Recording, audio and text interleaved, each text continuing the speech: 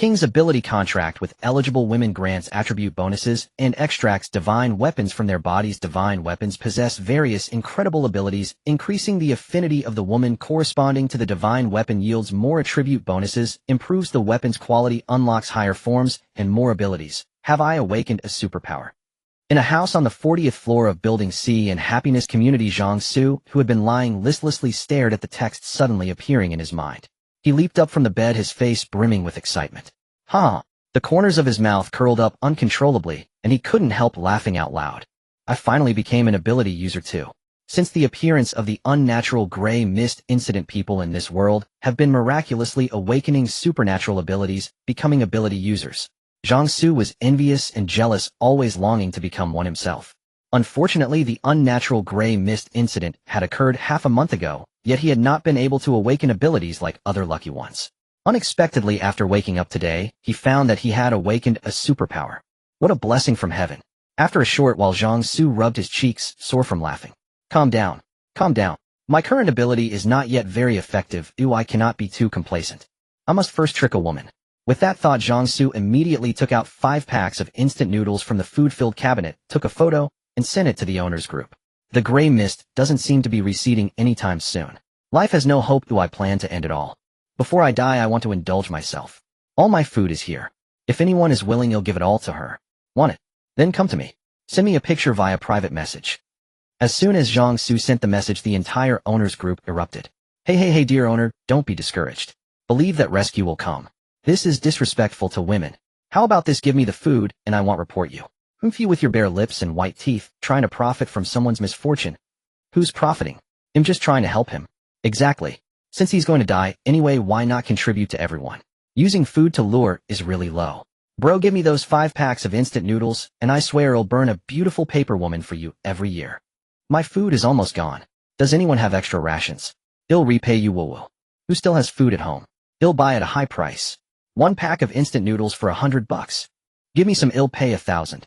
I'm an ability user. If you want my protection, offer your food quickly. Sigh. When will this damned gray mist disappear? The mention of the gray mist. The people in the group changed the topic, discussing when the gray mist enveloping the world would disappear. The gray mist. Zhang Xu turned to look out the window. It was 9 o'clock in the morning. Under normal circumstances, the city would have been lively and bright. But what met his eyes was only a thick, dark gray mist. Visibility was about 10 meters. And this mist covered an immense, vast, and high range, almost shrouding the entire world. The appearance of the gray mist traced back to half a month ago. Stars in the sky flickered violently for unknown reasons, an anomaly lasting an entire day. The next day, a thick, unnatural gray mist began to spread across the entire planet. From that day on, everyone was trapped inside buildings. Later, some tried to step out into the gray mist. But all who entered the mist disappeared without a trace. Online, some said they saw terrifying monsters in the mist, and that the monsters took people away. Others said that those who entered the mist were twisted into mad monsters. There were many unverified claims online. But regardless, the fact that no one who entered the mist ever returned proved that there was a great danger within. Everyone was forced to hide in buildings, at most moving within the structures. But as the gray mist persisted, food became increasingly scarce, and a tense atmosphere spread with many incidents of food looting. So now few dared to even step out of their doors. But perhaps this relatively stable situation could not last much longer. With most people lacking food, surviving half a month peacefully was already the limit. This was largely because the gray mist did not affect the internet, and the government could still issue daily announcements to calm people and warn against any riots. People were deterred by the iron fist of order and feared post-event punishment. Moreover, they harbored hope that the mist would not cover the earth forever and would eventually dissipate. That was how they managed to hold on. But as time passed, more and more people went hungry, and the hunger lasted longer, eventually wearing down their patience. By then, the iron fist of order and post-event punishment would mean nothing, let alone courtesy and shame. All etiquette, civilization, and moral standards are built on being well-fed and warm. When a person is starving to death, what will they care about? When people become truly savage, they are far more brutal than beasts. Sure enough, not long after Zhang Xu sent the message, accompanied by a resident with the username Chu Chu, eagerly sent a friend request. The price of 5 packs of instant noodles. Before this, any woman would have spat at the offer. But now they were eagerly coming to him. The sound of the phone pulled Zhang Xu back from his thoughts. He accepted the friend request. As soon as they became friends, the other party hastily sent a series of full-body photos. Handsome, I'm willing. Your 5 packs of instant noodles are all mine. Zhang Xu stared at the photos sent by the same building resident with the username Chu Chu. In the photos she had delicate features, fair skin, a tall figure, and a pair of long straight fair legs. The appraisal ability attached to the king's ability activated. This was a conceptual ability that could see through the true attributes of the woman in the photo. Name Chu Jinyao, age 26, appearance rating 40, slightly increased, due to hunger, number 10, affection 0. This woman is not worthy to be the king's woman, cannot extract divine weapon from her. Zhang Xu was shocked. He didn't expect the king's ability to be so picky. But thinking about it, since he was a king, how could he settle for any random woman? Zhang Xu looked at the evaluation fed back by the king's ability, then glanced at the beautiful pictures on his phone and immediately replied, "If you have the guts, don't use beauty filters, slimming, and photo editing." Ugly, rejected. Then he blocked and deleted the contact, sending her away. Bastard. Bastard. On the other end of the network, Chu Chu turned pale and red, alternately grinding her teeth with a creaking sound. The words on the screen deeply stung her eyes and heart. She almost couldn't resist throwing her phone to the ground. Damn it. I fancy you as your blessing. Yet you don't appreciate it. If it weren't for the lack of food, now someone like you, a loser, wouldn't even get a second glance from me. Scum. Low. The first attempt had failed. Zhang Xu had originally thought he might have to wait another day or two before someone took the initiative to come to him. After dealing with that, Chu Chu, immediately another person applied to add him as a friend. It seemed that half a month had indeed starved some people badly. Not everyone like him had the habit of stockpiling food. Zhang Xu decisively accepted the friend request. This one was different from that Chu Chu just now. She didn't send pictures right away, but asked if his 5 packs of instant noodles were real. Of course they are real. Zhang Xu directly recorded a video and sent it over. Want them? As long as you have a chat with me. They will all be yours. Send pictures first, no beauty filters, no slimming. The little beauty on the other end of the phone bit her finger, looking conflicted and hesitant after reading Zhang Xu's message. Is it worth it? But the burning sensation in her stomach made her forget all about decency and shame. She was so hungry. If she didn't get food, she would die. After a fierce inner struggle, the little beauty finally made a difficult decision. With a swipe of her finger, she selected a few beautiful photos from her album and sent them over. Zhang Xu looked at the photos on his phone. It was a girl with big eyes. Her features were not extremely delicate, but she was still pretty with a pure and innocent vibe. And her cheeks had a slight baby fat, making her look very cute. What caught the eye most was that this little bowtie's upper body was quite substantial, with her peaks rising high, making her originally loose clothes become very tight. Zhang Xu activated the appraisal ability attached to the king's ability. Name Yan Xiu, age 21, appearance evaluation 85. Due to prolonged hunger condition, has declined, number of people 0, affection 0, meets the conditions to become the king's woman, contract can be established. Zhang Xu's eyes lit up. The appearance evaluation was high, and she wasn't someone created by technology and harsh tricks. Zhang Xu quickly sent a message. Okay. I'm at 404. Come over quickly. Yan Xiu was afraid to go out and hesitated, sending a message back. Can you come over instead? No. Zhang Xu refused decisively. Who knew what the situation was on the other side? What if there was an ambush when he went in? In his own room, he could set up some defensive measures. Come or not, you're not the only one lacking food. Plenty of people are begging me. Yan Xiu bit her lip. She wanted to cry. In the past, every man who saw her would hold her in the palm of their hand and cherish her carefully. It was never like this. She had already agreed, couldn't he be a bit more considerate? But the hunger in her stomach burned like fire inside her, constantly tormenting her nerves. She couldn't hold on any longer. Drinking plain water couldn't satisfy her hunger at all. She wanted to eat, she wanted to live. In the end, helplessly, Yan Xiu chose to compromise. She had no room for bargaining. Okay. Dragging her weak body, Yan Xiu carefully opened the door. The corridor lights were on, emitting a faint, blazing white glow. However, a faint gray gas drifted in the air, making the entire corridor look somewhat eerie. The elevator was still running. The city's electricity was still being supplied stably. The unnatural gray fog enveloping the entire blue star did not affect the city's electricity, water supply, and network operations. That was also the reason why most people could still hold on. Yan Xiu dared not take the elevator. She lived on the 48th floor, only 8 floors away from Zhang Xu's 40th floor, so taking the stairs wouldn't take much effort. But she had been drinking plain water and surviving on a few packs of biscuits for a long time, so her body was extremely weak. Going down these 8 floors, she was trembling all over. Knock, knock, knock. Zhang Xu was waiting quietly in the living room. After more than 10 minutes, there was a knock on the door. Zhang Xu observed through the peephole. Outside the door was only that Baijid girl, looking somewhat haggard.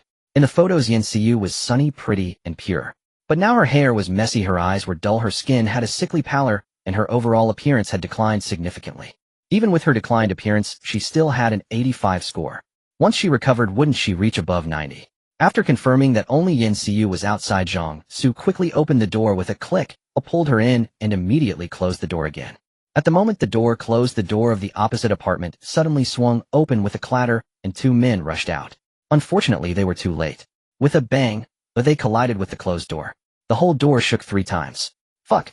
We were a step too late, the older man shouted angrily. As neighbors, Zhang Xu didn't know these two men well, but he knew their names and had added them as friends. The older one was called Lu Deli, and the other was his son Lu Fudong. Without a second thought, Zhang Xu could guess what these two were thinking. They must have run out of food and were starving. Seeing Zhang Xu's message in the owner's group, they planned to exchange 5 packs of instant noodles for a thrill. Thus they had evil intentions. They intended to rush out when Zhang Xu opened the door to take the girl in, and then control him. Then the 5 packs of instant noodles would be theirs, and the beauty would be theirs too. What a well-calculated plan. In the face of hunger, neighborly affection meant nothing. Lu Fudong kicked the door in frustration. Damn it. You have food, but don't share with neighbors. Zhang Xu, are you even human? We used to send you some stuff often. Behind the door, Zhang Xu wore a cold sneer. Send stuff? That little bit of rotten fruit, they couldn't eat themselves, they even had the nerve to bring it out. If it weren't for the sake of being neighbors, and not wanting to go too far, plus rumors that Lu Deli was involved in shady business, he would have thrown those rotten fruits in their faces long ago. Zhang Xu had no mind to deal with the two losers barking outside. He turned his burning gaze to the Baiji girl who was scared stiff. Yin Xiu hadn't expected such a thing to happen. After being pulled into the room by Zhang Xu, she was trembling all over. It's okay. It's okay. Zhang Xu whispered to comfort her. Hearing Zhang Xu's gentle words, the taut string in Yin Xiu's heart suddenly snapped, and tears streamed down uncontrollably. Whoa. Zhang Xu allowed Yin Xiu to cry her heart out without disturbing her. At 21, she should still be in the prime of her university years, relatively innocent compared to those weathered by society. Moreover, judging by her demeanor, she seemed to have been well protected by her family and those around her. Suddenly struck by such a tremendous upheaval, forced to bear it all alone with no one by her side, her spirit must have been stretched taut all this time. Zhang Xu hadn't forgotten that his ability allowed him not only to extract divine weapons from beautiful women, but also to unlock their further forms and powers by raising their affection. Showing a bit of gentleness now might earn him some favor. Yin Xiu's crying was soon interrupted by her bodhi's weakness and the gnawing hunger in her belly. It was then she realized that Zhang Xu was not a relative, but her trading partner. She had come to exchange something precious to her for 5 packs of instant noodles. Done crying, Zhang Xu, through the appraisal ability attached to his king's power, noticed Yin Xiu's affection for him had risen from 0 to 10. Yin Xiu nodded weakly. All right, Zhang Xu said with a smile. Then our transaction. Could I eat something first? Yin Xiu asked, biting her lip nervously. She hadn't even completed the transaction, yet was asking for payment up front. The other party might not agree, but she was simply too hungry to endure. Without eating something, she feared she might pass out from the intensity of what was to come. No problem, Zhang Xu said, not making things difficult for her. They'll cook you some noodles first. Yin Xiu's eyes lit up. Really? Of course. While Zhang Xu boiled water for the noodles, Yin Xiu sat on the living room sofa, secretly observing him. Unlike others, Zhang Xu looked well, clearly not having gone hungry these past 2 weeks. Moreover, he didn't seem to be consumed by despair. He radiated an air of positivity and vigor. Yin Xiu couldn't understand why Zhang Xu had posted such a message in the group. If one of them were truly seeking death, anyone would think it was her, not him. The water boiled quickly. As the scalding hot water hit the noodle block, a rich, savory aroma wafted up. Yin Xiu's nose twitched continuously as she swallowed saliva. It felt like she was a child again. Back then, instant noodles truly smelled and tasted wonderful. But after growing up, the smell of instant noodles had become somewhat nauseating to her. It's ready, Zhang Xu said. He didn't wait for the so-called 3-minute rule, simply covering it briefly before pushing the cup over. It might be an exaggeration to say anything tastes great when starving. But any normal food becomes a delicacy unrivaled under heaven and earth. Hunger is the true chef and gourmand. Yin Xiu picked up the fork, ignoring the heat, and wolfed down the noodles ravenously. Slurp. Slurp. Zhang Xu didn't eat. He had already eaten earlier. He quietly watched as Yin Xiu quickly devoured the entire bowl of noodles down to the last drop of soup, sipping it slowly and completely. Finally, she even poured water into the cup, swirled it around, and drank every last bit. Want more? Zhang Xu asked, noticing she clearly hadn't had enough. Yin Xiu was tempted. 1 pack of noodles wasn't enough to stave off hunger. Eating it only seemed to make her hungrier. But Yin Xiu shook her head. Zhang Xu only had 5 packs left, and what she was eating now was part of her payment. If she ate to her heart's content, she'd have nothing left later. Taking a deep breath, Yin Xiu looked at Zhang Xu with a sense of shame and stammered, "Let's get it over with." Zhang Xu didn't answer her. Because a line of text appeared before his eyes. Contract conditions met. Do you wish to contract? Yes. In that instant, Zhang Xu felt a connection being forged between him and Yin Xiu. He extended his hand. Yin Xiu's face was full of shame and indignation. Can we not do it here? Zhang Xu didn't respond. Yin Xiu gently bit her lip, not daring to say more. So she could only let Zhang Zu's hand reach into her body. Yin Xiu was stunned as the realization hit her. King's power-activated text prompts flashed in Zhang Zu's eyes. The warm current that had resided within him since his ability awakened was rapidly consumed. Whoosh. In the next moment, the hand Zhang Xu had extended into Yin Xiu's body suddenly withdrew a pitch-black long saber, gleaming with a cold, sharp light. Obtained iron-severing blade, a long saber, sharp enough to cut iron like mud, capable of unleashing blade auras that can sever even steel. Aura consumes psionic energy to unleash a blade aura. Iron-severing blade recorded attribute bonus all attributes. Zhang Xu suddenly noticed an equipment slot had appeared in his vision. The icon of the black iron long saber now rested quietly in the equipment slot, appearing in a dark gray state. From now on, he could manifest the iron-severing blade without needing to extract it from Yin Xiu again. Furthermore, even if Yin Xiu died, the iron-severing blade would not disappear. However, if Yin Xiu died, he couldn't raise her affection, and thus couldn't unlock the higher forms and more abilities of the iron-severing blade. Therefore, as much as possible, he couldn't let her die. And there was also this all attributes 10. With a thought, Zhang Zu's attributes manifested before him like a game panel. Strength 5, 15, Speed 6, 16, Constitution 4, 14, Spirit 4, 14, Psionic 5, 15. For these 5 attributes aside from the last one, the limit a normal person could reach for the other 4 was 10. With his current all attributes 10, he had surpassed the limits of ordinary humans in every aspect. Thighs. Yin Xiu's jaw dropped as she stared in disbelief at the scene before her. Had he just pulled that blade out of her body? Zhang Xu ignored Yin Xiu's shock. He gently swung the iron-severing blade. He didn't use much force. A cold flash of blade light flickered, and the stainless steel thermos on the table that was struck split cleanly in two. So sharp. A surge of joy welled up in Zhang Zu's heart. This blade's sharpness was indeed as described, able to cut iron like mud. Also, this blade could unleash a blade aura. He wondered about its power. Unfortunately, it wasn't suitable to test it at home. Zhang Xu muttered inwardly. Deactivate. The iron-severing blade in his hand instantly dissolved into countless specks of light and vanished into the air. The icon of the black iron long saber in his vision's equipment slot lit up. Manifest. The warm current within him was consumed again. With a flick of his palm, a black iron long saber extended outward from his hand, as if being drawn from the void itself. After multiple tests, Zhang Xu roughly came to a conclusion. The warm current that had appeared alongside his awakened ability was the energy used to power his abilities. In other words, it was the psionic value on the attribute panel. Each time he manifested and maintained the iron-severing blade, a portion of that warm current was consumed. But the amount consumed was minimal, probably less than 0.1 psionic points. So simply manifesting the blade without using its corresponding skills meant he didn't have to worry about psionic consumption.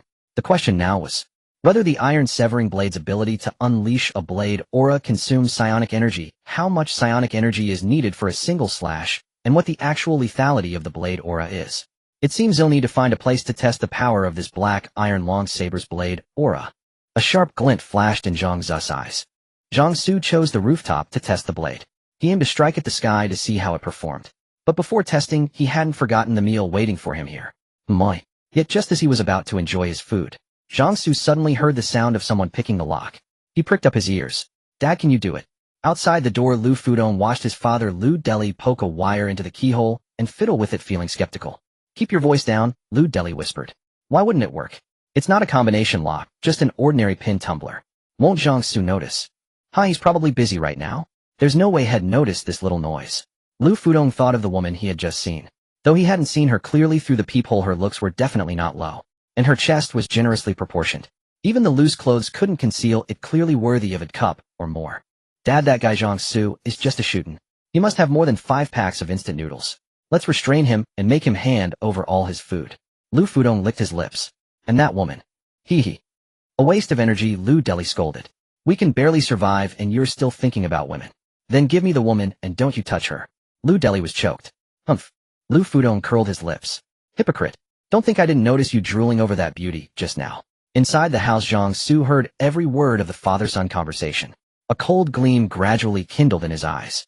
Truly there are roads in heaven you refuse to take and gates of hell you barge into. Perfect. I'll use you two to test this iron slashing blade. Zhang Xu walked over and directly opened the door. Lu Deli, who had been crouching to pick the lock, fell to the ground. Lu Fudong stared in shock and disbelief. Zhang Xu had opened the door himself. But the next moment his eyes lit up as he saw Yan Xiu sitting in the living room, and the rich aroma wafting in the air, stirring the hunger in his stomach. Fragrant. Truly fragrant. Lu Fudong had only eaten a small pack of biscuits to tide him over this morning. How could a single pack of biscuits fill a big man like him? He had been holding on, but now the smell of instant noodles awakened his hunger, making his stomach burn. Zhang Xu were neighbors. You can't just watch us die. Our food is all gone. Share some of yours. Lu Fudong swallowed, planning to swagger into Zhang Xu's apartment with a roguish air. His gaze was blazing and unscrupulous. Intense hunger and lust prevented his brain from functioning normally. He never considered what it meant that Zhang Xu had opened the door voluntarily. All he knew was that Zhang Xu had opened the door so the food and that woman were his. His father was startled, but he was still lying on the ground. If Lu Deli had chosen to lunge forward instead of standing up, when he fell he might have caused Zhang Xu some trouble. But in the end, Lu Deli, though a petty criminal dabbling in the underworld, was just an ordinary man who had never seen blood. Zhang Xu flashed a sinister smile at Lu Fudong, who was stepping in, and Lu Deli, who had just stood up. Instantly Lu Fudong and Lu Deli felt a spine-chilling sensation, goosebumps rising all over. Then to their astonishment, a pitch-black long blade materialized out of thin air in Zhang Xu's hand. The blade rose. Before the father and son could react, Zhang Xu gripped the handle tightly and swung it horizontally. A dark shadowy line streaked through the air. The line slid smoothly across their bodies, meeting no resistance, as if it were cutting through soft tofu rather than human flesh and bone. Two arcs of blood sprayed out. After delivering the strike, Zhang Xu immediately leaped backward to avoid being splattered.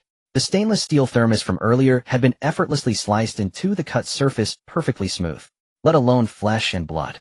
Lu Fudong and Lu Deli looked down at the blood spurting from their bodies, their pupils dilated, faces frozen in terror, confusion, and disbelief. The iron slashing blade was so sharp that when it cut through their bodies they didn't even register it at first. Only when the blood gushed out did they suddenly feel the world spinning, their vision turning to the ceiling. Thud. 4 dull thuds in succession. The upper halves of the father and son's bodies, angled slightly, fell to the floor, followed by the lower halves. Huff. Zhang Xu stared at the 4 pieces lying in a pool of blood, his breathing growing heavy. Before the gray mist appeared, he had been an ordinary person living in a peaceful era. Not to mention killing someone. He couldn't even bring himself to kill a chicken. Now, having killed 2 people at once, his mind was somewhat unsettled. Fortunately, the forced calm ability attached to the king's ability activated, allowing Zhang Xu to quickly discard useless emotions and become calm. The king's ability was a comprehensive power. Besides its core function of pulling divine weapons, it also included 2 subsidiary abilities, beauty appraisal and forced calm. The former allowed him to see certain data about women, the latter enabled him to forcibly calm down when negative emotions such as panic or fear surged violently. After his breathing steadied, Zhang Xu turned to look at Yan Xiu. Where's your home? The blood sprayed by the father and son had dirted the place. Zhang Xu couldn't be bothered to clean up and planned to move elsewhere. Besides, the door was far too insecure. He didn't want someone sneaking in to pick the lock while he was asleep. And a woman living alone like Yan Xiu would probably prioritize safety. Whether it was rented or bought by her family, security was the top priority. Yan Xiu seemed not to hear Zhang Xu's words. She was completely dazed, her mind frozen like a dead computer, staring blankly at the bloodstain and the 4 pieces of corpse. Seeing that Yan Xiu didn't respond and seemed scared stiff, Zhang Xu repeated the question. Which floor do you live on, and what's the room number? In response, Yan Xiu suddenly let out a piercing scream. Zhang Xu frowned slightly, placing the blade on Yan Xiu's shoulder. The razor-sharp aura pressed against her. Instantly the scream stopped. The hairs on the back of Yan Xiu's neck stood on end. Answer my question. 48th floor, 481. She answered tremblingly. Good. Zhang Xu closed the door again, took out a large bag meant for bedding, and started packing all the food. You still have so much food. Yan Xiu watched as Zhang Xu kept stuffing things into the bag.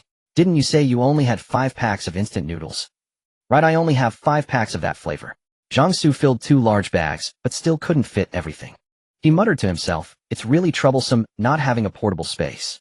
I need to contract new women as soon as possible and see if I can unlock a spatial divine weapon. Zhang Xu moved into Yan Xiu's house. As he had guessed just from the appearance of the door, it was much more upscale than the one he had rented. Did you rent this house, or buy it? Yan Xiu was still trembling from the sight of Zhang Xu's blade, killing someone moments ago, her entire body shaking. Hearing Zhang Xu's question, she dared not meet his gaze, lowering her head and answering with a trembling voice. I bought it. I got into Wanhai University, so my parents bought a house here. They can stay when they come to visit. I come here occasionally too. Zhang Xu raised an eyebrow. So she was rich. For the sake of convenience when visiting their daughter who was studying at a university here, they simply bought a house. Truly wealthy and willful. Zhang Xu looked at Yan Xiyu, who was still trembling.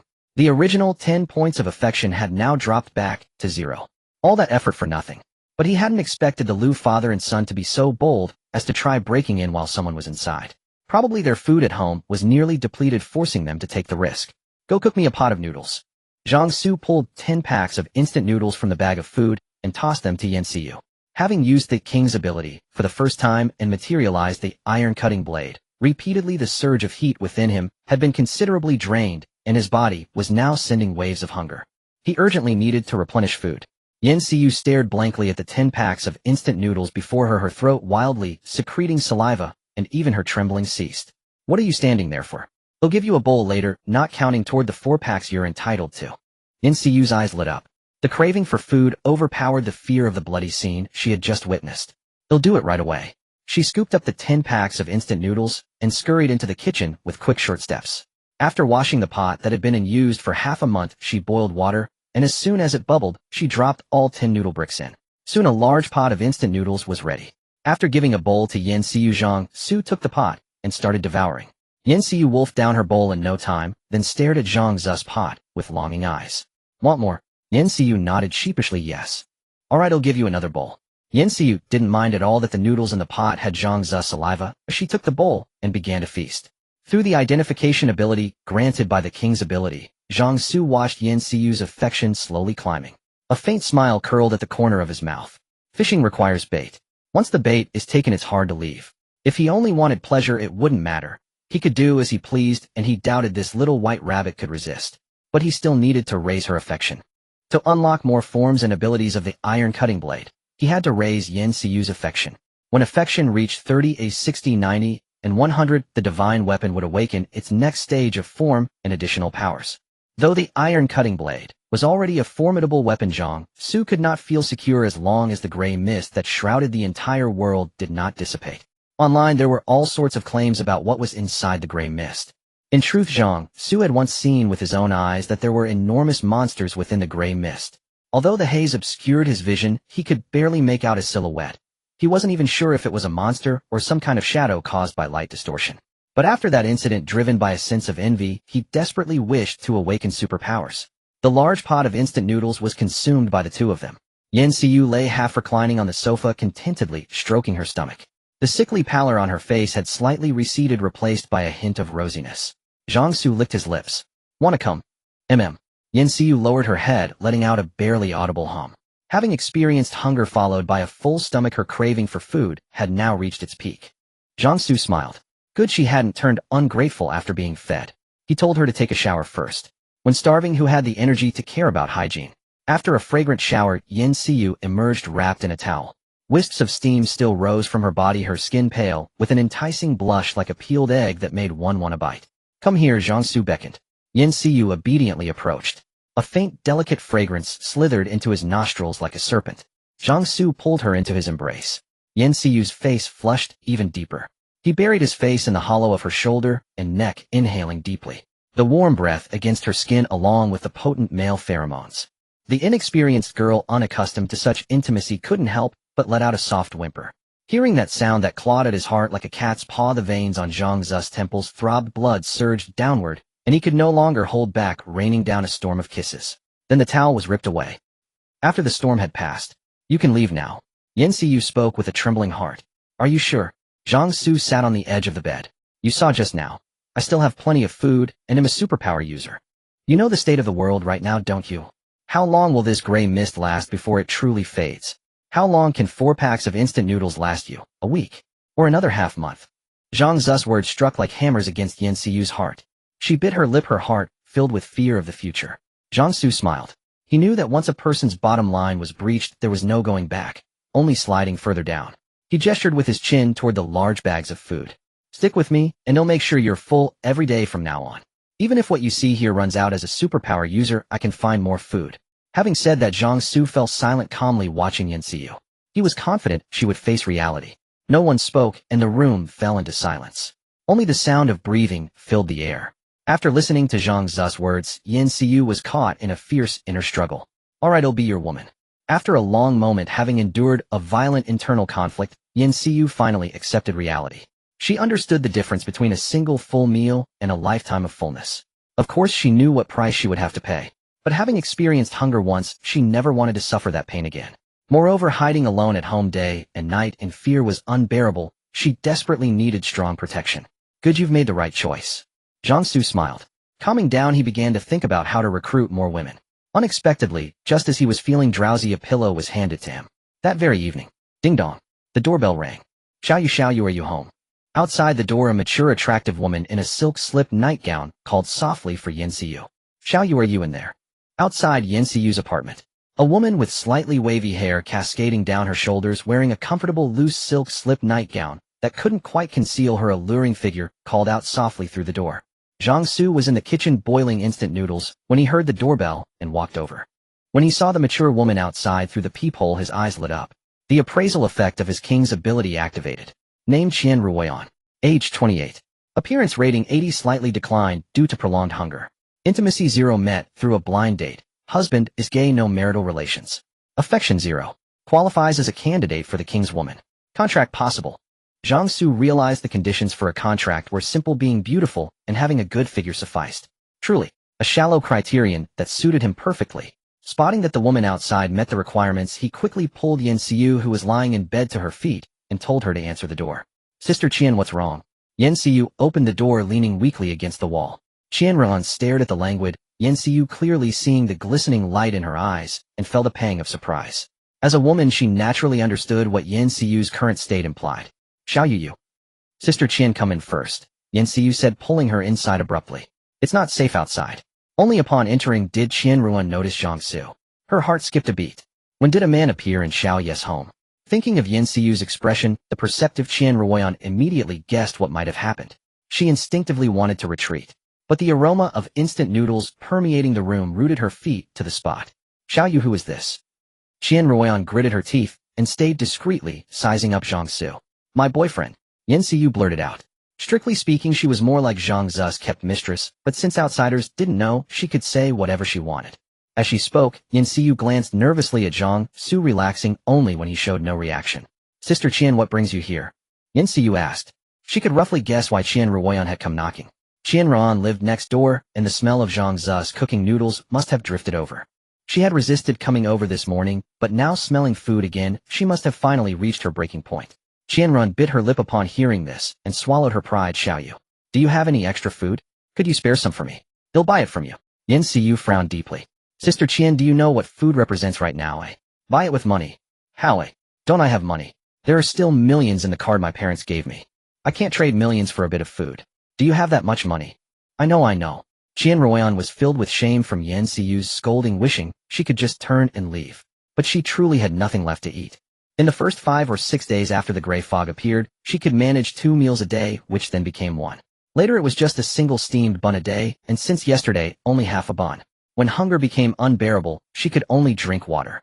In the morning she had smelled the aroma coming from Yan Xiu's room, and had barely managed to restrain herself. But now in the evening the scent drifted over again. This time the temptation was too much to bear, and she swallowed her pride to come over. So she could only humble herself and flatter. Xiao Yu, I know food is life right now. Xiao Yu, I really couldn't take it anymore, that's why I came to beg you. Please save my life. Yan Xiu was annoyed just hearing this. A few days ago when her food was almost gone she had sought help from Qian Ruoyan. But when she begged Qian Ruoyan, just as Qian was begging her now, Qian had refused her outright. If not for that, she wouldn't have reached her limit and made that decision. Having refused to help before, now, she comes crawling back at the smell of food. Yan Xiu wouldn't give her a kind look. If Zhang Xu hadn't told her to lure Qian Ruoyan in, she wouldn't have bothered with her. Sister Qian, you haven't forgotten what happened a few days ago, have you? Yan Xiu sneered. Qian Ruoyan's expression was extremely awkward. I haven't forgotten, but I really didn't have much food then. If I had plenty, I wouldn't be here shamelessly today. Compared to Yan Xiu, her situation was certainly better, but not by much. In modern society with abundant resources, anyone with a bit of money prioritizes quality and freshness in food. Who would stockpile large amounts of food at home? Besides, you could just order takeout. Sister Qian, so you admit you're here shamelessly.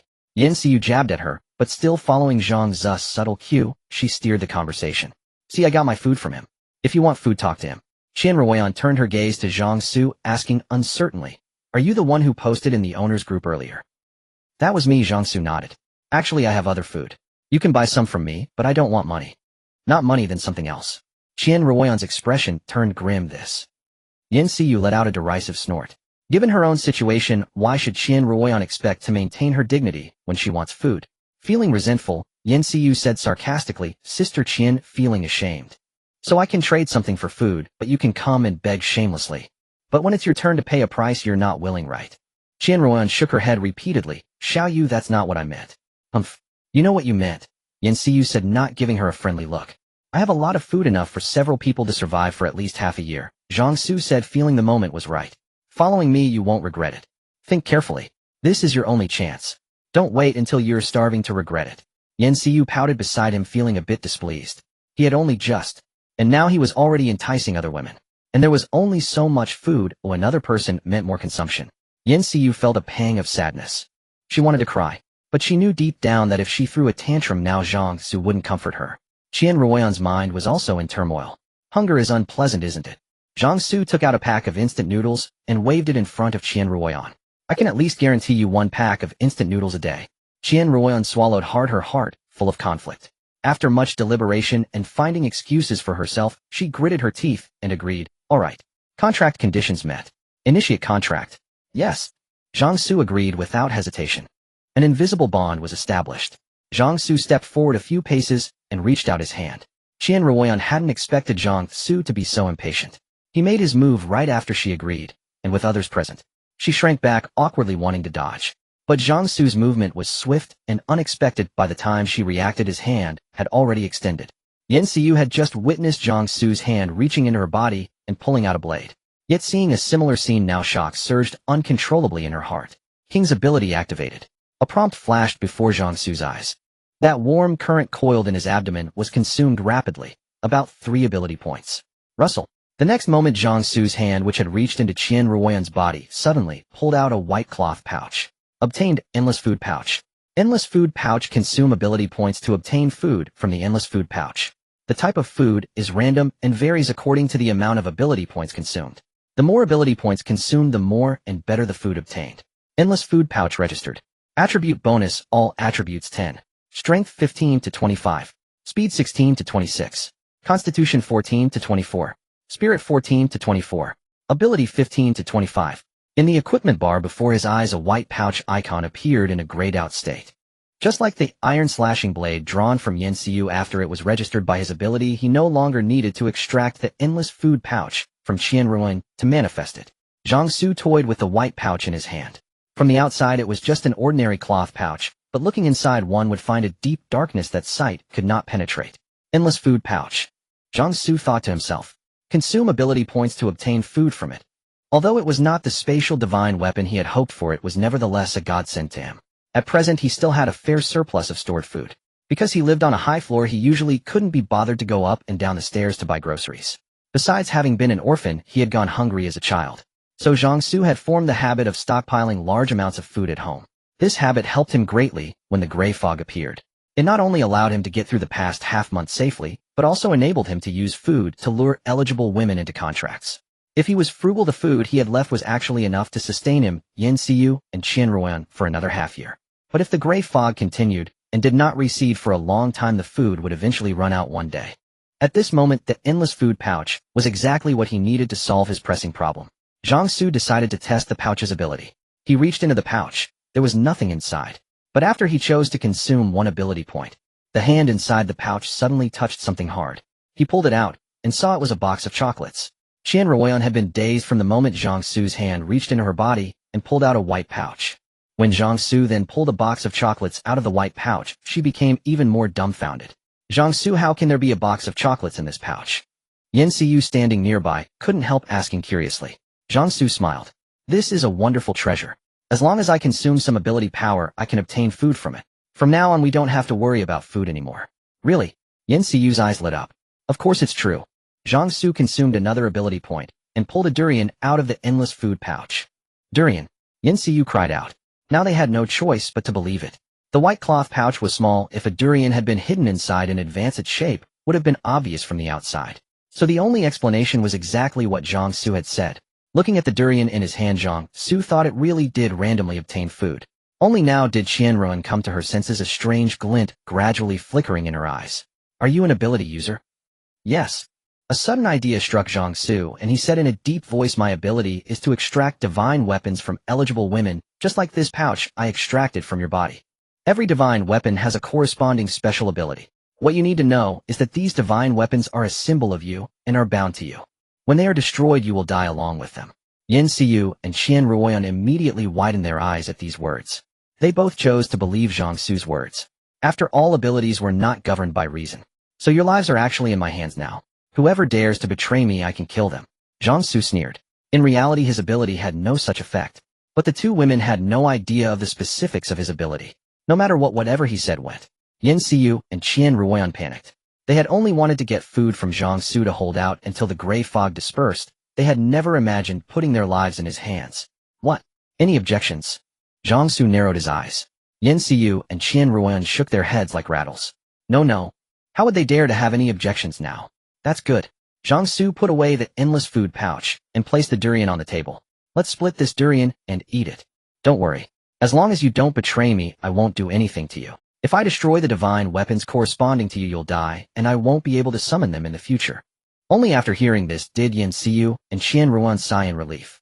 As long as Zhang Xu still needed the divine weapons drawn from their bodies, he would not casually destroy them, so their lives were more or less secure.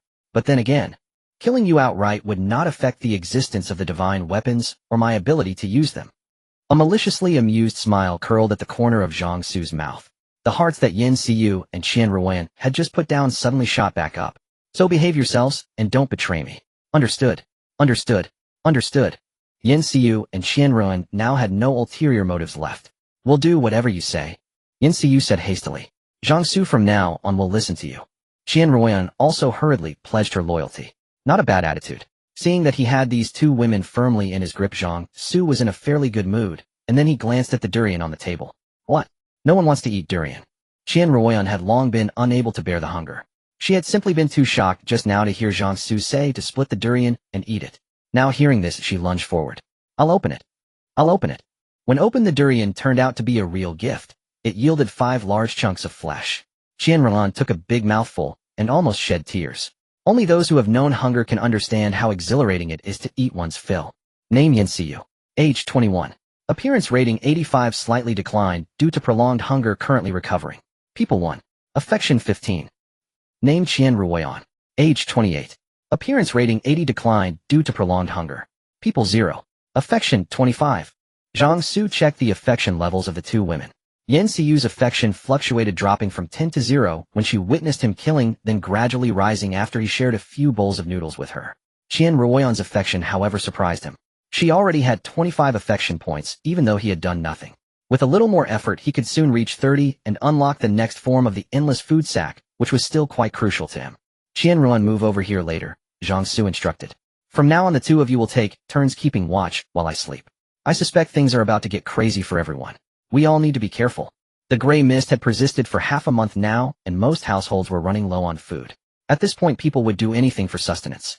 Qianruan wasn't like Yin Xiu, a naive college student with that innocent foolishness still in her eyes. At Zhang Xu's mention, she could already envision how the coming days would unfold. She nodded firmly. I understand. From now on, Xiaoyu and I will ensure someone keeps watch every night, so no one sneaks in. Yin Xiu, recalling the neighbor across from Zhang Xu's original apartment, trying to break in, added, I got it too. Their cooperation eased Zhang Xu's burden. Though his physique had already surpassed human limits twofold, making any intruder who dared to break in likely to meet their end, he couldn't rule out the presence of superpowered individuals. In any case, caution was never a mistake. Besides, he couldn't afford to keep these two women for nothing. Zhang Xu's eyes flickered with an idea. Do you know any other beauties in this neighborhood? Xingfu community was the closest to Wanghai University and had decent conditions. Many families or students like Yin Xiu bought or rented apartments here. Had often seen attractive, well-dressed women coming and going. However, modern makeup techniques were incredibly deceptive. To truly judge their looks, one had to see them barefaced. Yin Xiu and Qian Ruoyan immediately caught on to Zhang Xu's intentions. Though they were reluctant to share their food with more women, they knew they couldn't ignore his demands, especially given his abilities. I have a few sisters in this community who are quite good-looking, but they're in a different building, Qian Ruoyan said, having lived here long and knowing many people. Zhang Xu rolled his eyes. With the gray mists, unknown dangers, what use were beauties in other buildings if they couldn't reach them? Qian Ruoyan chuckled awkwardly, then racked her brain for any attractive women in their building. Suddenly, she recalled a flight attendant living in the same building. A flight attendant. Zhang Xu perked up. Flight attendants might not all be stunning, but their overall quality was generally above average. Great. See if you can find her contact info, and convince her to come over. Qian Ruoyan patted her chest confidently. No problem, I've got this. Not wanting to be outdone, Yin Xiu raised her hand. Zhang Xu, I know a senior from my college lives here too. She's pretty and the guys in my class often talk about her. She rents an apartment here because she does live streaming. Good try to get in touch with her, Zhang Xu said, giving her an encouraging look. Yin Xiu clenched her small fist. Okay. That senior must be running low on food by now, probably starving. Alright, go contact her, Zhang Xu nodded. Yin Xiu immediately headed to her room to reach out to the senior. Qian Ruoyan went back to her own apartment to gather some belongings. Yin Xiu's place was a two-bedroom, one living room, one bathroom unit with a balcony. The extra room was for Qian Ruoyan. Zhang Xu could sleep in either room. After Yin Xiu retreated to her room, only Zhang Xu and Qian Ruoyan remained in the living room. Zhang Xu's gaze lingered on Qian Ruoyan's curvaceous figure as she bent over to lay a mattress in the other room, showcasing her plump, juicy, peach-like shape. However, since Yin Xiu was still new, Zhang Xu planned to focus on her for now. After all, she was his first woman, and had just had her. It wouldn't sit well to move on to someone else the very same night. She might not voice complaints given the circumstances, but resentment would surely brew inside. Compared to food, the offensive power of the iron-slashing blade mattered more. Keep watch well, he reminded before entering Yin Xiu's room. Qian Ruoyan breathed a sigh of relief but felt a twinge of disappointment. Inside, Yin Xiu was leaning against the headboard on a call. Zhang Xu walked over and pulled her soft, delicate body into his arms. Wait. Yin Xiu clenched her teeth, suppressing any sound from escaping her throat to the phone's other end. But the tingling sensation pierced deep into her bones. She couldn't hold back. After letting out a shameful moan, she hung up immediately. On the other end, a woman with a clear, pretty face stared blankly at the phone. She wasn't naive. She knew exactly what that sound was. Her junior sister who had suddenly contacted her was in the mood for such things, implying she had plenty of food. The next morning at dawn, Zhang Xu. Quick, the government has released 2 announcements about superpowers and the gray mist. Yin Xiu shoved her phone screen in front of him. Zhang Xu's gaze sharpened. He took the phone and read carefully. That morning, the state had issued 2 notices online to the entire society. The first concerned the situation within the gray mist. The government clearly warned all citizens that monsters lurked within, advising them not to wander into the mist and to stay inside buildings. Most monsters would only attack those roaming in the mist and wouldn't enter buildings. Yet some had begun showing a tendency to actively attack humans. If such monsters were spotted, people should avoid them as much as possible, and superpowered individuals were urged to step up and protect their fellow citizens. Attached were a series of monster images and descriptions. Zhang Xu studied the dossier meticulously, repeatedly reviewing each image and description until they were etched into his memory. It seemed the authorities hadn't been idle during this time. They must have sent scouts into the gray mist to gather this intelligence. Moreover, from another angle, the notice implied that the mist wasn't impenetrable. With sufficient strength to fend off the monsters within, the gray mist couldn't hinder their progress. The second notice was about ability users. The government had initially released the classification of ability users divided into 7 ranks. FEDCBAS. Every ability user was ranked the moment their ability first awakened. Abilities were likewise divided into these 7 ranks. The difference between ranks was determined by ability value. Frank's ability value was below 50, ranks was from 50 to under 200, dranks was from 200 to under 500, cranks was from 500 to under 300, brank, rank, and shrank were not specified. Frank's upper limit was 50 ability points. Zhang Xu murmured softly, lost in thought. To reach 50 ability points, he only needed to contract 5 women or keep raising the affection of the women he had already contracted. This was not exactly difficult, but not exactly easy either, because only beautiful women could be contracted, and the resource of beautiful women was limited. Finding a beautiful woman who could be contracted was relatively difficult under the current circumstances of being trapped in an apartment building. If possible, he needed to broaden the ways to raise his ability value. Zhang Xu continued reading. The next section recorded the methods for improving one's ability. There were 2 ways to improve an ability. The first was training. The specific training method was not stated, it only said that each person trained their ability differently, and the method had to be tailored to the individual's specific circumstances. That sentence was completely useless here. It had no use at all. The key was the second method, eating the cores of the monsters that appeared in the gray mist. A monster's core was its energy organ, faintly glowing, and consuming it could directly raise an ability user's ability value. Zhang Xu's brows knitted tightly at this point. Is something wrong? Yan Xiu and Qian Ruoyan saw his expression was off, and both looked over. The last sentence was indirectly encouraging ability users to slay the monsters in the gray mist. Is there a problem with that? Yan Xiu tilted her head, looking confused. There was a huge problem. The fact that eating monster cores could raise ability value was extremely important and extremely valuable information. Sometimes information was the most valuable wealth. As long as the authorities kept this information under wraps, they could on average control the ranks of civilian ability users. Then before civilian ability users discovered this information, they could first mass-produce high-ranked ability users who followed official orders so that changes in the situation would remain under the authorities' control. Where did such precise ranks and data for ability users come from? Zhang Xu didn't believe some random person had simply made the call. It should have been the result of precise tests and experiments. It was even quite possible that someone or some people had reached those ranks, which was why such a classification had been introduced. Zhang Xu had every reason to believe that the ability users under the government's command had probably already reached rank at the highest. So, why didn't the authorities continue to conceal this information? Was it to encourage ability users to voluntarily step forward and hunt monsters once they knew? But even ability users didn't dare enter the gray mist at the moment. So is it possible that more and more monsters had begun actively attacking humans inside buildings and their attacks were becoming more frequent? Was it to ensure someone would step up at the critical moment and minimize deaths that the authorities had released this information? Huff. At that thought, Zhang Xu's mood turned somewhat heavy. If that were really the case, the days ahead would probably be far trickier than he had imagined. He hoped it was just him overthinking. Seeing Zhang Xu's expression darken, Yan Xiu and Qian Ruan were afraid and held their breath, not daring to speak. Xiu, how is that senior you contacted? Ruoyan, what about that flight attendant?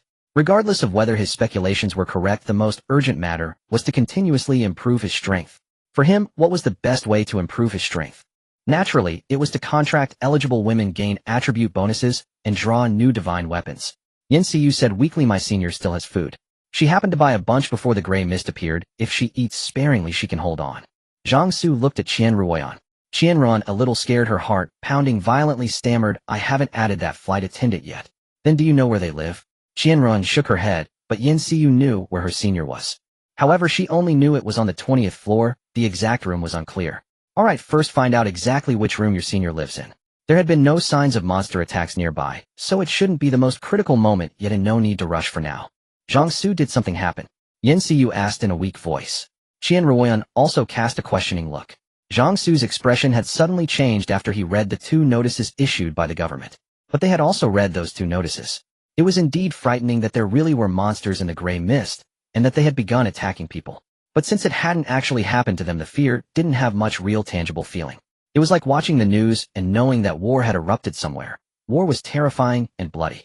But as long as it hadn't erupted around you, the feeling would be very vague. It wouldn't conjure up images when you closed your eyes, and it wouldn't jolt you awake from dreams at midnight.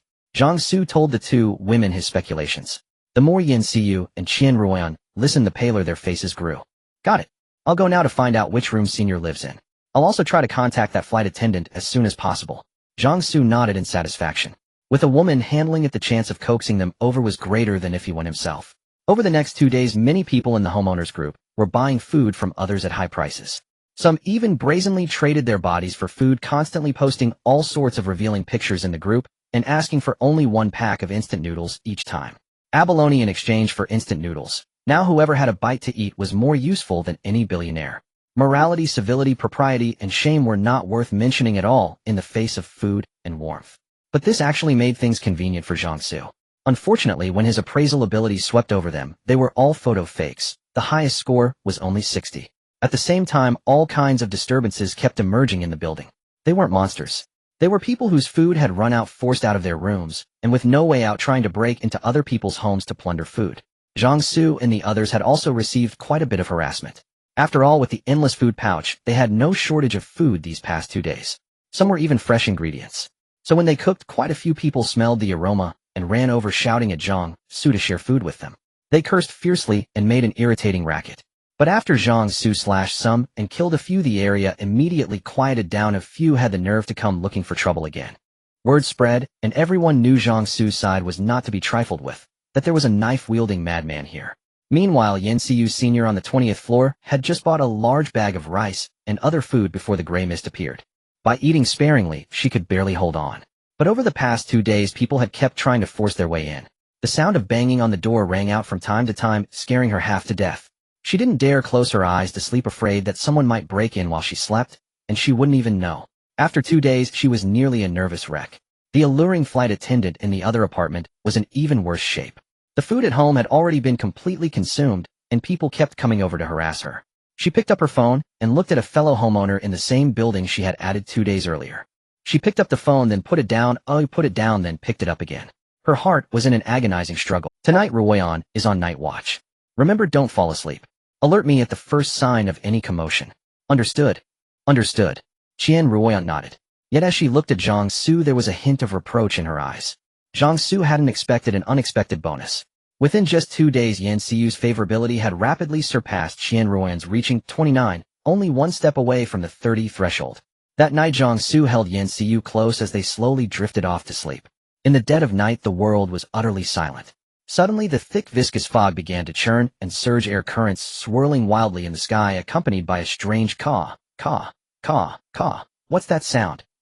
Zhang Xu, who had been sleeping with Yan Xiu in his arms, suddenly heard some peculiar noises and sat up abruptly. Yan Xiu, half of her body draped over him, was roused and rubbed her eyes. A sound. I didn't hear anything. Zhang Xu's physical constitution had already surpassed twice the human limit, and his 5 senses had been greatly enhanced. Many sounds inaudible to ordinary people were clearly heard by him. Zhang Xu frowned deeply. He was certain he hadn't misheard. There was a strange sound. Zhang Xu put on his clothes and walked out of the room. Qian Ruoyan asked in surprise, "What's wrong? Did you hear any weird noises?" "Noises? No." Qian Ruoyan shook her head.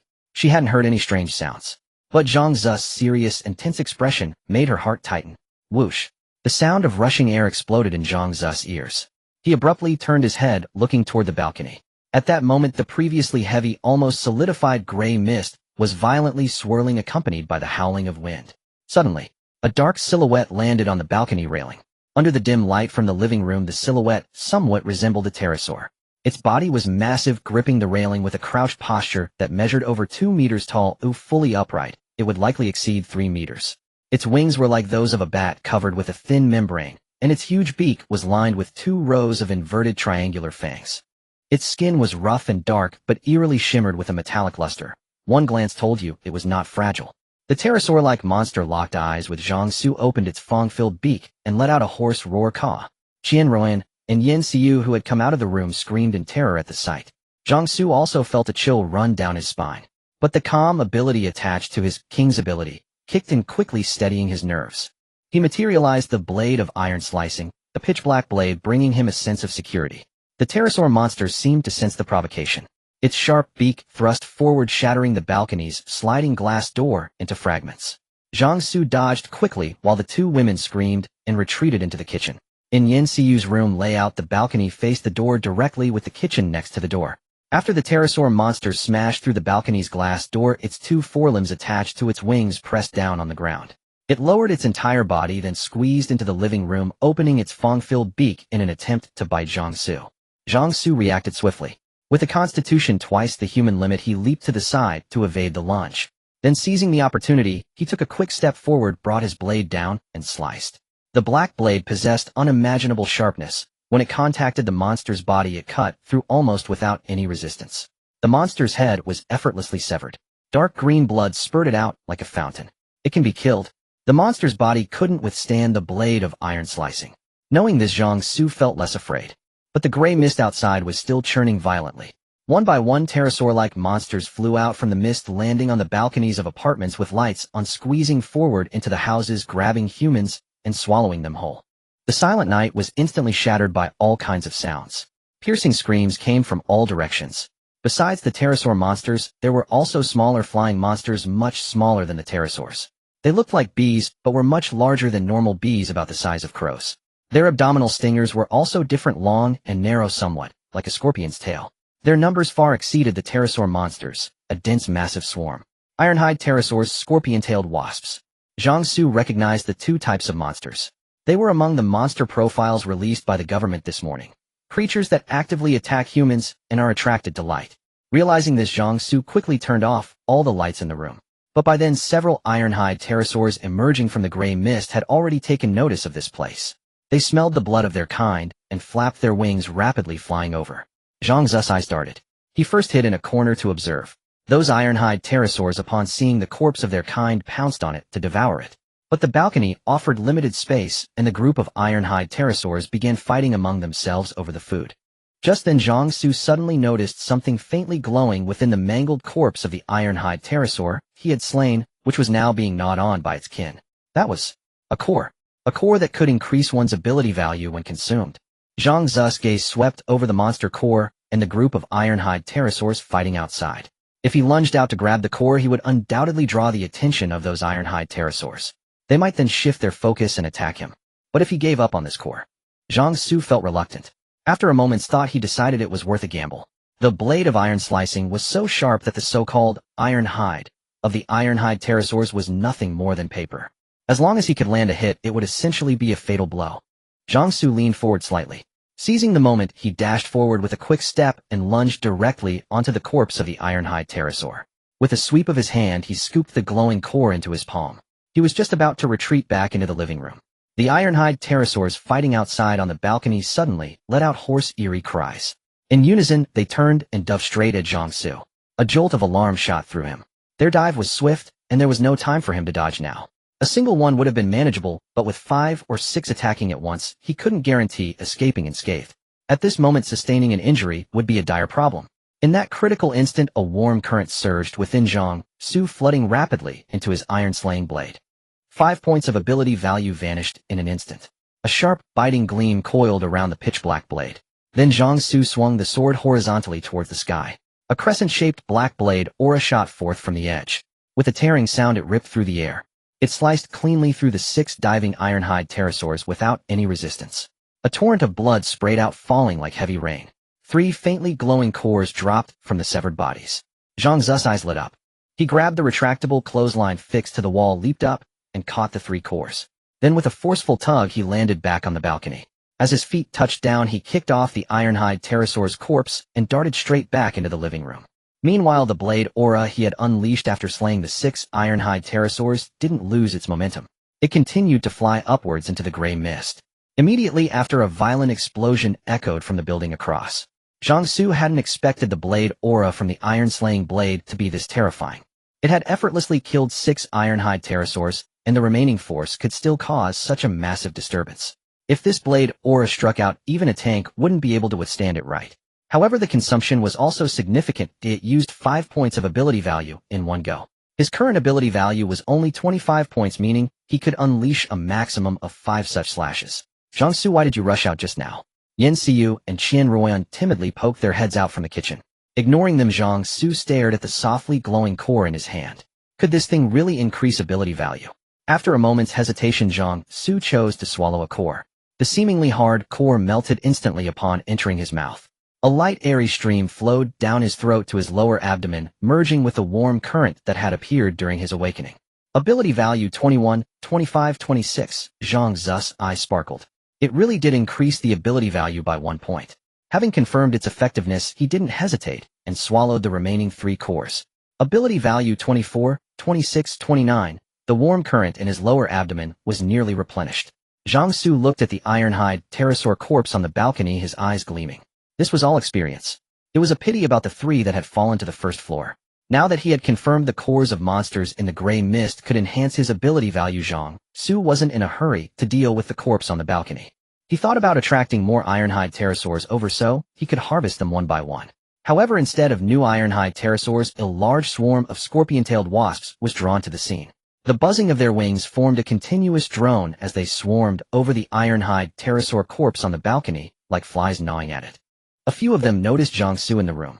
They buzzed their wings and shot towards him, their scorpion-like stingers raised, looking like arrows loosed from a bow. Having just been through battle, and with the forced calm effect from his king's ability, Zhang Xu no longer felt the fear he had earlier. Facing the incoming wasps, he swiftly raised the pitch-black longsword in his hand. A flash of blade light, a gleaming white line appeared. One wasp was cleaved in 2. With a physique exceeding the human limit by 2-fold, Zhang Xu's current agility was extraordinary, allowing him to keep up with the wasp's rapid, erratic flight. With his hand moving and blade falling, flashes of light flickered continuously. One by one, the scorpion-tailed wasps were slashed dead. The rest, still feeding on the ironhide pterosaur corpse, seemed oblivious to the slaughter, focused entirely on their meal. Zhang Xu didn't take the initiative to attack them either. He picked up a slain wasp, searching for its core. The core of a scorpion-tailed wasp was located in its head, only about the size of a fingernail. Zhang Xu wiped it clean and swallowed it. It melted instantly in his mouth, turning into a stream of energy that merged with the warm current in his abdomen. But this time there was no feedback of increased ability value. Zhang Xu frowned. Could it be that not all monster cores can enhance ability value? Or perhaps the scorpion-tailed wasps were too weak, so the effect was negligible. Zhang Xu proceeded to eat the cores from the other wasps he had killed. Still, there was no feedback of increased ability value. However, he could feel an insignificant increase in the warm current in his abdomen. It was indeed because these wasps were too weak. Zhang Xu concluded that these scorpion-tailed wasps held no value for hunting. When it came to increasing ability value, hunting ironhide pterosaurs was far more cost-effective. Just as he was thinking this, a few more ironhide pterosaurs were attracted by the scent of blood. They competed to pounce on the corpse on the balcony, scattering the wasps in a frenzy. Zhang Xu casually killed the wasps that flew towards him, his gaze sweeping over the ironhide pterosaurs that were again fighting over the food. He pondered how to approach them. Slaying them wasn't the hard part. The challenge lay in retrieving their cores. The balcony was limited in space, and since these ironhide pterosaurs were flying in midair, their bodies would fall to the ground once killed. During that process, he wouldn't have time to pick up the cores. Getting those 3 cores earlier was pure luck. The other 3 cores had fallen with the corpses. Zhang Xu was still pondering how to get the cores when he killed the next batch of ironhide pterosaurs. Suddenly, a violent knocking sound erupted from the door. Bang! Bang! Bang! Along with it came a frantic female voice. Miss Qian. Help me! Help me! It's me, Meng Xiaoyan. Zhang Xu and Yin Xiu both looked towards Qian Ruoyan. Qian Ruoyan froze for a second before realizing it's that flight attendant. Zhang Xu glanced outside. The ironhide pterosaurs, busy fighting, hadn't noticed the commotion. Compared to humans, the corpses of their own kind were clearly more enticing to them. Zhang Xu opened the door. Light from the corridor streamed in. A disheveled woman rushed in urgently. Quick, close the door. There are monsters. Zhang Xu saw it was 2 scorpion-tailed wasps. He swung his blade, and the 2 wasps were instantly cleaved into 4 pieces from the middle. Meng Xiaoyan stared in awe at the man who had opened the door for her, watching him cleanly dispatch the 2 terrifying monsters with a single strike. Zhang Xu closed the door again and took a brief measure of the woman. She was tall and slender, seemingly over 170 centimeters, not particularly curvaceous, but with excellent proportions. Her legs in particular were exceptionally long, or it felt like they extended from below her chest. Her pretty face currently wore a dazed expression, and she was a bit unkempt, her hair in disarray. The appraisal ability, granted by his king's ability, activated. Name: Meng Xiaoyan, age 26, appearance rating 86, slightly diminished, due to prolonged hunger, followers 0, affection 10, qualified to become the king's woman, contract permissible. Zhang Xu regarded the tall, strikingly beautiful woman before him. So you're the flight attendant. What brings you here? Meng Xiaoyan snapped back to reality, gazing at the fierce man holding a blade. In the darkness, she couldn't discern his features, having rushed in too hastily to get a clear look. Yet the image of him cleanly decapitating 2 monsters with a single stroke was seared into her memory. I want to be your woman, to follow you. Meng Xiaoyan replied without a moment's hesitation. Having conversed with Qianruan for 2 days, she was well aware of the latter's intentions. She had clung to a shred of pride and dignity, unwilling to yield so easily. But the monsters that appeared tonight had shattered that pride and dignity into dust. When that pterosaur-like creature attempted to breach her balcony, any thought of pride or dignity was cast to the wind. In that moment, all she wished for was someone to deliver her from this absurd reality. So after fleeing her apartment, she made a beeline for this place. If Qian Ruoyan hadn't lied, this man is a powerful awakener capable of offering her both protection and an endless supply of food to stave off her hunger. Such conditions were more than enough to warrant becoming his woman, and his recent display had already proven his strength. Zhang Xu hadn't expected Meng Xiaoyan to be this compliant. Do you understand what this entails? Yes, I do. Meng Xiaoyan nodded eagerly. Very well. Zhang Xu nodded in approval. Her directness saved him considerable trouble. Initiate contract. Yes. The next moment, an ethereal connection was forged. Without another word, Zhang Xu extended his palm.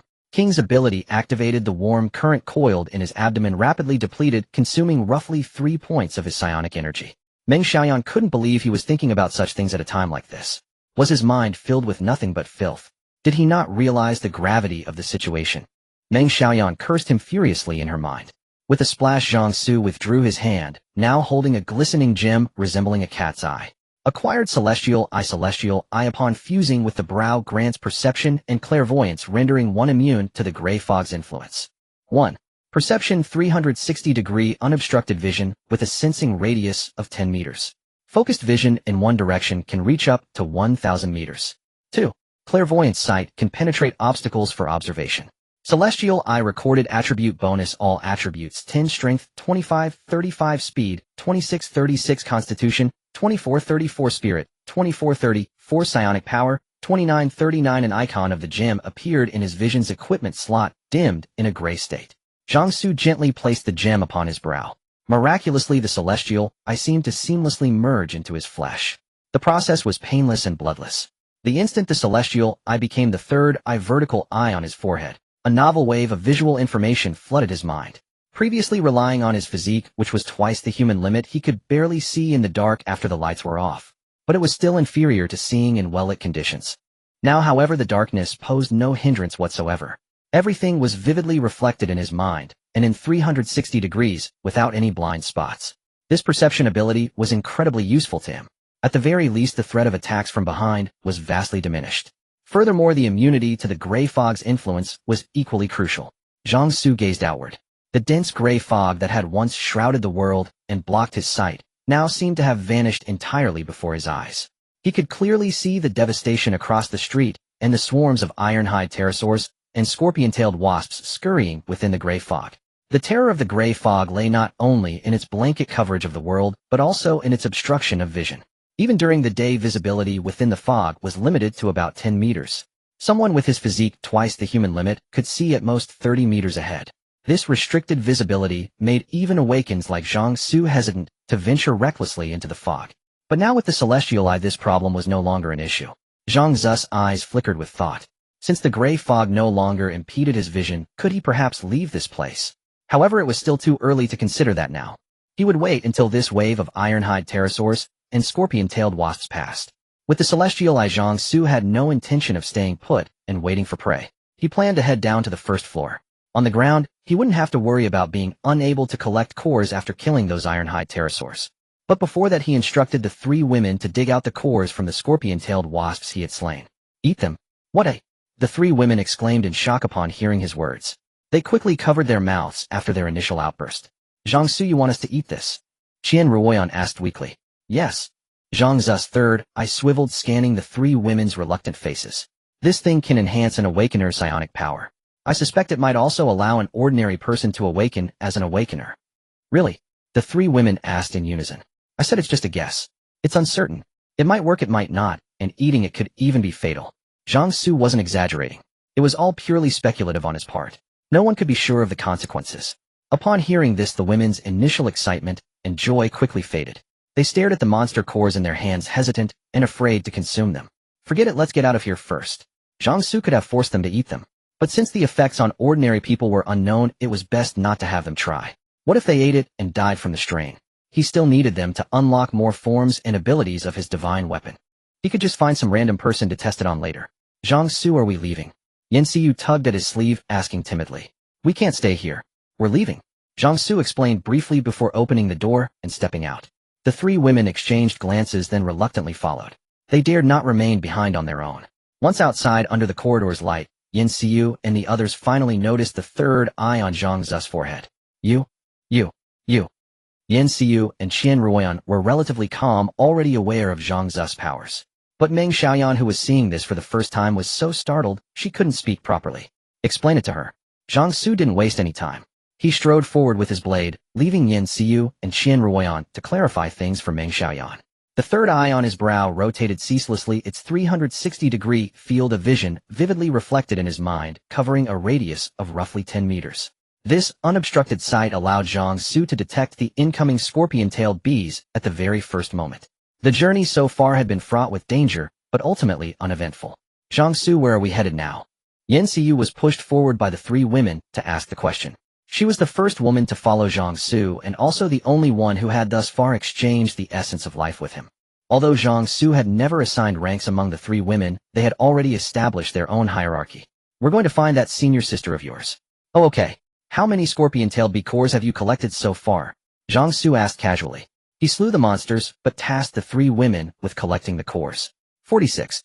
46 was it. That meant that in the short stretch of stairs from the 40th floor down to the 20th, they had encountered nearly 30 to 40 scorpion-tailed bees.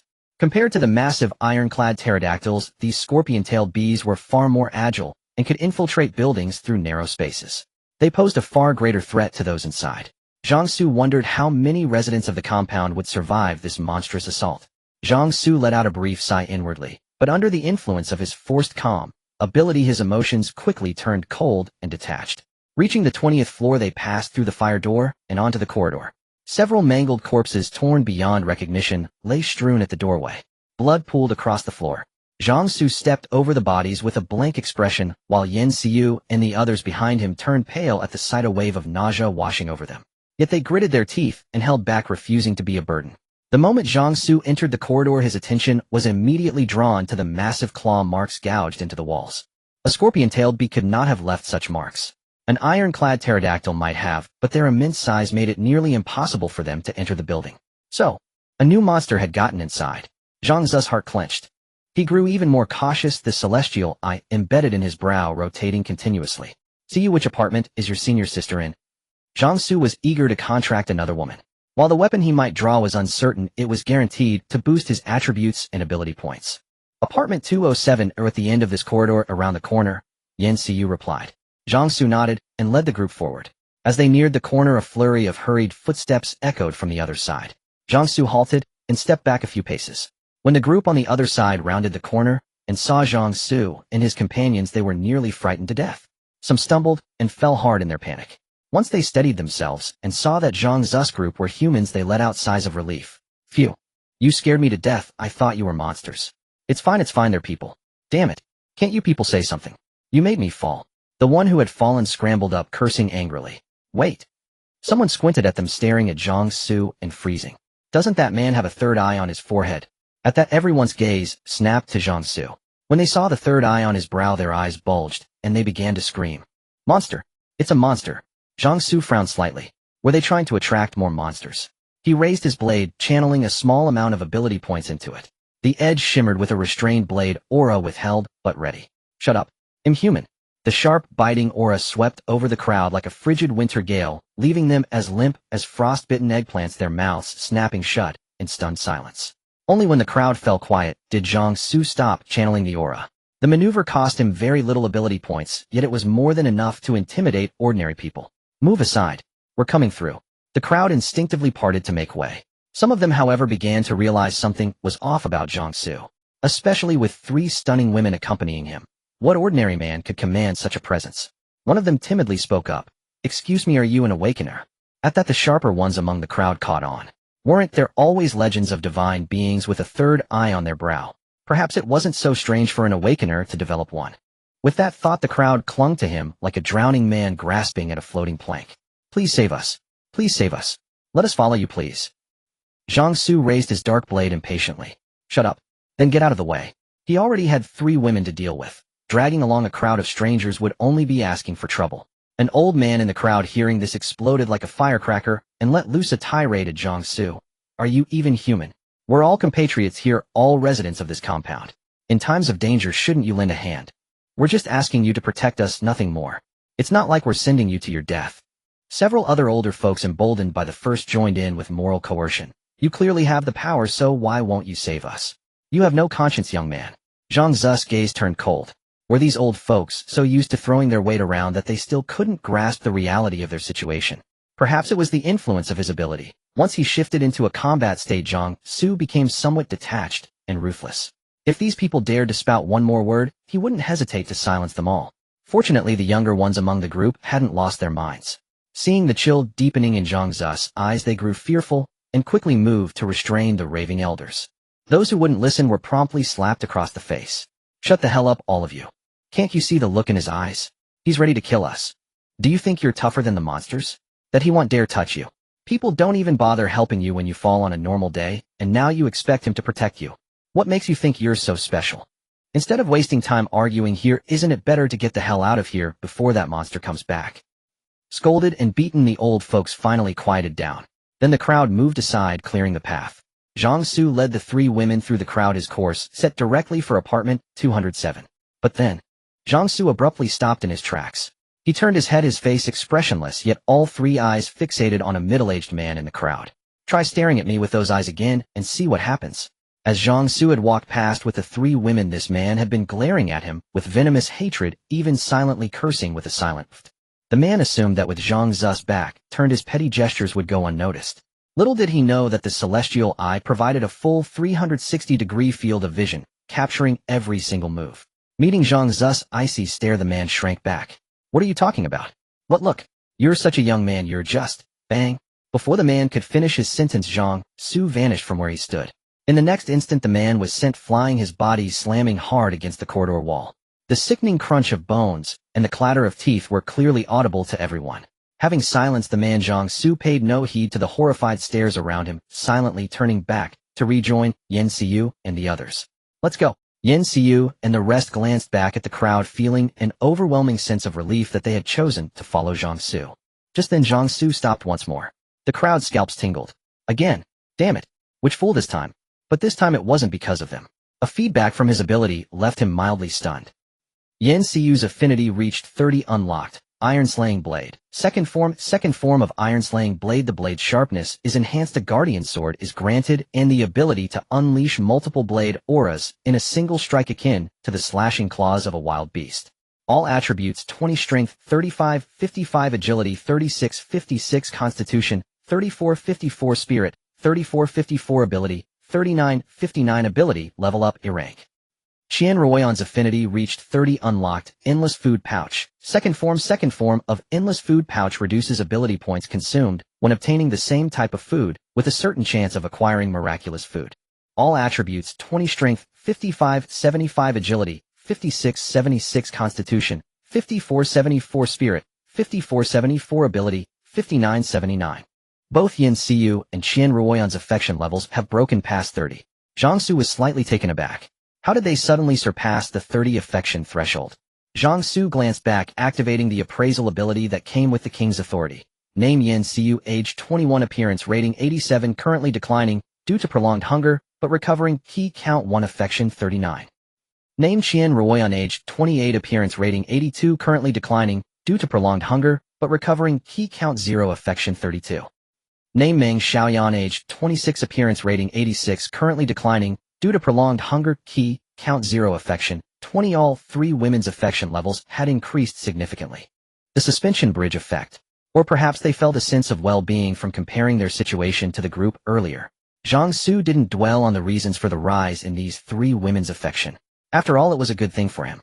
The second form, unlocked by affection, was permanently unlocked and wouldn't be sealed again even if their affection dropped. It was a permanent unlock. Zhang Xu, what's wrong? Is there a monster?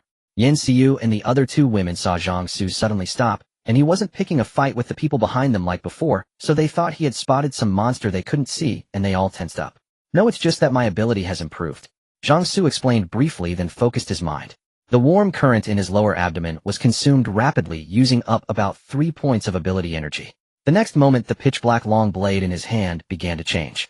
Several dark purple patterns appeared on the blade, extending from the spine in wavy curves. In addition, 6 pitch-black short swords materialized beside Zhang Xu. These 6 swords floated in the air, controlled by his will, and would actively protect him if he was attacked. This is great. Zhang Xu's eyes lit up. He only had offensive means, no defensive ones. The 6 guardian swords provided in the second form of Iron Slaying Blade perfectly filled this gap.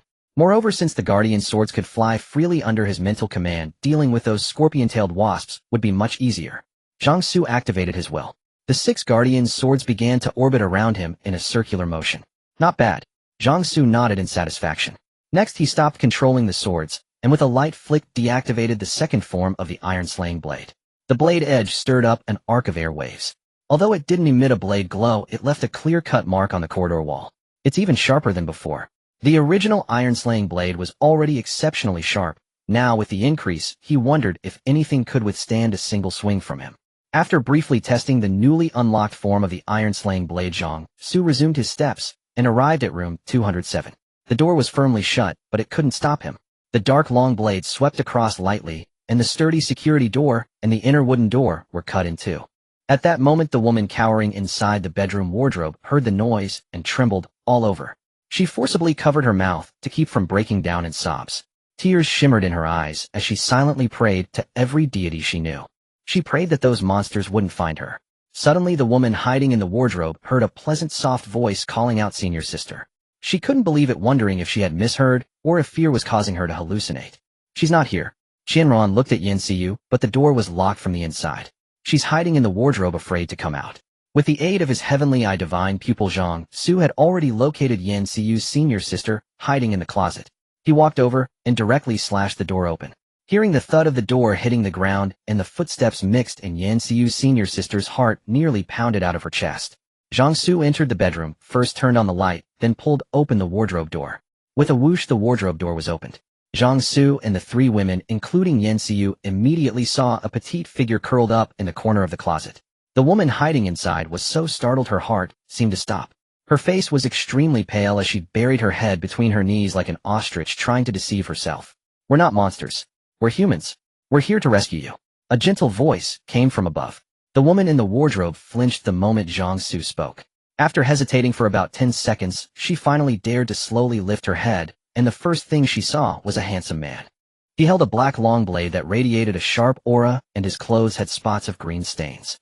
The light behind him made him look as if he were enveloped in a holy glow. Behind him stood 3 beautiful women. One of them, a girl who looked younger with slightly chubby cheeks, waved at her senior sister. "It's me, Yan Xiu. Haven't I been in contact with you these past 2 days?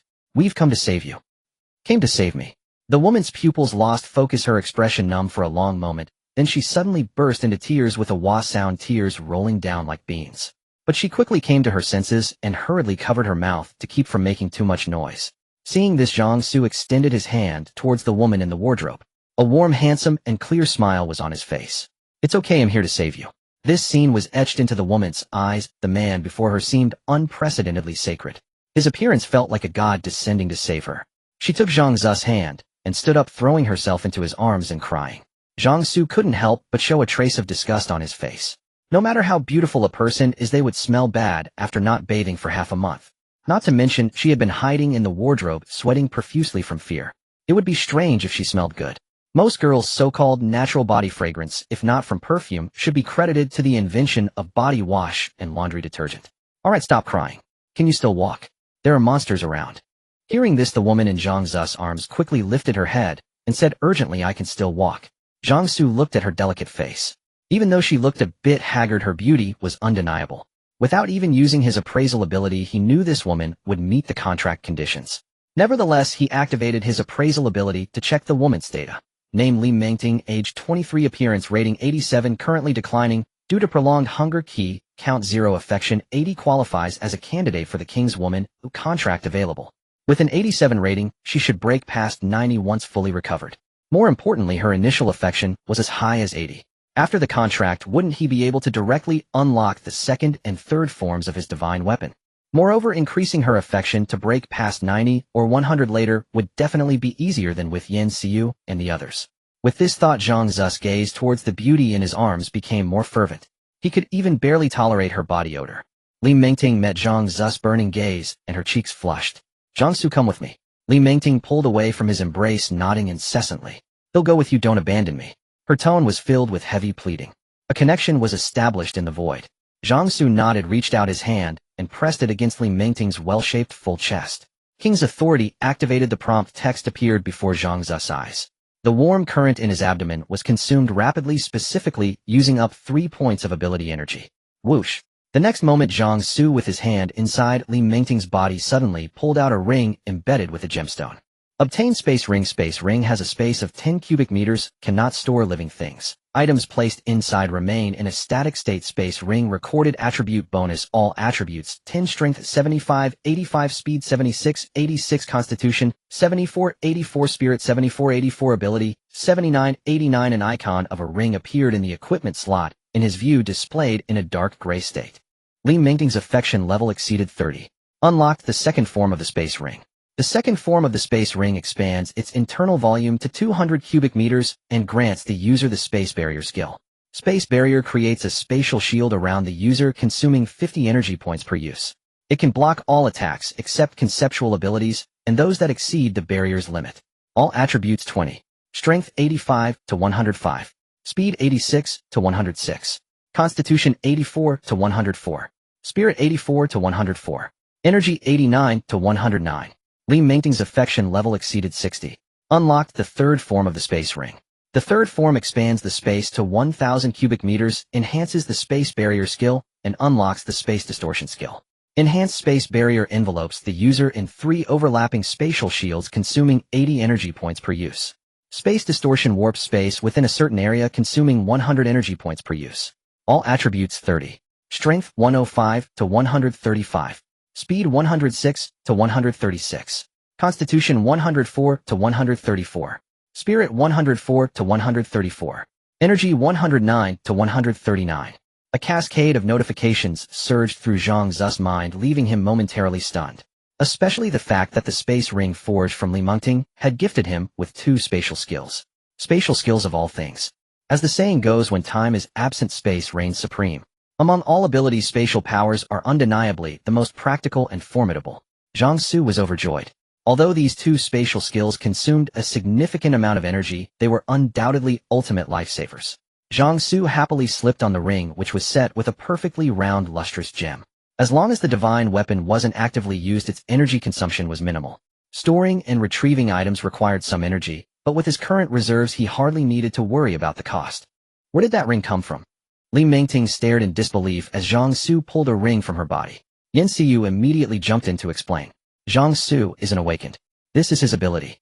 He can extract divine weapons from people. Don't worry, this process won't harm you. An awakened? A strange light flickered in Li Mingting's beautiful eyes. No wonder he could come and save me. Let's go. To the first floor. The person was rescued. Zhang Xu didn't plan to waste any time. What's on the first floor? Meng Xiaoyan shrieked. To hunt monsters. Hunt monsters. The 4 women exchanged bewildered glances. Zhang Xu didn't bother to elaborate further. Once he made a decision, they only needed to follow. He strode out of the room. The 4 women looked at each other wide-eyed. Finally, seeing Zhang Xu about to leave the building, Li Mingting quickly followed. Yan Xiu and Qian Ruoyan followed suit. Meng Xiaoyan stamped her foot. She had thought Zhang Xu was only here for the rescue, and that afterwards he would find a place to hide from those monsters. But instead he intended to actively hunt them. Yet seeing she was alone in the room and hearing the constant monstrous roars from the balcony, Meng Xiaoyan dared not stay by herself and hastily followed. Zhang Xu led the 4 women towards the fire escape, but as they turned the corner of the corridor, they were met with a floor littered with corpses. The bodies were hacked into pieces as if chopped by a blade. It's those people from before. Yan Xiu, Qian Ruoyan, and Meng Xiaoyan's pupils constricted at the sight. Zhang Xu opened the celestial eye in his brow. He had kept it closed earlier to avoid frightening Li Mingting. When closed, the celestial eye was just a faint line on his forehead, nearly invisible. When opened, it granted him a 360-degree view along with the power of X-ray vision and the ability to see through illusions. Zhang Xu suddenly looked up. In an instant, the 6 guardian swords hovering around him shot out with a whistle. Uft! Green blood splattered. Above them on the ceiling, a dark green lizard-like monster flickered out of invisibility, letting out a piercing shriek. Realizing it was discovered, the lizard-like monster extended a pair of claws from its forelimbs and lunged at Zhang Xu. A claw lizard, huh? Zhang Xu recognized it from the monster database. It looked like a lizard, but had sharp claws along with the abilities to climb and turn invisible. Facing the claw lizard's attack, Zhang Xu remained calm. He swung his pitch-black long blade in a dangerous arc. The air current generated by the blade struck the lizard's dark green skin, first slicing open a shallow gash. The lizard's bulging eyes trembled violently. It sensed the breath of death from that single strike. Ryup! The claw lizard raised its claws to block. But the black blade cut through its claws and body as smoothly as slicing through tofu. Severed in 2, the corpse flew past Zhang Xu on either side, driven by inertia before crashing down in front of the 4 women. Yan Xiu and the others stood with their mouths slightly agape, expressions frozen in shock. The battle had begun and ended so swiftly they hadn't even registered what was happening before Zhang Xu had killed the monster with a single stroke. Help me! Help me! The sudden plea for help jolted the 4 women from their stupor. They all turned their gaze towards the source of the sound. Among the pile of dismembered remains on the floor, a young man lay. Whether fortunate or unfortunate, it was hard to say. He hadn't been cleaved into pieces by the claw lizard, but both his legs had been severed. He was now suffering, clinging to life. Zhang Xu had noticed the young man was still alive when he first opened his celestial eye. But with his legs severed at this point, death was already inevitable. He couldn't save him, nor was there a way to. The best he could offer was a quick end to spare him further agony. However, Zhang Xu's gaze shifted. He crouched beside the young man who was fading from blood loss and produced a scorpion-tailed bee core in his hand. He placed it into the young man's mouth. The monster core dissolved instantly, transforming into a wisp of energy that merged into his body. Zhang Xu's celestial eye focused intently on the internal changes occurring within this ordinary person who had just consumed the core. He saw the wisp of energy settle in the young man's abdomen, causing no harm to his body. Perhaps the amount of energy was too minuscule to form the same warm current Zhang Xu had experienced during his own awakening. But this observation alone was enough to confirm his hypothesis: monster cores could enhance and awaken's energy, and they could also awaken abilities in ordinary people. I can't heal wounds like yours. The only thing I can do is spare you further suffering. Zhang Xu wasn't about to waste valuable cores on a stranger. Besides, who knew if the ability the man might awaken could even save him? Not everyone was like him, having an ability that not only extracted divine weapons from contracted girls, but also provided attribute boosts. With a single stroke, Zhang Xu ended the young man's suffering. While he was conducting his experiment, Yin Xiu had already dug out the core from the claw lizard's body and presented it with both hands. Zhang Xu didn't take it. Instead, he handed her the core he had previously obtained from the scorpion-tailed bee. I've confirmed it. Awakened can increase their energy by consuming monster cores, and ordinary people can awaken their abilities by doing the same. Yin Xiu, eat all these cores and see what ability you can awaken. Zhang Xu decided to let Yin Xiu awaken first. After all, she was his first woman, and she enjoyed certain privileges with him. If he were to rank his 4 women in order of importance, Yin Xiu and Li Mengting came before Qian Ruoyan and Meng Xiaoyan. Yin Xiu was the first woman to be with him, while Li Mengting's exceptionally high favorability meant that despite joining the group last, her standing was higher than that of Qian Ruoyan and Meng Xiaoyan. This time Yin Xiu obediently swallowed the monster core. She had seen the young man with the broken leg swallow a monster core earlier without any adverse effects. Under the gaze of his heavenly eye, Zhang Xu could see a faint stream of qi gathering in Yin Xiu's lower abdomen. The qi provided by the 46 cores of the scorpion-tailed bees coalesced, yet it hadn't reached the point of qualitative transformation. As Yin Xiu swallowed the core of the sharp-clawed lizard, finally that stream of qi underwent a qualitative change, burning like fire.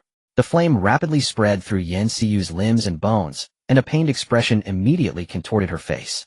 Zhang Xu frowned slightly. When he had awakened his own ability, he had been asleep, feeling nothing at all. He only knew he had awoken with a superpower when he woke up. Perhaps different abilities manifested differently for different people. Zhang Xu could only speculate as much. Yin Xiu gritted her teeth and endured. After about 10 minutes, Zhang Xu saw the flames that had spread through her limbs retract back to her lower abdomen. This should signify the completion of the awakening, Zhang Xu concluded. So, what ability did you awaken? Yin Xiu seemed dazed for a moment. It seems to be invisibility. As she spoke, her body gradually faded before the others' eyes, eventually vanishing completely from their sight. Qian Ruoyan, Meng Xiaoyan, and Li Mengting stared in astonishment.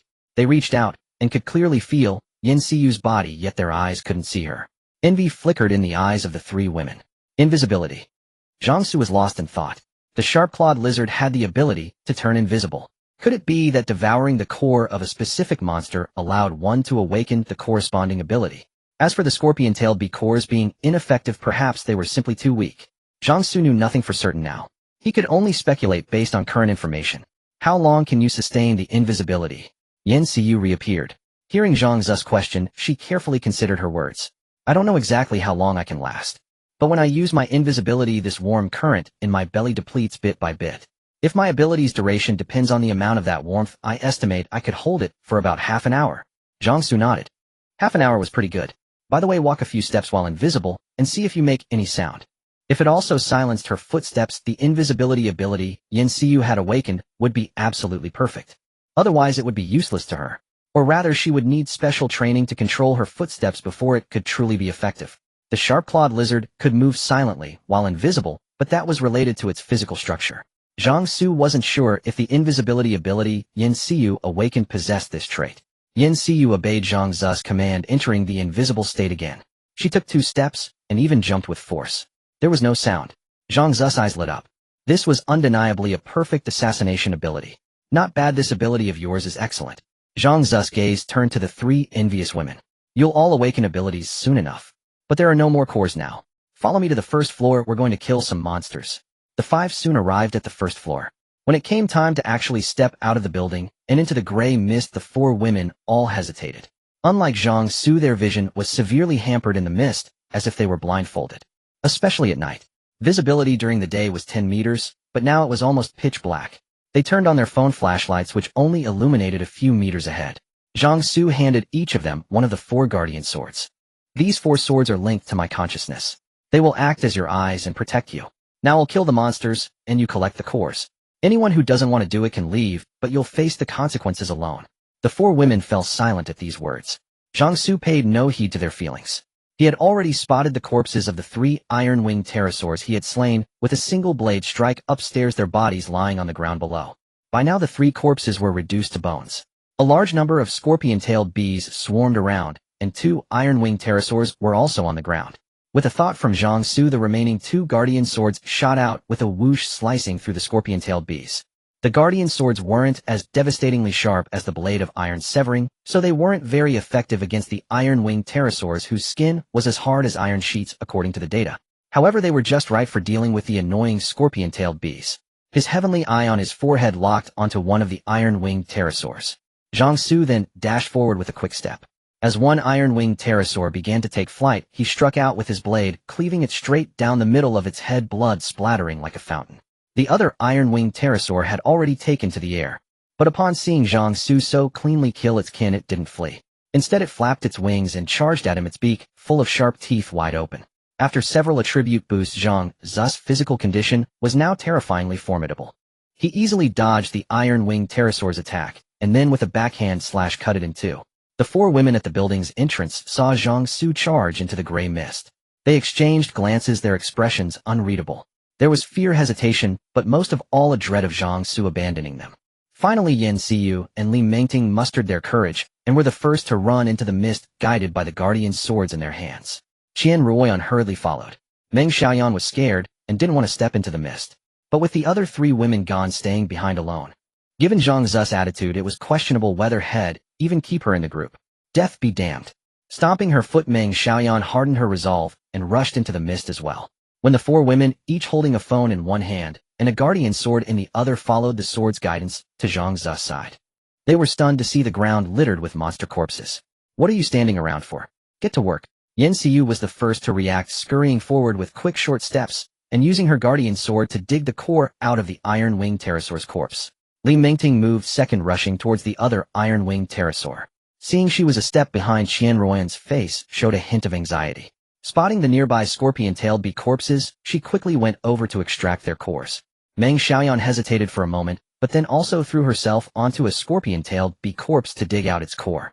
Zhang Xu's heavenly eye on his forehead swiveled constantly, like a real eyeball, watching the 4 women diligently working. He couldn't help but nod. It wasn't for nothing that he kept these women. Later, when they awakened abilities, they could even assist him in battle. Here, Li Mengting was the first to extract a core. She hurried over in quick, eager steps and presented it to Zhang Xu ingratiatingly. Zhang Xu nodded. This new woman certainly knew how to play the game. Zhang Xu swallowed the iron-winged pterosaur's core. Ability value 135, 139140. At that moment, Yan Xiu also finished extracting the core from the other iron-winged pterosaur and presented it with both hands.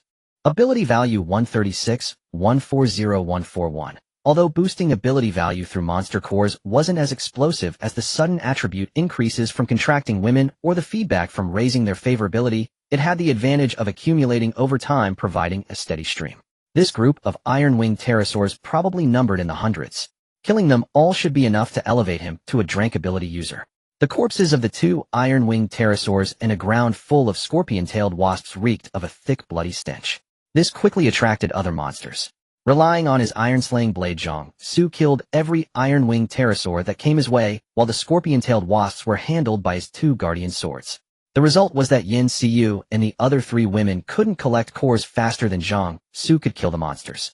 After clearing another wave of iron-winged pterosaurs attracted by the scent of blood, Zhang Xu consumed the cores they had gathered, watching his ability value climb steadily to 190 points. He was only 10 points away from breaking through to a Drank Awakened. If things went smoothly, he could become a Drank Awakened tonight. Rising from Frank to Drank in a single night, Zhang Xu wondered how his speed compared to the Awakened under official control. However, it seemed he had nearly wiped out the iron-winged pterosaurs in the area, as few were seen flying in the sky. There were still many scorpion-tailed wasps, but the energy contained in their cores was too meager to be of much use, and they were only a nuisance buzzing around. Zhang Xu didn't want to waste his energy on these insignificant creatures.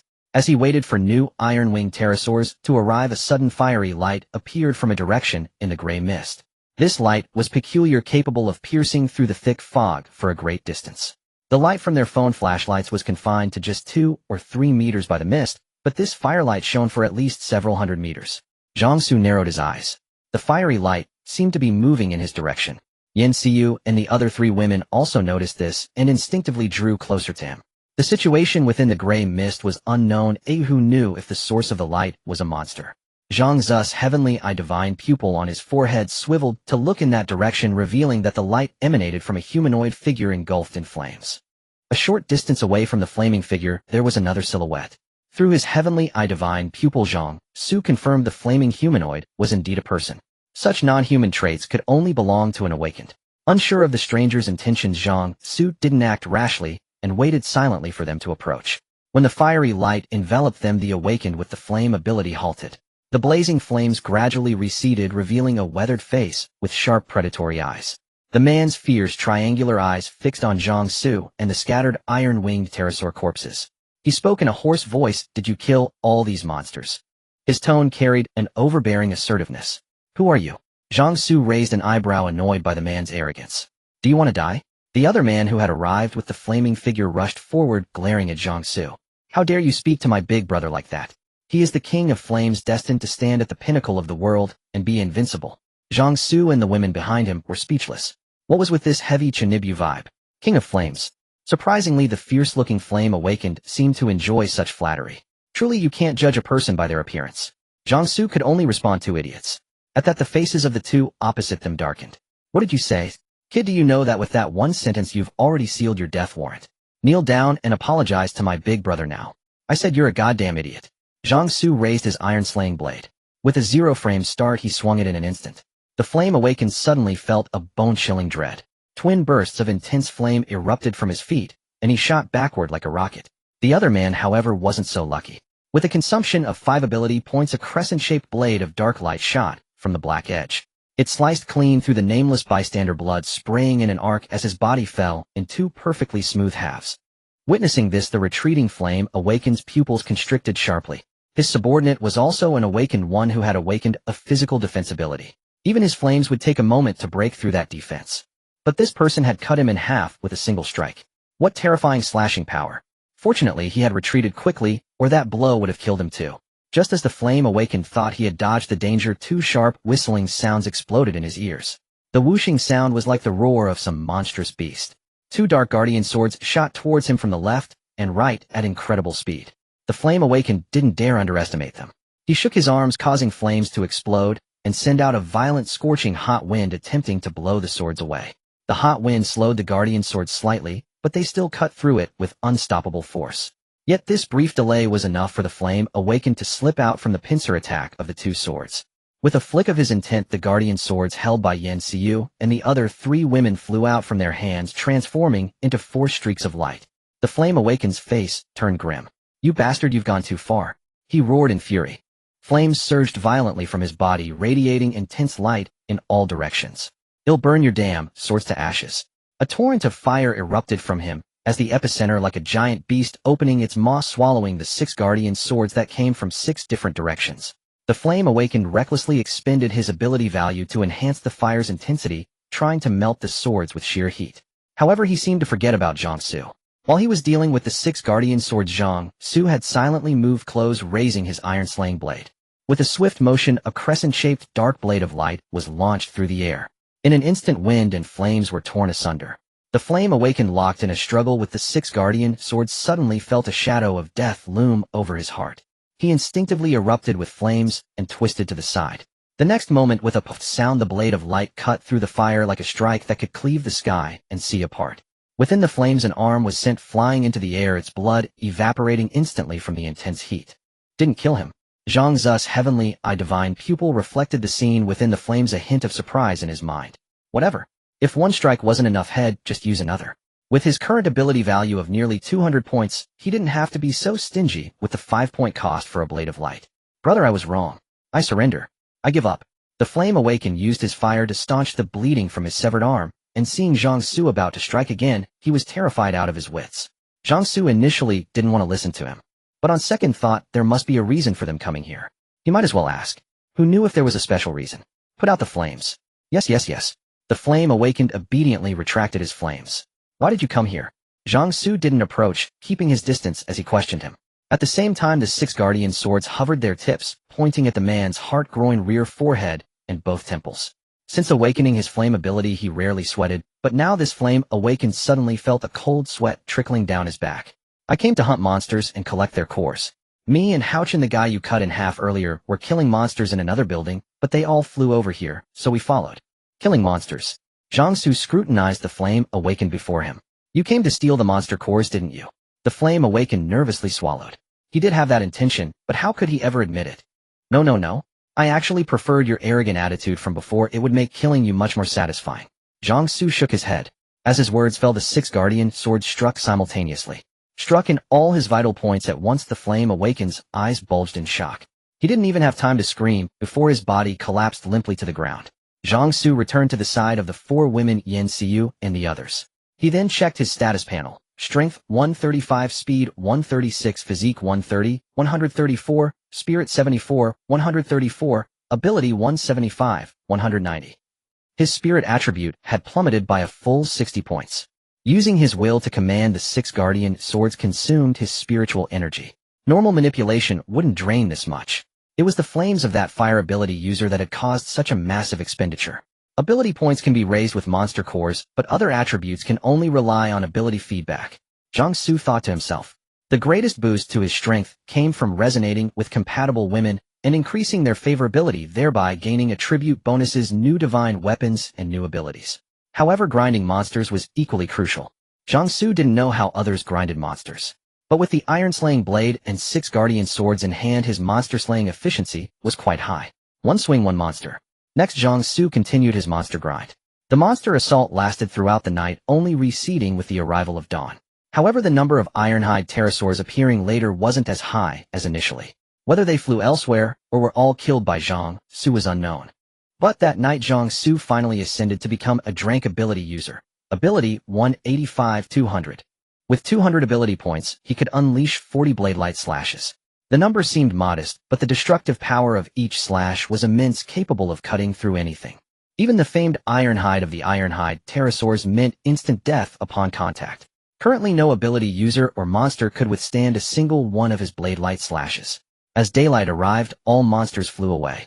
Zhang Xu and his group ended their monster hunt and returned to Qian Ruoyan's house. Yan Xiu's house was no longer habitable after being ravaged by the ironhide pterosaur last night. Let's all eat something.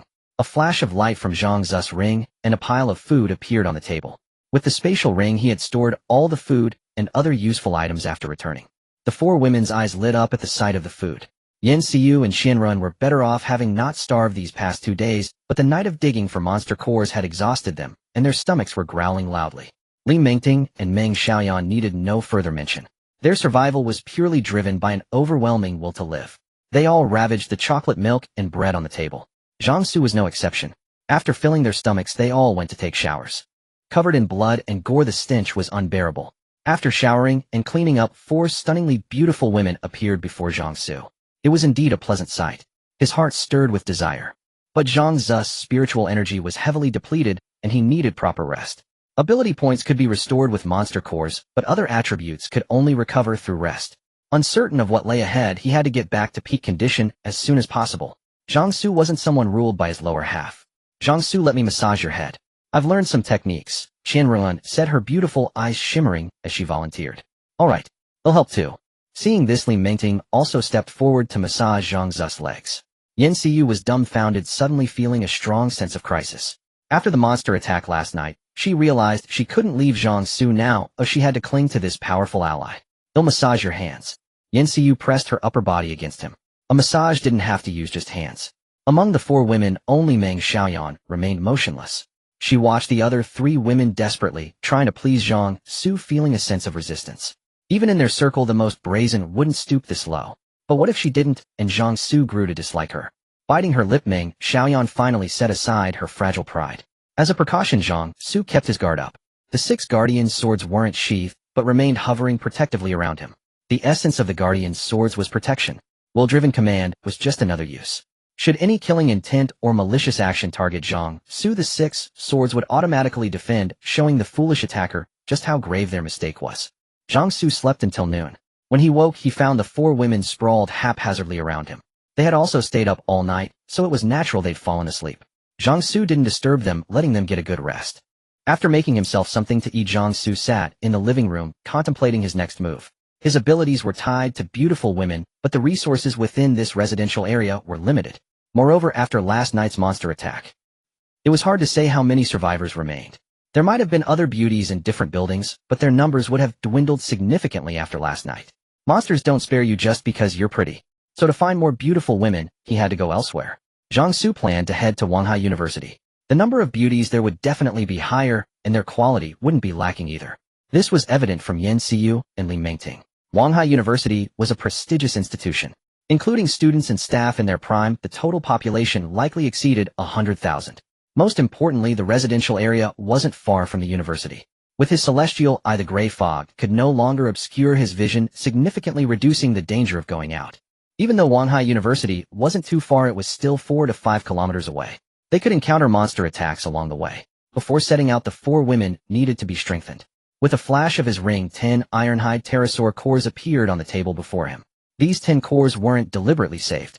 When his ability points broke through 200, he discovered that the ironhide pterosaur cores could no longer enhance his ability points. Strictly speaking, it wasn't that they couldn't, but that the effect was minuscule, just like the stingtail wasp cores. It wasn't like before where one core added a point. Zhang Xu guessed that monsters had a tier system similar to ability users. Only cores from monsters of a corresponding level could provide a boost. This was a significant problem for him. One path to leveling up was temporarily cut off. After all, who knew when he'd encounter monsters stronger than the ironhide pterosaur? This was another reason Zhang Xu chose not to stay, but to head for Wanhai University. The residential area had suffered heavy casualties last night, and the remaining population likely wasn't enough to attract more or stronger monsters from the gray fog. Wanhai University was different. With such a large congregation of people, it would be a significant lure for the monsters in the fog. With the endless food sack providing sustenance, as long as water and electricity held out, Zhang Xu could theoretically stay in this area, with a few beautiful women, and live comfortably. But the changes brought by the gray fog prevented him from maintaining such a small fortune, content life mindset. The gray fog contained more than just stingtail wasps, clawed lizards, and ironhide pterosaurs. There were far more terrifying monsters. And Zhang Xu had a particular worry. What if the gray fog receded and the world returned to normal? In that case, he doubted the authorities would hesitate to control ability users. No matter how powerful, unless they awakened some incredibly freakish ability, they were still just flesh and blood. They might dodge bullets, but they couldn't dodge missiles. The military could easily suppress most ability users. Not to mention the authorities had their own ability users. Zhang Xu envisioned a scenario where the fog lifted. He knew that only by becoming strong enough could he sit at the table with the authorities and negotiate as an equal, not become fish on the chopping block. As dusk fell, the 4 women slowly stirred from their sleep. Realizing Zhang Xu was no longer in bed, they hastily rushed out of the room. He was in the living room scrolling through his phone, trying to glean news from other regions through the network. Especially news from Wanhai University. The women breathed a sigh of relief upon seeing Zhang Xu on the sofa. Yan Xiyu immediately clung to his side. Li Mengting occupied the other side, leaning half her body against him without a hint of hesitation. Seeing she was a step behind again, Meng Run bit her lip, a look of petulance on her face. Noticing Zhang Xu seemed troubled, Yan Xiyu craned her neck to peek at his phone, which was flooded with reports of monster attacks across various regions. Yan Xiyu's eyes widened in shock. So their area wasn't the only one attacked last night. Many places had been hit simultaneously.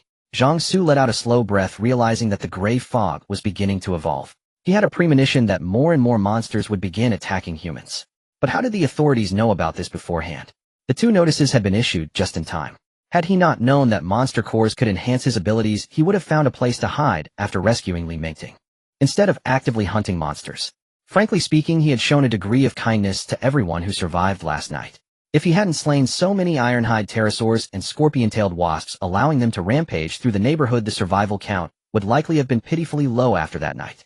Hearing Zhang Xu's words, Li Mengting curiously leaned in. Seeing the reports of monster attacks from the gray fog across the country, she was equally astonished. Unable to get close, Meng Xiaoyan pulled out her own phone to check. Zhang Xu, have you eaten? If not, I'll make dinner. Qian Ruoyan ignored the news online, concerned only about whether Zhang Xu was hungry. She had already figured out her position. Her self-assured beauty held no advantage over the other 3 women here. Moreover, she had been married before, which made her feel inferior. To curry favor with Zhang Xu, she had to approach from a different angle, like taking over the cooking duties and serving him as best she could, showcasing her virtuous side. As for the changing situation and the monsters, she just needed to follow Zhang Xu's lead. Wait a moment, he said as Qian Ruoyan offered to cook.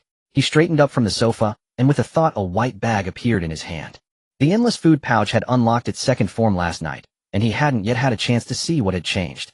Compared to before, the change was subtle. The pouch merely had a few faintly glowing patterns on its surface.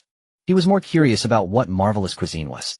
He wondered if there was beginner's luck for the first draw, hoping to get a glimpse of what it was. There wasn't. The first draw yielded a sirloin steak. Zhang Xu estimated the draw had consumed about 0.5 ability points, half the previous cost. Li Mengting and Meng Xiaoyan, who had never seen him use the pouch, watched curiously as he pulled out a fresh steak. Yan Xiu explained quietly, this pouch is also one of Zhang Xu's abilities. It can draw out food, so we'll never run out of supplies. Li Mengting and Meng Xiaoyan's eyes lit up at this. In these special times, a guarantee of food was far more appealing than diamonds or jewels. Zhang Xu, having failed to get marvelous cuisine on his first try, decided to do a 10-pull. He drew a bundle of enoki mushrooms, a bag of compressed biscuits, a bucket of potato chips, a fresh leg of lamb, a pork stomach stuffed with lean meat, and a pack of baby bok choy from the supermarket. They were all ordinary foods. But the four women watched dazzled as Zhang Xu continuously pulled out food from the pouch, their eyes shining brighter and brighter. Especially the fresh ingredients. How long had it been since they'd eaten fresh food? It had only been half a month, but it felt like years. This lousy drop rate is just like a gacha game. Zhang Xu couldn't help but complain. As everyone knows, in gacha games, if you don't pay, you get nothing. And even if you do pay, it's like playing in the mud. Unable to bear it, Zhang Xu immediately did another 10-pull. 9 times in a row yielded ordinary food. His face grew darker with each draw. Damn it. He was about to give up when suddenly he pulled out a plate of fried rice radiating a golden glow. Oh, golden legendary. Obtain marvelous cuisine, delicious fried rice, a fried rice with a unique flavor. Consuming it increases physique by 2 points, requires eating more than 80. Zhang Xu's eyes lit up. So this is marvelous cuisine. Truly marvelous. Eating it can actually increase physique by 2 points. Zhang Xu examined the golden glowing delicious fried rice. Each grain of rice was a lustrous golden color, distinct and separate, looking extremely appetizing. Just the sight was tempting, let alone the incredibly enticing aroma it emitted. Gulp. The four women involuntarily swallowed their saliva. Their stomachs growled in unison. They exchanged glances, their cheeks flushing slightly. I can only let you each have a taste. Zhang Xu gave each of the four women a shallow spoonful. After eating, they all wore expressions of lingering desire. Take the ingredients on the table and cook a meal. We'll have a feast tonight. Yes, Qian Ruoyan quickly averted her gaze. They'll help, Li Mengting said, getting up from the sofa. Smelling and seeing, but not being able to eat, was torture. She'd rather help cook. They'll help too. Seeing Li Mengting being so proactive, Yan Xiu and Meng Ruoyan, unwilling to be outdone, hurried into the kitchen. Zhang Xu, enjoying the rare moment of peace, began eating the plate of delicious fried rice, with a spoon, mouthful by mouthful. This marvelous cuisine truly lived up to its name. It was exceptionally delicious. Zhang Xu felt he had never tasted anything so good. The plate of fried rice was devoured in a few quick bites, leaving him wanting more.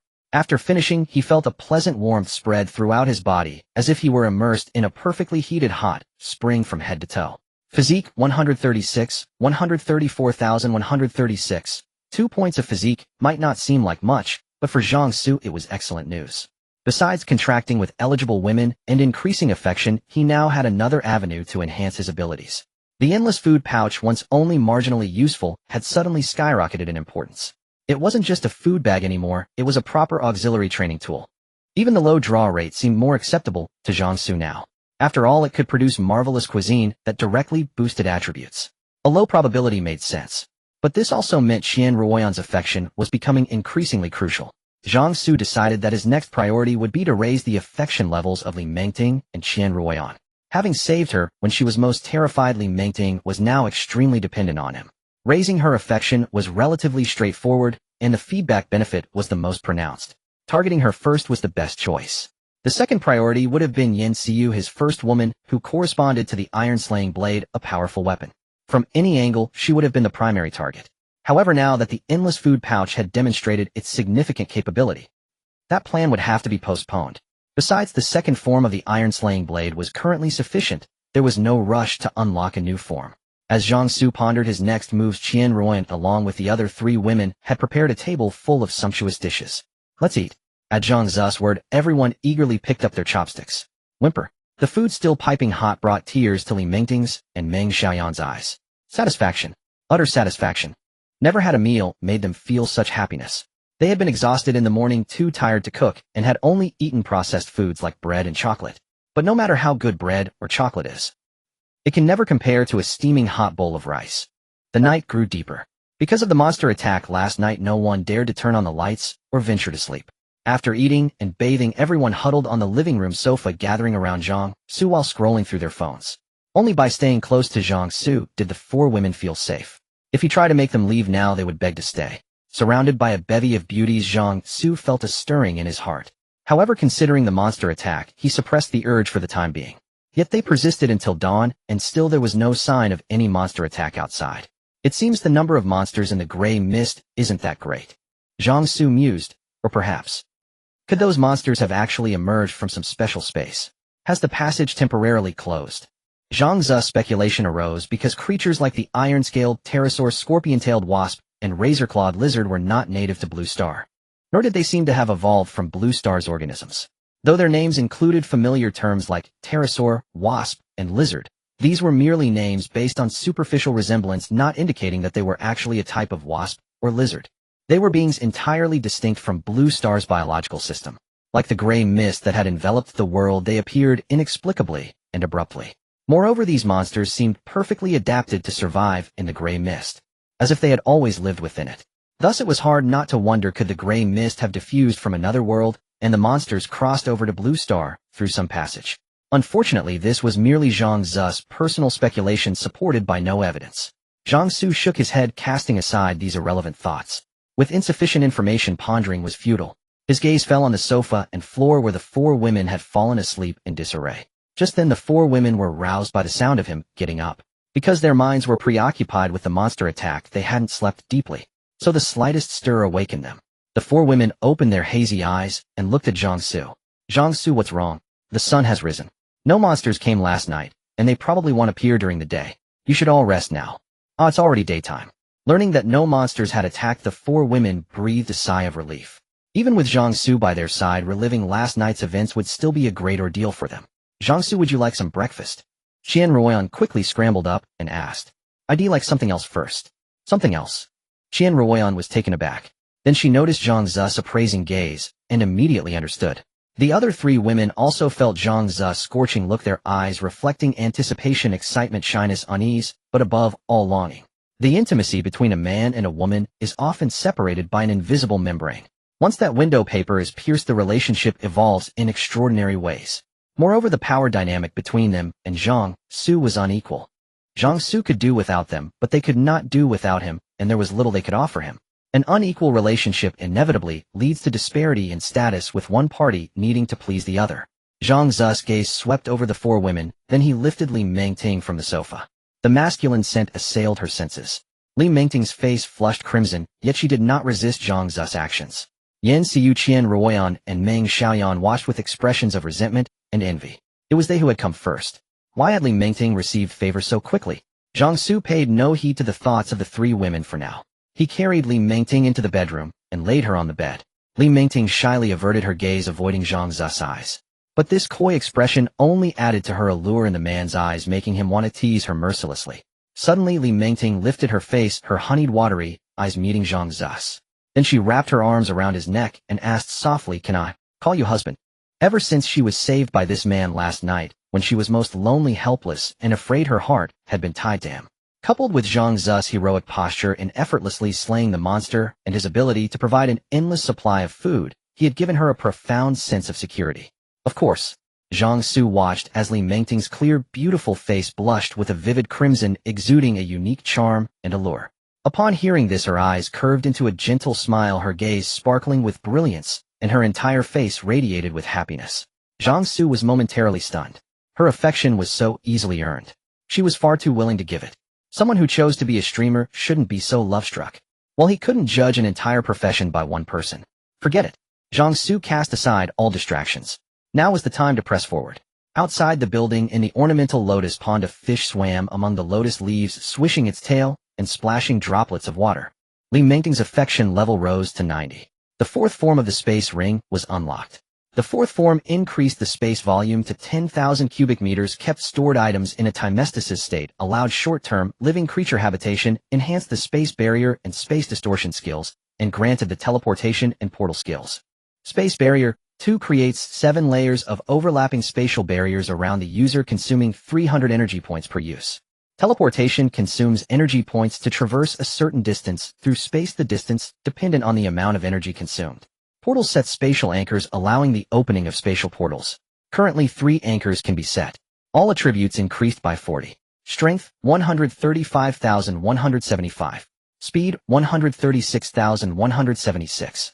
Physique, 136,176. Spirit, 134,174. Energy, 200,240.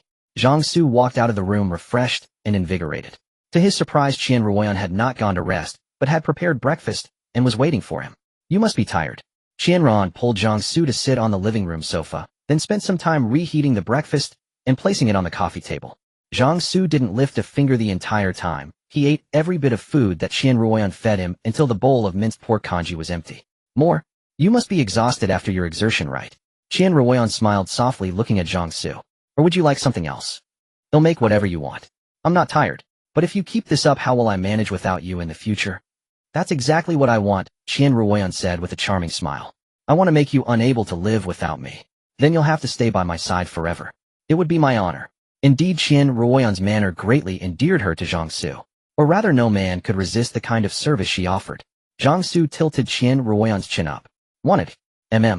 She wanted it, but she was also afraid. Li Mingting had come from behind and taken the lead, bringing a sense of crisis. Zhang Xu could do without her, but she could not do without Zhang Xu. No matter how well she served him in daily life, could it compare to the bond forged through shared trials? All right, I'll indulge you. Zhang Xu lifted Qian Ruoyan into his arms and carried her into another room. Qian Ruoyan was married, but she had never experienced such a thing. When Zhang Xu carried her into the room, her cheeks were already flushed. Qian Ruoyan had a slightly older sister type of appearance, an oval face, almond-shaped eyes, willow leaf eyebrows, slightly wavy long hair, tall and curvy figure. But now this woman, who at first glance seemed like a mature seductress, went limp in his arms, her expression shy and pure, exuding a unique allure. Zhang Xu took a deep breath. He felt enticed. Moreover, with Qian Ruoyan's identity added to the mix, there was an inexplicable sense of stealing. This lady. Zhang Xu uttered the classic line. Qian Ruoyan was sensitive and understood what game he wanted to play. She wrapped her arms around Zhang Xu's neck like a water snake, her eyes so seductive they seemed to drip with water. I am willing, please don't. Zhang Xu suddenly burst with anger. Zhang Xu returned to the living room, still looking energetic. With the continuous improvement of his physique and mental attributes, his sleep time had greatly decreased.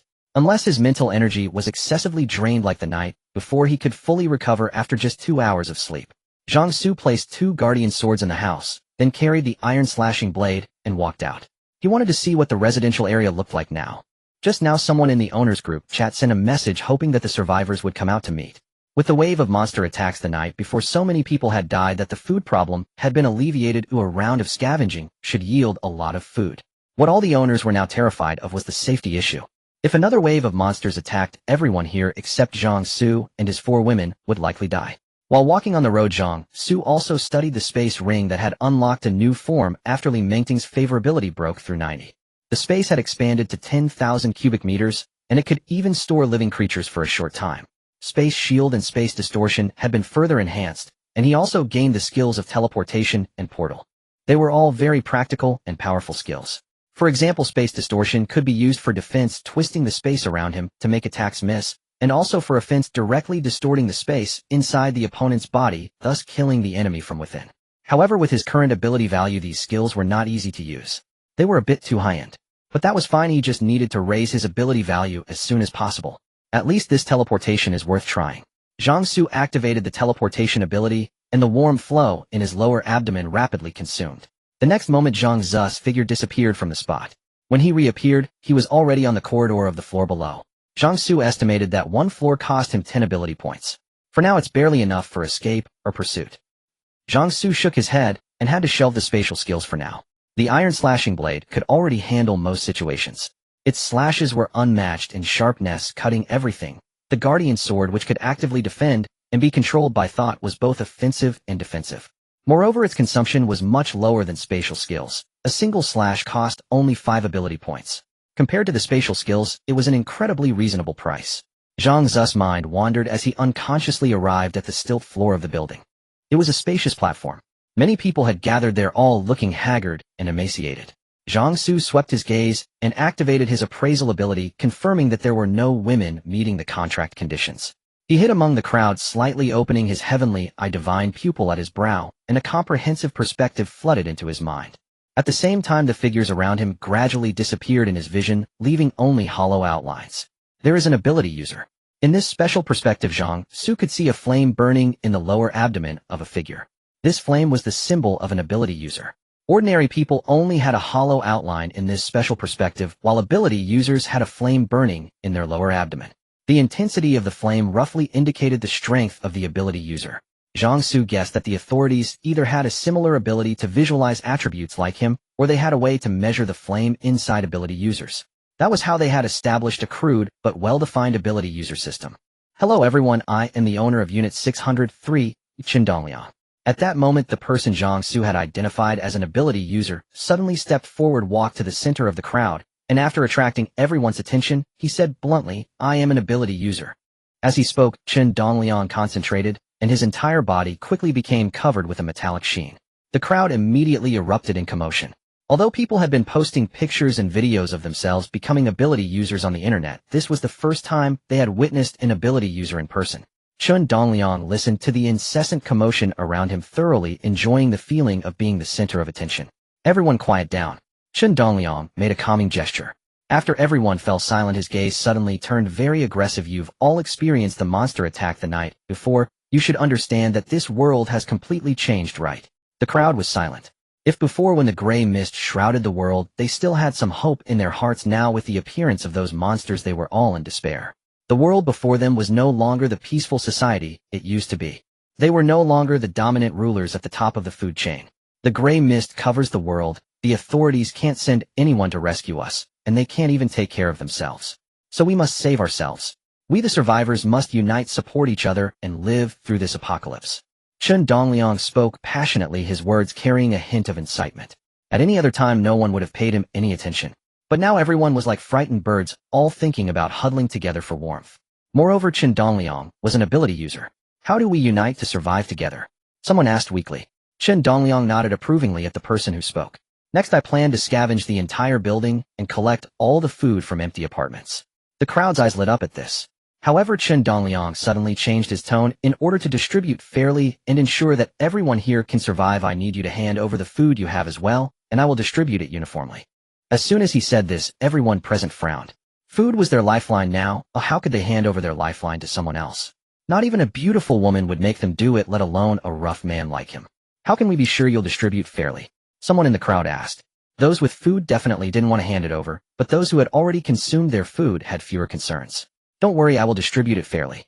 Qindongliang laughed inwardly. Once it's in my hands, I'll decide what's fair. Such a flimsy promise naturally didn't win anyone's approval, but they were wary of Qindongliang's identity as an ability user and could only respond with silence. Qindongliang curled his lip. They were all fools, unable to see the current situation. Qindongliang's gaze turned to Zhang Xu in the crowd.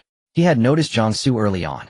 While everyone else looked haggard, Zhang Xu had a rosy complexion and a spirited demeanor. It was impossible not to notice him. This showed that he must have had plenty of food over the past half-month. Young brother, you must have a lot of food at home, right? Qindongliang put on a smile that he thought was harmless. You come out and set an example so everyone can cooperate. In an instant, everyone's eyes fell squarely on Zhang Xu. Zhang Xu was speechless. Good heavens, they're making an example out of me. Are you serious? A smile crept across Zhang Xu's face. Qindongliang's heart suddenly skipped a beat. That tone was far too calm, too confident. Something was wrong, very wrong. No. Qindongliang quickly changed his tune, shaking his head. Young man, I was just joking. The situation is dire now. We should be empathetic, unite, and overcome these hard times together. It's clear you don't have much food at home, young man. If I still demanded you hand it over, would I even be human? This sudden 180-degree shift nearly made everyone present do a double take. With that kind of demeanor, who here could compare? Saying he has little food is definitely a lie to fool ghosts. Zhang Xu looked at Qindongliang with slight surprise. This wasn't right. Shouldn't this guy be jumping up to challenge him right now? Why did the situation take such an unexpected turn here? He had wanted to test just how hard Chen Dongliang's metallized body really was. Chen Dongliang subtly observed Zhang Xu's expression, increasingly convinced this young man was definitely off. As a small-time businessman, he was adept at reading people. Zhang Xu's demeanor and tone exuded a strange, unbridled audacity and confidence. A person like this was either hopelessly stupid or possessed real skill. Chen Dongliang figured the latter was more likely, so he'd rather swallow his pride than gamble on that slim possibility. But just as he was backing down, someone else jumped out. "No way, look at him, he's never been hungry. He must have plenty of food stashed away. Why did you suddenly stop demanding he hand it over? We all agreed earlier that everyone's food would be pooled and redistributed. Why the sudden change of heart? He must hand it over. He has to." The loudest voices now were those whose own food supplies were completely depleted. Since they had nothing left to contribute, the more others handed over, the better for them. "Shut up." Chen Dongliang glared at them ferociously. The speaker shrank back slightly but quickly puffed out his chest and yelled, "You were the one who proposed pooling all the food. Now you're going back on your word. I've had it with you. So what if you're an awakened? The network is still up. I filmed all your actions and posted them online. When the gray mist recedes and the government settles accounts, you're in for a world of trouble. You'll be executed." Chen Dongliang's eyelid twitched, his face turning pale and then red. The man's words struck a nerve. It had been less than 20 days since the gray mist appeared, whether it would ever recede was a huge question mark. If the gray mist receded one day and the government regained control, how his current actions would be judged was hard to say. Public outrage would be rampant. To appease the masses, the government would surely execute a few. Even with his metallizing ability, he couldn't withstand many bullets if he were in their crosshairs.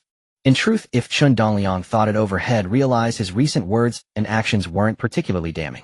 But as a small businessman, his fear of authority was even greater than the average citizen's. Any shift in official policy could devastate his livelihood. It wasn't an exaggeration to say a single word could decide his fate. Usually, anyone in a uniform, regardless of rank, would get a fawning smile from him. Over time, this fear of authority was etched into his very bones, a mindset not easily changed overnight. The man who had spoken saw an opening, his eyes lighting up, his voice growing more impassioned. "This is the time for you to protect us, to ensure our survival. That's how you redeem yourself. When the government settles accounts later, we'll put in a good word for you, help you escape blame." As he spoke, the first man to jump out even winked at the others. A few who were familiar with him also stepped forward. "That's right. Lu Liwei is right. You have to protect us or you'll face the government's reckoning." Zhang Xu smiled. This scene was utterly ridiculous. The one who should be tough had brains, while the one who should cower had none. What a complete reversal. "What's wrong with you?" Lu Liwei glared at Zhang Xu upon hearing the laugh. "We're fighting for everyone's benefit. If you want help, fine, but don't laugh. Shut your damn mouth." Zhang Xu's smile remained unchanged. He slightly raised a finger. With a soft whoosh, a faint dark light materialized out of thin air, streaked across the space, and pierced straight through Lu Liwei's forehead. Bright red blood seeped out. Lu Liwei's body toppled stiffly to the ground. The thud of the body hitting the floor was like a stop button. All sounds ceased abruptly. Everyone stood as if an invisible hand gripped their throats, mouths agape, eyes bulging. After a full 3 or 4 seconds of silence, screams finally erupted. Murder! The crowd, terrified, surged back from Zhang Xu and Lu Liwei's body like a wave. Chen Dongliang's eyelids twitched rapidly. Damn it! Had guessed right. This was an absolute merciless madman. He killed without a hint of hesitation, even wearing a smile. You all can continue. The guardian sword flew back to Zhang Xu's side, spinning slightly. Zhang Xu shook his head. His chance to watch the show was gone. He had only come to see how many survivors were in the building. He hadn't intended to get involved. If that brainless fool hadn't targeted him, he'd probably still be standing on the sidelines enjoying the spectacle. But some people just seemed to court death. Just as he was about to leave, Zhang Xu suddenly thought of something, stopped, and turned to look at the survivors gathered on the elevated floor.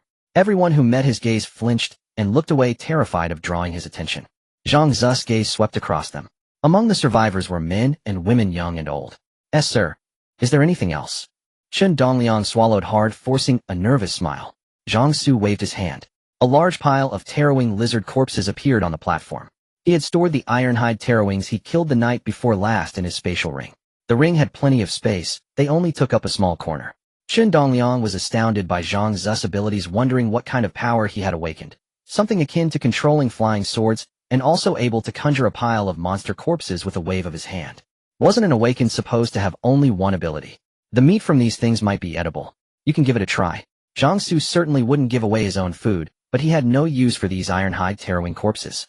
Leaving them behind might just save their lives. Society had grown increasingly utilitarian and cold, compounded by a harsh environment and immense life pressure resulting in considerable societal resentment. Yet most people were still fundamentally law-abiding and decent. As long as they didn't provoke him, Zhang Xu didn't mind giving away what he didn't need, even if it was a precious resource for others' survival. After leaving the Ironhide tarrowing corpses, Zhang Xu left directly. When he returned to the apartment, the four women were awake, but all were restless, constantly watching the door.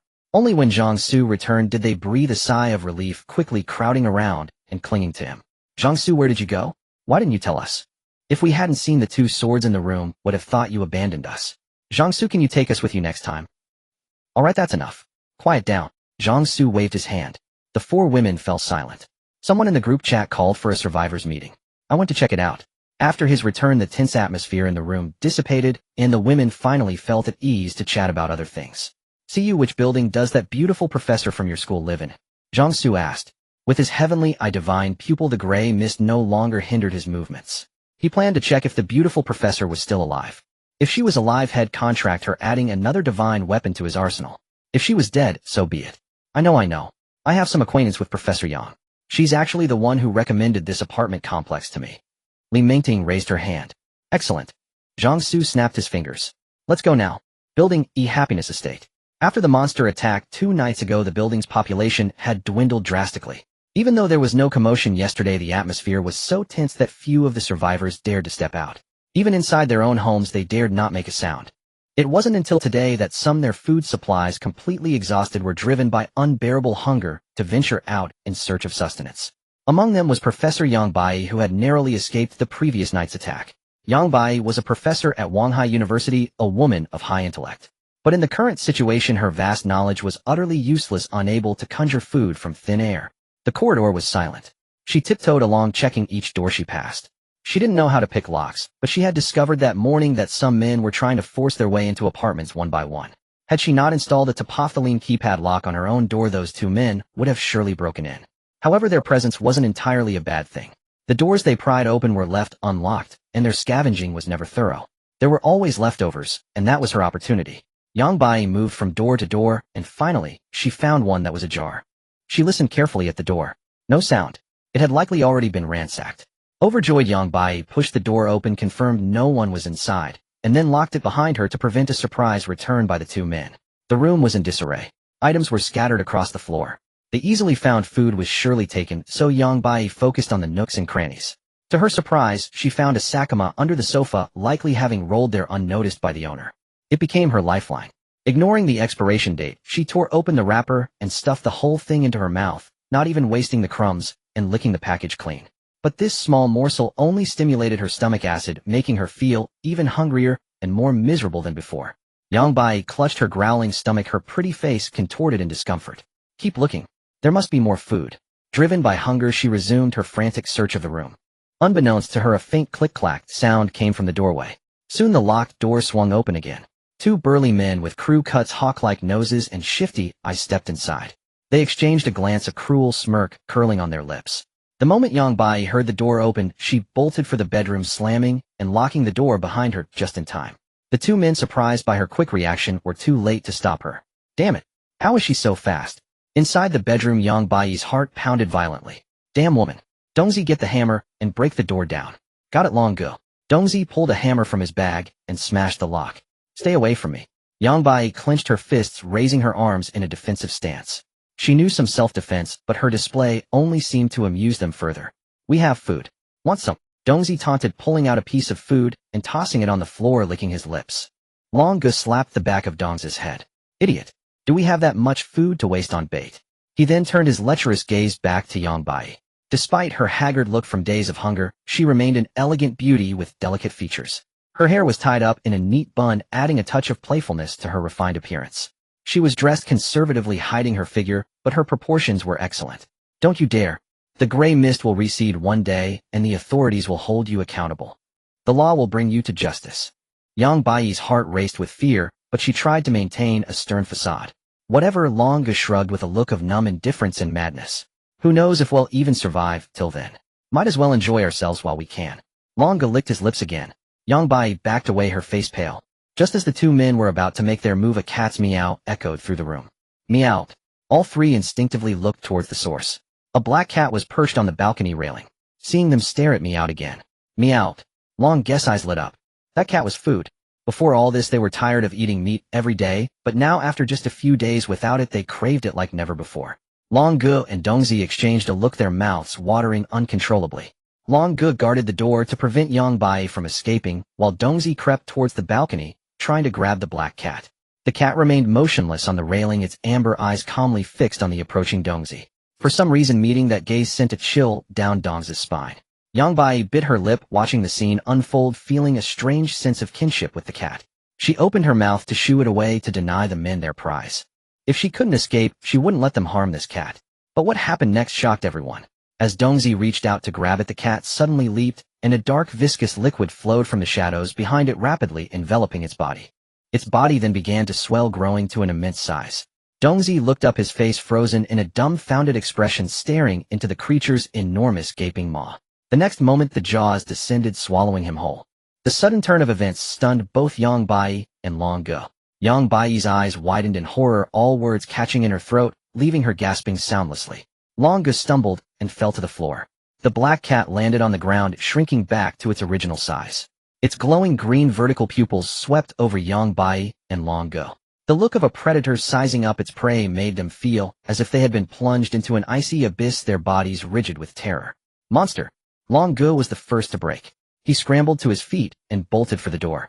Yang Bai, her face drained of all color, wanted to run, but her body wouldn't obey.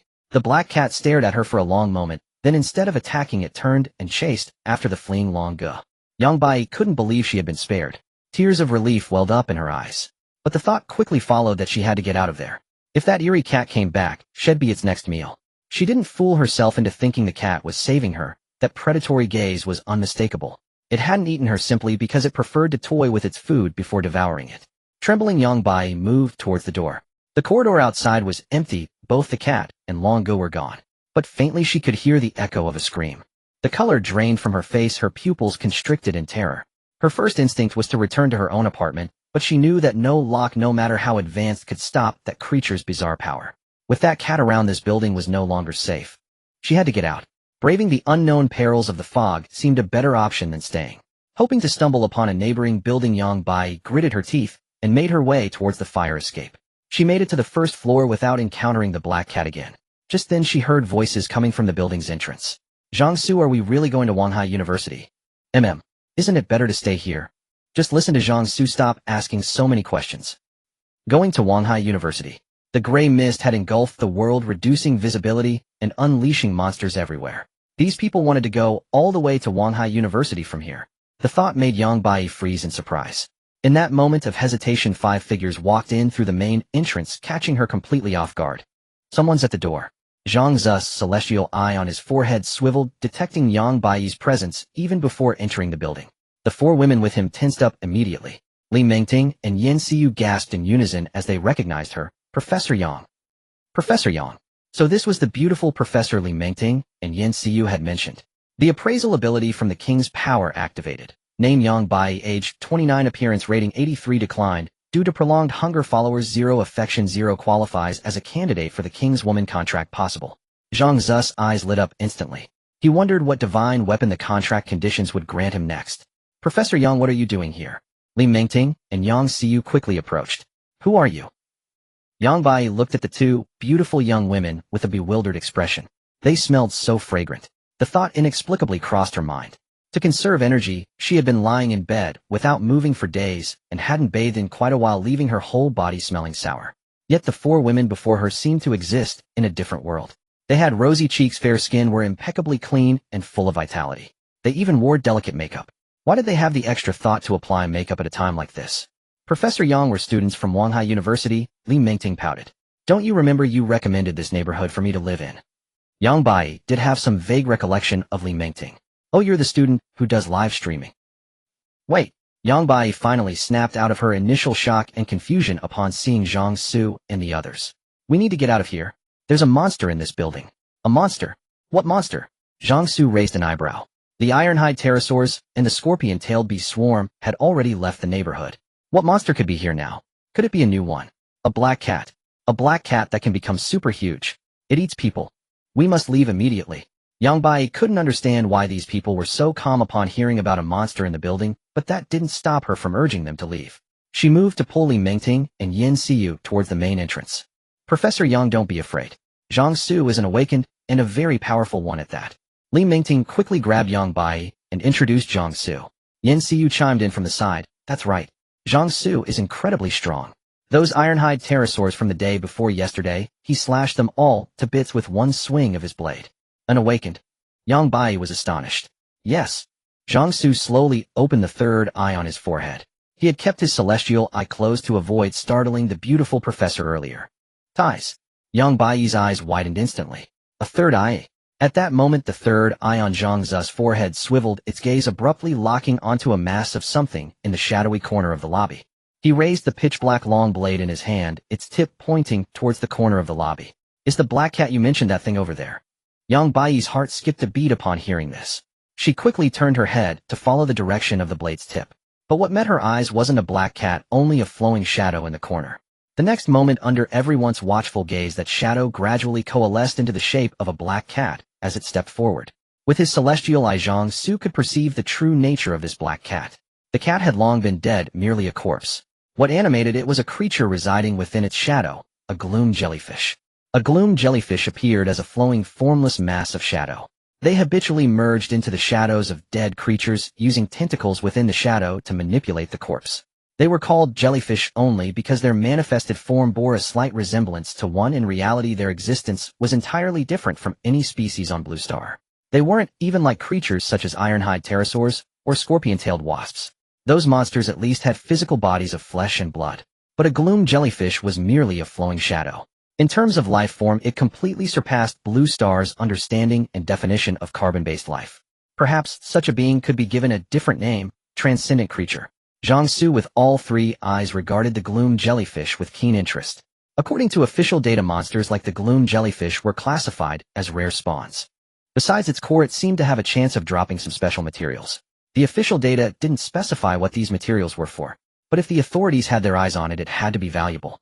Zhang Xu didn't mind pocketing it first. The gloom jellyfish targeted by Zhang Xu had the black cat corpse it controlled stare right back at him. Its vertical pupils gleamed with a cold light. Its mouth curled back to reveal fangs, emitting a low growl from its throat. The gloom jellyfish sensed a thick sense of threat emanating from the Iron Slayer blade in Zhang Zu's hand. It didn't rashly pounce, yet it was unwilling to give up on the prey before it. Zhang Xu met the black cat's gaze without flinching, a slight smile curling at the corners of his mouth. The next moment, without any warning, the 6 guardian swords orbiting him shot forth with a sudden whoosh, speeding out like bolts of lightning. Get to the side. Yin Xiu and the other 3 women quickly ducked into a corner of the lobby, not forgetting to pull the slow-reacting Yang Bai along with them. The gloom jellyfish hiding in the black cat's shadow erupted into violent agitation, swiftly transforming into a viscous pitch-black liquid that oozed out from the shadow and enveloped the black cat's body. In an instant, the black cat's form swelled rapidly. It grew to an immense size in the blink of an eye, its head directly bumping against the ceiling. The 6 guardian swords pierced straight through the black cat's body, but they drew no blood, merely tearing 6 holes in its form. However, as the viscous black liquid surged, the 6 holes were filled back in almost immediately. The colossal black cat stared with grotesquely huge eyes. Its paw slammed down, claws unsheathed from the fleshy pads, striking towards Zhang Xu with a shrieking whistle that tore through the air. Zhang Xu raised his blade and slashed upwards, meeting the descending paw with a single stroke. The razor-sharp edge sliced through the incoming paw with utmost smoothness. The fluid motion looked even easier than cutting tofu with a hot knife. After the stroke, the paw separated from the arm, falling to the ground as a blob of sticky black liquid. The black cat screeched in pain. The viscous dark liquid on its surface quickly flowed towards the severed limb, and a new paw grew back. Both paws, one after the other, swiped at Zhang Xu again. The claw wind they kicked up was as sharp as an invisible slash. Zhang Zu's gaze narrowed. He leaped backward, and several cracks splintered across the marble floor where he landed. The moment his feet touched the ground, 25 points of energy vanished, and a surge of warmth from the flame in his lower abdomen flowed into the dark long blade in his hand. Zhang Xu slashed vertically downward. 5 arcs of blade light materialized like the claws of a ferocious beast, surging forward and climbing onto the body of the giant black cat. In a flash, the colossal black cat was split into 5 pieces. The slashes that cut through the black cat didn't lose any momentum, blasting through the lobby wall and flying into the gray mist outside with a thunderous boom.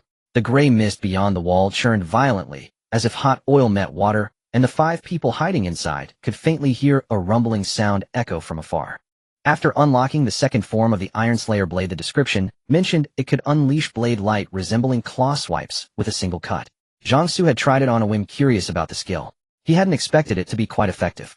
Essentially, it was a single slash that produced 5 blade lights, simple and unadorned yet extremely lethal. The gloom jellyfish struck, heated by the 5 blade lights, lost its lively demeanor. The viscous dark liquid covering the black cat rapidly retracted, reverting to a formless flowing shadow. Only its volume was noticeably smaller than before. Its aura was also considerably weakened, lying prone on the ground without moving. Zhang Xu maintained maximum caution, not daring to approach recklessly. Instead, with a mere thought, the 6 guardian swords pinned the gloom jellyfish to the floor. With that, the gloom jellyfish was utterly and thoroughly dead. The entire shadow ceased its writhing, gradually contracting inward to form a black crystal about the size of a fingernail. Only the monster core. What about the materials? Zhang Xu picked up the gloom jellyfish's core, but he didn't see the special materials mentioned in the official data. He swiveled his 3 eyes, finally settling them on the black viscous liquid that had been cut away by the blade lights. Could it be the stuff? The space ring on his left index finger flashed. The black viscous liquid on the floor was instantly collected into the spatial storage. Then his consciousness entered the ring. A blob of liquid about the size of a chicken egg floated quietly in a corner of the space. Objects placed within the space ring existed in a state of temporal stasis, so there was no need to worry about deterioration or expiration. Unclear about its function, Zhang Xu could only store it for the time being. Killed just like that. Yang Bai stared blankly at the cat corpse lying on the ground. The battle between that man and the cat monster had lasted only a few seconds, and he had only used 2 strikes of his blade. And that was enough to slay the cat monster. Yang Bai was utterly astonished. An awakened. This is what an awakened is. Compared to the flashy and questionable reports online, this was Yang Bai's first real glimpse of an awakened's power. If the gray mist never dissipated, the future world order would inevitably be controlled by these awakened. Realizing this, Yang Bai's gaze towards Zhang Xu subtly shifted. Yin Xiu and the other 3 women didn't share Yang Bai's complex thoughts. Their eyes had been sparkling with admiration for Zhang Xu the entire time. The stronger Zhang Xu was, the safer they would be. Having easily dealt with the gloom jellyfish, Zhang Xu turned his attention to Professor Yang Bai. Explain the situation to her. A woman would surely be more receptive to hearing it from another woman than from him. Leave it to us. Yin Xiu and the other 3 women assured him. They immediately pulled Yang Bai aside and began chattering away, explaining the situation. Through their animated explanation, Yang Bai quickly learned about Zhang Xu's abilities, the benefits of staying with him, and the price that came with it. Yang Bai bit her lip, caught in a dilemma. The 4 women exchanged glances, and Qian Ruan took out several chocolate bars from her pocket and handed them over. Professor Yang, you must be starving. Have some chocolate first. Yang Bai's eyes fixed on the chocolate, and she swallowed her saliva involuntarily. Earlier her nerves had been taut, and the adrenaline had masked her bodous weakness. Now that she had relaxed, a burning sensation gnawed at her stomach. Forgetting her composure, Yang Bai snatched the chocolate bars, tore open the wrappers, and stuffed them into her mouth. A bittersweet flavor spread across her tongue. Yang Bai nearly broke down in tears. Qian Ruoyan and Meng Xiaoyan seized the opportunity to persuade her gently. Gradually a change flickered across Yang Bai's expression, but she still refused to give a definitive answer. Professor, this world has already changed. Yin Xiu, seeing Yang Bai's state, recalled her own experience of running to Zhang Xu's place for 5 packs of instant noodles. It's not easy to be hungry, is it?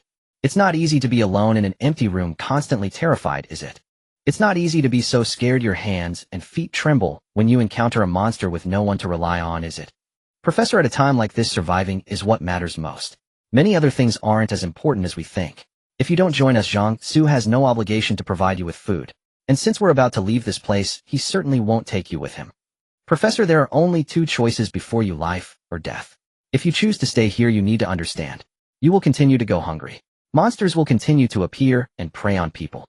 And others might be driven mad by this environment, losing their humanity. Humans without moral or legal constraints can be far more terrifying than those monsters when they harm their own kind. Yang Bai was stunned by these words. Is everything clear? Yes. Yang Bai nodded slightly, her face taut. She had her pride, her dignity, but these could not serve as counterweights on the scales of survival instinct. In ancient times, virtuous women might choose death over dishonor, but those were rare examples born out of a uniquely oppressive era of thought. In modern society, with its open mindset and rampant pragmatism, how many could truly do the same? A living dog is better than a dead lion. The wisdom passed down from our ancestors may be blunt, but it holds true. Do you wish to establish a contract? Yes. Zhang Xu affirmed in his mind. The next moment, an ethereal connection was forged. Zhang Xu reached out his hand. Yang Bai had already learned of Zhang Zu's ability from Yan Xiu and the others, yet her face flushed crimson in an instant. King's ability activated. The warm current residing in his abdomen was rapidly consumed. With a whoosh, Zhang Xu pulled his hand back, revealing a special car key. Obtained Doomsday War Chariot. Doomsday War Chariot, a steel war machine built for the apocalyptic wasteland, carrying capacity of 8.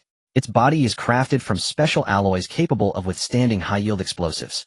Equipped with a special sensory radar, it can detect monsters in the vicinity unaffected by the gray mist. Its onboard weapon systems include 4-side cannons, a roof-mounted machine gun, and more. Driving and using the weapons consumes ability points, and damage to the vehicle can be repaired with ability points. Doomsday War Chariot recorded. An icon of a ferocious, imposing armored vehicle appeared in Zhang Zu's war equipment slot.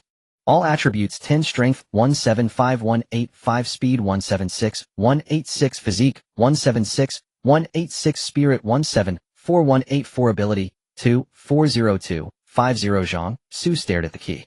It was just like a pillow arriving just as he was feeling sleepy. He was planning to head to Wanghai University and was still missing a suitable mode of transport. He never expected to extract this from the beautiful professor. Zhang Xu, what divine weapon did you get this time? The 4 women quickly crowded around him. Yang Bai also looked on with curiosity after all it had been extracted from her. Zhang Xu smiled. Something I can use right now. With that, he walked to the entrance of the building and pressed a button on the Doomsday War Chariot key. As a scanning light shot out from the small projector on top of the key, a formidable steel war chariot materialized out of thin air bit by bit, as if being 3D printed right in front of their eyes. Women are drawn not only to cute and delicate things, but also to objects that exude an undeniable hardness at first glance. Such was the steel war machine before them, its lines fierce and imposing. Its massive body stretched over 8 meters in length, standing about 3 meters tall, comparable to a heavy truck.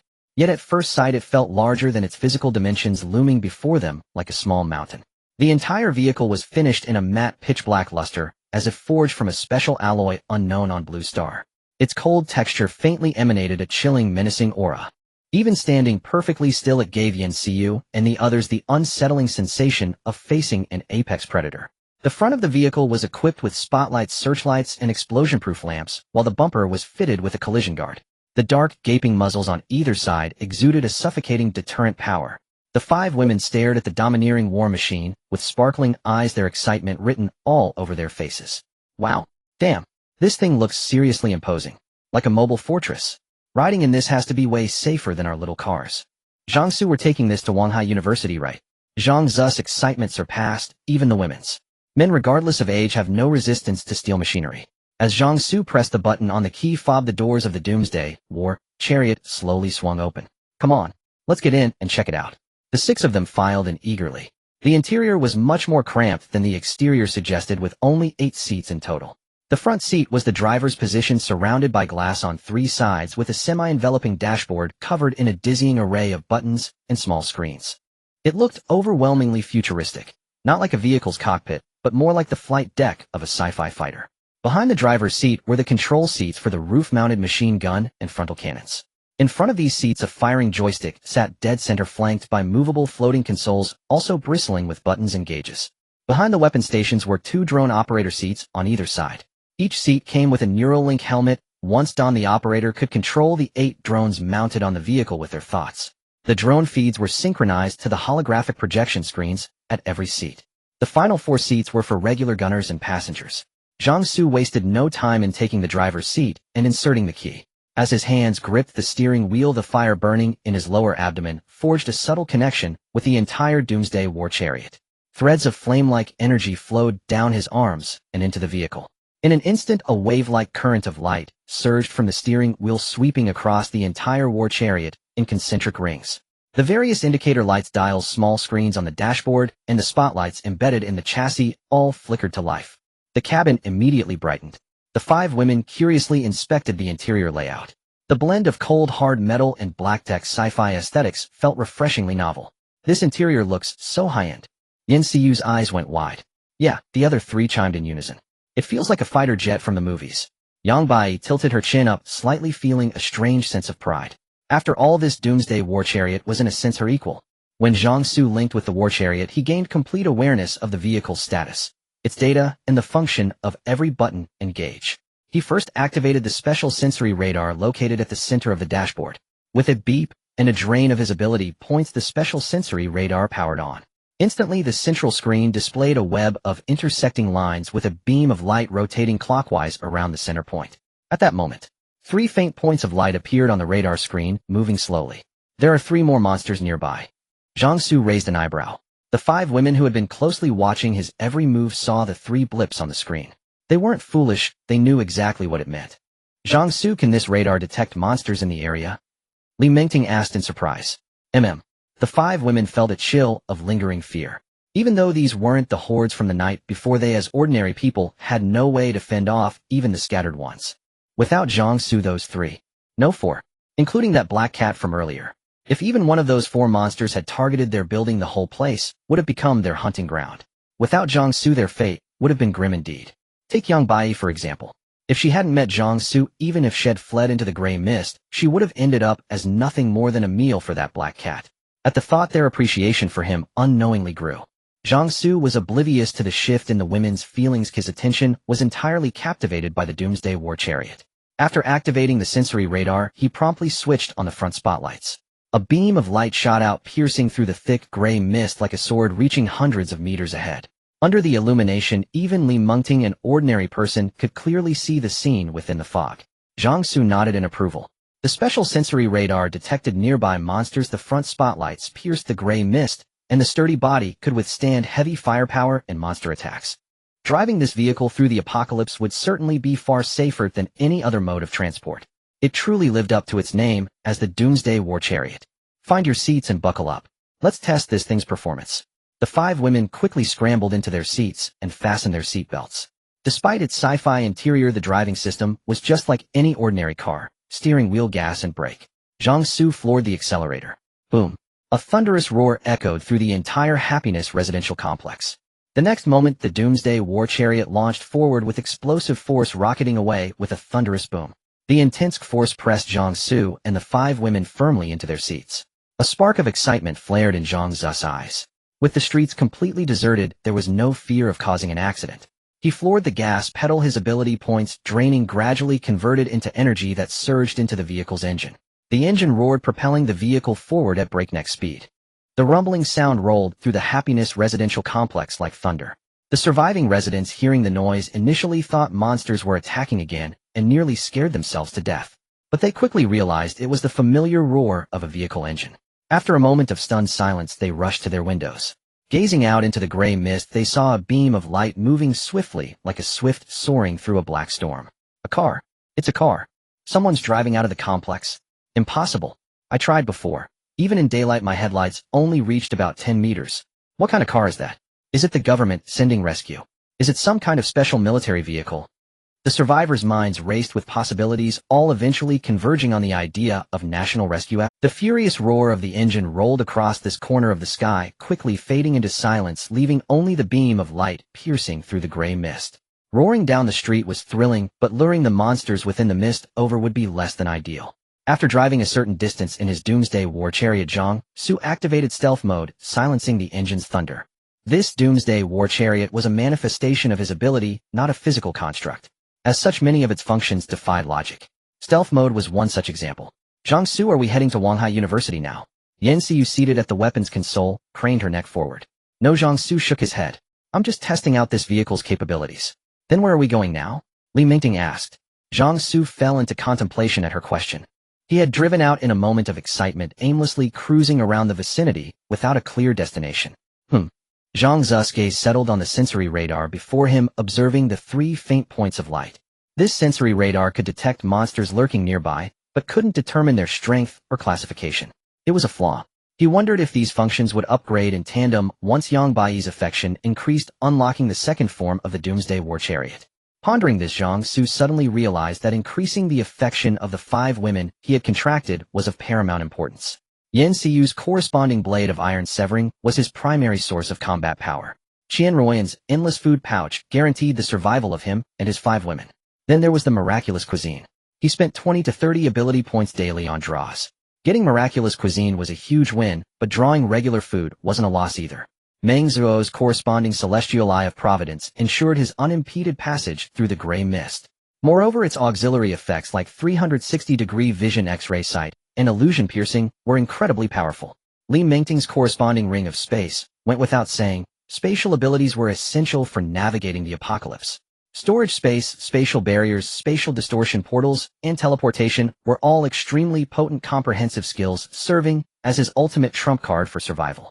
As for Yang Baiyi's doomsday war chariot which he had just contracted, in the current environment shrouded by gray mist, it was an exceptionally useful vehicle, granting him the freedom to travel anywhere. However, it consumed a significant amount of ability points. Every second of driving drained his reserves. With his current maximum of 250 points, he estimated he could only operate it for a full day. Not to mention other functions also required ability points. Zhang Xu thought for a moment, then said softly, "Let's go deal with those 3 monsters." "Huh, we're going to find those monsters." Yan Xiyu's eyes widened in shock. Zhang Xu slightly turned his head, casting a sidelong glance. "Perfect timing. Now that you've awakened your ability, if we encounter a weaker monster you'll handle it." Yan Xiyu's mouth hung open. After a stunned pause of 5 or 6 seconds, she suddenly leaped up from her seat. Fortunately, the Doomsday War Chariot had a high ceiling, otherwise with that startled reaction, she'd have bumped her head. "Me?" Yan Xiyu pointed at herself, looking utterly bewildered. "I'm going to kill a monster." "Yes. You've awakened your ability, so you can't keep hiding in the back and doing nothing." Zhang Xu intended to build his own team of ability users. Since monster cores could awaken abilities in ordinary people, it was inevitable that the women around him would all become ability users in the future. Once they became ability users, they certainly couldn't continue cowering behind him. Compared to recruiting other ability users, nurturing his own women as teammates required less concern regarding loyalty. Admittedly, affection wasn't the same as loyalty, but in a sense they were interconnected.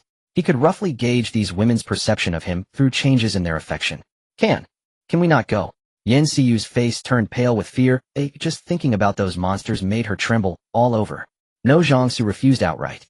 "Don't worry, you'll be watching over you. You won't get hurt. Besides, you need to adapt to this era. Killing will become the norm from now on. And I might not always be by your side." Yan Xiyu shuddered and quickly grabbed hold of Zhang Xu's clothes. If she had felt aggrieved and reluctant when she first started following him, now she genuinely dared not leave his side. Zhang Xu glanced at Yan Xiyu, activating his appraisal ability. Name: Yan Xiyu, age 21, appearance rating 88, recovered, unlock, count 1, affection 50. After being well fed and cared for these past few days, her appearance rating had climbed slightly since the last form unlock, and the size of her chest seemed to have grown a bit. Additionally, her affection had unknowingly surpassed the 50 mark, nearing the 60 needed to unlock the 3rd form of the blade of iron severing. Everything was steadily progressing. "Then let's go kill some monsters," Zhang Xu stated calmly. "Your ability is excellent for assassination. As long as you strike with precision, taking down an ordinary monster will be a breeze." Yan Xiyu, terrified of being abandoned by Zhang Xu, dared not object despite her fear. The other 4 women, including Li Mengting, listened quietly to the exchange, feeling equally anxious. None of them harbored any sense of schadenfreude. They knew with certainty that they would face similar situations in the future. The vehicle gradually fell into silence. Guided by the sensory radar, Zhang Xu drove the Doomsday War Chariot to the location of the nearest monster. "See, you're coming with me. The rest of you stay in the vehicle." Zhang Xu opened the door of the Doomsday War Chariot. The other 5 women lacking abilities were safest inside. "Be careful," Qian Ruoyan whispered to Yan Xiyu, who was nervously stepping out. Yan Xiyu wore a miserable, tearful expression. She was utterly terrified, yet she didn't dare disobey Zhang Xu. The celestial eye of providence on Zhang Xu's forehead opened, revealing every minute detail around him. Raising his head, his 3 eyes locked onto the monster hidden within the tree canopy, ahead, aware of their arrival. A serpentine. Zhang Xu's 3 eyes studied the creature before him. A monster with a serpentine lower body and a humanoid upper form. Despite being called serpentine, only the silhouette of its upper body, head, and 2 arms resembled a human. The rest was far from it. Its body was covered in dark scales, its hands were claws, and its head bore a pair of eyes in the middle of its face, and one on each side, granting it nearly 360-degree vision. According to official data, serpentines were arboreal monsters that excelled at ambushing prey from the trees. Their dark scales made them difficult to spot within the gray mist. Serpentines were incredibly fast and strong. Their sharp hand blades could easily slice through trees and prey. They could also spit venom from their mouths. Combined with their comprehensive vision from 6 eyes, they were truly formidable jungle hunters. They'll draw its attention from the front. Zhang Xu summoned the blade of iron severing and 6 guardian swords, then said leisurely, "You sneak in close and deliver a fatal blow." In a direct fight, dealing with a serpentine was a one-strike affair for him. But now his goal was to get Yan Xiyu accustomed to combat. In his view, her invisibility and sound-muffling abilities were top-tier assassination skills, a devastating weapon if used well. Leaving them unused would be a pure waste, wouldn't it? Yan Xiu's face was ashen, her lips trembling, her voice laced with tears. Zhang Xu. Affection 5045. Zhang Xu's eyelid twitched. He let out a soft sigh. I'm here. What are you afraid of? I won't let anything happen to you. Yan Xiu was crucial for unlocking the subsequent forms of the blade of iron severing. No matter what, he wouldn't let her come to harm here. If you can't even manage this, what use are you to me beyond discussing the origins of life? There are plenty of beautiful women out there. If you can't prove your worth in other ways, do you think I'm irreplaceable? Yan Xiu bit her lip, tempted to say that she'd agree to any position or path as long as she didn't have to kill monsters. But meeting Zhang Xu's cold, indifferent gaze, her form gradually vanished from his sight. The celestial eye of providence on his brow flashed. The invisible Yan Xiu reappeared in his vision. Zhang Xu nodded, and 5 guardian swords shot forth with a whistle. The serpentine hiding in the canopy let out a roar and lunged down from the tree. The 5 guardian swords moved as an extension of Zhang Xu's, while relentlessly attacking the serpentine from all sides. Moving closer. The final guardian sword was clutched in Yan Xiu's palm. After gaining her invisibility ability, Yan Xiu had tested it, and discovered that objects in direct contact with her could also turn invisible. However, she could only manage small items. Carrying a person was still beyond her.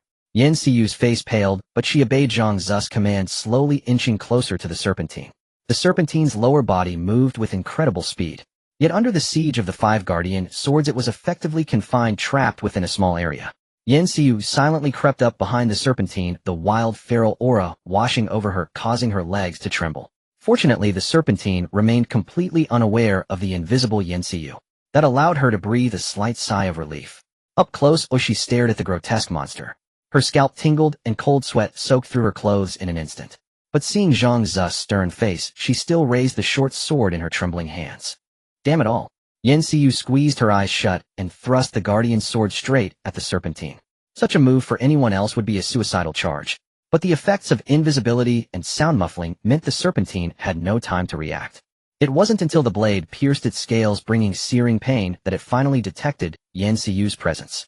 The serpentine, enraged and shrieking wildly, thrashed its massive tail. Just as the tail was about to slam into Yan Xiu, Zhang Xu vanished from his original position. A line of blade light flashed. It connected Zhang Xu's previous position to the serpentine's tail. The blade sliced through without resistance, and half the serpent's tail fell to the ground, splattering blood. With nearly 200 points in speed, strength, and physique, Zhang Xu's physical prowess had long surpassed human limits. Even without relying on the blade of iron severing, he could kill this serpentine with his bare fists. But why not use a convenient tool when available? Zhang Xu reappeared in another direction, carrying Yan Xiu. Oh. Yan Xiu let out a soft cry. Closing your eyes when you strike. Are you trying to get yourself killed? Yan Xiu stammered, not daring to retort. Zhang Xu let it go with a scolding. He understood that not everyone possessed the forced calm ability, a byproduct of his king's authority, which allowed him to suppress all negative emotions. The fact that Yan Xiu hadn't frozen up entirely was already commendable. Furthermore, her invisibility ability proved even more useful than he had anticipated. It even muffled the sound of the blade slicing through the air. If she were equipped with heavy firepower, the results would be terrifying. Invisible, point blank, a silent rocket launcher. Now wouldn't that be terrifying? The snake-like humanoid, its tail severed, writhed in agony on the ground. Zhang Xu swiftly activated his 6 guardian swords, pinning it down dead. After extracting the core, he stored the corpse into his space ring and proceeded to the next monster's location. The same routine followed. He held the monster at bay while Yan Xiu launched stealthy attacks. The first time she trembled with fear. But by the second and third times she was much better. Without needing instructions, she would automatically vanish and strike the monster from behind. After the battle, Yan Xiu threw herself into Zhang Xu's arms, her eyes shimmering with brilliance. Her generous chest collided with Zhang Xu's pectorals. Zhang Xu, does this mean you won't abandon me anymore? She gazed at him with pleading eyes, like a little girl seeking praise. Pretty and capable. How could I bear to abandon you? Zhang Xu said with an amused expression, pinching Yan Xiu's nose.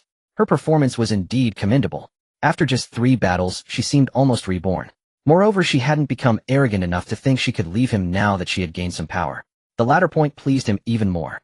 Zhang Xu activated his appraisal ability, affection level 55. Not only had the affection level recovered, but it had also increased. Let's go.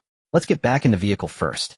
Zhang Xu led her back to the doomsday battle vehicle. She and Ruoyan and the other 3 women sat quietly in the vehicle, which was equipped with 360-degree surveillance, allowing real-time observation of the outside. From the monitored footage, they had already witnessed the battle between Yin Xiu Zhang Xu and the monster. To be honest, they felt a bit envious. However, among them, only Yin Xiu had awakened an ability. Relying on ordinary human strength, facing a monster would only lead to death.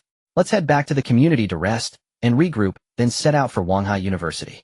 Zhang Xu sat in the driver's seat and started the doomsday battle vehicle. Xingfu community was only 4 or 5 kilometers from Wanghai University, about half an hour's drive. After all the activity, it was already noon. Eating first before setting out wouldn't be too late. Great. I'm all sweaty, but it's perfect to go back and take a shower. Yin Xiu sniffed herself, and the sour, stinky smell of sweat hit her. Zhang Xu, what do you want to eat later? Qian Ruan leaned forward, still acting as if everything revolved around Zhang Xu. Zhang Xu thought for a moment. Make some chicken stewed with mushrooms and mapo tofu. You can decide on the rest.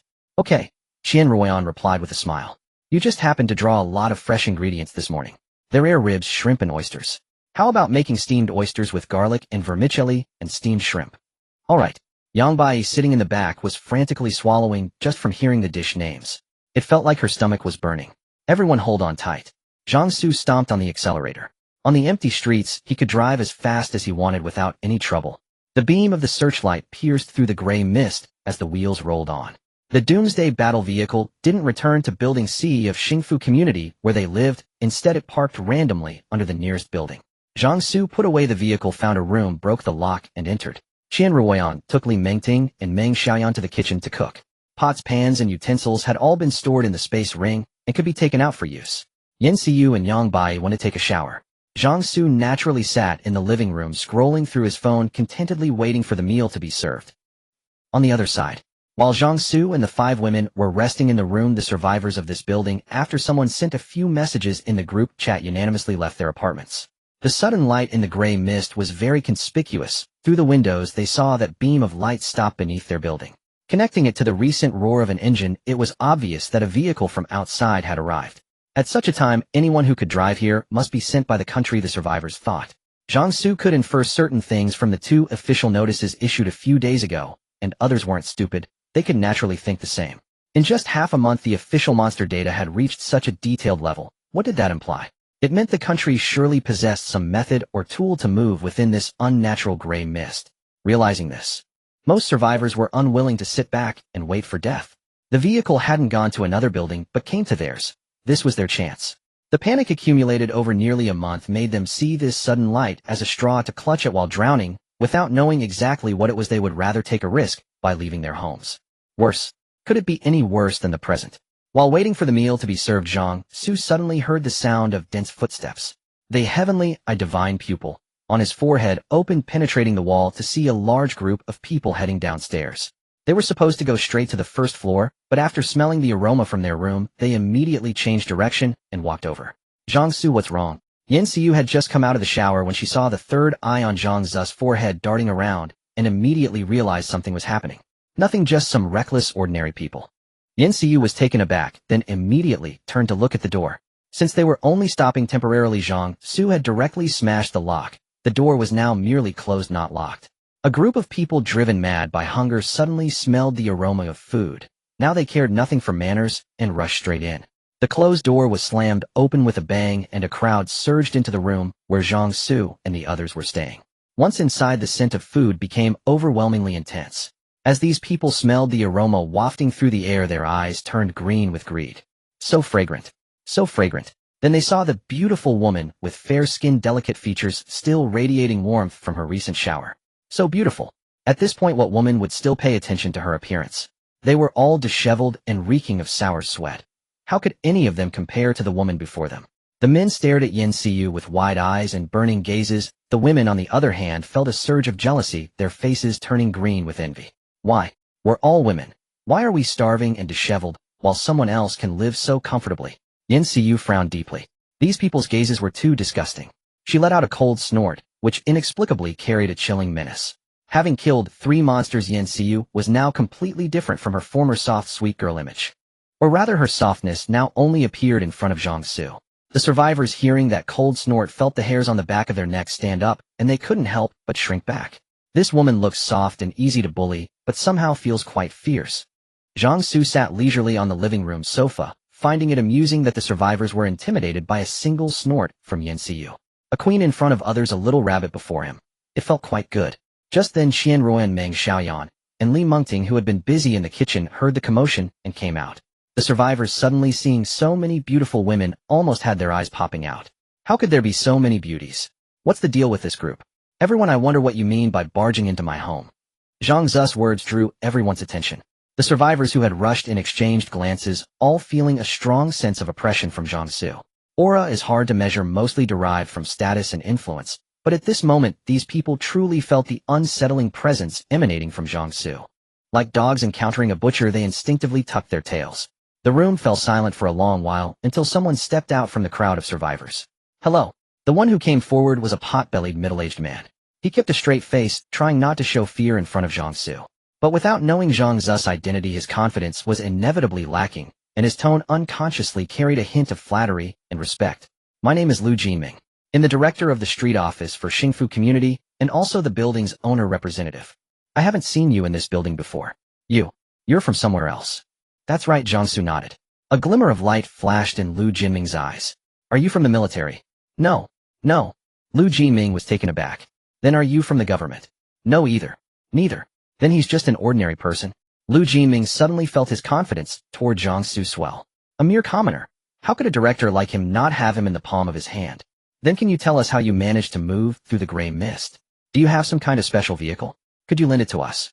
Lu Jinming hadn't yet considered leaving the community since the internet was full of news about monster attacks everywhere. Other places might not be safer than here. But with a vehicle he could run to the supermarket in the community. The supplies there would be enough to sustain him for a while longer. Zhang Xu watched as Lu Jinming's attitude changed rapidly upon learning he wasn't from the government. The polite Nin became Ni, and his tone lost its earlier respect and flattery. Shaking his head inwardly. No. Lu Jinming's tone rose by several degrees. His face darkened instantly. What's the matter with you, young man? Lu Jinming put on the airs of a street director, frowning angrily, looking down and pointing fingers. This is a difficult time for the country. Everyone is starving. You can't just think of yourself and ignore others' lives. You have no sense of sacrifice at all. Wouldn't it be better if we all survived together with the food? That's right. People can't be so selfish. The others quickly chimed in. Your car is parked downstairs, right? Lu Jinming stood looking down at Zhang Xu. He now thought Zhang Xu was just a lucky guy who had somehow found a vehicle unaffected by the gray mist. That's why he had so much food and so many beautiful women with him. Once he got the car keys, the food, and the women would all be his. Now as the street director, I'm requisitioning your vehicle. Hand over the keys quickly. When the gray mist recedes, I'll apply for a good citizen award for you. Zhang Xu looked at the arrogant Lu Jinming and shook his head. Sigh. Why are there always fools like you who can't face reality? I was planning to have a meal here and didn't want to dirty the place. Why do you have to seek death on your own? Lu Jinming's heart skipped a beat. What does this guy say? But before that thought could finish in Lu Jinming's mind, a flash of sword light whooshed through his forehead. Then like a fluttering butterfly, the sword light pierced through the foreheads of everyone who had spoken up earlier one by one. The next moment bodies thudded to the ground one after another. Zhang Xu rose from the sofa. Honestly, I just wanted to have a quiet meal here and leave. But you always force me to kill. The survivors who hadn't echoed the earlier taunts, and thus survived, stared wide-eyed at the corpses beside them, their throats emitting guttural beast-like sounds. Murder! Their paralyzed minds snapped back, and the surviving onlookers shrieked, scrambling frantically for the door. Who said you could leave? 3 guardian swords materialized, blocking their path. The surviving onlookers stumbled to a halt, trembling. The image of that sword killing with such casual ease was seared into their minds. Now seeing 3 swords hovering before them, they felt a chill run down their limbs, too terrified to move. Zhang Xu looked at the corpses strewn across the living room floor, feeling a pang of annoyance. If these people had been more courteous, he wouldn't have minded giving them some monster corpses for food. That morning he had left the ironclad pterosaur's body for the survivors in his building. Some whose food had run out were forced to try eating its meat out of sheer desperation. It turned out to be edible, and extremely filling. A small piece was enough to satisfy hunger. The only downside was the terrible taste, sour, astringent, and tough. Those who ate it spread the word through the owner's group and thanked Zhang Xu. It might taste bad, but when your life depends on it, you can't be picky. Zhang Xu wasn't born a bloodthirsty, cold-hearted killer. Without the forced calm ability granted by the king's power, he wouldn't have found it so easy to kill whether human or monster the first time. In the past, without power or resources, self-preservation was the priority. Now that he had some power and possessed things he didn't particularly value, he wasn't about to hoard them. But the condition was, I can give, but you cannot take. Reach out a hand and head cut it off. As for using status to pressure or morality to blackmail, come on, look at the situation now. As long as the gray mist hasn't receded and the state hasn't re-established social order, this is a primitive dog-eat-dog world. Past identities and morals hold no sway. You. The surviving onlookers nearly knelt before Zhang Xu. They'll give you 10 minutes to move the bodies out and clean the floor. Then you can get the hell out. Fail to do it, and you can lie here with them. He still had to eat here, and leaving this mess around would ruin his appetite. The survivors felt as if a great pardon had been granted. Yes, yes, yes. Their survival instincts kicked in, lending them strength as they scrambled to haul the corpses out. You three go back to cooking, Zhang Xu said, looking at Li Mengting and the others. Okay. Li Mengting and Meng Xiaoyan, their faces slightly pale, nodded eagerly like pecking chicks. Qian Ruoyan, however, showed little reaction. Though her time with Zhang Xu hadn't been long, she had witnessed such scenes once or twice before. It was nauseating at first, but one gets used to it. Driven by the fear of death, the people worked swiftly, cleaning the room in less than 5 minutes. During the process, some caught the aroma wafting from the kitchen, and their stomachs growled, but the memory of Zhang Xu's recent kill kept their lips sealed. They could only clutch their bellies and hurry away. Yet some, driven mad by hunger, lingered after the others left, their eyes fixed on the corpses piled near the fire escape. The blood-speckled, tender flesh held a strange allure, and a dark, fathomless glint slowly crept into the depths of their eyes. Gulp. Their throats bobbed. Meanwhile, Zhang Xu was preparing for lunch. After a flurry of activity in the kitchen, Li Mengting and the others produced a large table full of dishes.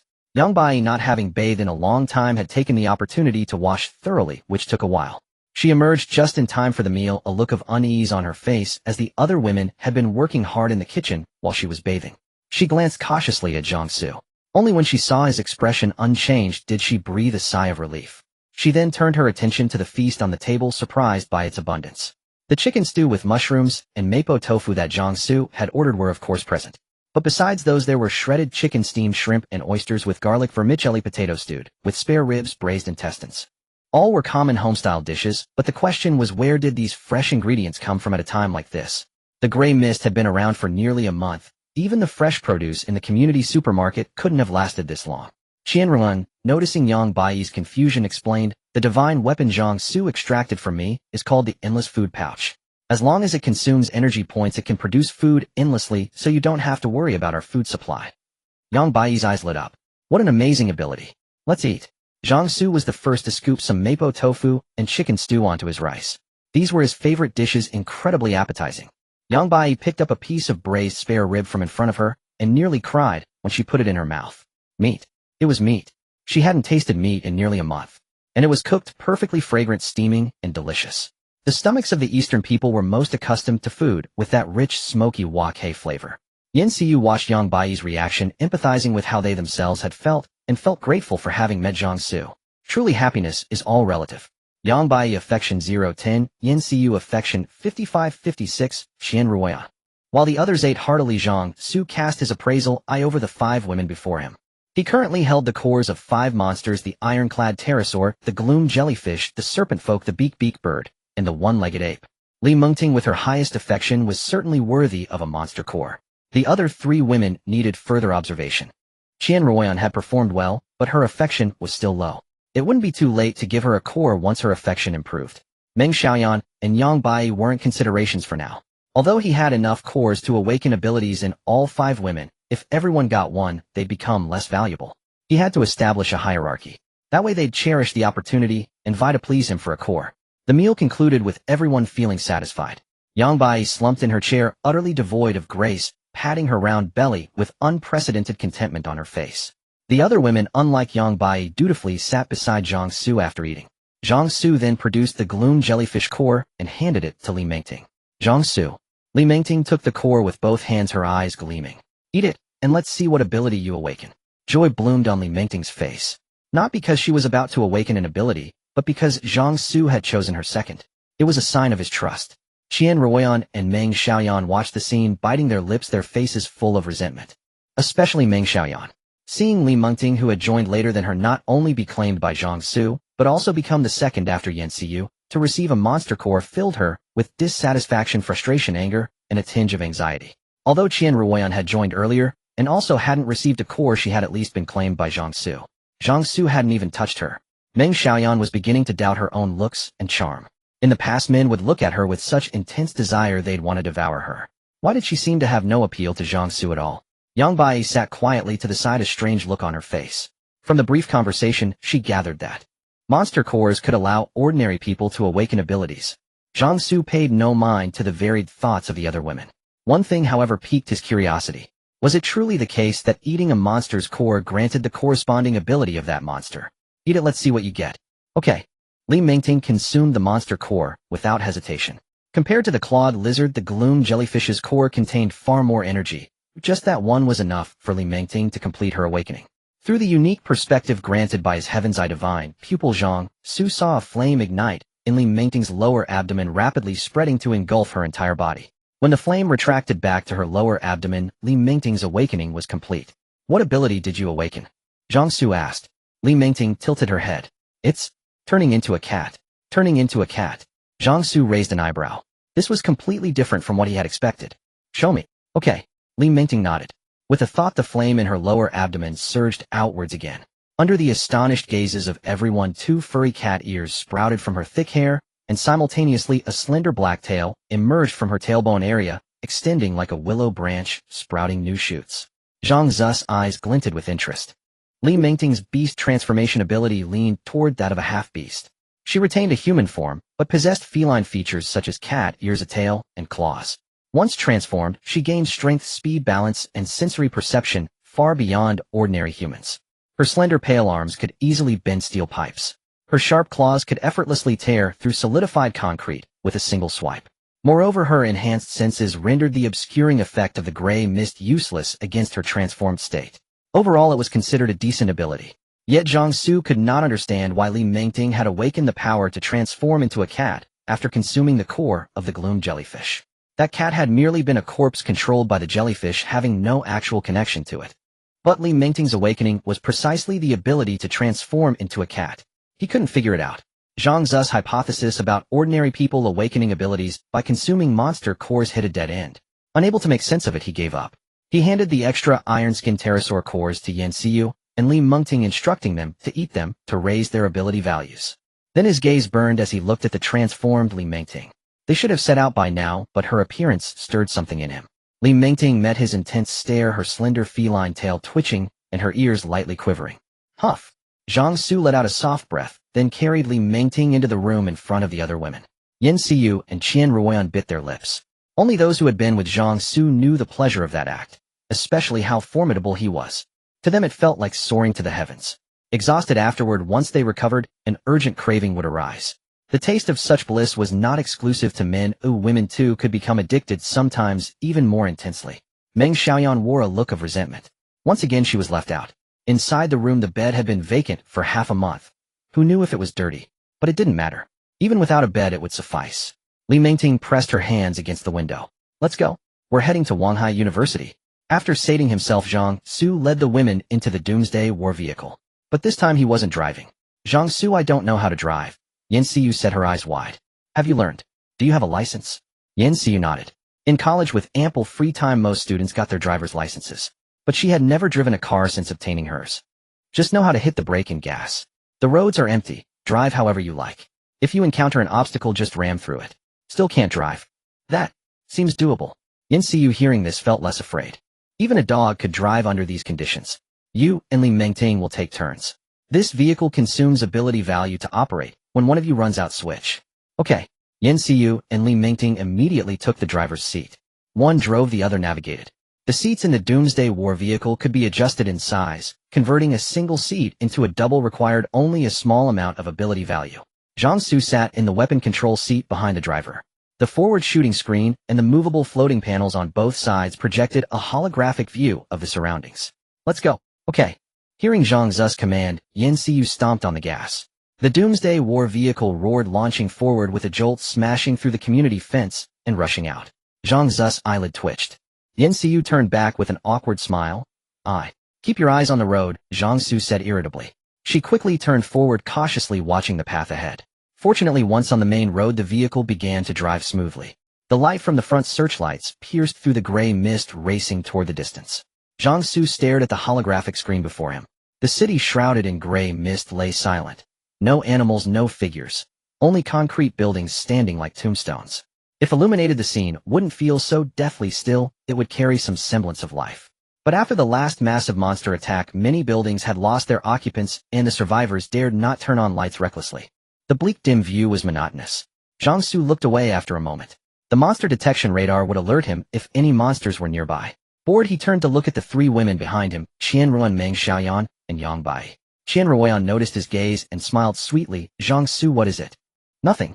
Zhang Xu's eyes swept over the three women. All were beautiful with delicate features, each possessing a distinct style.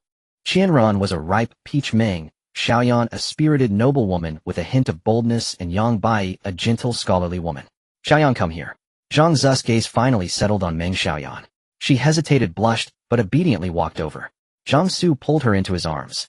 A soft warm sensation and a faint fragrance enveloped him. Meng Xiaoyan's face flushed crimson. She hung her head too shy to meet his eyes, feeling both bashful and elated. Among the five women aside from the newly joined Yang Bai, Yan Xiu, Qianrun, and even Li Mingting, who came later, had all been intimate with him. Only she had not. This wounded her pride, as she had always been confident in her figure and appearance. Zhang Xu looked at the woman in his arms, who blushed even before being touched.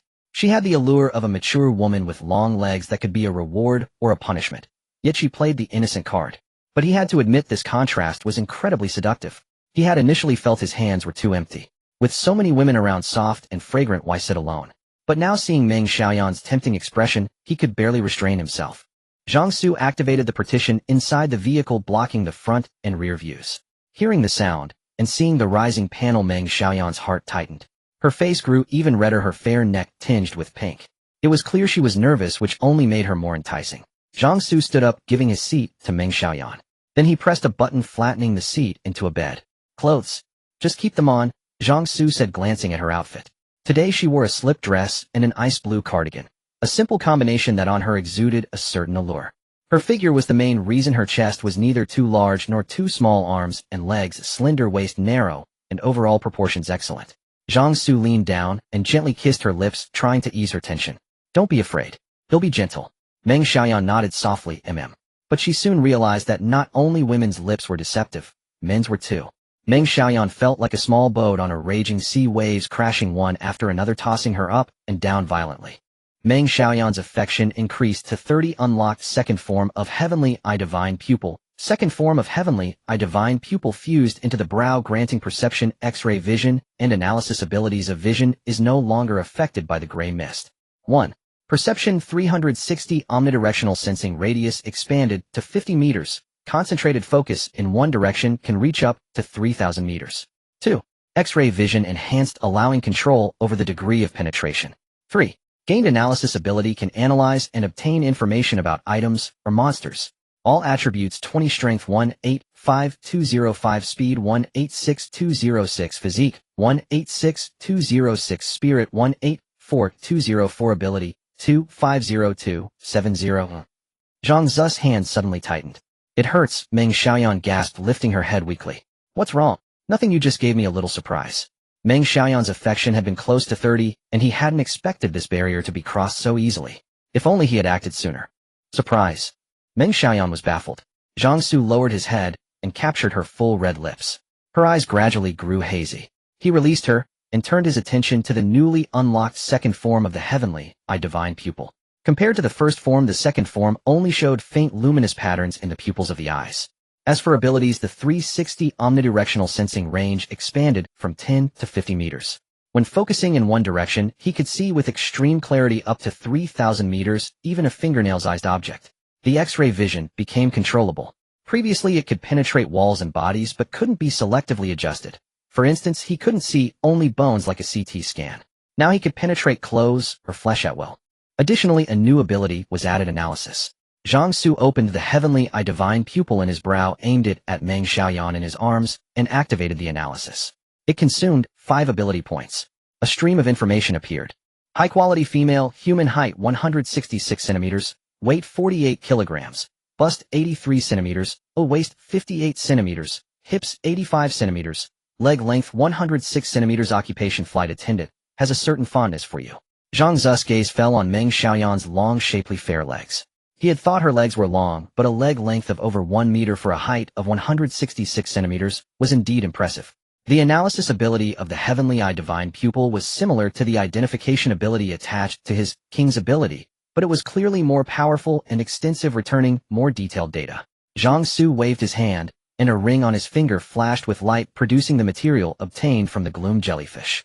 He aimed the heavenly eye divine pupil at the material, and activated analysis. Material dropped from the otherworldly creature, gloom jellyfish, human given name, one of the components for crafting gloom armor. Zhang Xu's gaze instantly sharpened. The otherworld. Zhang Xu's expression was one of intense excitement. He hadn't expected to suddenly learn the source of those monsters. So, his earlier speculation was correct. The gray mist enveloping Blue Star, and the monsters within it truly did come from another world. Stop the car. Zhang Xu suddenly shouted. Yan Xiu slammed the brakes in fright, the screech of tires echoing through the empty, silent street. Zhang Xu, what's wrong? Yan Xiu turned back, looking confused and uneasy. It's nothing, just open the door. Yan Xiu complied. Zhang Xu darted out of the car. The heavenly eye, on his brow, focused on the pervasive gray mist. 5 points of ability energy consumed. Analysis ability activated. Unnatural gray mist, a mysterious gas from another world containing a special form of energy. Due to the high-density energy within this mist can dull the 5 senses of ordinary beings. Creatures living within the mist for prolonged periods will undergo incredible evolution after absorbing its unique energy. The efficiency of this energy absorption varies from person to person. Zhang Xu stared at the information flashing before his eyes. His mind began to race like a storm. Could the emergence of espers be connected to the special energy in the gray mist? Prolonged exposure could trigger evolution. So, if the mist never recedes, could everyone on Blue Star eventually awaken their abilities? Then why can ordinary people awaken abilities by consuming monster cores? Zhang Xu quickly pulled out the core of the iron-winged pterosaur. Core of the rank monster, iron-winged pterosaur, from another world named and classified by humans. The core contains a vast amount of the gray mist's special energy. Espers below rank can increase their ability value by 1 point upon consumption, while ordinary people can awaken their abilities. The abilities awakened by ordinary people through consuming monster cores are influenced by their own physique and the specific core. Zhang Xu scanned this information. He now understood that the essence of awakening for both espers and ordinary people consuming cores was absorbing that special energy from the mist. The cores within monsters were crystallized forms of that energy, similar to the flame he had seen in the lower abdomen of espers. He just couldn't figure out why the awakened on Blue Star and the monsters from the other world, despite both evolving by absorbing the same energy, manifested in such different forms. The Heavenly Eye's analysis ability offered no explanation for this. Zhang Xu didn't dwell on it. He wasn't a researcher, and figuring all this out would be a thankless task. He then proceeded to take out the monster cores from his spatial ring one by one to analyze them. Core of the Frank monster, scorpion-tailed wasp, named and classified by humans. Core of the rank monster, humanoid serpent, named and classified by humans. Next, he took out the monster corpses for analysis. Corpse of the iron-winged pterosaur meat is edible, contains no special energy from the mist, provides ample energy and satiety, but has a sour and unpleasant taste. Corpse of the big-beaked bird meat is edible, contains no special energy from the mist, provides ample energy and satiety, and tastes delicious when grilled. After this round of analysis, Zhang Xu learned a great deal. The analysis ability gained from the Heavenly Eye's second form was practically a portable search engine, proving immensely helpful to him in many aspects. And this was only the second form. There were still the third, fourth, and fifth forms to come. He wondered what surprises they would bring. He needed to accelerate his progress on winning over Meng Xiaoyan. Zhang Xu, what were you doing just now? Why did you suddenly get out of the car and bring out all those monster corpses? The 5 women in the car looked at him curiously as he got back in. It's good news, Zhang Xu said with a smile. Let's keep driving. The 5 women didn't press further. Yan Xiu continued driving towards Wanghai University. Zhang Xu pulled Meng Xiaoyan back into his arms. You did great this time. Meng Xiaoyan looked confused, unsure what she had done to deserve such praise. After all, Zhang Xu had done all the work, she had just been tagging along. But she could feel his genuine fondness for her at this moment. Meng Xiaoyan appreciated this, her expression brightening instantly. Meng Xiaoyan's affection 3037. Zhang Xu hadn't expected this beautiful, mature-looking flight attendant to be so innocent and easily flustered. A simple tease, and her affection soared. The steel beast-like doomsday vehicle sped through the dead gray mist, drawing closer to Wanghai University. Along the way, Zhang Xu spotted a large shopping mall through the holographic screen. Is that the Wanghai Commercial Center ahead? Hearing Zhang Xu's question, the 5 women all looked over. Yes, Li Mengting replied. That's the Wanghai Commercial Center. In recent years, Wanghai City had built an educational resource hub around Wanghai University, which attracted many businessmen to invest, gradually forming a large comprehensive commercial district. The Wanghai Commercial Center was born from this background. It housed office buildings, a cultural center, and a massive shopping mall claimed to be the largest in the city, stocked with everything imaginable. Let's stop there for a bit. There was still plenty of space left in his spatial ring. Since they were passing by, he might as well do a bit of scavenging and stock up on supplies for the future. Mengting, you come with me. The rest of you stay in the car. Yan Xiyu wanted to go along. You need to stay? They don't have abilities and can't drive this vehicle. Fine, Yan Xiyu pouted. Zhang Xu led Li Mengting into the shopping complex. Their method of entry was, of course, to simply slice open an entrance with his blade. Stay close to me. The heavenly eye on Zhang Xu's brow glowed faintly, illuminating the pitch-black environment for him. Got it. Li Mengting wouldn't have left his side, even without being told. The Wanhai Commercial Center was vast, its shops arranged in close succession. Because the phenomenon had occurred late at night, when they woke the next morning they found the world shrouded in thick gray mist. So every shop was closed and locked. But that didn't stop Zhang Xu. He could easily cut his way in with a single swing of his blade. Zhang Xu first went to the clothing section. He could get food from the endless food bag, and monster meat was also edible, so he wasn't worried about that for now. But daily necessities like clothes definitely needed to be stocked up. With a wave of his hand, he cleared out the inventory of several clothing stores. He walked and collected, utilizing the spatial ring's ability to organize storage into distinct sections. He had currently categorized areas for clothes, daily necessities, monster cores, monster corpses, food, and living beings. The spatial ring, after its fourth form was unlocked, could briefly store living creatures. Zhang Xu. Li Mengting had activated her ability upon getting out of the car, transforming into her catgirl form. Cats have night vision, and Li Mengting possessed the same in her transformed state, so the darkness here posed no issue for her. Zhang Xu, I feel like someone's here. Her enhanced sense of smell allowed Li Mengting to accurately discern various scents even in this complex environment. Logically speaking, the gray fog had appeared in the dead of night and silently enveloped the entire world by the next day. At this hour there should be no one in the Wanhai Commercial Center except for the night security guards. Yet after Li Mengting transformed into a catgirl, she detected a massive concentration of human scent here, along with the scent of blood. Zhang Xu's physical constitution now surpassed the limits of the human body by more than 20 times, and his 5 senses were equally formidable. However, he was noticeably inferior to Li Mengting in terms of sensory enhancement, because the pervasive gray fog interfered with his perception. Without the Heaven's Eye divine pupil, his current eyesight could not penetrate the fog for any significant distance. But after Li Mengting's beast transformation, the fog no longer affected her. It was as if she had become one of the monsters that dwelled within the gray mist. Upon hearing Li Mengting's words, Zhang Xu's first thought was whether there might be monsters inside the Wanhai Commercial Center. He took out his phone and called Yan Xiyu. Has the detection radar picked up any monsters? Yan Xiyu glanced at the quiet radar screen. No, it's not showing any monsters in the vicinity. Good, Zhang Xu nodded. Keep the line open and keep a close watch on the radar. Inform me immediately if anything seems off. Understood. Yan Xiyu's small face was extremely solemn. Zhang Xu suddenly felt that cultivating the women around him and forming a team of superpowered individuals was a necessary endeavor. His abilities were formidable, but he was not yet invincible in this world. A team centered around him providing support, logistics, and assistance would undoubtedly be a great advantage in facing the coming tides. Just then Zhang Xu's gaze swept across a boutique selling special attire. Perhaps establishing a maid combat unit in the future wouldn't be a bad idea. The radar hasn't detected any monsters, so I'll continue.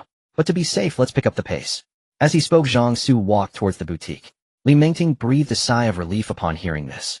As long as it wasn't a monster. When it came to humans, she was confident that no one could be a match for Zhang Xu. With her favorability over 90, Li Mengting's trust in Zhang Xu was almost blind, colored by a filter she herself didn't even recognize. When she came to her senses, she saw what kind of shop Zhang Xu was currently looting, and her face flushed slightly. Uniforms in certain contexts were treasures for men that could enhance their attack speed. However, compared to those fakes dressed in costumes, she believed that a genuine three-dimensional catgirl would hold a greater allure for Zhang Xu. It was just that the right moment to showcase this hadn't presented itself yet. With this thought, Li Mengting's mind was flooded with various pixelated images. She didn't even hear Zhang Xu calling her. Zhang Xu walked over and grabbed Li Mengting's cattail.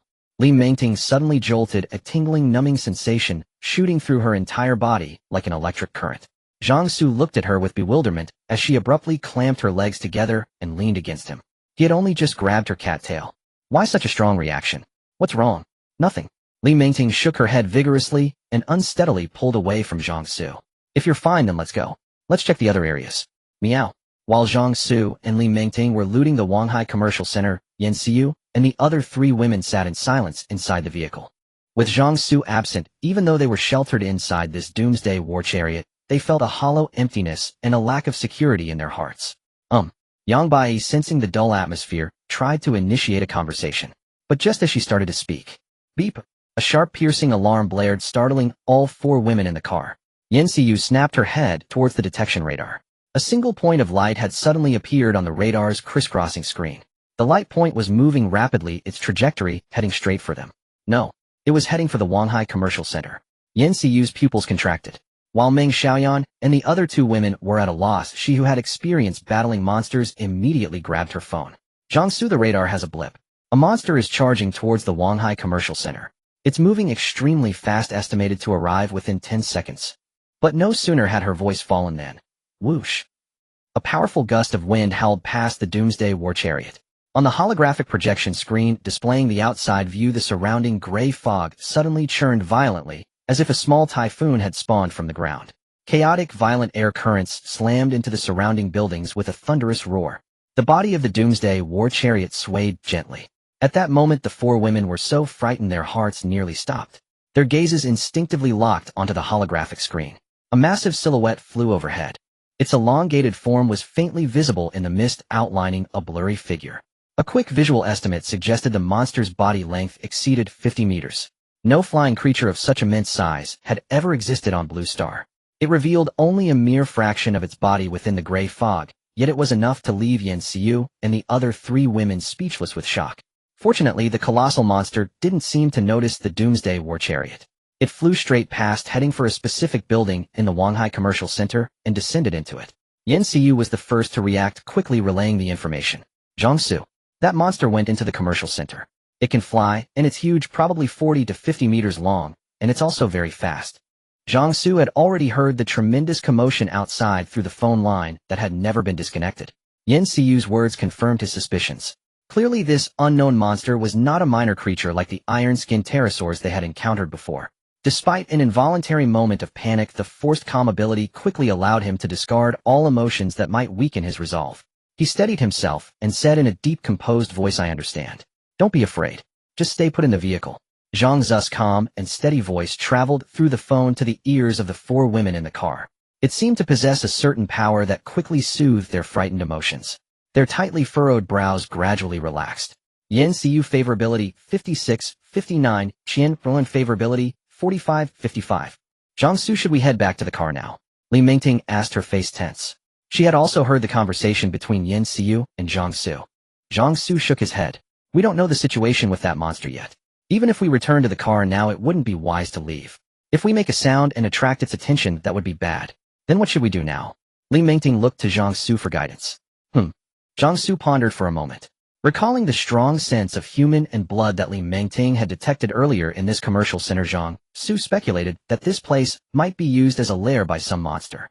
The sense of humans and blood were probably emanating from the prey that the monster had hunted and brought back. Zhang Xu could patiently wait for the monster's next departure to hunt, but the timing was uncertain. Although he had the time to spare, he didn't want to waste it here.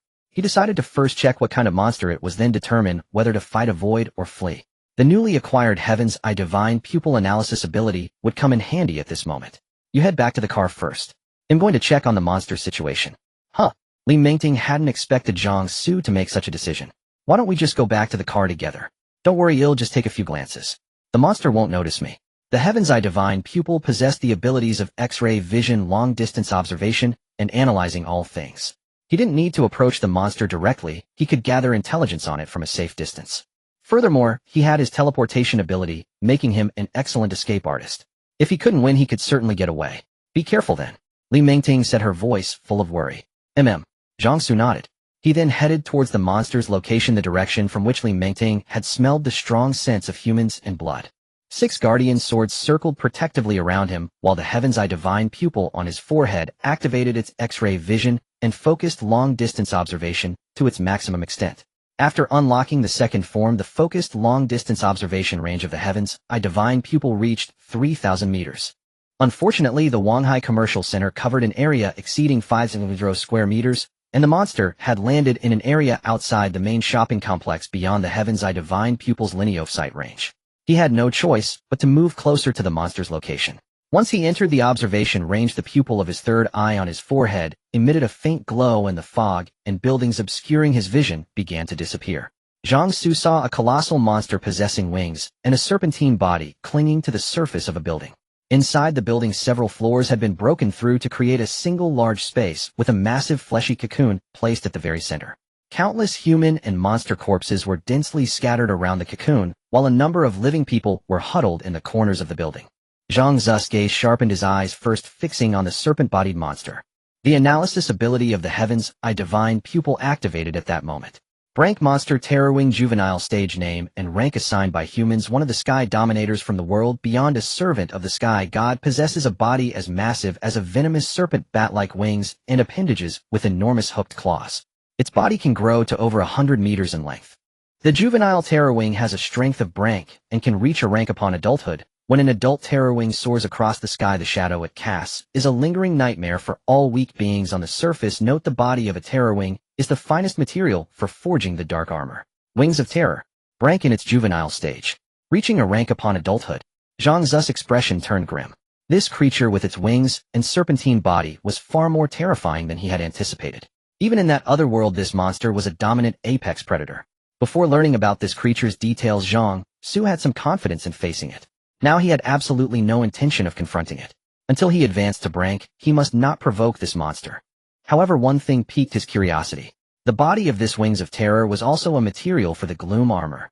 What exactly was this gloom armor that it required materials from an rank monster to forge? Moreover, Zhang Xu was particularly concerned that the analysis ability had not appended any human-related annotations to the gloom armor. What did this imply? It meant that the gloom armor was not something created by humans. Yet, judging by its name, it was clearly a human artifact. Could it be that other world also harbored an intelligent civilization? Zhang Xu found this highly plausible. It wasn't inconceivable for a world teeming with life to nurture an intelligent civilization.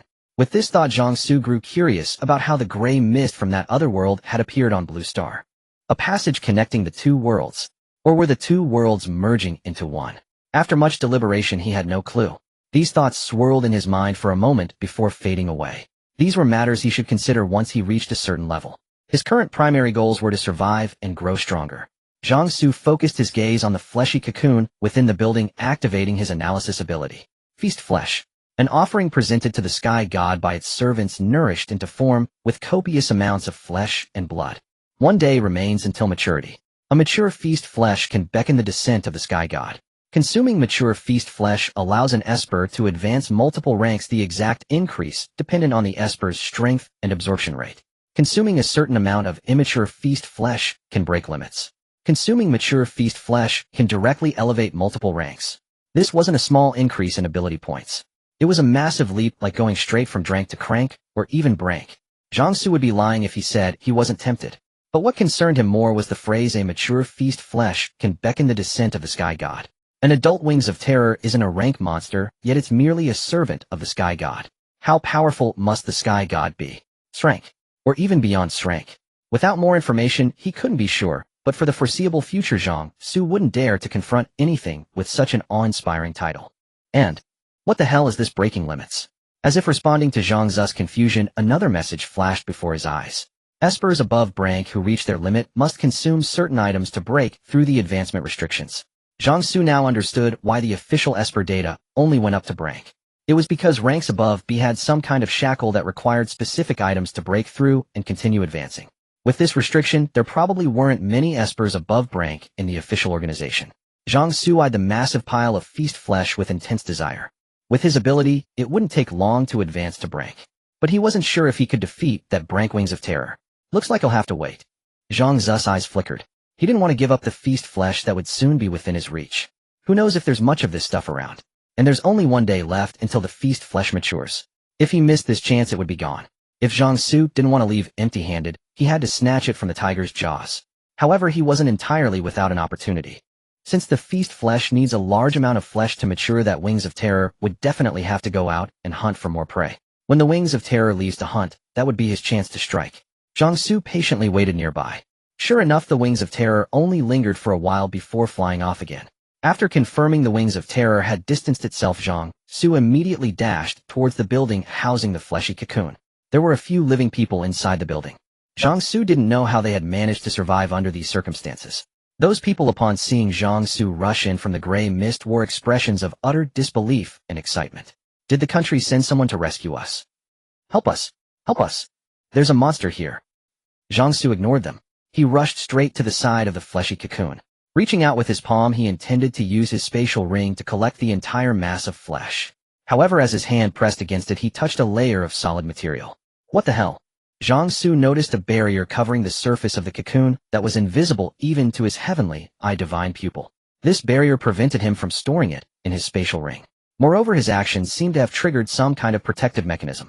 The entire cocoon began to emit rippling waves of blood-red light from its base upwards. Whoosh! A tentacle shot out violently from the cocoon. Zhang Xu leaped backward, dodging the sweeping strike of the tentacle.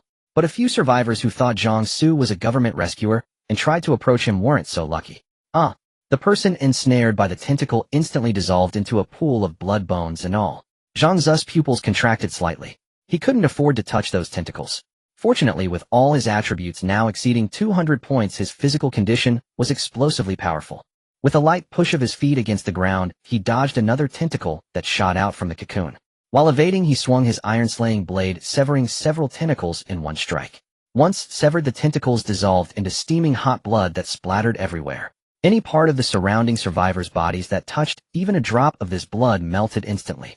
Relying on his formidable physique, Zhang Xu moved nimbly across the building's walls, easily dodging the splattering blood. Watching the tragic state of the survivors, Zhang Xu found the situation tricky. Those tentacles couldn't be touched, nor could they be cut carelessly, as the splattered blood was a significant hazard. Moreover, as the blood-red light on the cocoon pulsed more urgently, more and more tentacles extended outwards. He had to end this quickly. Zhang Xu's gaze fixed on the fleshy cocoon.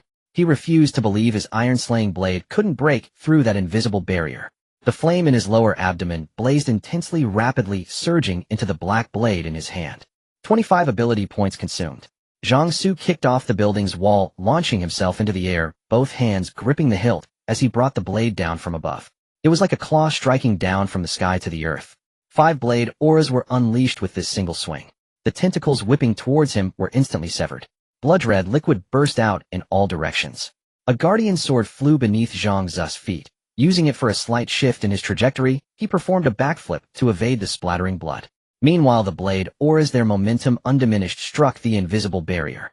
With a BOM like the flickering static of an old television, a multitude of shimmering light spots appeared in the void. This was the first time Zhang Xu had encountered something his iron-slaying blade couldn't cut through. If one strike wasn't enough, then 2 or 3. The instant Zhang Xu landed, 25 more ability points were consumed as he unleashed another set of 5 claw-like blade auras. He immediately followed up with another slash. The 10 blade auras, unleashed less than a second apart, nearly converged into one as they howled towards the fleshy cocoon. Sensing the intense crisis, the fleshy cocoon erupted with a violent burst of blood-red light. When the 10 blade auras collided with the invisible barrier, a blinding flash akin to sparks from welding erupted. Zhang Xu immediately shut his physical eyes. But the heavenly, divine pupil on his forehead remained open. Despite its name, it was actually a divine weapon unaffected by intense light. Through the heavenly divine pupil, Zhang Xu saw the invisible barrier being cleaved open by his blade auras. Though most of their energy was expended, the remainder successfully sliced through the fleshy cocoon. A torrent of blood gushed out, melting the surrounding bricks and steel rebar. Screech! A piercing cry that could shatter eardrums suddenly erupted. Unfazed, Zhang Xu's feet moved swiftly, his body gliding as he quickly reached the chunks of flesh that had been sliced off the cocoon. With a flash of light from the spatial ring on his hand, the chunks of flesh were instantly stored away. Zhang Xu grabbed the chunk of flesh and immediately fled. This cocoon of blood and flesh was too bizarre, as if it possessed a consciousness of its own. At the same time, he feared that the wings of terror would sense the disturbance here, abandon its hunt, and come back. Big brother, save us. Please save us. Take us with you. The surrounding survivors writhed on the ground, clutching their ears and letting out agonizing screams. Several of them seemingly awakened ones were less affected and could still scramble towards Zhang Xu. Zhang Xu witnessed the misery around him, his gaze hardening briefly, but the forced calm ability swiftly suppressed such useless emotions. Even without him, these people were doomed eventually. Not to mention the brank wings of terror and this semi-sentient feast flesh. When the feast flesh matured, it would beckon the descent of the so-called sky god. And when that happened, these people would meet their end anyway. Leave this place now. It's your only chance to live. After tossing out those words, Zhang Xu charged straight into the gray mist. You were just leaving us like this after causing all this. The survivors watched Zhang Xu vanish into the mist, stomping their feet, their eyes blazing with fury. Though they were awakened, their abilities didn't enhance their senses, making it impossible for them to navigate the gray mist. You have the power, and you want to save us. You'll rot in hell. Curses and invectives rained from behind. Zhang Xu ignored them all, rushing back to the doomsday war chariot at top speed. The 5 women, Yan Xiu among them, brightened at the sight of Zhang Xu. But seeing his frantic expression, their hearts clenched. Move. I'm driving. Zhang Xu shoved Yan Xiu aside, seizing the driver's seat. Gripping the steering wheel, a stream of ethereal flame from the inferno burning in his lower abdomen flowed into the vehicle. The doomsday war chariot's engine roared to life, spinning up rapidly. Operating in stealth mode, the vehicle shot out like a dark shadow, leaving the Wanghai shopping city behind. Seeing Zhang Xu's reaction and recalling the monstrous creature, the 5 women's hearts leaped into their throats. Zhang Xu didn't dare turn on the headlights, fearing they'd expose the war chariot's position. But it didn't matter. The heavenly eye divine pupil on his forehead opened, allowing him to navigate. On the deserted road, the steel beast-like black vehicle sped silently, quickly distancing itself from the Wanhai Commercial Center. About 10 minutes later, a tremendous roar rolled over them from behind. Within that sound, everyone in the vehicle felt the sheer fury and murderous intent. Zhang Xu's eyelids twitched. 10 minutes of full-speed driving should have put a considerable distance between them, yet the roar was still audible. The wings of terror might be even more terrifying than he had imagined. Zhang Xu didn't dare stop. He drove the doomsday war chariot away at full speed, as if his tail were on fire. There had originally been a considerable distance between them and Wanghai University when they left the commercial center. But at Zhang Xu's top speed, that distance was covered in no time. Ahead, Wanghai University loomed. Zhang Xu slowed down and had Li Mingting take over the wheel. With her cat-like transformation granting her sight through the gray mist, she could drive without the headlights. Stepping away from the driver's seat, Zhang Xu's spatial ring glinted, and a pile of scorpion-tailed bee cores materialized in his hand. These cores contained a meager amount of gray mist energy, insufficient to increase an awaken's max energy pool, but perfect for replenishing spent energy. Having killed so many of those bees last time, he had a good stockpile of their cores. Zhang Xu shoved a handful into his mouth. The cores melted instantly, turning into warm streams that flowed into the flame in his lower abdomen. His depleted energy was slowly recovering. Only when it climbed back above 200 points did Zhang Xu stop. Zhang Xu. Yan Xiu ventured softly, seeing him calm down. Not now. Yan Xiu immediately fell silent. Zhang Xu stared at the monitor, wondering if the wings of terror could still track them. Had fled for quite a while, though it probably couldn't follow. To be safe against any possible aura-sensing abilities, he decided to keep the feast flesh stored in his spatial ring for the time being. Those things were only useful at Brank anyway. Objects stored in the spatial ring existed in a state of temporal stasis, so there was no risk of spoilage. A whirlwind of thoughts raced through Zhang Xu's mind. He decided they would spend the night in the Doomsday War Chariot. For one, the War Chariot's defenses were certainly better than a brick building. For another, it was equipped with a sensor radar, giving them instant warning of any monster's approach. And if the wings of terror did catch up, they could just step on the gas and leave without any frantic scrambling. With that decided, Zhang Xu looked at the 5 women. Apart from Li Mingting, who was driving the other 4, including Yan Xiu, wore anxious expressions. Mingting, find a hidden spot by the roadside and stop the car, Zhang Xu ordered in a low voice. We'll stay put for now. If nothing happens, well, enter the university after nightfall. Yes. The 4 women exchanged glances, but didn't object, obediently following orders. Zhang Xu nodded in satisfaction. With a wave of his hand, he produced milk, bread, and other food. All right, that's settled. Having arranged everything, Zhang Xu relaxed, leaning back into his seat. Yet his eyes never left the multi-angle surveillance feed projected by the chariot system. Honestly, with such a terrifying monster lurking near Wanghai University, he now considered the university a dangerous place, unsuitable as their next safe haven. But he had to come. The abundance of beautiful women at Wanghai University was a resource he could leverage to rapidly increase his strength. From online chatter and his contacts with Yan Xiu, Li Mingting, and Yang Bai, he knew the university was still relatively stable. Some awakened students had stepped up to protect everyone and collectively manage the food supplies.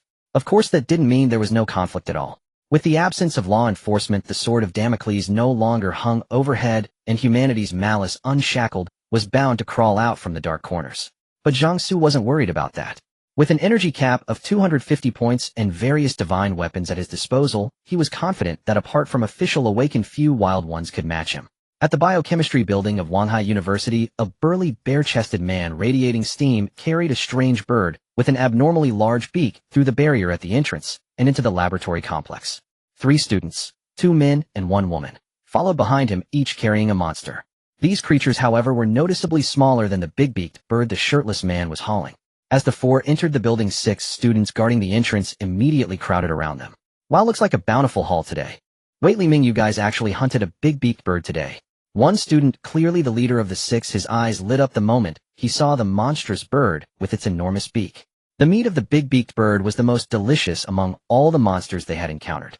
The meat of other monsters could fill one's stomach, but it tasted utterly awful. Were it not for the need to survive, that meat would be impossible to swallow. Deng Zhuoming, why are you on guard duty? Isn't it Yan Shumo's turn today? Li Ming slammed the big-beaked bird onto the ground with a loud thud. The other 5 students quickly rushed over to drag the bird to the kitchen. It's those international students again, Deng Zhuoming said, his face darkening. They came looking for trouble just now. Those international students are causing trouble again. The only girl among the 4 who had just arrived raised her delicate eyebrows upon hearing this, the blood-stained long blade in her hand trembling slightly. Deng Zhuoming nodded. You know Yan Shumo's temper. His name sounds gentle, but he's actually quite hot-headed. When they came to pick a fight, he immediately started bickering with them. Things escalated from arguing to a full-blown brawl. With you not here, we were no match for them. If Teacher Chen hadn't rushed out with a bundle of homemade explosives, more than just Yan Shumo would have been injured. How are Yan Shumo's injuries? Li Ming's gaze darkened. He's not in danger of dying. Besides, Wei Cece is there. She's treating him, so his guard duty has fallen to me, Deng Zhuoming said. Damn it, they awakened abilities, and instead of hunting monsters, they set their sights on us, the other 3 men cursed in anger. Due to the larger population base, and most being at their physical peak, the number of awakened superpowered individuals at Wanghai University was significantly higher than in Zhang Xu's Xingfu residential area. Because of this, when the monsters first attacked amidst the gray mist, a considerable number of superpowered individuals stepped up to fight the creatures, whether for self-preservation, to obtain monster cores, or to protect their classmates. As a result, a substantial number of students survived that initial monster assault. However, the dormitory buildings had been severely damaged by the monsters and were littered with corpses and blood. Li Ming's group had thus relocated from the dormitories to the biochemistry building. What demands did those international students make? Li Ming asked in a low voice. His awakened ability was full-body human enhancement, which greatly reduced the gray mist's weakening effect on his senses, allowing him to venture into the mist to hunt monsters. Deng Zhuoming gritted his teeth and said, they want us to give them a portion of the monster cores we obtain. Consider it protection money. At these words, everyone's expression turned grim. Monster cores were the resource they used to enhance their ability levels. They risked their lives to hunt monsters for them, and those international students wanted to just waltz in and take a portion of their cores by merely asking. What wishful thinking. Damn it, those guys are ugly in both looks and thoughts. They don't have the guts to enter the gray mist and hunt for cores themselves, but they want to rob us. No wonder Yan Shiheo got into a fight with them. If I were here, I'd have fought them too. Stop with the big talk, the girl with the blade rolled her eyes. You're such a coward. If a group of superpowered individuals surrounded you, would you really dare to make a move? The challenged man's face turned red instantly, and he stiffened his neck and retorted, why wouldn't I dare? Even if they all came, if they started spewing nonsense in front of me, I'd go up and fight them all. The girl with the blade rolled her eyes so hard they nearly disappeared into the back of her head, but since they were teammates, she held back her usual sarcastic remarks. I say we fight back, she suggested. The teaching area of Wanghai University connected its various laboratory and classroom buildings with a long corridor. Thus, even though the gray mist weakened their senses, they could still move freely between the buildings. The international students weren't in their dormitory area, but after the monster attack, they had also moved into the physics building, which was the closest to them. Li Ming shook his head at this. Su Yingying, those international students are not weak. We have no advantage if we fight them. Don't be impulsive. The girl named Su Yingying pouted, unconvinced. Let's not worry about the international students for now. They'll be stationed here at the biochemistry building from now on. All right. With you here, those international students will have to think twice before coming again, wondering if they can withstand a punch from you. And with that, the matter of the international students was temporarily settled. Deng Zhuoming looked around at the group, hesitated for a moment, then spoke again. Have you guys heard about what happened at the science building? The science building? Isn't that Huang Zhongshuan's territory? Did it get attacked by monsters? Su Yingying replied casually. In present-day Wanghai, the surviving students and teachers had formed survivor groups centered around superpowered individuals. Huang Junxian was the leader of the superpowered group in the science building. No, Deng Zhuoming shook his head, his expression complex and hard to read. There was no monster attack. Then what is it? Stop beating around the bush. Is it fun to keep us in suspense? Su Yingying frowned. She hated people who weren't straightforward. Couldn't they just say it all at once? Fearing Su Yingying might resort to violence, Deng Zhuoming quickly said, it's Huang Junxian. He publicly declared to everyone in the science building that apart from the superpowered individuals, everyone else would be his slaves from now on. He even did that to Teacher Li in front of everyone. Teacher Li was one of the beauties of Wanghai University, though slightly less stunning than Professor Yang Bai. She was still quite attractive. Many students referred to Teacher Li and Professor Yang as the two golden flowers of the university's teaching staff. What did you say? Su Yingying's eyes widened in disbelief. Deng Zhuoming shrank back slightly. I just found out from the school forum. I heard that those who opposed him were killed by Huang Zhengshuan's men, and their bodies were hung in front of the blackboard in the classroom they've taken over. This. The others exchanged glances, all feeling a sense of disbelief. Could humanity really sink to such depths in less than a month since the gray mist appeared? Initially, when food was scarce, everyone knew some women traded their bodies for food. But then the monsters appeared. Although they brought danger, they also brought food. Most monster meat tasted terrible, but it was more than enough to fill one's stomach. Why, after surviving the most difficult times at the beginning, would someone suddenly go mad now that they could barely manage to live in relative stability? Isn't he afraid of legal repercussions? Su Yingying found it hard to accept. Deng Zuming's smile was bitter. Legal repercussions. Yingying, what law is there anymore? Who knows when the gray mist will recede, or if new more terrifying monsters will appear? We've all felt like things were getting safer, that we could survive. But how long can this kind of life last? Have you forgotten that terrifying flying monster last time? The only reason it left was because there seemed to be another equally terrifying monster in the East River, and after a standoff the flying monster chose to retreat. Think about it, if that flying monster had actually landed on our campus, which superpowered individual could have stopped it? This kind of life, with no future in sight, never knowing when you'll die, and no strong national order to bind you. It's no wonder it drives people insane. Su Yingying's gaze deepened. She naturally remembered that terrifying flying monster. During the first monster attack on Wanghai University, that terrifying flying monster had been among them. As it flew by, the other ferocious-looking monsters let out terrified shrieks and fled, as if staying a moment longer would mean certain death. Whether it was fortunate or unfortunate, the East River next to Wanghai University seemed to harbor another monster of the same level as that flying one. When the flying monster appeared, a thunderous roar suddenly erupted from the riverbed, as if issuing a warning. After a brief standoff between the two monsters, the flying monster chose to leave. But that day, the sight of that dragon-like monster from the gray mist, its colossal body, churning the fog, as it flew past, Su Yingying felt she would never forget it for the rest of her life. At the same time, she felt a deep, genuine fear from the bottom of her heart. Staying inside the Doomsday War vehicle wasn't entirely uncomfortable. In fact, it felt even more reassuring than being in a brick-and-mortar house. The vehicle's hull, forged from special alloys, offered a level of safety comparable to some top-tier shelters. Its sensor radar could detect monsters prowling nearby, while the 6 built-in cameras provided real-time views of the surroundings. There was, however, one problem. There was no toilet. The group had no choice but to minimize their water intake, enduring the discomfort until nightfall. Half a day passed with no sign of the terrible wing. Zhang Xu was now certain that the creature could not track him. Let's get ready to head into Wanghai University.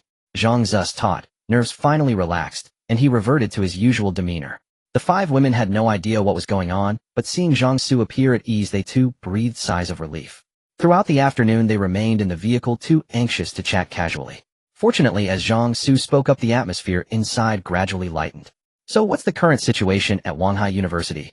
Zhang Xu inquired, directing his question to Yen Xiu, Li Mengting, and Yang Bai, who were all connected to the university. It's a mixed bag, Yen Xiu said with a frown. She hadn't been idle all afternoon, she had been diligently trying to contact her classmates and acquaintances. From what she learned about the current state of affairs at Wanghai University, she felt a mix of relief and shock. Yen Xiu shared all the information she gathered without holding back. Zhang Xu and the other women fell into deep thought. After a moment, Zhang Xu chuckled. Interesting, he said. A survivor group led by ability users. It's like we've stepped into a martial arts gang movie. Let's see if this dragon from across the river can overpower these local snakes. Seeing Zhang Xu in a joking mood, Meng Ruoyan quickly chimed in with a smile. Only a true dragon dares to cross the river. I'm sure no one at Wanghai University can stand in your way, Zhang Xu.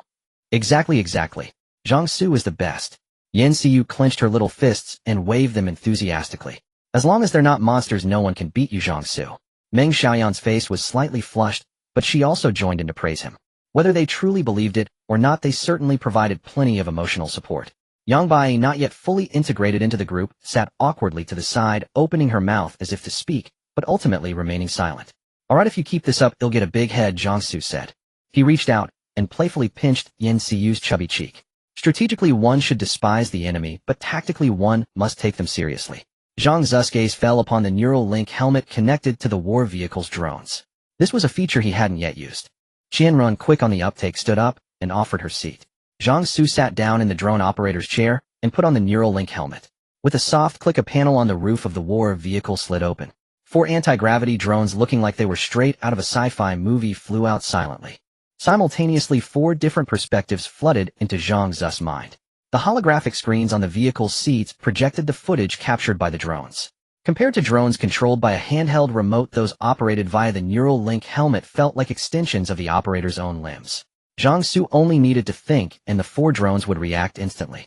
Combined with his high spirit stat of 204 points, he could easily split his attention to control all 4 drones simultaneously. They flew off in 4 different directions, entering Wanhai University. Currently, the drones were only equipped with visual capture capabilities, but that was sufficient for this purpose. Is that a monster nest over there? Yan Xiu pointed at one of the screens displaying the feed transmitted back by the drones. It showed a building completely shrouded in thick cobwebs. The entire building was wrapped in webs, which was clearly an ominous sign.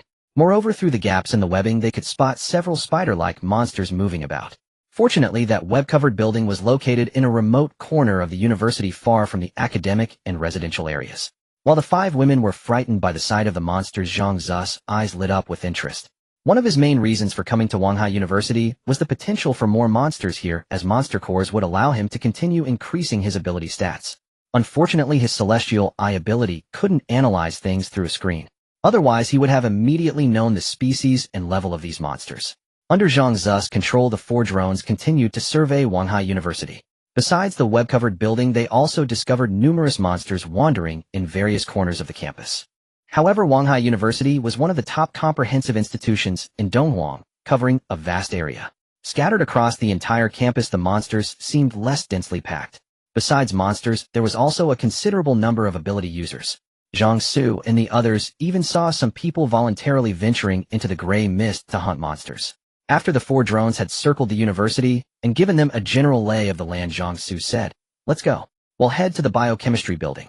The biochemistry building was currently the base of the largest survivor group at Wanhai University, sheltering a large number of students. He figured he might find some attractive women there. While Zhang Xu drove his vehicle into the university, inside a building in the academic district, a bespectacled student with a scholarly air suddenly walked to the window, staring out into the world so dark and murky that one couldn't see their hand in front of their face. His actions drew the attention of the men and women working in the room. "My wife, what's wrong?" A voice with a somewhat stiff Donghuang accent spoke up. Something flew past. The bespectacled student set his gaze deep and intense. Suddenly, a pale-faced little boy climbed onto his shoulder. The little boy stared intently in the direction the drone had flown with his pitch-black eyes. "A monster? No, it's something without life force. Probably some ability user's power. Could it be a similar ability to yours, my wife? I recall someone in Li Ming's group has such a power. We injured their people this morning, so they must be holding a grudge. That's a possibility." The bespectacled student frowned, finding his companion's reasoning plausible. Hearing this, someone licked their lips and suggested, "Why don't we just attack and wipe them out? We can make the men and ugly women slaves, and keep the pretty women for ourselves. As for those ability users, if they're smart, they'll join us and do as we say. Well, let them be our underlings. If they refuse, we kill them all." I heard that Huang Junxian over at the science building is already doing something like that. The bespectacled student glanced at the person who made the suggestion. It was the exchange student from the Steel Nation, whose abilities seemed to match the stereotype associated with his country. "Will you handle Li Ming then?" The dismissive question silenced the exchange student immediately. The bespectacled student let out a scoff, turned around, and ignored the rest of them. He certainly intended to bring the people in the biochemistry building under his rule, but not through such crude methods. He had already planted several people within their ranks to sow discord and stir up their emotions. Once internal strife took hold, and with Li Ming being a rigid and somewhat idealistic man who would never resort to the simplest, most brutal, yet most effective method of bloody suppression, their group was bound to collapse. At that point, he wouldn't even need to lift a finger. They would come crawling to kneel before him on their own. At the biochemistry building of Wanhai University during the monster attack on the university, the leader Li Ming, along with several superpowered individuals like Su Yingying, rushed between dormitories, rescuing a large number of students and gathering everyone in this experimental building. Wanhai University had no agriculture-related majors, but its biology department had projects on plant gene editing, so behind the biochemistry building there were a few acres of experimental fields. Additionally, the building stored supplies such as agar yeast extract, beef extract, and peptone for experiments. Normally used as culture media, these materials became a lifeline for the students in this critical time. The survival of so many people gathered in the biochemistry building depended on these experimental supplies and the yield from the few acres of experimental fields. At that moment, the students inside the biochemistry building were having dinner. A mixture of agar beef extract and peptone formed a rice accompanied by a small piece of boiled edible monster meat and mutated plants. That was the dinner for most people today. More agar and these disgustingly tough meat and vegetables. In the lab, Julia looked at the 3 blobs of mush before her, feeling her stomach churn violently. I heard Li Ming caught a big-mouthed bird today, whispered Zhou Yuniao, Julia's best friend. The big-mouthed bird was the only monster among those they had encountered whose meat actually tasted good. The meat of other monsters was sour, bitter, and tough. They caught a big-mouthed bird today. Then why didn't I see it in the meal? Julia licked her lips, recalling the sensation of eating big-mouthed bird meat before. It was far more delicious than the finest Wagyu beef she had ever tasted. I heard Li Ming and the others who did the work divided it among themselves. We who do nothing can only eat this pig's will. Why? Aren't we all classmates? Why should some eat so well while the rest of us are forced to eat pig's will? Julia's eyes widened in indignation. I'm going to find Li Ming. Do they even treat us as classmates anymore? Zhou Yuniao smirked inwardly. This spoiled rich girl was so easy to provoke. Julia came from a wealthy family and had been pampered all her life, developing a willful and capricious personality. She had restrained herself a bit when the monsters first appeared, but after a few days of relative peace, her true nature began to show again. Zhou Yuniao chuckled inwardly, but put on a concerned facade, reaching out to stop Julia. Leah, wait. Don't go. Julia shook off Zhou Yuniao's hand and ran out with a clatter.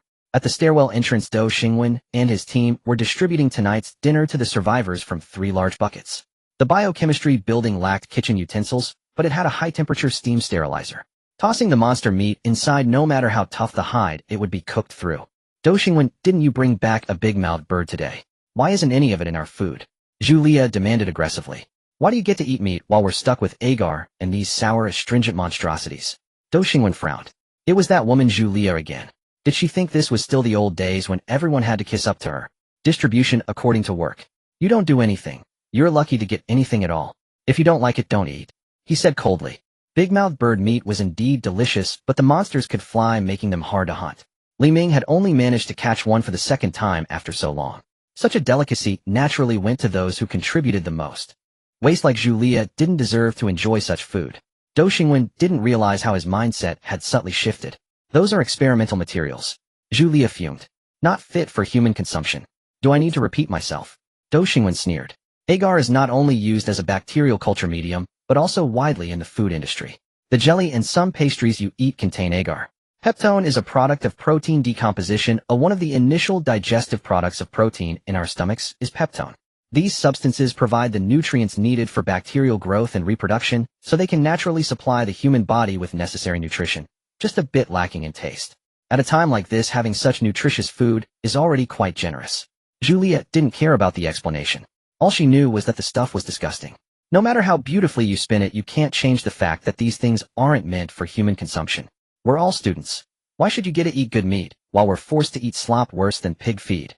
Nothing breeds resentment more than inequality. When everyone suffers together, they might share a bond of brotherhood. But when one person suddenly prospers, former close friends often fall into bitter conflict, even turning into enemies. The same situation played out among the students in the biochemistry building. Those who didn't work understood the principle of distribution according to work in theory, but in practice bitterness simmered beneath the surface. With certain instigators sowing discord, tensions were ripe. Julia's words acted like a fuse, igniting the students' pent-up grievances. Yeah, why are we stuck with agar and those disgusting monster meat and weird plant roots? We're all students of Wanghai University. How can there be such discrimination? You're dividing us into classes. We haven't even entered society and you're already pulling that hierarchical nonsense. Dou Xingwen's face darkened menacingly. If they hadn't risked their lives hunting monsters, these people wouldn't even have that disgusting meat to eat. And now they dared to ask for more. Shut up. Dou Xingwen roared, silencing everyone. Everyone shut the hell up. They'll say it once you're lucky to get any food. If anyone else stirs up trouble, I'll throw you all outside. You want to eat good meat? Fine. Then go hunt it yourselves, you bastards. You're capable of sitting back and enjoying the fruits, but not of getting off your asses to work. You pigs, if we gave you a mouthful of shit, you should be on your knees thanking us. And you think you deserve big-mouthed bird meat. The surrounding students were stunned by Dou Xingwen's venomous words. The silence that had followed his shout broke into an uproar. Faces red with anger, they roared back. Do Xingwen, who the hell are you calling a pig? Fuck you, Do Xingwen. Just because you're a superpowered doesn't make you special. My dad is a district chief. When the gray fog lifts, you'll see what's what. Brothers, these people have stopped treating us as classmates. They see themselves as rulers above us, treating us like slaves. Stand up and fight back. Do Xingwen's eyes blazed with fury. The fire within his lower abdomen surged violently. He was about to teach these troublemakers a lesson. What's going on here? At the critical moment, Li Ming and the other superpowered individuals drawn by the commotion rushed over. Li Ming, Su Yingying, and several other ability users still held considerable prestige among the students. As they arrived, the commotion in the crowd gradually subsided. Those who had been fanning the flames within the crowd also fell silent, retreating behind the others. Do Xingwen saw this and found it difficult to press the issue further. Su Yingying's face was as cold as frost. What do you all think you're doing? If you want to die, go outside and do it. If you attract those monsters from the gray mist over here, well, all die together in this place. Hearing this, the surrounding students, whose rationality had been hijacked by anger, suddenly snapped back to reality with a start. That's right. If they attracted the monsters from the gray mist, everyone would be in danger. Even if Do Xingwen's words were harsh, they weren't fools. Why hadn't they thought of this just now, and why had they lost control of their emotions so easily? What's going on here? Li Ming's resolute face was now tinged with gloom. It's that bitch Julia. She heard that you caught a big-beaked bird today, Brother Li, but didn't see any of its meat in our meals. She came over to question me, saying we weren't treating all students fairly. Do Xingwen said, suppressing his anger. Who are you calling a bitch? Julia glared fiercely at Do Xingwen. Is what I said wrong? We're all students of Wanhai University. Why do you get to keep the good food for yourselves and make us eat experimental materials like agar? A hulking man from Li Ming's team spoke in a deep, muffled voice. Besides the agar, haven't we also provided you with meat from other monsters and mutated plants? Are those even fit for human consumption? They're worse than pig slop. You've eaten pig slop. The hulking male student frowned. Julia was momentarily stumped. She inwardly cursed this blockhead. That was just a figure of speech, as she was a proper young lady. How could she have ever eaten pig slop? Li Ming's gaze darkened. He roughly understood what had happened. His eyes swept over everyone present. Distribution according to work is a fundamental principle. Those who work deserve more benefits. If you want more food, more delicious food, then you have to earn it through work. Reserving the big-beaked bird's meat as a benefit for those who worked was a decision made by their team after discussion. They simply couldn't treat those who worked the same as those who didn't. If they did, the workers would surely have complaints. Initially, everyone was in danger and mindful of their fellow student status. Things were manageable. But as time went on, conflicts were bound to arise. For a group to develop steadily, a reasonable system of rewards and punishments was essential from the start. Only this way could they secure the loyalty of the workers and entice more people to volunteer for work. He had originally planned to announce this reward and punishment system tomorrow, but he hadn't expected that just starting to implement it would cause a riot, nearly leading to bloodshed. Li Ming felt that some things were happening too coincidentally. But there was no time to dwell on it. He needed to calm everyone down first. Since you all managed to get into Wanhai University, you shouldn't be fools. Su Yingying picked up where Li Ming left off. You should all understand that the situation now is different from usual. Why should we? Julia didn't care about Li Ming's or Su Yingying's arguments. Whether we work or not, you can't shortchange us on our food. Aren't you ability users? Can't you go into the gray mist and hunt monsters? Why can't you just catch more big-beaked birds? Su Yingying's gaze turned terrifyingly dark. Julia, do you know what you're saying? Do you think hunting in the gray mist is easy? Every time we go out, we're taking huge risks. Do you think we're going out to play house or on a spring outing? That we can just casually kill monsters and bring them back? Song Qiwen. Su Yingying patted the hulking male student. Show these people your wounds. Song Kaiwen's awakened ability was called Steel Body, which allowed him to metalize his body, so his role in the team was that of a tank. However, even with his metallization ability turning his body as hard as steel, he wasn't completely impervious to the monster's attacks. Getting injured was a common occurrence. The surrounding students' faces stiffened when they saw Song Kaiwen's body covered in scars. What's that got to do with me? Julia said with unjustified confidence. Your ability users, aren't you supposed to protect us? Su Yingying was so angry she laughed. They say women understand women best. She knew Julia genuinely believed what she was saying. Julia, we are ability users, that's true, but we're not police. What obligation do we have to protect you? Do you pay our wages? No. We're the ones risking our lives to hunt monsters and get food with no compensation whatsoever to keep a wretch like you alive. If it weren't for us, do you think you'd have survived this long? At this point, Su Yingying's gaze swept coldly over the surrounding students. Remember, we have no obligation to save you. We save you out of camaraderie among classmates. If you take this small shred of fellow student goodwill for granted, we don't mind discarding it entirely. All the students who met Su Yingying's gaze lowered their heads, because they all knew she was right. A few rats hiding in the crowd grew anxious seeing the situation being brought under control. They had been sent to stir up the students' emotions to create as much discord as possible between them and the ability users led by Li Ming, even to the point of division. This was so that their backers could later make a move to completely swallow up Li Ming's group at the biochemistry building. These people exchanged glances, and one of them immediately jumped out. Su Yingying is right. But it's not that we don't want to work, it's that there's no work for us. There's only so much work right now, and everyone's fighting over it. When will it be our turn to trade work for better treatment? Right. Another person chimed in agreement. Julia had been furious seeing their momentum suppressed by that bitch, Su Yingying, stamping her feet in anger. But she also knew that arguing alone wouldn't be enough. If Su Yingying decided to be unreasonable, she wouldn't stand a chance against her. The male ability users might not hit women, but since Su Yingying was a woman herself, no one would say anything if she fought one. Seeing someone else jump out, Julia's face lit up with joy, and she yelled at the top of her lungs, "You guys are eating well and drinking well, making us eat experimental materials using the excuse that those who work and those who don't get different treatment. But what work is there for us to do now? The ones who get work are just those who are close to you, or those who suck up to you. Yesterday I saw that guy Chen Jiaxing holding a pack of sausages and giving them to Zhang Xu. Is this the difference in treatment between those who work and those who don't that you're talking about? You're no different from that Huang Junxian. He was blatant about it, but you guys do it, and then try to act all virtuous." At this moment the other students inexplicably felt a surge of inexplicable anger. Their eyes turned somewhat bloodshot. Especially Zhang Nianxi's boyfriend. Without his knowledge he had been cuckolded. "Chen Jiaxing, you bastard."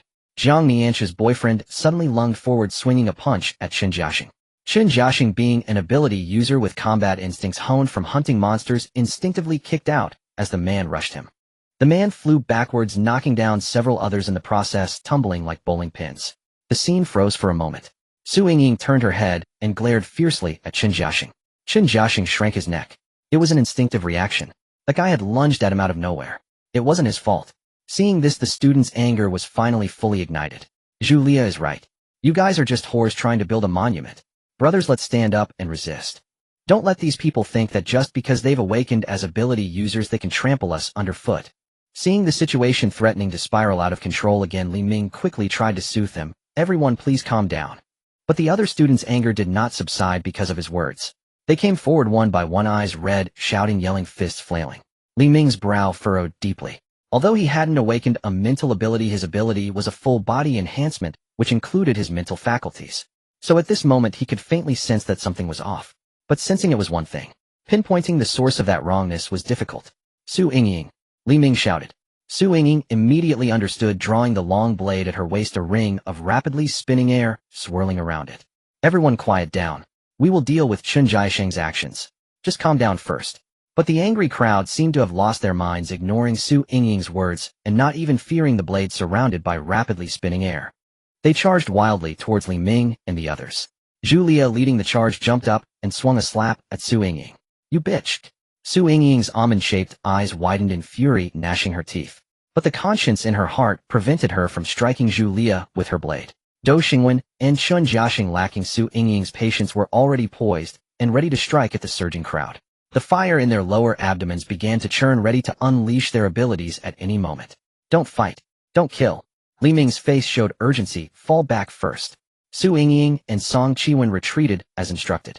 Dou Xingwen and Chen Jiaxing's faces flashed with hesitation and impatience, but in the end they obediently followed Li Ming's orders.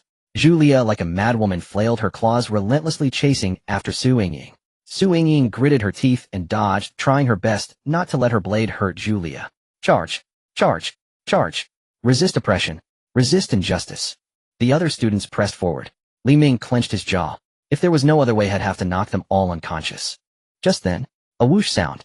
A streak of dark sword light seemingly from nowhere pierced straight through Julia, who was the most vocal in the crowd, then curved in midair and pierced through the ability user, whose lips were constantly moving, emitting some kind of bewitching sound. The sudden death silenced the entire scene. Tap, tap, tap. In the dead silence, footsteps echoed from the stairwell. "I don't know why you let these people talk so much.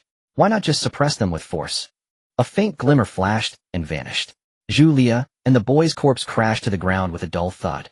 The next moment, all the frantic shouting ceased abruptly, as if everyone had been seized by the throat. Their pupils fixed on the two lifeless bodies sprawled on the floor. Crimson blood mingled with a whitish murky substance flowed from the bullet holes in their foreheads, stinging the eyes of all who witnessed it. Dead. Someone was dead. After a brief, stunned silence, the crowd scrambled backward in a chaotic retreat, as if the bodies were the source of a virulent plague. Everyone scrambled to get as far away as possible. Then footsteps and voices from the stairwell made everyone freeze. Li Ming and the others turned in unison. What they saw was a bizarre, three-eyed man slowly emerging from the stairwell. The man had handsome, well-defined features, stood over 6 feet tall, and possessed a certain rugged charm. Most striking was the sharp, vibrant aura he exuded, like a concealed, unsheathed blade. The glimmer that had just slain Zhu Lia, and the boy now spun lazily around him, revealing its true form as a short sword. Behind the man followed 5 strikingly beautiful women, with fair complexions, their appearance immaculate, and refined, a stark contrast to the disheveled students. Deng Zhuoming, who was supposed to be guarding the entrance of the biochemistry building, stood beside the three-eyed man, his face bruised and swollen, offering an awkward smile under the gaze of Li Ming and the others. You people really have a death wish making such a racket. Even he, with his power, was always cautious not to attract undue attention, specifically to avoid drawing the monsters from the gray fog. He never expected these students to be bolder than he was. With the instigating psychic gone from the crowd, the students' fury quickly subsided, and they began to come to their senses. Their anger had been so unreasonable. Even if Chun Jiaxing had been out of line, Li Ming, Su Yingying, and Song Qiwen had always maintained good reputations. Moreover, as Su Yingying had said, Li Ming and the others had been providing for them all without asking for anything in return. They had no reason to be so enraged by Zhu Lia's provocations. Who are you? Su Yingying's almond-shaped eyes widened with fury, her pretty face contorted with anger as she glared at Zhang Xu. When Zhu Lia was stirring up trouble, she had often entertained the thought of killing the woman, but it had always remained just a thought. Now that Zhu Lia was truly dead before her, she felt a flicker of satisfaction, but also a surge of anger. Wait.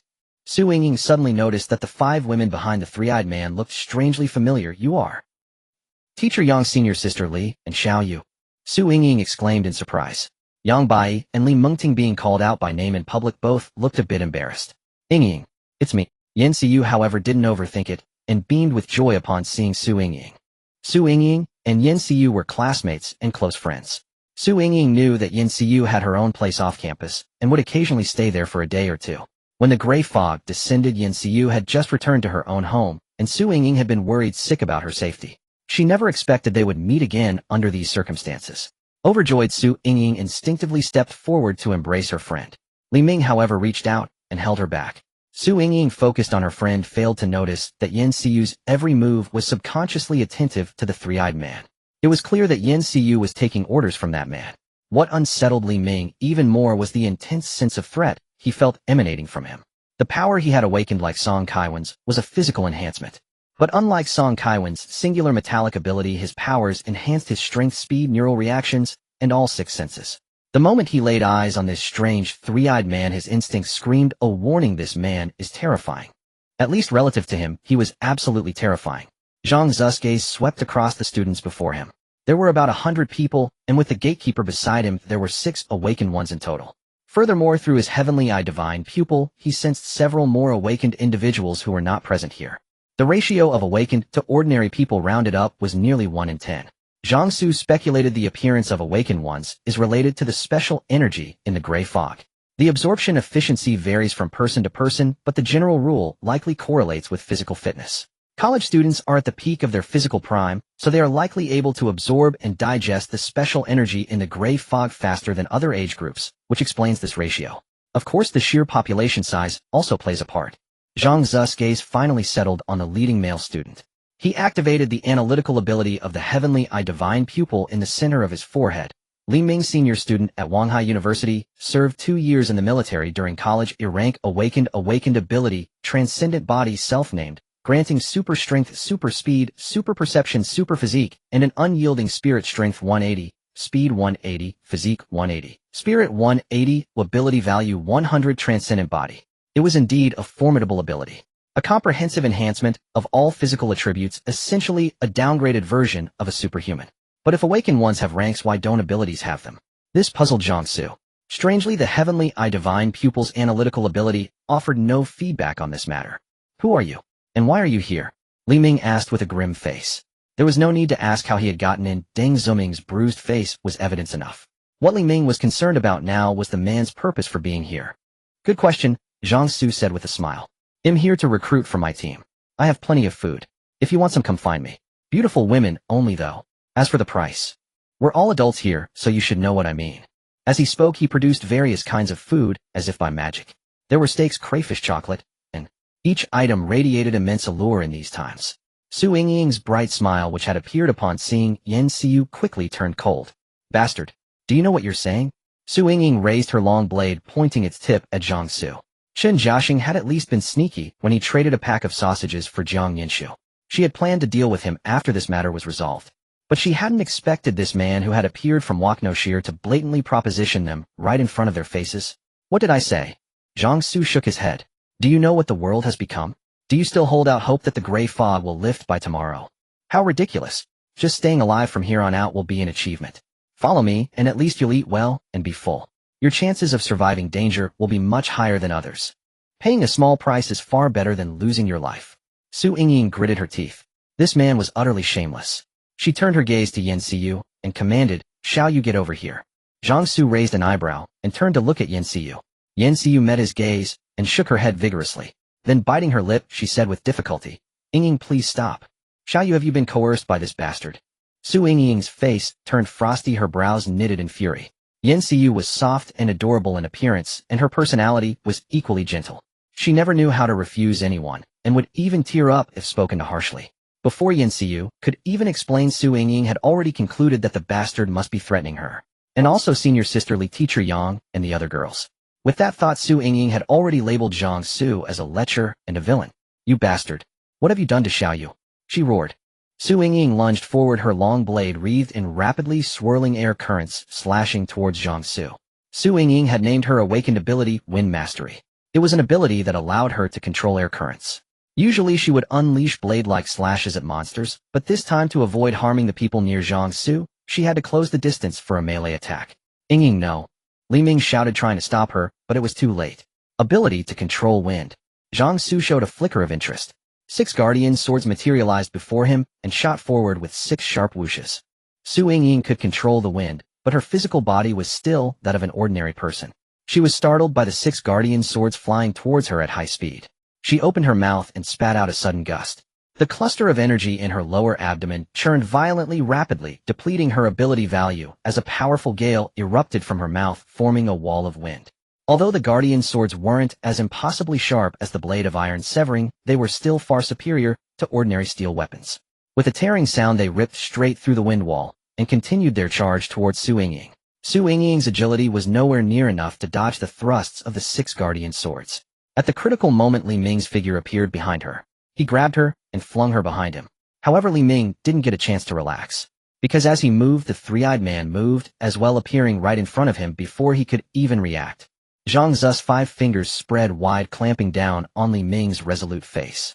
He applied sudden immense force, unleashing his 205 points of strength and 206 points of physique in an instant. Even Li Ming's transcendent body couldn't withstand the eruption of such terrifying power. His body emitted a series of sickening cracks as he involuntarily toppled backward, crashing hard against the ground with a muffled thud. The concrete floor was shattered, leaving a large crater. Su Yingying, who had just been thrown aside, barely managed to steady herself when she saw this, her pupils dilating in shock and utter disbelief. They who had hunted monsters alongside Li Ming knew better than anyone how powerful he was. But Li Ming couldn't even last a single exchange against this bastard. No, that's not right. He was caught off guard. Yes, Li Ming was ambushed. That's why he lost so quickly. With this thought, Su Yingying gritted her teeth and prepared to charge again. But she seemed to forget about the 6 guardian swords still hovering around. As she moved, 2 of them shot down, piercing straight through her feet and pinning her to the ground. A shrill, agonizing scream pierced the air. Su Yingying's screams echoed through the biochemistry building, reverberating off the corridor walls and layering upon themselves. The cries pierced the students' eardrums like nails, their faces turning pale in an instant. "Bastard!" Li Ming roared, leaping up from the ground with bloodshot eyes. But the moment he moved, 4 guardian swords transformed into streaks of dark light and pierced into his limbs from different directions. A superhuman physique did not equate to superhuman defense. While the physique and strength attributes could increase density and bolster defense, Li Ming's raw defensive power was certainly inferior to Song Kaiwen's awakened steel body. As the guardian's sword sank into his flesh, blood sprayed forth and his movements froze instantly. If the opponent had aimed for his heart or other vital spots instead of his limbs, would he still be standing here? We could easily kill everyone here, take over this place, and turn you all into dogs for my men. But I didn't do that, so you'd better not test my patience any further lest my goodwill towards you vanishes. Zhang Xu spoke softly, facing the crowd of students. What goodwill is this? Song Xiwen retorted, supporting the unconscious Su Yingying, his face twisted with rage. How is this not goodwill? Zhang Xu sneered, his voice icy.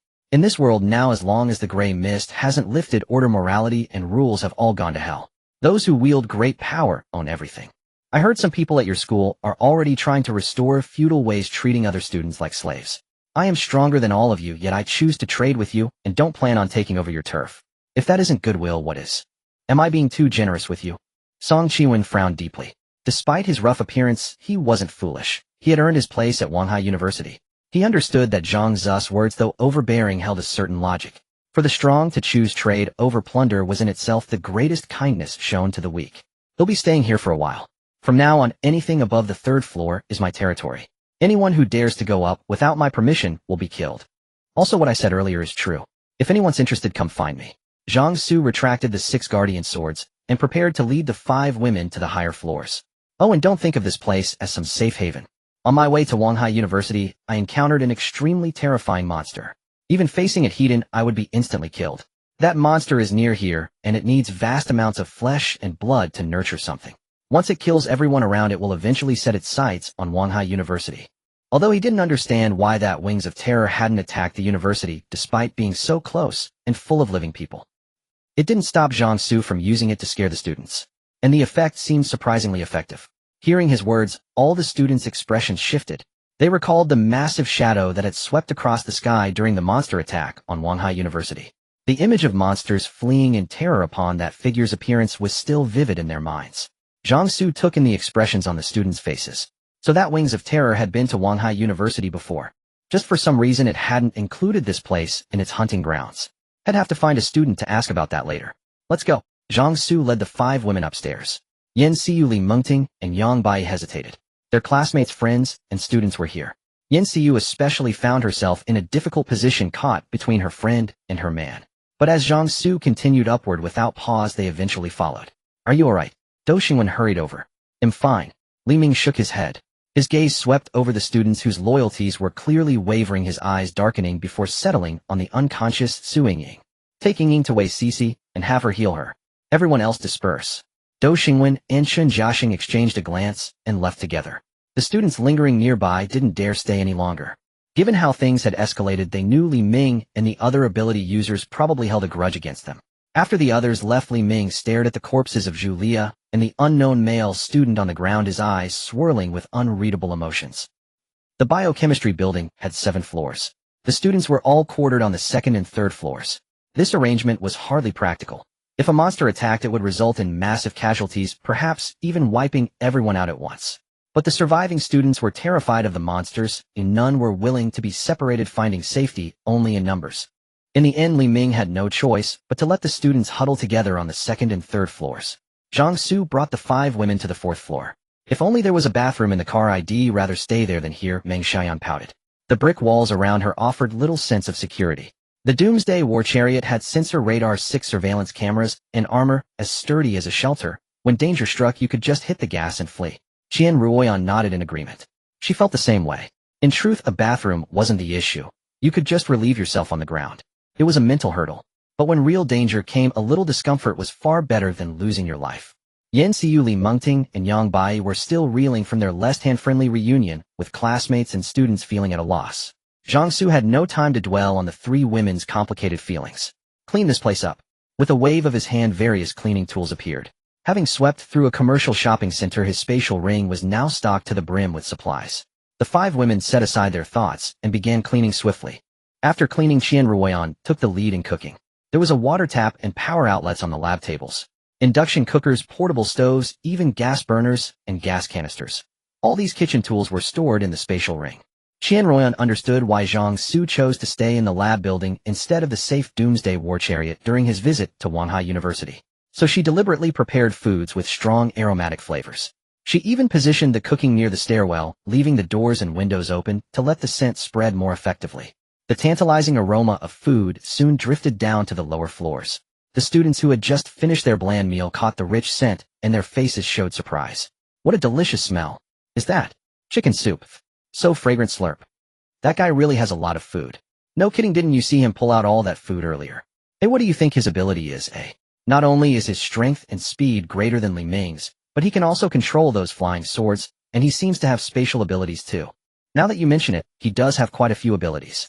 Isn't everyone supposed to awaken, just one? Do you think he might have been reborn? That's how it goes in apocalypse novels. The protagonist always has spatial storage as a standard ability. Makes sense. Damn, why does that smell keep getting better? Eating that agar jelly every day has made my mouth taste like nothing. A large pot of food was freshly prepared. Wuzamatado chicken soup, bitter melon stir-fried, beef hairy crabs, baked lobster. All dishes that Zhang Xu loved. The endless food bag worked on some unknown principle. Anything edible from the blue star could be drawn from it, even live-kicking shrimp and crabs. The space ring in its fourth form could store living creatures, so even fresh ingredients were no problem. Its time-free state was better than any refrigerator. Despite the feast laid out on the table, the women seemed rather unenthusiastic. Since following Zhang Xu, they had never worried about food, enjoying extravagant meals every time. Their appetites had gradually returned to normal after gorging on rich dishes. Qian Ruoyan, after picking at her food, sat beside Zhang Xu and appointed herself his crab's heller. With delicate pale fingers, she used tools to crack the hard shell, extracting the white and orange crab meat, and feeding it to Zhang Xu. He enjoyed her service contentedly. After the meal, plenty of food remained. Zhang Xu, can I take the leftovers to my classmates? Yan Xiu asked nervously. Usually they threw away uneaten food. Zhang Xu pondered for a moment. He had glimpsed several attractive female students in that group earlier. Sending Yan Xiu as an example might tempt some of them. Sure, take a guardian sword with you. Yan Xiu, overjoyed at his unexpected agreement, pounced and kissed him firmly on the cheek. Zhang Xu, thank you. It's my turn tonight, right? She leaned close to his ear, her breath soft and fragrant. Dream on. Tonight's not your turn. Zhang Xu pinched Yan Xiu's cheek and turned his gaze to Meng Xiaoyan. She met his eyes, her face instantly flushing a delicate pink, glowing and utterly alluring. Yan Xiu bit her red lip, her expression full of grievance. Zhang Xu had more and more women around him now, and there would be more in the future. Too few spoons for too much porridge. Maybe I shouldn't go. She pouted. No, you must go, and you must dress beautifully. Only share the food with the pretty, well-figured girls. Before the gray fog appeared, money alone could attract plenty of young, beautiful college women. Now food had replaced money. There was also the power he displayed. Most women admired strength. Providing them with a better life would open their hearts more easily. Can we go too? Yang Bai and Li Mingting exchanged a glance, feeling tempted. They couldn't sleep with Zhang Xu tonight anyway. Go ahead. After the three women packed up the leftovers, Zhang Xu took out an oversized bed and blankets from his space ring. Qian Ruoyan watched with a strange expression. Zhang Xu released the remaining 5 guardian swords, positioning them at the stairwell, the door, the windows, and both ends of the corridor. Anyone trying to sneak in would have to get past the swords first. Only 2 people remained in the room. Meng Xiaoyan unconsciously twisted the hem of her clothes, her eyes shimmering with a mix of shyness and a hint of anticipation. The world was becoming more dangerous, and she wanted to cling to Zhang Xu, her long-term meal ticket, and the arm that guaranteed her safety. Elsewhere, in a secluded corner of the biochemistry building, Dou Xingwen and Chun Jiaxing quietly huddled together. They exchanged a silent glance, each seeing a glimmer of ambition in the other's eyes. What do you think the world will become? Dou Xingwen offered a cigarette, his eyes dark and unreadable. No one can say for sure. Chun Jiaxing took the cigarette, lit it, and inhaled. Who knows if the gray fog will ever recede? But I do know that as long as the gray fog remains, ability users are above ordinary people. Dou Xingwen grinned. Great minds think alike. That Huang Junxian is already acting like an emperor, tossing a bone to those who obey and killing those who don't. And those foreign students, no girl who falls into their hands comes out intact. They gang up on a few, and when they're bored they use them as bait to hunt monsters. Look at us, we still have to risk our lives to find food for the others. And in the end, those ingrates don't even show a hint of gratitude. Complaining the agar is hard to eat. Dou Xingwen sneered. In a few days they won't even have that. Do they really think the biochemistry building's lab supplies are infinite?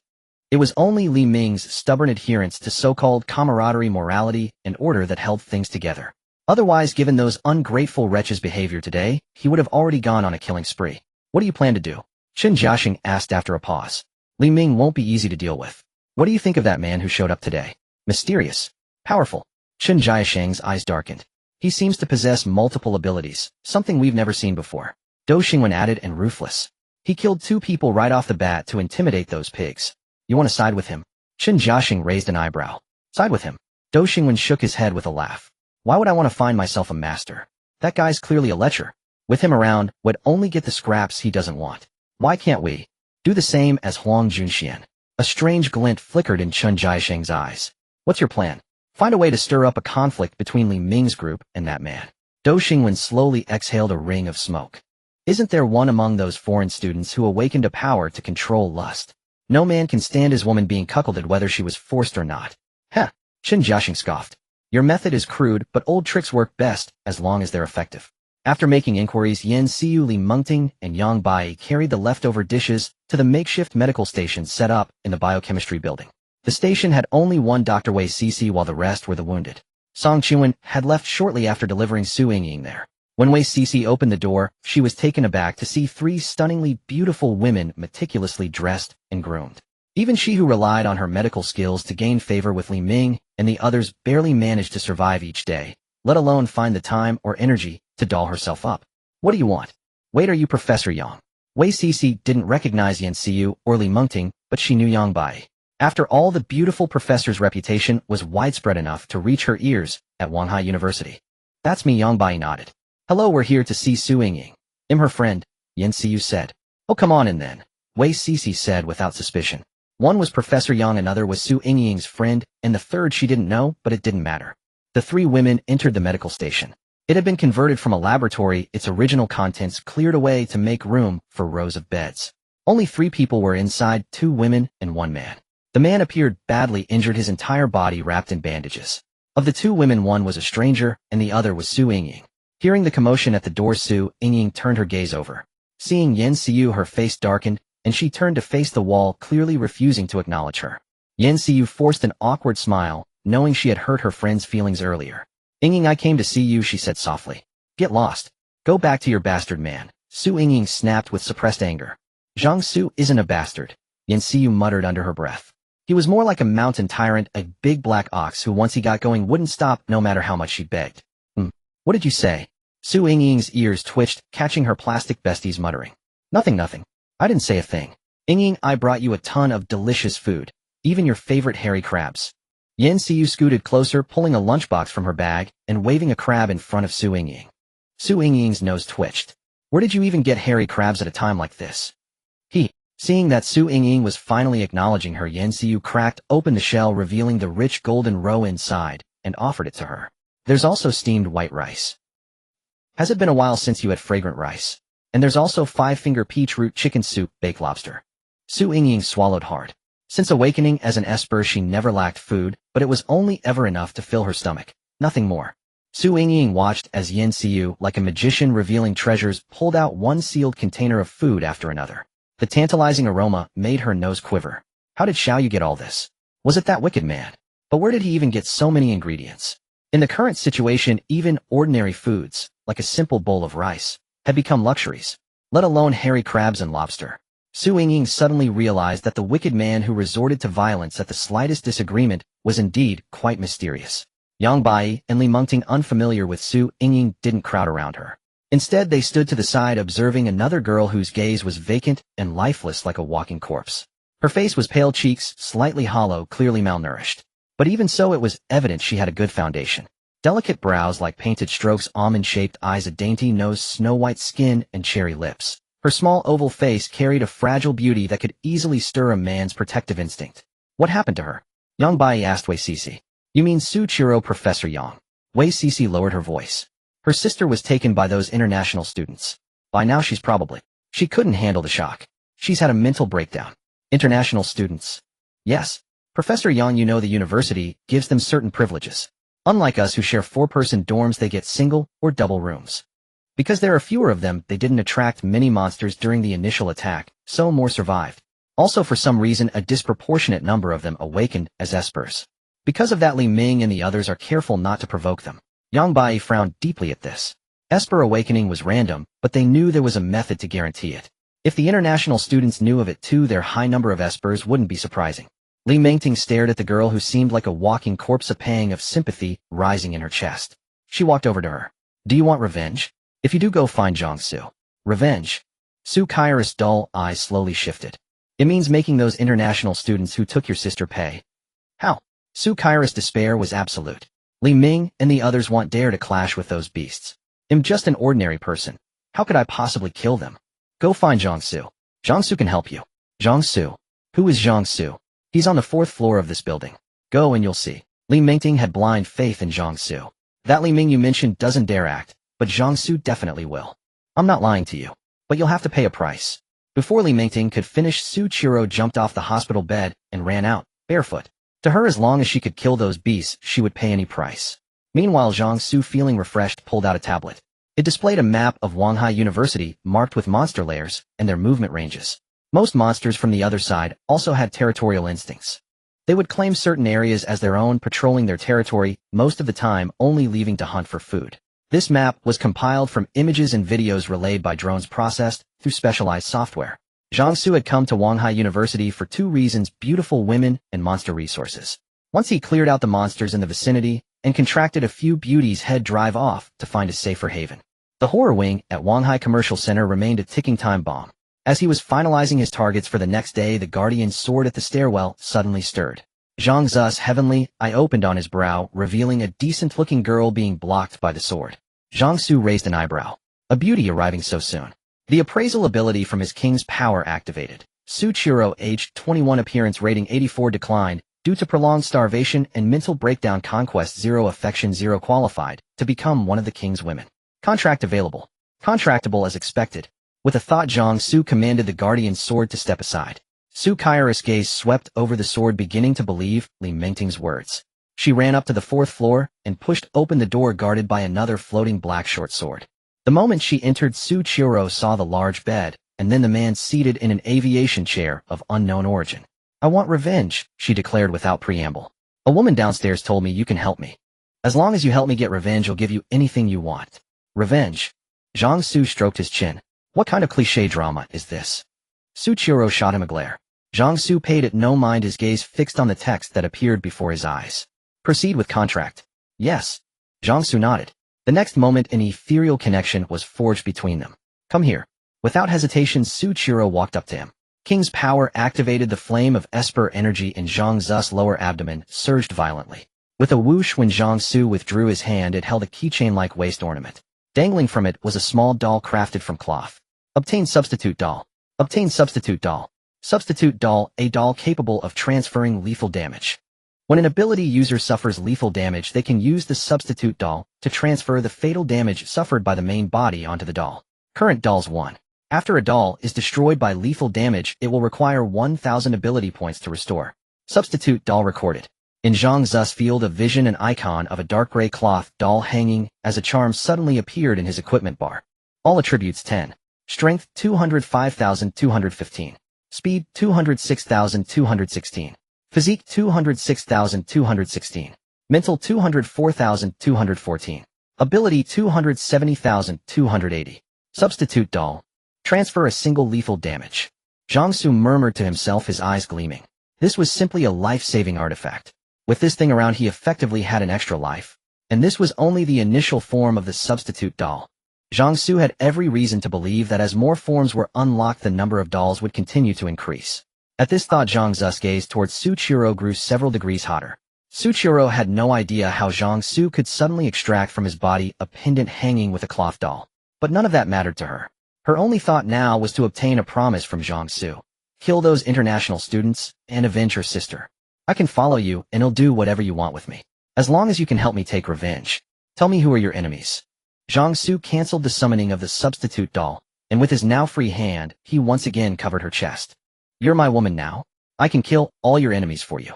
Helping this woman take revenge should boost his affinity. It wasn't a losing deal. Really. Su Chiro clung to the last straw like a drowning person, ignoring the strange sensation in her chest, and asked nervously. A pearl isn't even that real. Stop wasting words. Who are your enemies? It's those international students, the ones living in the international dormitory building. Su Chiro said through gritted teeth. How many are they? How many ability users are there? What are their abilities respectively? Su Chiro was speechless. You want revenge, but you know nothing. Zhang Xu frowned slightly. Su Qiru fell silent. Zhang Xu shook his head. Impulse without action, not even gathering intelligence on the enemy. If that's how you want revenge, it's nothing but wishful thinking. Forget it. It'll help you get revenge, but I need to wait a few days to gather some intelligence. He was confident that there was no ability user at Wanhai University who could surpass him, but confidence and caution were not mutually exclusive. What if someone else had awakened a power as formidable as his? Take these and eat. Zhang Xu waved his hand, and various foods appeared. Su Qiru swallowed at the sight of the food. Aren't you going to take me? She had come hoping Zhang Xu would help her avenge her sister, not to trade her body for food. You're too thin. You've wasted away to a bag of bones. Let's get you nourished first. Su Qiru's face flushed. Because her sister had been taken, she had broken down and lost her appetite. Over these days she had barely eaten, and her weight had plummeted. I wasn't this thin before, Su Qiru said hurriedly. I'll eat more and gain weight as soon as possible. Too fat is no good either. Slightly plump is best, Zhang Xu said with a mischievous grin. Then he added, your person already belongs to me now. Don't worry. If I promise to avenge you, I will definitely do it. Su Qiru's affinity 0-10. That single promise increased Su Qiru's affinity by 10. However, Zhang Xu was not satisfied with this. It seemed that only after eliminating her enemies would her affinity increase significantly. By the way, do you want to become an ability user and take revenge yourself? Zhang Xu's gaze suddenly shifted. Su Qiru looked up in surprise. Can I become an ability user? Isn't the awakening of ability users completely random? Zhang Xu smiled and said, I have a way to make ordinary people awaken into ability users. Su Qiru's face showed interest. She had always wanted revenge, but being just an ordinary person, she could only pin her hopes on others. She had first placed her hopes on Su Yingying, a fellow woman, but Su Yingying refused. Later she had sought help from Li Ming, the strongest of them all. Li Ming likewise refused her. At that point she had completely despaired. If even Li Ming dared not clash with those international students, who else could help her avenge her sister? If she could awaken an ability too, wouldn't she be able to slay her enemies by herself? Zhang Xu had not received any notification of increased affinity, and his brows furrowed slightly. Can you help me awaken into an ability user? Su Qiru looked at Zhang Xu with eager expectation. No rush, Zhang Xu said calmly. I haven't received my payment yet. He'll do whatever you say, Su Qiru said, timidly clutching Zhang Xu's sleeve. Then put your clothes on first, and go eat something. Zhang Xu patted Su Qiru's rear. Su Qiru obediently complied. When Yin Xiu, Li Mengting, and Yang Bai returned, they saw Su Qiru wolfing down food on the side, and their expressions were somewhat astonished. It wasn't that they were surprised Su Qiru was there. After all, it was Li Mengting who had told Su Qiru that Zhang Xu could help her avenge, and Yin Xiu and Yang Bai had been present at the time. What surprised them was why Su Qiru looked like a starving ghost reincarnated. Even though she was already gagging from eating, she still frantically stuffed food into her mouth. Sister, even if you're starving, you can't eat like this. Your stomach will have problems. Li Mengting quickly stopped her. It's fine. I want to recover as soon as possible, Su Qiru said, looking up at Zhang Xu. Zhang Xu did not respond. All that display was useless. Only the increase in affinity was real. Su Qiru lowered her head, but indeed she could eat no more. Yin Xiu paid no attention to Su Qiru at all. Seeing the two women sleeping on the bed, she threw herself into Zhang Xu's arms, and said with some grievance, Zhang Xu. Tell me then, did you gather any news? He had sent Yin Xiu and the other two women to meet the other students, not just to show off to them, but also to instruct them to collect intelligence. For example, why hadn't that Terror Wings come to Wanhai University? Also the situation of the other ability user gangs at Wanhai University. Yin Xiu pouted. But she didn't dare throw a tantrum in front of her boyfriend like other girls might. She obediently reported the intelligence she had gathered to Zhang Xu. There's also a terrifying monster in the Dongjiang River. Zhang Xu's gaze turned grave. A creature capable of confronting Terror Wings was at least rank or a rank. Yes, but that monster only stays in the Dongjiang River and has never come ashore, so people on campus aren't too afraid of it. Not coming ashore doesn't mean it can't, nor does it mean it isn't interested in people on land. Zhang Xu was now determined to clear out the monsters near Wanhai University as soon as possible, then leave to find a new suitable place to live. The next day, after a quiet night, when sunlight diffused through the gray mist creating a hazy halo, Zhang Xu led 6 women downstairs. The man guarding the door was still the one named Deng Zhuoming from yesterday. When Deng Zhuoming saw Zhang Xu, he couldn't help but shudder. The memory of blocking Zhang Xu last night and getting beaten up by him was still deeply vivid. Big brother, are you all heading out? Deng Zhuoming scurried over obsequiously. When he noticed Su Qiru's figure also behind Zhang Xu, his face clearly showed surprise, but he made no comment on it. That's right. Zhang Xu smiled. Without any concealment in front of Deng Zhuoming, he took out the key to the doomsday chariot. Pressing the button on it, the spotlight on the key emitted light, and like 3D printing it gradually materialized a domineering and ferocious war chariot. This.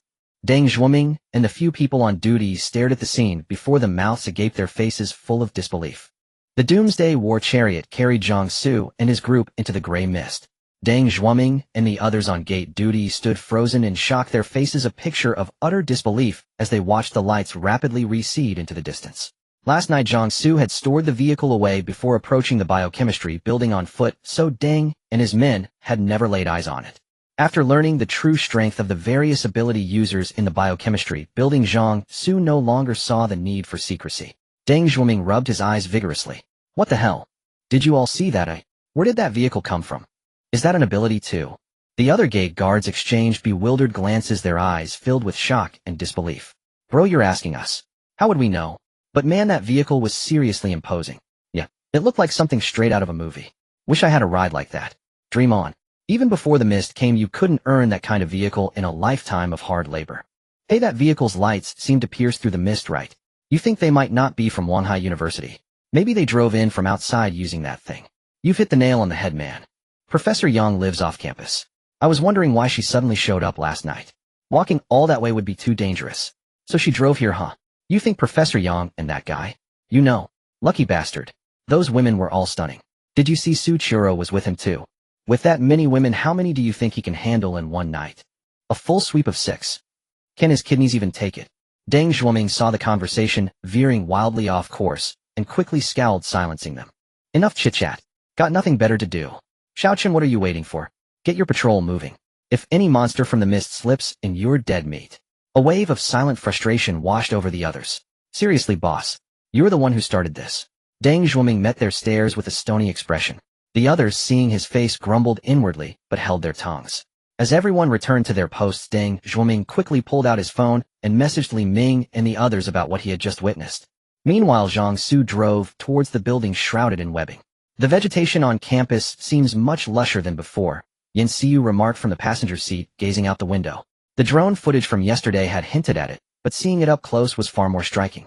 The overgrowth was beyond imagination. Plants clung to the facades of many structures, and roots had cracked the concrete pavement, leaving the road pitted and uneven. Driving over it felt like traversing a never-ending series of speed bumps. Back in Happiness Residences, the changes in the flora hadn't been so noticeable. For one, the community's landscaping had been fairly basic. For another, the gray mist had blocked out the sun, causing many plants to wither and die in the early days. With so few plants to begin with, and most of them dead, the mutation there was barely visible. But at Wanhai University, the transformation was starkly evident. Just as humans could awaken special abilities by absorbing the unique energy in the mist, plants too could draw from it. This energy not only served as a substitute for sunlight fueling their internal processes, but also unlocked a new path of evolution. However, unlike humans, the plants' evolutionary trajectory favored sheer size. Zhang Xu also noticed some plants emitting a soft glow. This light could penetrate the gray mist, visible even to ordinary people like Qian Ruoyan and Meng Xiaoyan. Evolution is about adapting to the environment, securing a survival advantage, and ensuring long-term prosperity. Could it be that in that other world, completely shrouded in mist, these glowing plants are the sole source of light? The thought crossed Zhang Xu's mind. But more than that, he felt a deep sense of awe. If the gray mist persisted, it would fundamentally alter the entire ecosystem of Blue Star. What would the whole world look like then? The doomsday war chariot rumbled over protruding roots, coming to a stop near the building cocooned in spider silk. Everyone out. The doors of the war chariot opened, and the 7 of them filed out. Zhang Xu activated the heavenly eye on his brow, expending 5 points of ability energy to analyze the web-covered building. Human-faced black spider nest, a nest for human-faced black spiders teeming with thousands of them. Human-faced black spider, human nomenclature level, a gregarious monster from the other world, calf-sized, highly mobile, and strong. It can spit out incredibly tough webbing comparable to steel wire. Some can secrete special webbing with corrosive, toxic, or adhesive properties. Elite specimens can reach D level, and the mother spider's level ranges from D level up to a maximum of B level. Their sheer numbers make a swarm hunt one of the other world's major disasters, forcing even B level ground monsters to yield. Note 1. Their webbing can be used to craft standard armor, and their legs can be forged into war blades. Note 2. Their meat is mildly toxic and not recommended for consumption. An E-level monster. Zhang Xu was deeply disappointed. As a D-level ability user, only D-level monster cores could enhance his power. However, since elites could reach D level, and given their numbers the proportion of elites should be significant, the trip wouldn't be a total waste. He'll lure the human-faced black spiders out. Xiaoyu and Mengting, you two handle the ambush. The rest of you will be responsible for digging out the cores and collecting the webbing and legs. Although he didn't know what the armor and blades were, Zhang Xu decided to gather the materials anyway. Perhaps he'd find a use for them later.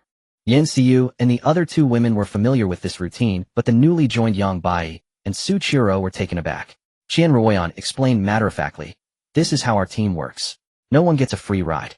Those with abilities are on the front lines while those without handle logistics and material gathering." Yang Bai and Su Qiro exchanged a glance and nodded in agreement. "Let's start the grind," Zhang Xu declared, materializing his steel-cutting blade and 6 guardian swords. At his mental command, the 6 guardian swords shot towards the web-covered building. Inside the nest, 6 human-faced black spiders on their routine patrol of the webbing suddenly raised their heads, revealing eerily human-like faces. The 2 pincers beside their mouths twitched, emitting a high-frequency screech. The next moment, the 6 human-faced black spiders scurried rapidly towards the source of the disturbance. Lured by the commotion caused by the guardian sword, 6 human-faced black spiders quickly approached the area where Zhang Xu and the others were. However, before they could reach Zhang Xu, one of the human-faced black spiders suddenly suffered an unknown attack. Its abdomen split open with a massive gash, as if cut by a blade. The human-faced black spider screeched in agony, but looking around it found no trace of any enemy. At the same time, atop the lush trees by the roadside, a shadowy figure like a ghost silently leaped from the canopy onto the full abdomen of another human-faced black spider. The moment it landed on the spider's abdomen, the figure swung its hands, and with a flash of cold light, several sprays of blood burst from the spider beneath. Having struck its target, it immediately retreated. With a few bounds, the figure quickly vanished into the gray mist, leaving no trace. Green blood dripped continuously from the 2 injured human-faced black spiders. One of the nearby spiders opened its mouth and spat a web over the wounds, quickly stopping the bleeding. Hiss hiss. The 6 human-faced black spiders halted, their 2 fangs at the mouth corners constantly twitching, emitting a high-frequency chirping sound, as if communicating. After a short while, it seemed they had reached a conclusion. The 2 injured human-faced black spiders separated from the group, preparing to return to the nest. The other 4 intended to pursue the direction where the figure had disappeared. However, before the 6 could act, the human-faced black spider with a gash on its abdomen suddenly split open again with a large tear. A torrent of green blood and some internal organs gushed out. Whether it was due to cutting an artery-like structure, the blood spurted out profusely, this time drenching the perpetrator, who couldn't dodge in time. A human silhouette was outlined in the air. The injured human-faced black spider finally spotted the creature that had caused its wounds. With a screech, it raised its blade-like forelimb and slashed. Yan Xiu hadn't expected to be discovered. Accustomed to ambushing with her invisibility, she had never considered a direct confrontation. She froze on the spot. "Watch out." At the critical moment, Li Mengting, who had returned and hidden her form, using the enhanced physical abilities from her beast transformation, rushed out. She grabbed Yan Xiu and rolled, successfully dodging the attack. However, this exposed both of them completely to the 6 human-faced black spiders. A pair of round black eyes turned, all focusing on Yan Xiu and Li Mengting. Both Yan Xiu and Li Mengting froze. With their abilities, they could only manage sneak attacks. Facing 6 rank human-faced black spiders, he'd meant certain death. Fortunately, they weren't alone. The guardian sword in Yan Xiu's hand, along with the 5 other swords scattered around, shot out like lightning, piercing straight through the heads of the 6 spiders. 6 bursts of green blood exploded like fireworks. The sound of footsteps approached from afar, and Zhang Xu appeared with the other 4 women. "Go dig out the cores." As soon as Zhang Xu spoke, Qian Ruoyan and Meng Xiaoyan immediately set to work. Yang Bai and Su Qiro hesitated briefly, but seeing Qian and Meng already at it, they bit their lips and followed suit. "Your invisibility is indeed good, but without ranged weapons you need to improve your physical abilities. Otherwise, the next time you encounter a monster with area attacks, you'll have no way out." Zhang Xu looked at Yan Xiu, who was drenched in green, and commented on her performance. Yan Xiu felt wronged. Her ability couldn't enhance her physique. It was impossible to improve her physical fitness in a short time. Moreover, Yan Xiu knew that pleasing Zhang Xu was more important. She nodded repeatedly in agreement, but intended to feign compliance. After all, unlike Li Mengting, who gained superhuman physique through her ability, normal training would turn fat to muscle, and the feel wouldn't be as good. If her touch turned harder than Zhang Zu's thing, no man would have the appetite to continue. Yan Xiu leaned close to Zhang Zu's ear, her eyes seductive. "Zhang Xu, didn't you create that magical dish last time?" Zhang Xu raised an eyebrow. He knew Yan Xiu was looking for a shortcut, but his earlier comment was impulsive without considering her actual situation. How much could she improve in a short time through training? At best, she'd reach the level of an ordinary person. It depends on your performance. Not getting a refusal, Yan Xiu's eyes lit up knowing there was a chance. Don't worry, I'll use every trick in the book. Yan Xiu licked her lips. Shortly after, Qian Ruoyan and the other 3 women dug out the 6 human-faced black spider cores and handed them to Zhang Xu. Zhang Xu kept 4 cores and gave the remaining 2 to Meng Xiaoyan and Qian Ruoyan. Eat them and see what abilities you awaken. Meng Xiaoyan and Qian Ruoyan beamed with joy. Non-natural awakened superhumans develop abilities influenced by their own physique and the monster core. Zhang Xu wanted to see what differences would arise from 2 people consuming the same core. Qian Ruoyan and Meng Xiaoyan had already witnessed Yan Xiu and Li Mingding's awakening experiences. Hearing Zhang Xu's instruction, they wiped the cores with their clothes and put them directly into their mouths. The 2 cores melted upon entry, turning into a warm stream that spread through their limbs and bones. Through the special perspective of the heavenly eye divine pupil, Zhang Xu could see the differences in the warm currents within Qian Ruoyan and Meng Xiaoyan. Qian Ruoyan's warm current gathered at her brow, while Meng Xiaoyan's concentrated in her lower abdomen. This was the first time Zhang Xu had seen the warm current gather at the brow. Did it indicate the tendency of the awakened ability? Analyzing by location, the brow corresponds to the brain, so Qian Ruoyan's ability was likely related to the spirit. The lower abdomen corresponds to the body, so Meng Xiaoyan's ability was likely physical. The results matched Zhang Xu's speculation. Qian Ruoyan awakened a spiritual ability, telepathy. She could communicate mentally through consciousness, even transmit images. Additionally, she had mild abilities for mental soothing and confusion. Perhaps due to Qian Ruoyan's low attributes, telepathy was the most prominent. The latter 2 were too weak, but would likely improve as her ability value increased. Meng Xiaoyan awakened strength and speed beyond ordinary humans. She could also spit silk threads from her hands and mouth as strong as steel wire, and some with stickiness, corrosiveness, or toxicity. In performance, Meng Xiaoyan's ability resembled Li Mingting's, but without the beast transformation step. My strength is huge, and I can shoot silk. While speaking, Meng Xiaoyan lost control and shot silk from her mouth. The steel wire-strong silk pierced a small hole in a nearby tree. Qian Ruoyan felt disheartened, thinking her ability was far inferior. But Zhang Xu considered such a support ability very practical, especially for the whole team. Our team doesn't lack attackers, but an ability that can connect everyone is exactly what we need most. Qian Ruoyan's eyes lit up again. That's right. She had never planned to leave Zhang Xu. As long as he could fight, her role was to support him and facilitate team communication, which aligned perfectly with her current position. With that thought, the gloom in Qian Ruoyan's heart vanished. Correspondingly, Zhang Xu's mind stirred. Qian Ruoyan's affection 55-60. Qian Ruoyan's affection reached 60, unlocking the 3rd form of Endless Food Bag. Endless Food Pouch 3rd form. Consuming the same food reduces ability point cost 0. 5 ability points reduced to 0. 1 ability point. Each draw has a 10 chance of obtaining magical food. All attributes 30. Strength 215,245. Speed 216,246. Constitution 216,246. Spirit 214,244. Ability 280,310. Zhang Xu raised an eyebrow. He hadn't expected Qian Ruoyan's affection to reach the 60 threshold at this moment, unlocking the 3rd form of the Endless Food Pouch. However, since both Yan Xiu and Qian Ruoyan's affection had been hovering at the 60 critical point, it wasn't surprising they finally achieved it. Compared to other divine weapons, the Endless Food Pouch's description remained as simple as ever, with no new effects appearing. The ability point cost for drawing food decreased from 0.5 to 0.1, making the consumption almost negligible. The chance of drawing magical food was finally clarified, but it was only 10. Since drawing a serving of delicious fried rice on the day he unlocked the 2nd form, Zhang Xu had maintained a pace of 20 draws daily. First, to ensure his daily food supply, second, to draw more magical dishes. Yet aside from the gold legendary reward from the novice 20 draw bonus, he hadn't drawn a single magical dish since. Truly, gacha games in this world were all the same. Zhang Xu materialized the Endless Food Pouch and spent 1 ability point on a 10 draw. With a 10 chance plus the reset of the newbie status upon unlocking a new form, it shouldn't disappoint him. As it turned out, it truly didn't disappoint. On his very first draw, Zhang Xu pulled out a magical dish radiating golden light from the Endless Food Pouch. Obtained magical dish 4 happiness meatballs for fortune and longevity. 4 happiness meatballs for fortune and longevity. Meatballs symbolizing the 4 great joys of fortune, prosperity, longevity, and happiness. Eating the fortune meatball temporarily boosts one's luck. Eating the prosperity meatball grants a windfall. Eating the longevity meatball increases constitution by 5 points. Eating the happiness meatball triggers an all-attribute burst of 100. Zhang Xu's eyes lit up instantly.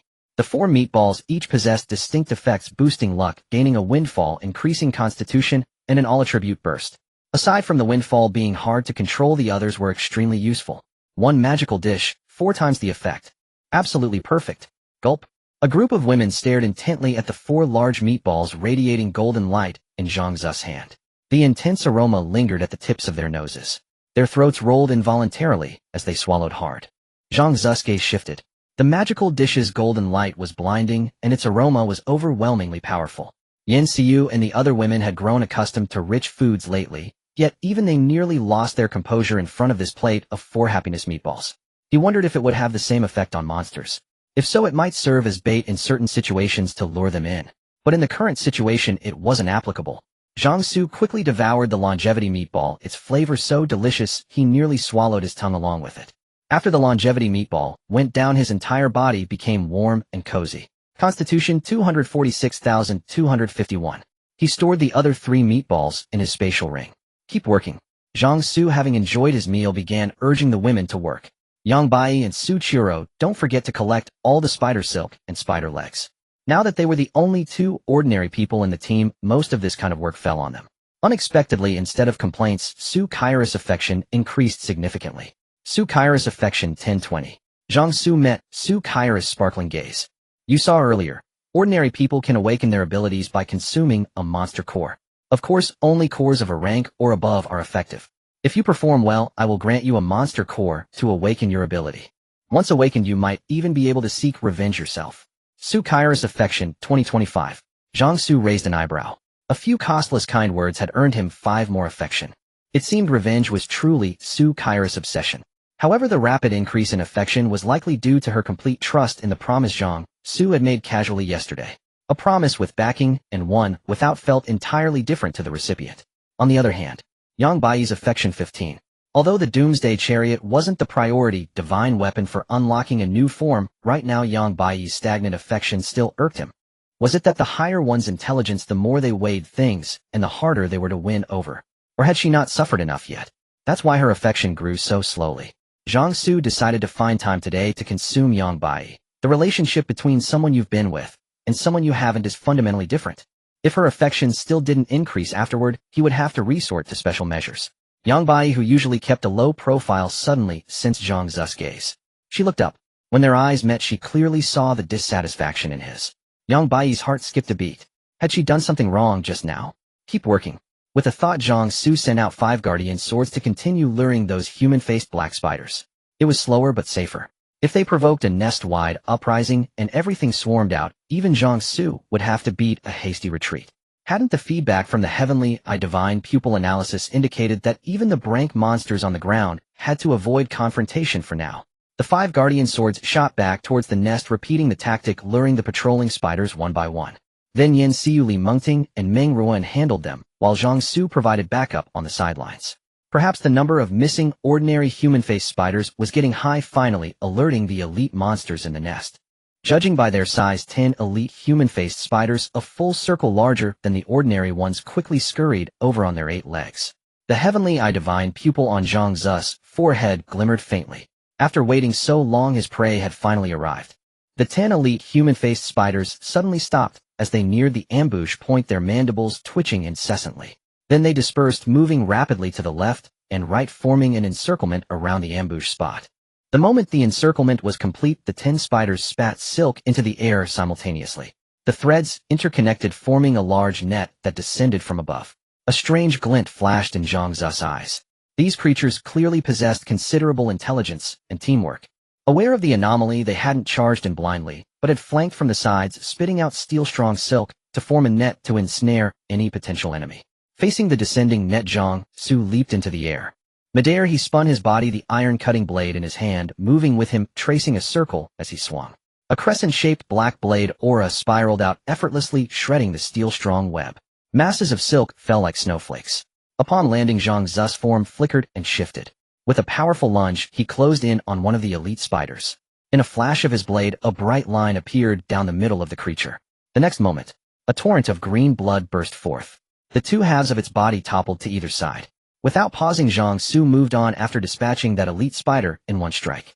The extraordinary mobility of being 24 times beyond human limits made his movements ghost-like.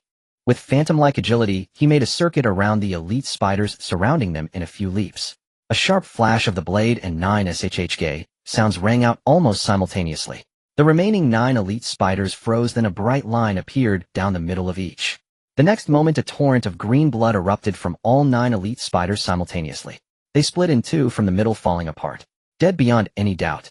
After consuming 10 human-faced black salamander cores, Zhang Xu's ability value finally settled at 320. Since his rank increased to level, further improvement had become increasingly difficult. Zhang Xu could also achieve all-around enhancement through the king's ability by contracting beautiful women. For others, improvement relied solely on monster cores, making the difficulty even more pronounced. To cultivate a high-level esper through monster cores in a short time was currently only feasible for military forces. Thinking this, Zhang Xu mentally prepared himself to be extra cautious when encountering military forces in the future. Little did he expect that the moment military forces crossed his mind, he would immediately run into them. Indeed, one should be careful what one wishes for. Zhang Xu cast his gaze into the distance, using the heavenly, divine pupil at his brow. What he saw were 6 fully armed soldiers holding rifles, along with several individuals who were clearly not military personnel, rapidly approaching his location. Military personnel. Speak of the devil.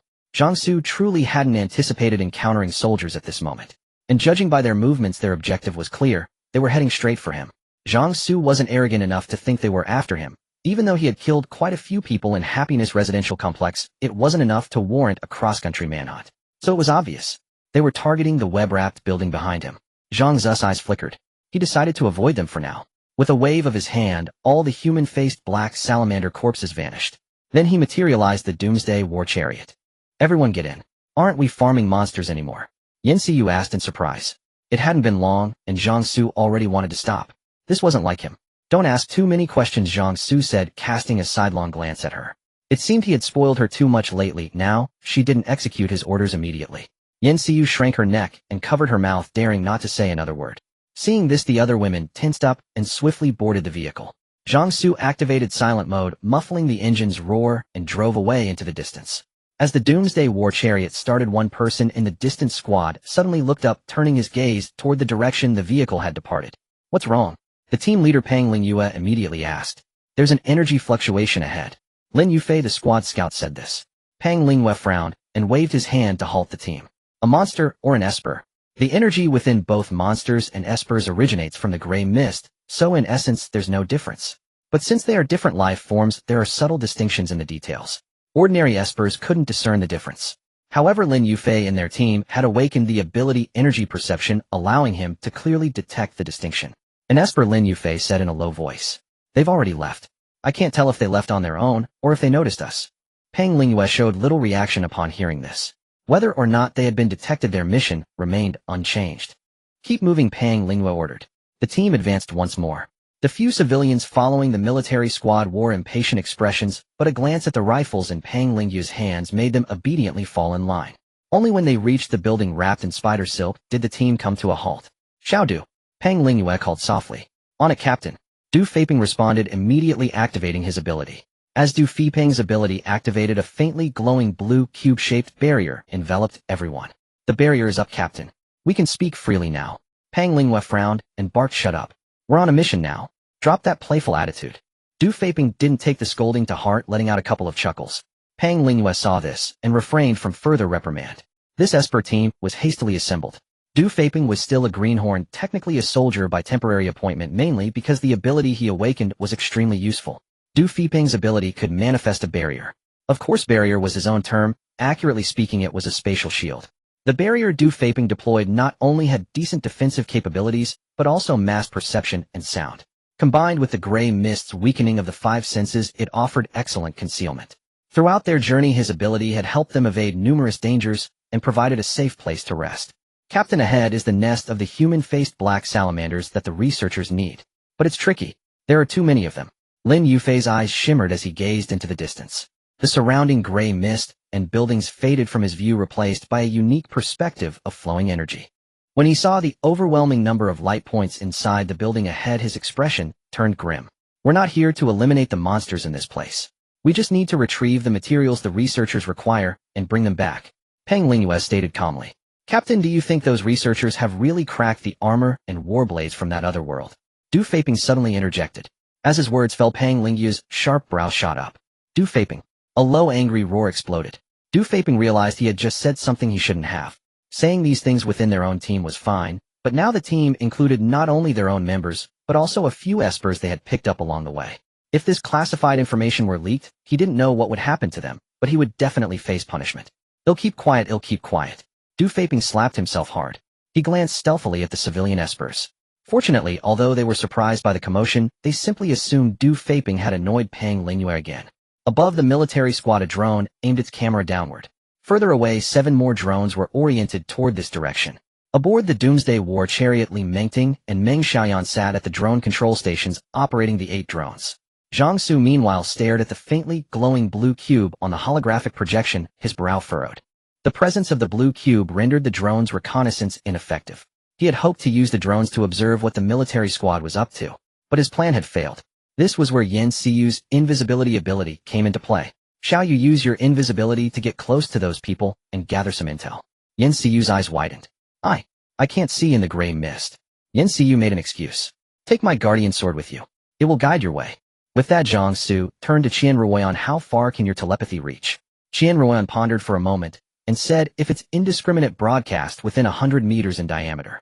If it's targeted at specific individuals, the range should be much greater, but I'm not sure of the exact distance. Not bad. Apply your telepathy to all of us, Zhang Xu nodded. All right. Qian Ruoyan immediately planted telepathy seeds on Zhang Xu and the others. With these seeds, they could use Qian Ruoyan as a relay to communicate over long distances through their thoughts without obstruction. Go. Yan Siyu wore a grimace. But she obediently got out of the vehicle and, guided by the 3 guardian swords, approached the barrier where the military squad was. Hey, Zhang Xu, can you hear me? Yan Siyu's trembling voice came through. Loud and clear, Zhang Xu said. Xiaoyu, we can hear you too. The voices of Qian Ruoyan and the other women chimed in. This gave Yan Siyu, walking alone in the gray mist for the first time, a sense of support. Whoa, sister Qian, the ability you awakened is just too amazing. Qian Ruoyan felt a surge of pride, believing her ability had proven to be of great use. Zhang Xu, however, thought this ability of Qian Ruoyan's still had much potential to be developed. He hadn't forgotten that this telepathy ability could transmit images. In a sense, this was shared vision. The invisible Yan Siyu quietly approached the military squad. By the time she arrived, the squad had already begun their operation. 3 fully armed soldiers carrying rifles stepped out of the faintly glowing blue cube, accompanied by 3 civilian espers. As agreed, we help you catch a few monsters, and you take us to the military base. The 3 civilian espers exchanged glances before speaking in a subdued tone. Don't worry. Our military is currently short-handed. As long as you follow orders, we'll fulfill our promise. Fine. I trust the Dongwang military. The 3 civilian espers knew that this flimsy verbal assurance meant nothing. But for now they had no choice but to believe. Move out. Peng Lingyue gave the order. One of the civilian espers nodded. The shadow beneath him suddenly detached from the ground and stood up, then dashed toward the human-faced black salamander nest. Meanwhile, Peng Lingyue leaned close to one of his team members, whispering something. Yan Siyu lacked any ability to enhance her 5 senses. Due to the gray mist suppression, she had to get closer to hear their conversation clearly. At that moment, Peng Lingyue abruptly spun around and threw a punch, his fist hurtling directly toward Yan Siyu's position. The attack came without warning. Yan Siyu barely had time to react, instinctively looking up. But Zhang Xu, who had been monitoring the scene through the holographic projection, immediately activated his thoughts. Whooshed! 3 guardian swords shot straight toward Peng Lingyue. Freed from Yan Siyu's control, the 3 guardian swords materialized, their blades gleaming into visibility. Swords, a sharp glint flashed in Peng Lingyue's eyes. Yet he did not retract his punching fist. The sword and the fist collided. Blood accompanied by pain surged from the back of his fingers. Peng Lingyue's expression darkened slightly as he leapt backward to evade the other 2 guardian swords hurtling toward him. Meanwhile, in the distance, Zhang Xu floored the accelerator, the Doomsday chariot, launching forward with explosive speed, charging straight toward them. Captain, Lin Yufei's eyes shimmered as he turned toward the direction of the racing vehicle. Something big is heading our way. As his words fell, the gray mist ahead churned violently. A colossal steel beast burst forth, sweeping up fierce air currents. Holy shit, it's a car. Lin Yufei, who had awakened the energy perception ability, stared in astonishment. In his special vision, he could see a massive object flowing with energy charging toward them. But he never imagined it would be a car. And a war chariot at that. The colossal steel monster sped forward utterly silent, yet its immense oppressive force rolled over them. Scatter! Pang Lingyue commanded calmly. The military squad swiftly dispersed while launching attacks at the steel behemoth. But all their assaults left no mark on the doomsday chariot. With sheer unreasonable force the steel beast plowed into their ranks, then executed a slick tail swing to halt between Pang Lingyue and Yan Xiyu. The next moment the door burst open. 3 streaks of sword light shot out, joining the other 3 guardian swords to assault the surrounding military personnel. Simultaneously a nimble figure dashed out from the vehicle, heading straight for the leader Pang Lingyue. Open fire! Pang Lingyue retreated, letting out a deep roar. The 2 soldiers, along with 3 others who rushed out from the blue cube upon hearing the commotion, immediately raised their rifles. Rat-a-tat! A storm of bullets poured out, whistling toward the figure that had emerged from the vehicle. Zhang Xu's toes tapped lightly as he moved with phantom-like agility, evading every single bullet. He steadily closed in on the obvious leader. Pang Lingyue's pupils contracted into vertical slits, Zhang Xu's movements slowing down in his vision. He drew his sidearm and fired. Bang! Zhang Xu's gaze turned fierce. The heavenly, divine pupil on his forehead pushed his perception to its maximum. The bullet's trajectory appeared clearly in his sight. A flash of blade light erupted. The edge, capable of cleaving steel with ease, split the bullet in 2. Holy crap! He split a bullet with a knife. Lin Yufei exclaimed. Captain, this guy is off. He's a class awakener. But his abilities are absurdly well-rounded. And absurdly strong. Lin Yufei's voice drifted into Pang Lingyue's ears. His expression remained unchanged as he kept pulling the trigger. Amidst bursts of muzzle-fire, bullets accelerated through the spiraled rifling. Zhang Xu moved with his blade, the long knife, flashing repeatedly. Each bullet was cleaved in half and fell to the ground. His steps never faltered as he pressed forward. This? Lin Yufei watched tensely. Seeing Zhang Xu closing in, Pang Lingyue discarded his gun, a low growl rumbling from his throat. Beneath his clothes his body rapidly expanded and needle-thick white fur began to sprout from his pores. Zhang Xu's heavenly divine pupil activated its analysis ability. Pang Lingyue military awakener class awakener awakened ability. Beast transformation wolf. Upon transforming into werewolf form, gains super strength, super speed, a certain degree of self-healing and olfactory, visual, and auditory senses rivaling a wolf's. His steel-like fangs can easily crush stone. His claws are sharper than steel blades. His fur provides a degree of impact resistance. He is by no means a foe to underestimate. Strength 200 transformed, speed 200 transformed, physique 200 transformed, spirit 50 transformed, wildness surges, increasing with injury and boosting attack power. If wildness overrides reason, he will attack friend and foe alike. Ability value 300. In the blink of an eye, Pang Lingyue had become a 3-meter turtle upright werewolf. The military uniform, made of some unknown material, somehow did not burst apart. His cold, savage wolf eyes stared intently at the charging Zhang Xu, and his palm, as large as a fan, slammed out fiercely. Ryup! The wind howled like the roar of some monstrous beast. Zhang Xu's pitch-black long blade met it like a sliver of the darkest night. There was no expected clang of metal nor a scene of the attacker being sent flying by the captain. Lin Yufei watched in horror as the wolf-transformed captain's unnaturally sharp and hard claws were sliced open. Pang Lingyue's heart was equally shaken. If that strike had landed on his palm or wrist, he would have lost a hand. Because there was no major conflict between them, and given the soldier's identity, Zhang Xu held back, merely severing a few claws. The transformed claws were akin to human fingernails, though losing them had little impact. Seizing the moment as the officer before him was stunned, Zhang Xu leaped up, flipped the blade, and struck down with the blunt edge. All 245 points of his strength erupted, sending the 3-meter turtle werewolf staggering back several steps. Captain! Lin Yufei's panicked voice rang out. The 5 soldiers simultaneously raised their guns, aiming at the enemy still midair, attempting to support their captain with suppressive fire. However, Zhang Xu's heavenly divine pupil provided a 360 panoramic view, and he had already detected their movements the moment they raised their weapons. Yet he showed no reaction. A nimble, shadowy figure flickered with a few leaps and appeared beside one soldier. Sharp cat claws raked across, leaving wounds down to the bone on the soldier's arm, and the rifle in his hand fell to the ground involuntarily. The invisible Yan Xiyu picked up the gun Pang Lingyue had discarded and silently crept behind another soldier. Don't move. They'll shoot. The soldier froze on the spot. Meng Xiaoyan, newly awakened, dared not engage in close combat. Fortunately, her ability had a certain ranged attack effect. She flicked her wrists, spraying a series of sticky spider webs that wrapped the soldier and his gun into a cocoon of threads. After Zhang Xu exited the vehicle, Qian Ruoyan, who was in control of the doomsday chariot, directly activated its weapon system. With a clunk, a turret machine gun emerged from the roof, its muzzle aimed at the remaining soldiers and the 3 civilian awakener. Inside the vehicle, Qian Ruoyan pressed the firing button. Her internal ability value was instantly drained. Without any warning, the machine gun muzzle erupted with a torrent of blue energy bullets sweeping across the remaining few. Du Feiping was startled, abandoning his aim at Zhang Xu to hastily erect a barrier for defense. The other 2 soldiers and the 3 civilian awakener cursed, "Damn it," before rolling and scrambling out of the way. The machine gun on the roof fired a sweeping burst. Blue energy bullets, no less powerful than conventional rounds, rained down, forcing those caught in the crossfire to scramble for cover.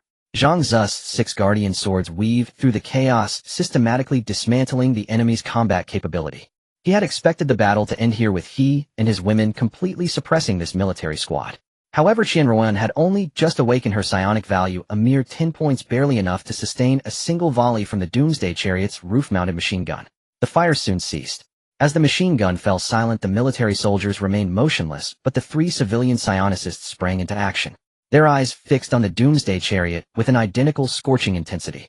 Like wolves spotting meat, or a young man in his prime, gazing upon a naked beauty. The 3 civilian psionicists pounced on the Doomsday chariot, intent on seizing the vehicle.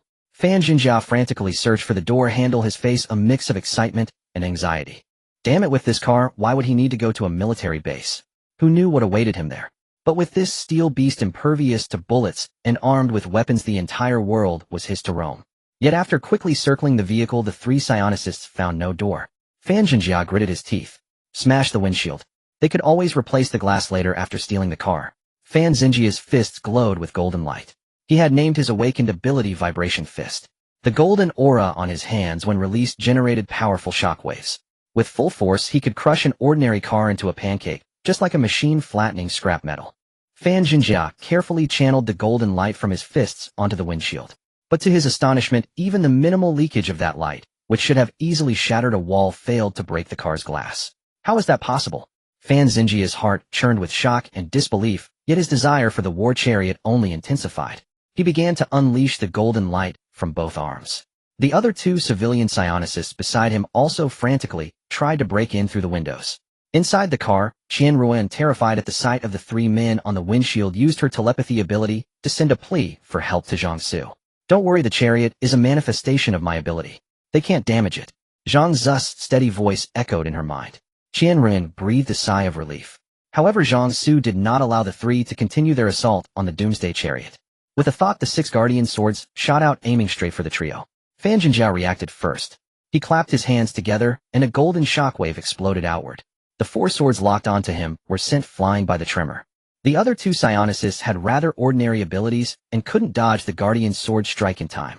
One barely avoided a fatal blow, while the other was pierced through the head, his body collapsing limply to the ground. "Stop!" A muffled roar erupted from behind. Then a fierce wind carrying a sharp aura surged forward. Zhang Xu's eyes darkened, and he turned, slashing out with his blade. A crescent-shaped pitch-black saber aura like ink splashed from a brush flew forth. Pang Lingyu's charging figure halted abruptly. With a spray of blood, his massive body hurtled backward like a kite with a broken string. "Captain!" Lin Yufei and Du Feiping cried out in alarm. "Roar!" Pang Lingyue howled at the sky, his feet extending claws that dug into the ground. The solid concrete floor was gouged into 2 long furrows like a plowed field. His feet scraped along the ground for 100 meters before he slammed to a halt. With a thud, Pang Lingyue knelt on one knee, clutching his chest. A massive wound from his right shoulder to his abdomen dripped blood in patches. The flesh on either side of the wound writhed and contracted, gradually slowing the blood flow. Pang Lingyue took deep breaths to suppress the bestial instincts triggered by his transformation, refusing to let the wildness consume his reason. After delivering that single slash, Zhang Xu paid no further attention to the soldier's fate. He had already held back in that strike, and the blade's trajectory was slightly off, or else the man would have been decapitated. Zhang Xu's gaze shifted to the psionicist capable of generating shockwaves. Fan Jinjia glared back defiantly. His ability was even more potent against humans than against objects. No matter how strong the body, the internal organs were fragile, and precisely his power inflicted severe damage to the internal organs. Even against the werewolf officer in an unknown fight, he had no fear. Under the effect of forced calm, Zhang Xu showed no expression in the face of provocation. Without a word, he lunged forward, his body shooting out like a cannonball. Fan Jinjia's brow twitched. His arms blazed with brilliant golden light. Then he slammed his fist into the ground. With a boom, the earth trembled, dust flew, and a visible ring of air mixed with golden ripples surged outward in all directions. The shockwave rolled like a tidal wave crashing against the shore. Zhang Xu slashed out with his blade. The crescent-shaped saber aura like a boat cutting through waves parted the shockwave and charged straight for Fan Jinjia. Fan Jinjia's eyelids twitched repeatedly. He clapped his two fists together, sending a vertical shockwave colliding with the saber aura. A violent crack echoed as the saber aura and shockwave both exploded, scattering into scattered starlight. However, Fan Jinjia had no time to mind the dispersing sparks. His face was pale with horror, for Zhang Xu had appeared right beside him. The moment their eyes met, a black line was drawn from the tip of the blade. But to Zhang Xu's surprise, the blade met slight resistance. A blue barrier had materialized between him and Fan Jinjia. As the blade sliced through, Fan Jinjia seized the chance to retreat. "Wait!" Du Feiping ran out shouting. "There might be a misunderstanding. Don't attack. Listen, big brother. If you have any demands, you can talk. There's no need to start fighting." Du Feiping noticed that the powerful swordsman had twice avoided the captain's vital points, indicating he wasn't intent on killing them. As long as they weren't mortal enemies, there was room for negotiation. The key was to find out what he wanted. Hearing this, Zhang Xu actually paused. Whether eavesdropping or launching an assault, his only goal was to obtain information from this military squad. If one had to assign blame, Zhang Xu was the unreasonable one this time. But in the current situation, right and wrong didn't matter, only strength did. He had sent Yin Xiu to eavesdrop while invisible, and when she was discovered, he attacked, intending to intimidate these people and then leverage the situation to achieve his aim. Since they were being so cooperative, he naturally wouldn't push his luck.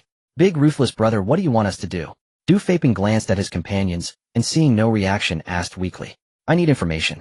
Zhang Xu said in a deep voice, "Why you came here, the military status, why the gray mist appeared where it came from." Du Feiping hadn't expected Zhang Xu to want information. He had assumed it was for guns and ammunition. They had encountered such situations many times on the road. If it were firearms, he could have authorized giving up some, but the questions Zhang Xu raised were classified, and even he didn't know the answers.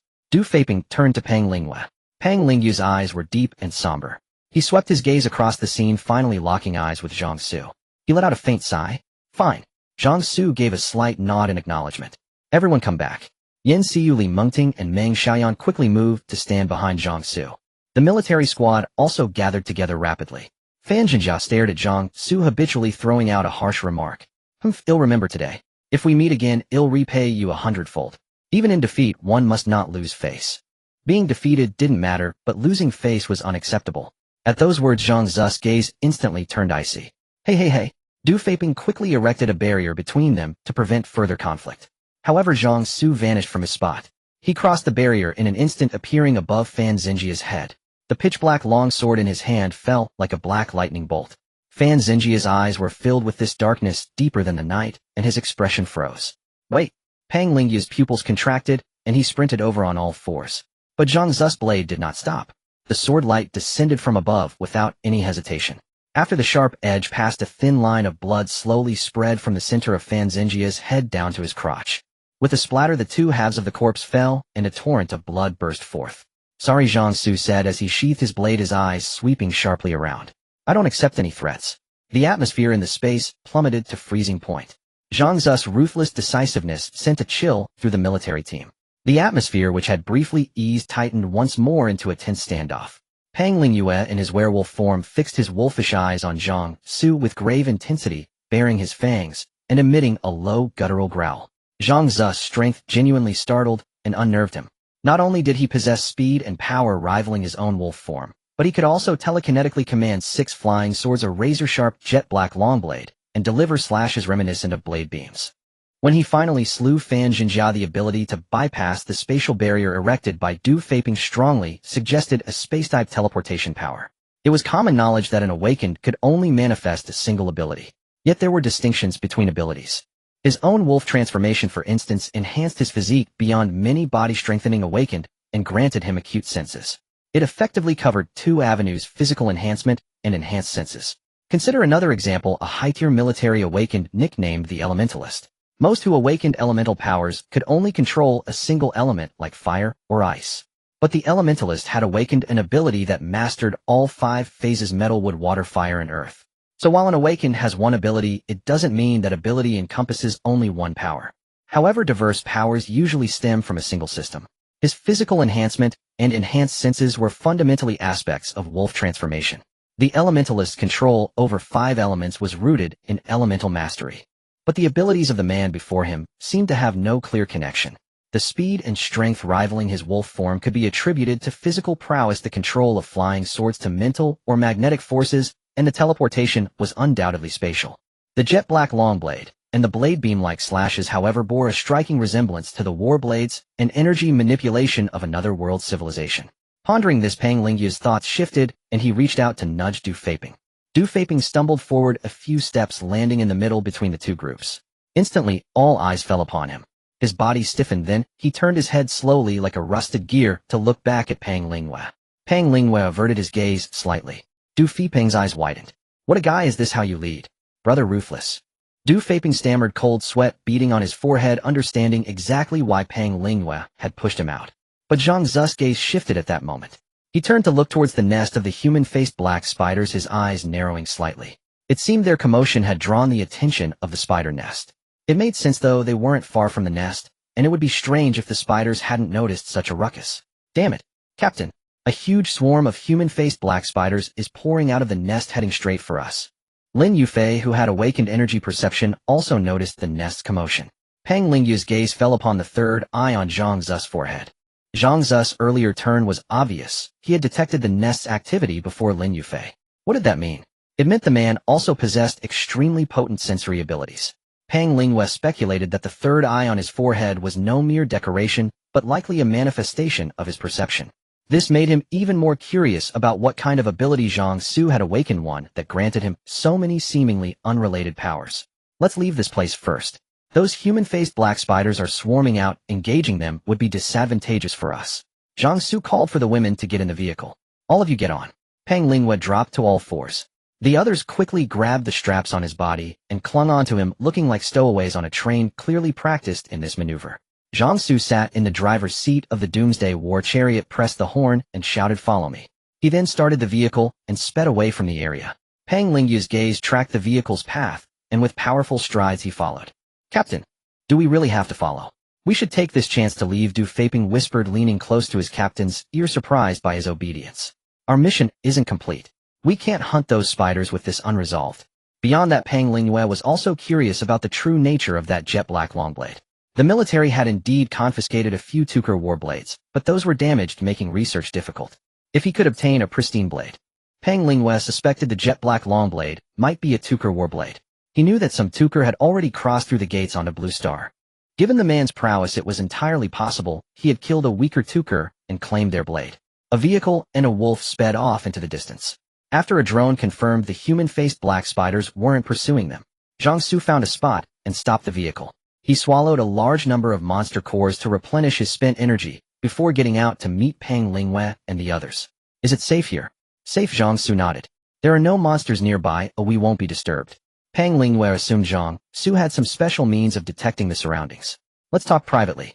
He deactivated his ability, reverting to human form. All right. The two walked to a distance where their voices wouldn't carry. Ask whatever information you want. Zhang Xu was taken aback by Pang Lingyue's generosity. It didn't make sense. He had a perfect chance to escape earlier, but didn't, and now he seemed willing to answer anything. Zhang Xu knew without a doubt that something was off. Still, this direct approach suited him, so he played along to see what the man was plotting. How did you discover my invisible companion earlier? Pang Lingyue gestured toward Lin Yufei. His ability allows him to sense the flow of energy. Your companion can hide her form, but she can't hide the energy flowing inside her. So we detected her from the start. Also, as you saw, my ability is to transform into a wolf. Even without activating it, my sense of smell is far superior to a normal person's. Your companion got close enough that I could smell her scent. Tell her to stop wearing perfume. So that was it. Zhang Xu activated the analysis ability of his heavenly, divine pupil. Lin Yufei, military awakened, a rank awakened ability, energy perception, possesses the ability to see the flow of energy with his naked eyes. Strength 7, speed 8, physique 7, spirit 30, EU energy value 100. Seeing the returned information, Zhang Xu confirmed the man wasn't lying. Yan Xiu's ability was invisibility and sound dampening, but it couldn't conceal energy or scent, a vulnerability. Hearing Pang Lingyue's words from inside the vehicle, Yan Xiu gave a dry, awkward laugh. Being discovered by the energy sensing awakened wasn't her fault, her ability was simply countered by his. But being found out because of her perfume, that was entirely her problem. Yan Xiu mentally scolded herself to never wear perfume carelessly again. Second question, what is your purpose here? The military hadn't launched a full-scale entry into the city, yet they sent a small squad. Their actions didn't seem like a rescue mission, they appeared to have a specific objective. We were ordered to collect monsters for military researchers to study. The human-faced black spiders. Yes, just for research, nothing else. No, Peng Lingyue shook his head. The military scientists need as many monster samples as possible to gather sufficient data and determine their biological system. Understanding their biology might reveal their weaknesses and how to counter them. This answer was watertight, perfectly explaining their presence here. Is that really so? Zhang Xu's eyes flickered. Peng Lingyue met his gaze and nodded.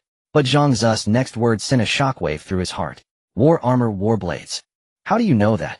Even though Peng Lingyue suspected that Zhang Xu might have had contact with the Tuck people and could have seized a war blade from them, the fact that the faceless black spiders could craft armor and blades was a conclusion only recently reached by military researchers.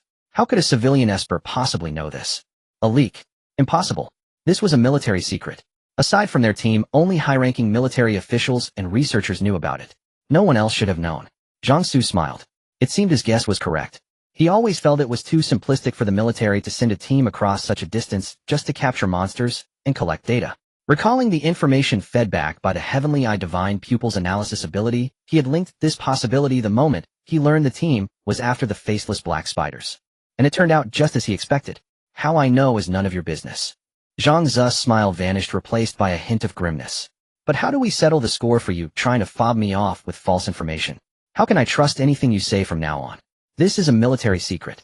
Those without a certain clearance level have no right to know. If we divulge this information without permission, we would face severe punishment. Furthermore, the war blades and armor are still in development, or our military researchers only know that the faceless black spiders are one of the materials. Peng Lingyue said in a deep voice. Looking at the man before him, he felt the air of mystery around him growing thicker. Who exactly was this man? How did he know so much? After a moment's thought, Peng Lingyue continued. I will answer your subsequent questions as best I can. If it concerns military secrets, I will state so directly. Fine. Zhang Xu nodded. Third question, where does the gray fog come from? Zhang Xu already knew the answer to this question. Like the previous ones, it was a test. Peng Lingyue fell into deep thought. This question was also classified, but not as highly as the war blades and armor. Senior officials and soldiers on the front lines knew the answer. Considering that Zhang Xu knew about the blades and armor, he probably had more intel than Peng Lingyue imagined. At this point, lying or making things up would only breed distrust. So Peng Lingyue replied, it comes from another world. He watched Zhang Xu's expression, but saw no change at all, confirming he already knew the answer. Indeed, this man's intelligence was surprisingly extensive. Tell me more. We call that world the other side. Not knowing the extent of Zhang Xu's knowledge, Peng Lingyue could only divulge what he knew. A month ago, the stars in the sky flickered inexplicably. Everyone knows that. But what you don't know is that on that night, a massive luminous gateway appeared deep within the ancestral Dragon Mountains here in Dongwang. A gateway. A passage connecting the two worlds. Due to the effects of forced calm, Zhang Xu's face betrayed no surprise despite the shock within. Unable to read Zhang Xu's emotions from his face, Peng Lingyue continued, that gateway in the ancestral Dragon Mountains connects to the other side. There are 9 other similar gates scattered across Blue Star.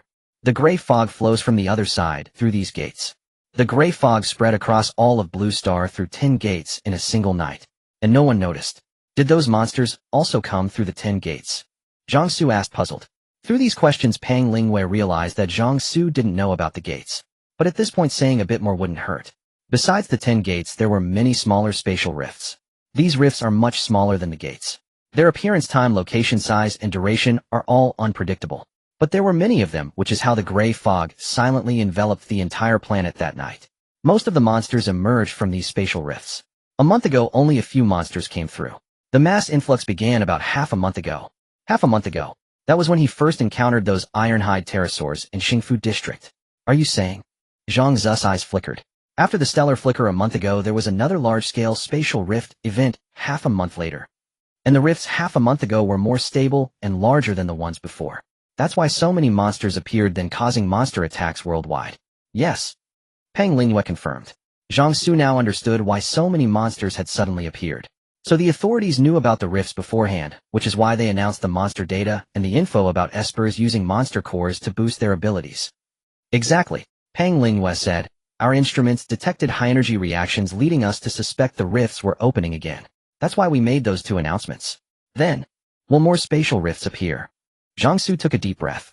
The number of monsters in the gray fog was already considerable, but compared to the vast lands of Blue Star their density wasn't high. However, if more rifts appeared, even more monsters would pour in from the other side. Pang Lingyue said hoarsely, "I'm afraid they will. The current trend is that each event brings more stable rifts that last longer and are larger." Hearing this, Zhang Xu felt a sense of crisis. The world was already dangerous enough, but it seemed the future would only be worse. He needed to increase his strength as quickly as possible. Fourth question: what's the situation with the military in Wanhai City? Wanhai was a coastal metropolis and economic hub with a division-level military base nearby. And about 2 hours' drive from Wanhai City, there was a larger military base housing an army group. The military in Wanhai is managing. Pang Lingyue's expression turned serious when mentioning his own troops. After all, most monsters are flesh and blood, bullets can kill them. After the gray fog appeared, we immediately dispatched teams to rescue nearby civilians, which led to the formation of a large sanctuary. His tone dropped. If not for the gray fog, our current weapons and firepower would be more than enough against those monsters. If our troops could enter the city, we wouldn't have lost so many civilians. Unfortunately, our researchers haven't yet developed equipment that allows ordinary soldiers to operate safely within the gray fog. Zhang Xu could hear the sorrow in Pang Lingyue's voice over the massive civilian casualties. This was a good soldier. Zhang Xu never judged people based on their profession. Nobility was a trait of the individual. Most people wore those symbolic uniforms simply to make a living.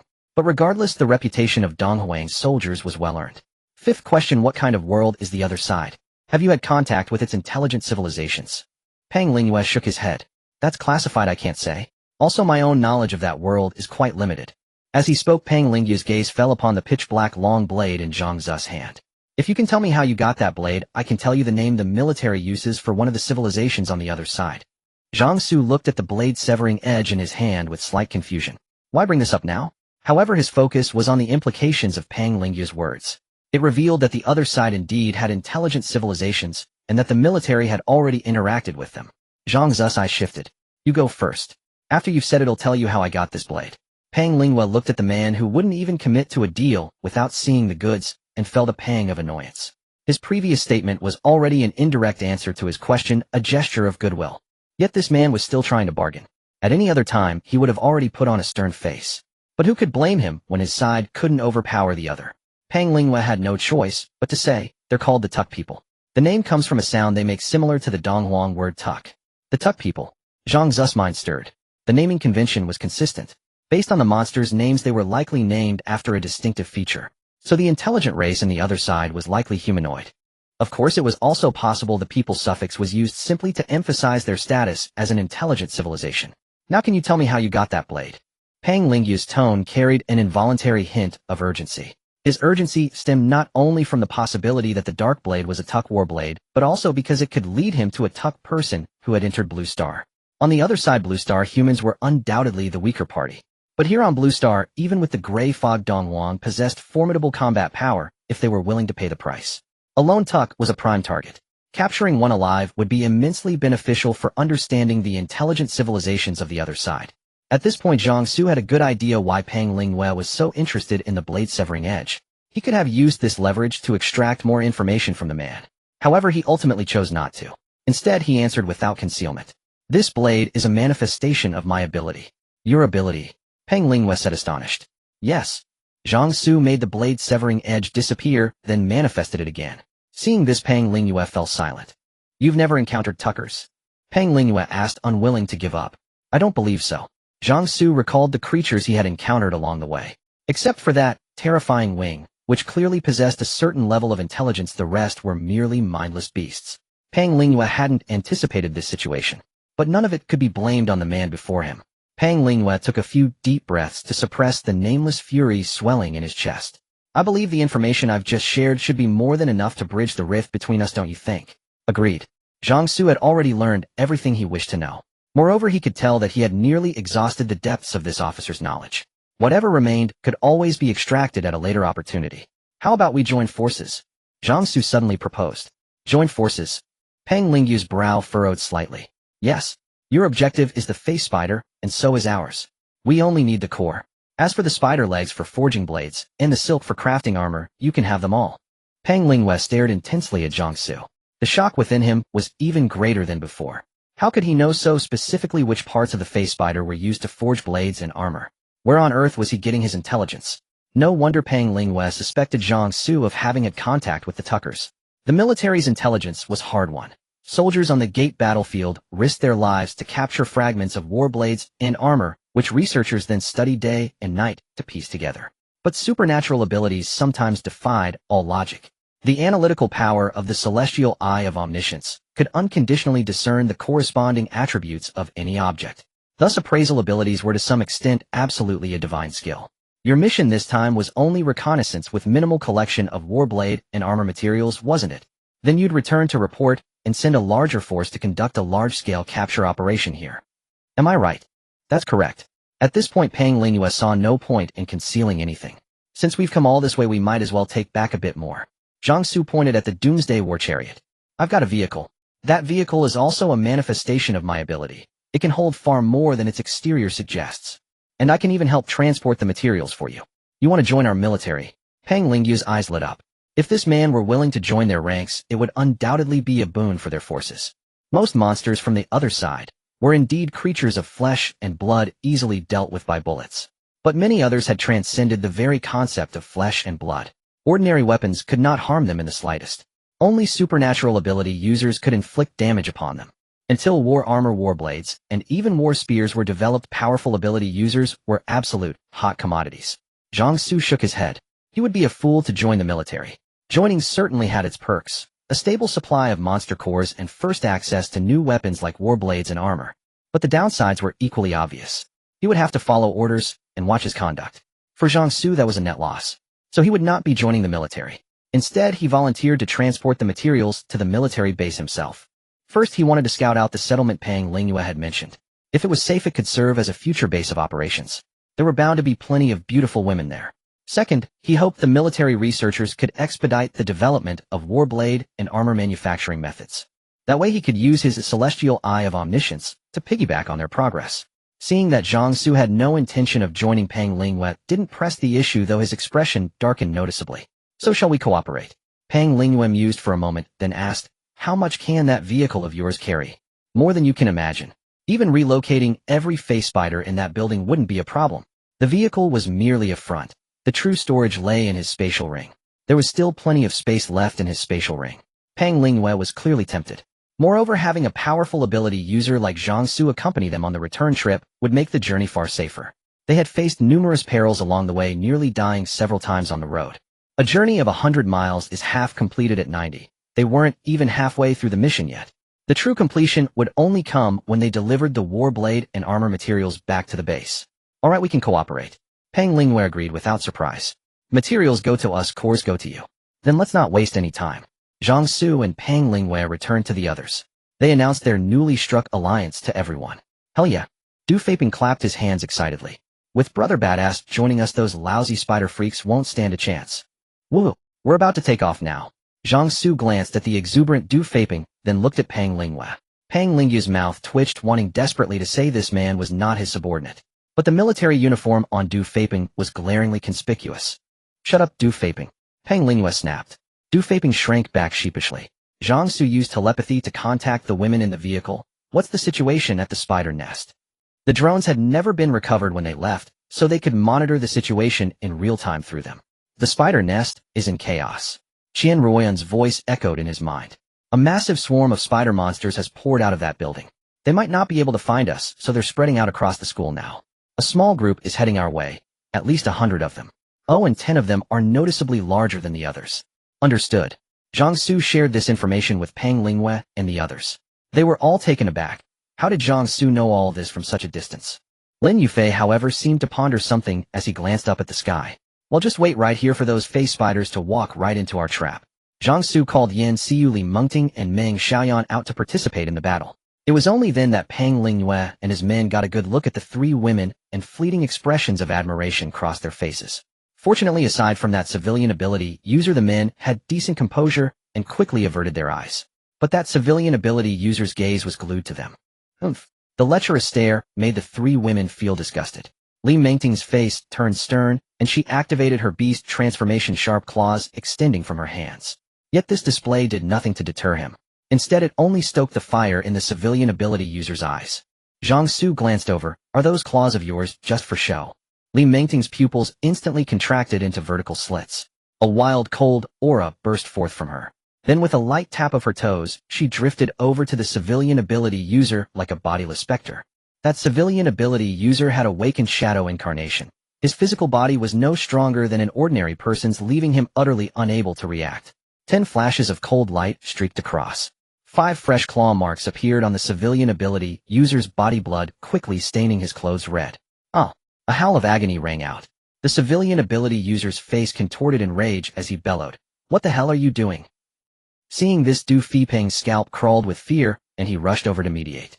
Brother badass, let's talk this out. Don't just attack people." "It wasn't me who attacked," Zhang Xu said with a faint smile. Du Fipeng was left speechless for a moment. Some people can't control their eyes, so someone else has to do it for them. Zhang Xu looked at Li Mengting. "Still not vicious enough. Next time you run into someone like this, just gouge their eyes out." "MHM. Li Mengting nodded eagerly like a chick pecking at rice. "From now on only you can look at us, Zhang Xu. No one else gets to." Zhang Xu was very pleased with her answer. Li Mengting's beast transformation seemed to affect her willpower. Before this, Li Mengting had reacted to monsters just like the other women. But once she entered her beast transformed state, her entire demeanor became chillingly ruthless. Both of them had just awakened their abilities. Meng Xiaoyan only dared to shoot spider silk from a distance, while Li Mengting dove straight into melee combat. This had nothing to do with experience or temperament. It was the influence of the beast transformation ability on its user. The natural wildness produced by the transformation allowed the user to rapidly adapt to combat. In a sense, the beast transformation ability was actually the most suitable for ordinary people who had never faced battle before. Yu Jicheng, heal him. Pang Linghua could have intervened earlier, but he had chosen to watch instead. Because this civilian ability user genuinely needed to be brought down a peg. "Yes, sir." The soldier who had been aimed at by Yan Xiu stepped forward. His awakened ability was related to healing. He was the medic of this military squad. The civilian ability user clutched his chest wound, seething with shock and fury. But remembering how viciously Zhang Xu had killed Fan Jinjia, he could only grit his teeth and swallow his rage, stewing in humiliation. "They're coming." A moment later, Zhang Xu's gaze turned sharp. "Those face spiders are here." Lin Yufei's warning came a second too late, and as he finished speaking, he cast a glance at Zhang Xu. Zhang Xu ignored him. With a thought, all 6 guardian swords dispersed around them. The others quickly prepared themselves as well. Pang Linghua activated his beast speech wolf ability. As white hairs as thick as steel needles burst from his pores, his body rapidly swelled to 3 meters tall. His flat face protruded outward, forming a lupin snout, and rows of inverted triangular fangs emerged from beneath his lips. The other 5 soldiers raised their firearms. The civilian ability user had recovered from his wounds after treatment, and the shadow beneath his feet rose up. Li Mengting and Meng Xiaoyan leaped onto the war chariot, gazing into the distance. Yan Xiu, clutching the gun she had never returned, vanished into thin air. Just moments ago, she had asked the soldier for detailed instructions on how to fire the weapon. Her invisibility combined with a firearm was a devastating combination. Firing at point-blank range made accuracy irrelevant. Soon, a rasping sound like blunt objects scraping against glass came from up ahead. The gray mist churned violently, and faces bearing eerie expressions emerged from within. The moment they spotted Zhang Xu and the others, pairs of spider eyes flashed with an ominous crimson light. Then, the 2 Caliceri gaped wide, and spider silk as strong as steel cables shot out like a volley of arrows. Countless strands of silk hurtled toward them. Facing this onslaught, the first to move was Zhang Xu. He swung the pitch-black long blade in a horizontal arc. With a consumption of 25 ability points, 5 blade glows slashed out like claws of a colossal beast, effortlessly severing the spider silk. Pang Linghua and the others' pupils contracted in shock. They hadn't expected Zhang Xu to still be holding back during their earlier confrontation. But the situation allowed no time for contemplation. Pang Linghua dropped to all fours and lunged forward ferociously. Closing in on a face spider, he extended his wolf claws, seized its 2 Caliceri, and ripped it apart from the middle with sheer brute force. The scene was brutally violent to the extreme. Lin Yufei took command. "Fire. Single shots. Be careful not to hit the captain or the others." The instant his words fell, 5 soldiers pulled their triggers. Flames erupted from the muzzles of 5 rifles, and bullets accelerated through the spiral rifling, striking the face spiders one by one. Li Mengting, Meng Xiaoyan, and Yan Xiu also joined the attack. Zhang Xu deployed all 6 guardian swords, aiming them directly at the 10 elite face spiders. While Zhang Xu, Pang Linghua, and the others clashed with the human face spiders, a portion of the creatures surged toward every direction of Wanhai University. The disturbed spiders, failing to locate the instigators, launched a large-scale hunt in their fury. soon centered around the web-wrapped building. The surroundings erupted like a boiling pot. Countless human-faced spiders swarmed outward like army ants. Any monsters encountered in their path hastily retreated, while those too slow to escape were wrapped in webs and hauled back to the nest as food reserves. At the science building. Boss. Giant spiders. There are so many of them they're crawling up the building. He Li Xuan, tasked with routine patrols to keep monsters out, was nearly scared to death upon seeing the human-faced spiders scaling the exterior. After snapping out of his shock, he rushed to inform Huang Junxian. At that moment, Huang was in a classroom deeply engaged in a discussion about the origins of life with several female students. Among them was teacher Li, who along with Yang Bai was hailed as one of the 2 golden flowers of Wanhai University. Annoyed by his trusted subordinate's noisy interruption, Huang Zhongshuan's face darkened ominously. Didn't I tell you not to shout in my presence? Meeting Huang's sinister gaze, Li Xuan's clothes were instantly soaked in cold sweat, his speech becoming stammered. Thighs. Boss. There are. What's there to panic about? Huang Junxian shoved the woman beneath him aside. Aren't those spiders just here to hunt? There are plenty of people in the building. Can't you just throw some of them down? Once those spiders have gathered enough food, they'll leave on their own. He Li Xuan suddenly slapped his forehead. So that was the trick. Why hadn't he thought of it? The boss is truly the boss. With a plan in mind, his initial panic vanished. What are you standing there for? Go make the arrangements. Yes, right away. Huang Junxian dressed himself, then grabbed the hair of the woman who had been beneath him, dragging her along the floor as he left. The woman cried out in pain. Huang Junxian, let me go. Let me go.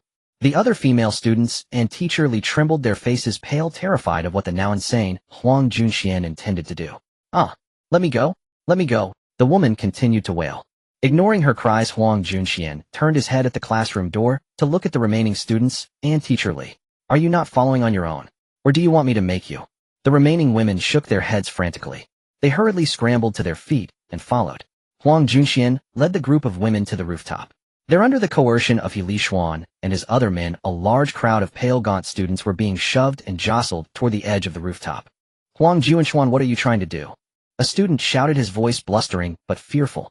Before Huang could respond, He Li Xuan swung his iron pipe, cracking the student's skull open on the spot. How dare you speak to my boss like that? He Li Xuan yelled, throw him off. Yes.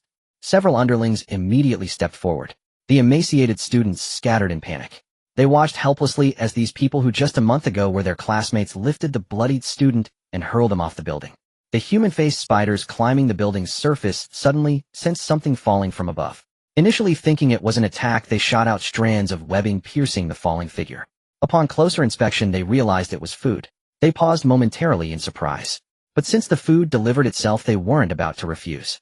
They swiftly wrapped the lifeless student in webbing and attached the bundle beneath their abdomens. Standing at the rooftop's edge, He Li Xuan saw the spiders distracted by the thrown person. Realizing the tactic worked, his excitement was palpable. It works. It really works. They've stopped climbing.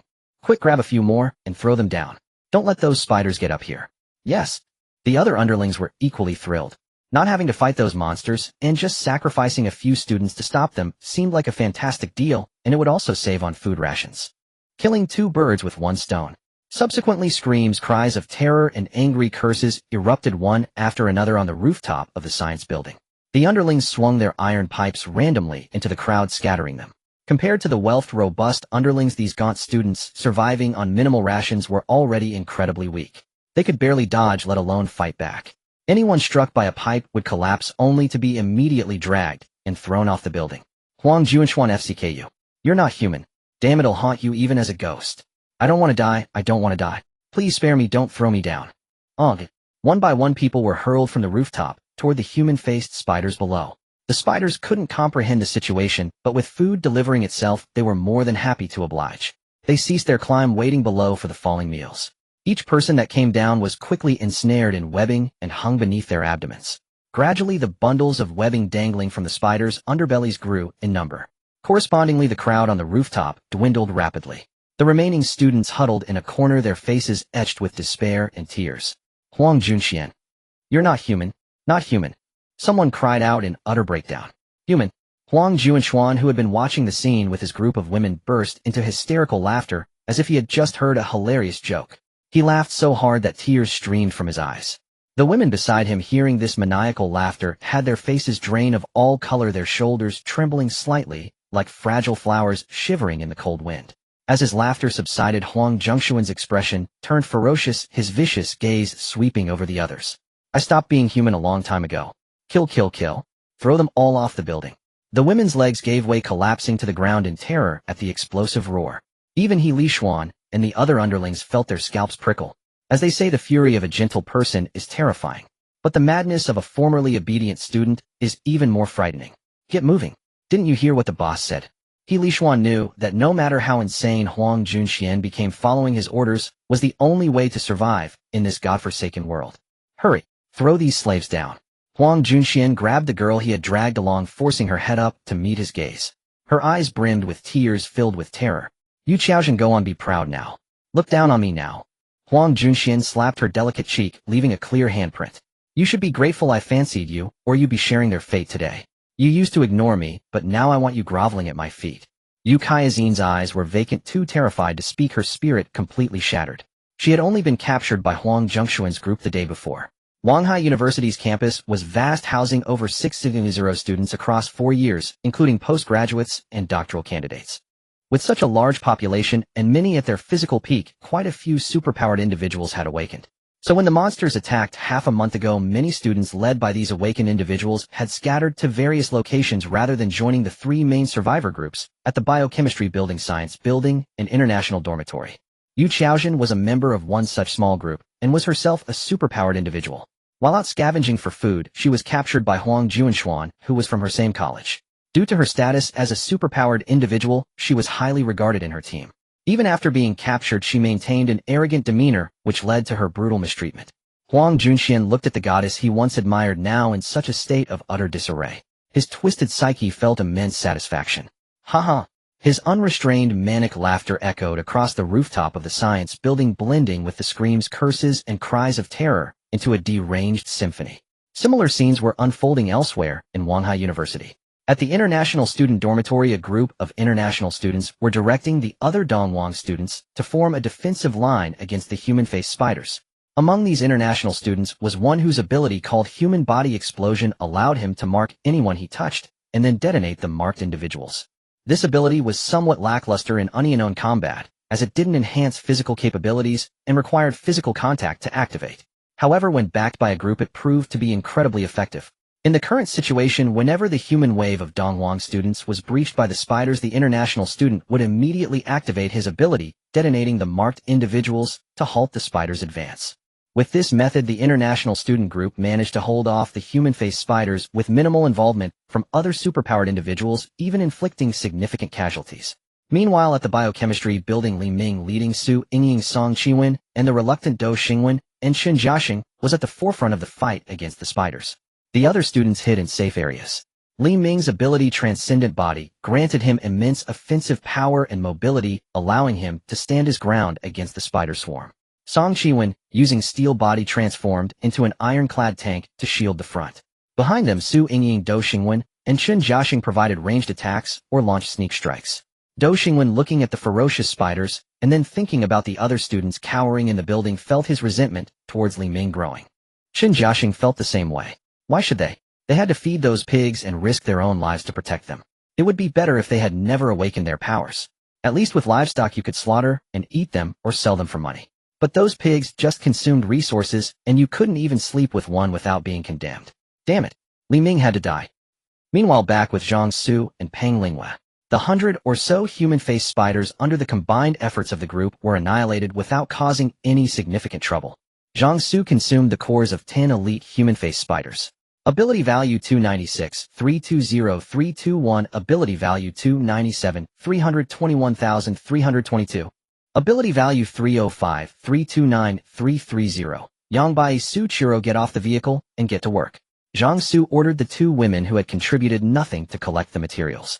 2 more beautiful women appeared with a different style from the previous ones, making the civilian superpowered individual seethe with envy and jealousy. But after the earlier warning, fearing he might actually lose his eyes, he quickly averted his gaze.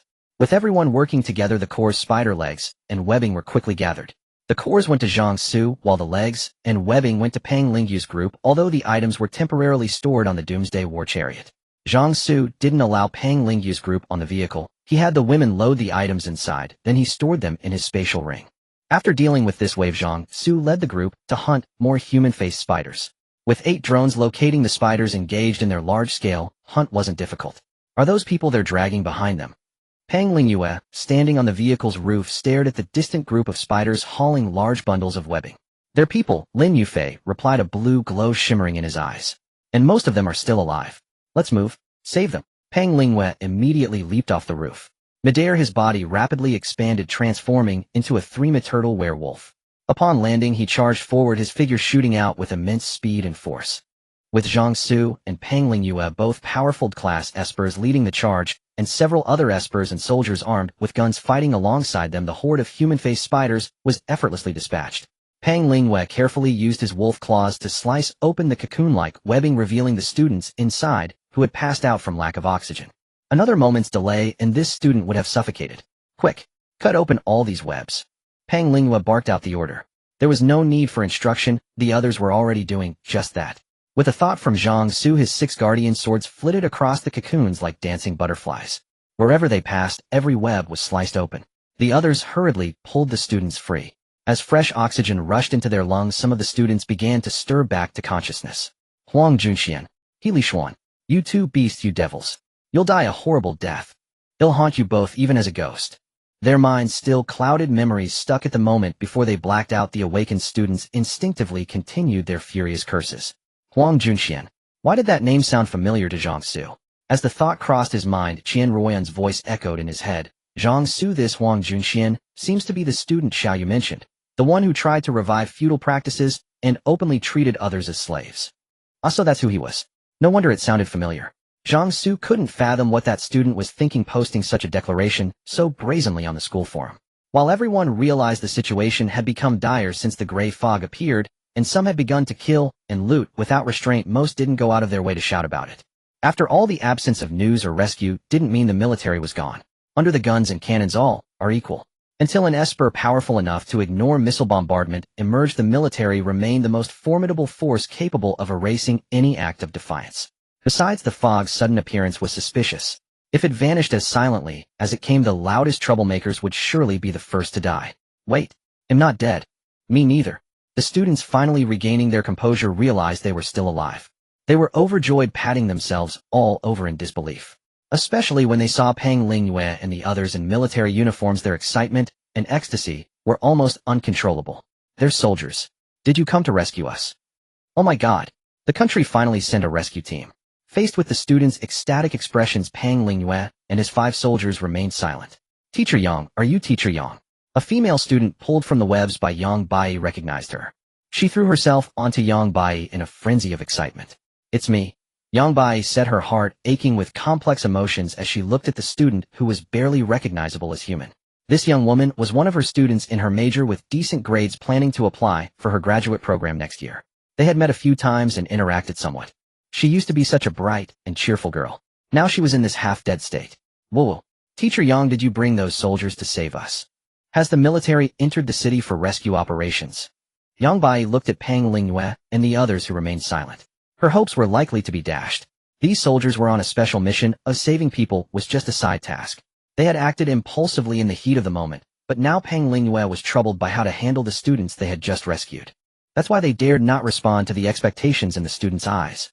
Captain, what do we do? We still have a mission. We can't take them with us. Lin Yufei, catching the desperate, hopeful gazes, quickly sidled up to Pang Lingyue.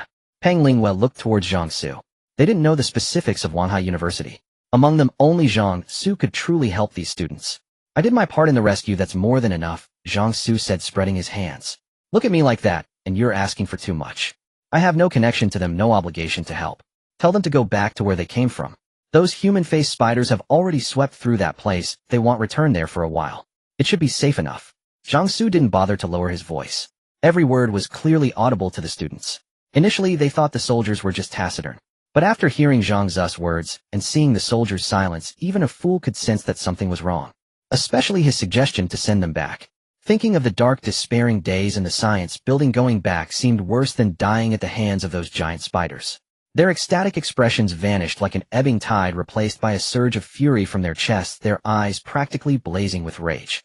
We're not going back. We won't go back. Sending us back to the science building is like killing us here. Aren't you soldiers? Shouldn't you be protecting us? We are the future pillars of the nation, the future elite. You must protect us. Whoa, don't send us back to the science building. It's not a place for humans. Huang Junxian is a devil. Take us away, please. Are you from the division-level military base on the outskirts of Wanghai? My dad is the director of the XXX Bureau in Wanghai. Get me out of here, and he'll make sure you all get promoted 3 ranks when you return. My mom has a thing with Director XXX. Get me out, and she'll definitely reward you well. My dad is an official in the capital. You must save me. Otherwise he'll make sure you suffer the consequences. As one of Donghuang's top universities, Wanghai University was full of students with significant backgrounds. One by one they revealed their family connections, tempting or threatening Pang Lingyue and his men. Pang Lingyue and the others clenched their jaws silently, enduring the accusations. A soldier's duty is to obey orders, the mission is paramount. But the Donghuang military is the people's military, and the belief in protecting the people is deeply rooted in every soldier's heart. While it's hard to say if every soldier would develop a sense of responsibility and honor surpassing life itself, because of the uniform at the very least Pang Lingyue's squad still held on to that conviction. But Zhang Xu wasn't about to indulge these students. The chaotic noise was giving him a headache. All of you shut up. Zhang Xu's roar silenced everyone. Who the hell are you? The students, seeing that Zhang Xu wasn't in uniform and remembering he was the one who suggested sending them back, found an outlet for their pent-up rage. Telling us to shut up. Go to hell. Die. Die. You are just as much an animal as Huang Junxian. Having subsisted on minimal food for so long, their brain glucose levels were far below normal, their rational thinking long since destroyed by hunger. They could only let their emotions run rampant. Otherwise they would have realized that anyone who could speak as an equal with soldiers like Pang Lingyue was no ordinary person. The students' curses were grating and irritating. With a soft whoosh, several streaks of dark light shot out, passing through the students with bloodshot eyes.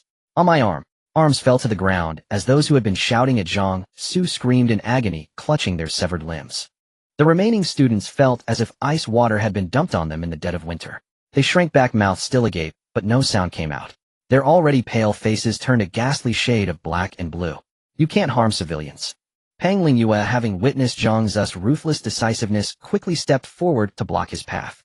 Zhang Xu's tone was icy. If they want shut up, I'll make them. His gaze swept the area. If any of you makes another sound, I'll make sure you never speak again. Yang Bai knew Zhang Xu meant what he said. Quick, cover the mouths of those screaming students, or you'll all die here. Even with the soldiers here, they can't save you. As a professor at Wanghai University, Yang Bai's words still carried weight with the students. Realizing Zhang Xu wasn't joking, the students nearby hurriedly clamped their hands over the mouths of the injured, silencing their screams. Yu Jiqiang, go treat the students. Pang Lingyue's expression was grim. Yes, sir. Yu Jiqiang rushed to a student with a severed arm, crouched down, and pressed his hands over the wound. A soft glow emanated from his palms, quickly stanching the bleeding. Regenerating the arm was impossible, but stopping the bleeding saved the student's life. Pang Lingyue's brows furrowed, coldly, deeply displeased with Zhang Xu's casual brutality. Can you stay here to protect them? Or can you take them with you on the long trek back to the base? Zhang Xu let out a mocking laugh. Both questions hit Pang Lingyue's weakness. Zhang Xu glanced at him, and then looked away. Let's continue. Ruoyan, report the location of those human-faced spiders. Qian Ruoyan's voice echoed in his mind. Quite a few big spiders are heading north from your position. Based on the Wanghai University map, it should be the science building. Perfect, Zhang Xu said with a smile. He then addressed the others. Let's head to the science building. Something there is attracting a lot of those human-faced spiders. We'll bring these students along. Teacher Yang, no, don't go to the science building. The female student in Yang Bai's arms trembled violently at the mention of returning. Huang Junxian is a devil. He threw us down the stairs to stop those giant spiders. Please, Teacher Yang, don't make us go back to the science building. Yang Bai felt a pang of pity. She looked up at Zhang Xu, hesitantly suggesting, Zhang Xu, can we not take these students back to the science building? What about Li Ming's place? Don't take advantage of a good man like that, Zhang Xu said with a roll of his eyes. He's already got too many people. Adding more will just burden him. Didn't you see those students rioting when we arrived? Are you trying to push them over the edge? Zhang Xu didn't agree with Li Ming's methods. If that guy hadn't awakened a powerful ability, he'd have been dead long ago. But disagreeing didn't mean Zhang Xu would belittle Li Ming's kindness. No matter the era, kindness is the noblest, most honorable virtue. Zhang Xu couldn't do it himself, but he wouldn't mock or destroy such behavior. If it was within his power, he'd even lend a small hand. Like that day, killing the one in the crowd who was spewing seditious words. To the science building. Zhang Xu got into the vehicle and called for the other women to board. Though Yin Xiu and the others looked reluctant, they feared Zhang Xu's disapproval, so they obediently got in. Only Yang Bai hesitated, not moving. Teacher Yang. The students looked at her one after another. Yang Bai felt at a loss under their gaze. Inside the car, Zhang Xu's face was expressionless, a faint mirthless curve on his lips. He had been too lenient with these women. He could indulge their little quirks and requests, life needed some spice. But this kind of useless sympathy was absolutely forbidden. If you had the ability, fine, go ahead and save people like Li Ming. But all your confidence came from him. Relying on him while trying to satisfy your own compassion, even for old acquaintances, was unacceptable to Zhang Xu. If she doesn't want to get in, then she doesn't get in. Zhang Xu's voice was cold. Drive. The women felt a chill run down their spines, too scared to even breathe. Qian Ruoyan immediately stepped on the gas. To let her drive the doomsday chariot, Zhang Xu had just fed her 10 monster cores to restore her energy. The doomsday chariot began to move. Seeing this steel beast, the other students knew it was safer inside, and made a mad dash for it, without a second thought. Please let me on. I have money, I'll give you $1 million, just take me with you. My dad is a bureau chief. Take me, and it'll guarantee you a life of wealth. Damn it, stop the car. The doomsday chariot didn't slow down for the students. The wheels kept turning, driving straight ahead. Several students who tried to cling to the side of the vehicle were thrown to the ground. Some even tried to run in front of the car to block its path. They were immediately pulled aside by Pang Lingwei and the others. They were sure that if anyone dared to block the way, Zhang Xu would drive right over them. This cold-hearted man was absolutely capable of such a thing. Yang Bai watched the departing steel beast, her emotions a tangled mess. A profound fear surged from the depths of her heart, spreading rapidly through her limbs. Her hands and feet grew cold and stiff. When she was with Zhang Xu, she always had a pillar of strength, a sense of security. Now separated from him and the group, even surrounded by familiar students, Yang Bai felt not a shred of safety. She had made a terrible mistake. She shouldn't have disobeyed Zhang Xu's orders, shouldn't have stayed behind. Unconsciously, regret and remorse began to overwhelm her sense of duty towards the students. Yang Bai Affinity 1525. Inside the car, Zhang Xu received the notification from his ability and couldn't quite believe it. After a moment's thought, he could only conclude that people could be strangely masochistic. In the science building, He Lishuan stared nervously at the ever-growing mass of giant spiders below. His hands and feet felt icy cold, his clothes soaked through with cold sweat clinging stickily to his body. Yet he felt nothing at all. He could only stand there dumbfounded, staring down at the scene, his heart sinking into an icy abyss. At first, throwing students off the building did stop the giant spiders from climbing up, and once they had caught enough prey, they did turn and leave. But these giant spiders seemed to have some special means of communication among themselves. No sooner had the ones with abdomens full of silk bundles departed than new giant spiders appeared, one after another, waiting eagerly below. They awaited food falling from the sky. A wave of students had already been thrown down, and another wave was immediately dragged out from the building. But the giant spiders kept coming in an endless stream. No matter how many people there were, it would be useless. They would eventually be exhausted. And once all the people were used up, how would they enjoy themselves? Without other laborers and slaves, would their current comfortable life be possible? He Lishuan also harbored a deeper fear. Once all the people were gone, might they themselves be the next to be thrown down? Keep throwing people down, don't let these giant spiders climb up, He Lishuan ordered, then set off to find Huang Junxian. After throwing down a wave of students, Huang Junxian had returned with those women, paying no attention to what was happening here. He Lishuan cursed inwardly, you mad bastard. With death looming, he was still thinking about that sort of thing. But recalling the women who had become like dried corpses after contact with Huang Junxian, he felt there was something more to it. Before he even got close, He Lishuan heard the stimulating sounds. He swallowed hard, feeling a surge of heat rising from his lower abdomen. Forcing down his desire, he walked to the door, knocked, and called out cautiously through the door, brother. Bang! The moment the words left He Lishuan's mouth, a deafening crash came from behind the door. The entire door shook 3 times. He Lishuan was so startled, he nearly jumped 3 feet into the air. Haven't I told you time and again not to disturb me? An enraged roar came from the room. He Lishuan wiped the cold sweat from his brow, feeling as if he were suffocating. But he steeled himself and said, brother, more and more giant spiders are appearing downstairs, and we're running out of people in the building. After saying this, He Lishuan quickly stepped back a few paces, trembling with fear as he stared at the door, dreading that something might be hurled at him again. But unexpectedly nothing happened. His heart pounded wildly. After 2 or 3 seconds the door opened. Huang Junxian dragged out a woman who had turned into a dried corpse, followed by several women whose faces were deathly pale, their bodies trembling uncontrollably. Had they not been supporting each other, they would have collapsed to the floor. He Lishuan's gaze swept over the woman's corpse, his pupils flickering, but he quickly regained control and concealed his reaction. Brother He Lishuan put on a fawning smile. Huang Junxian casually tossed the dried corpse aside. Let's go. Yes, brother. The two returned to the rooftop. Huang Junxian saw that the slaves had already been tied up in advance, ready to be thrown down at a moment's notice.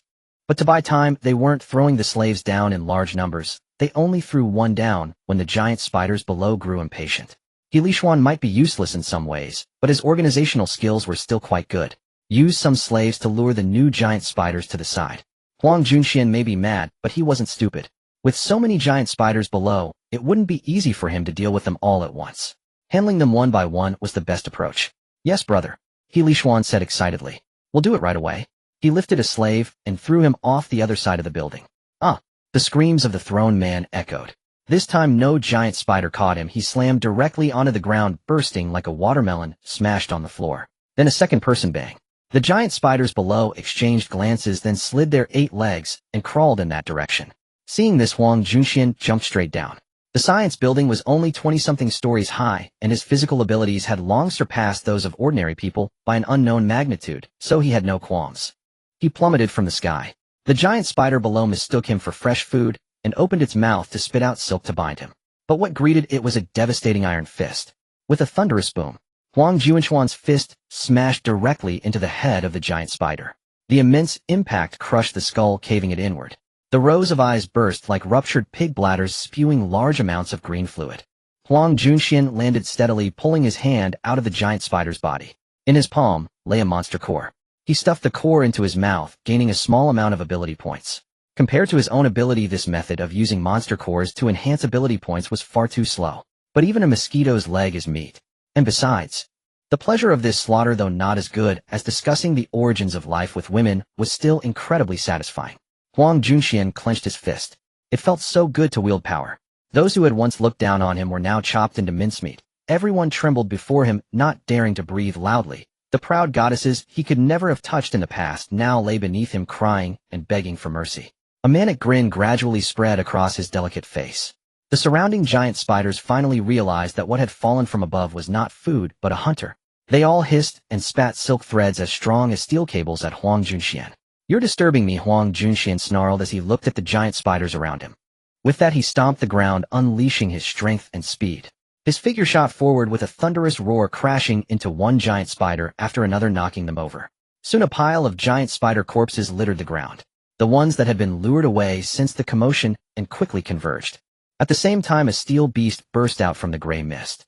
6 faint shadowy streaks flew rapidly along the mist, piercing straight through the heads of one giant spider after another.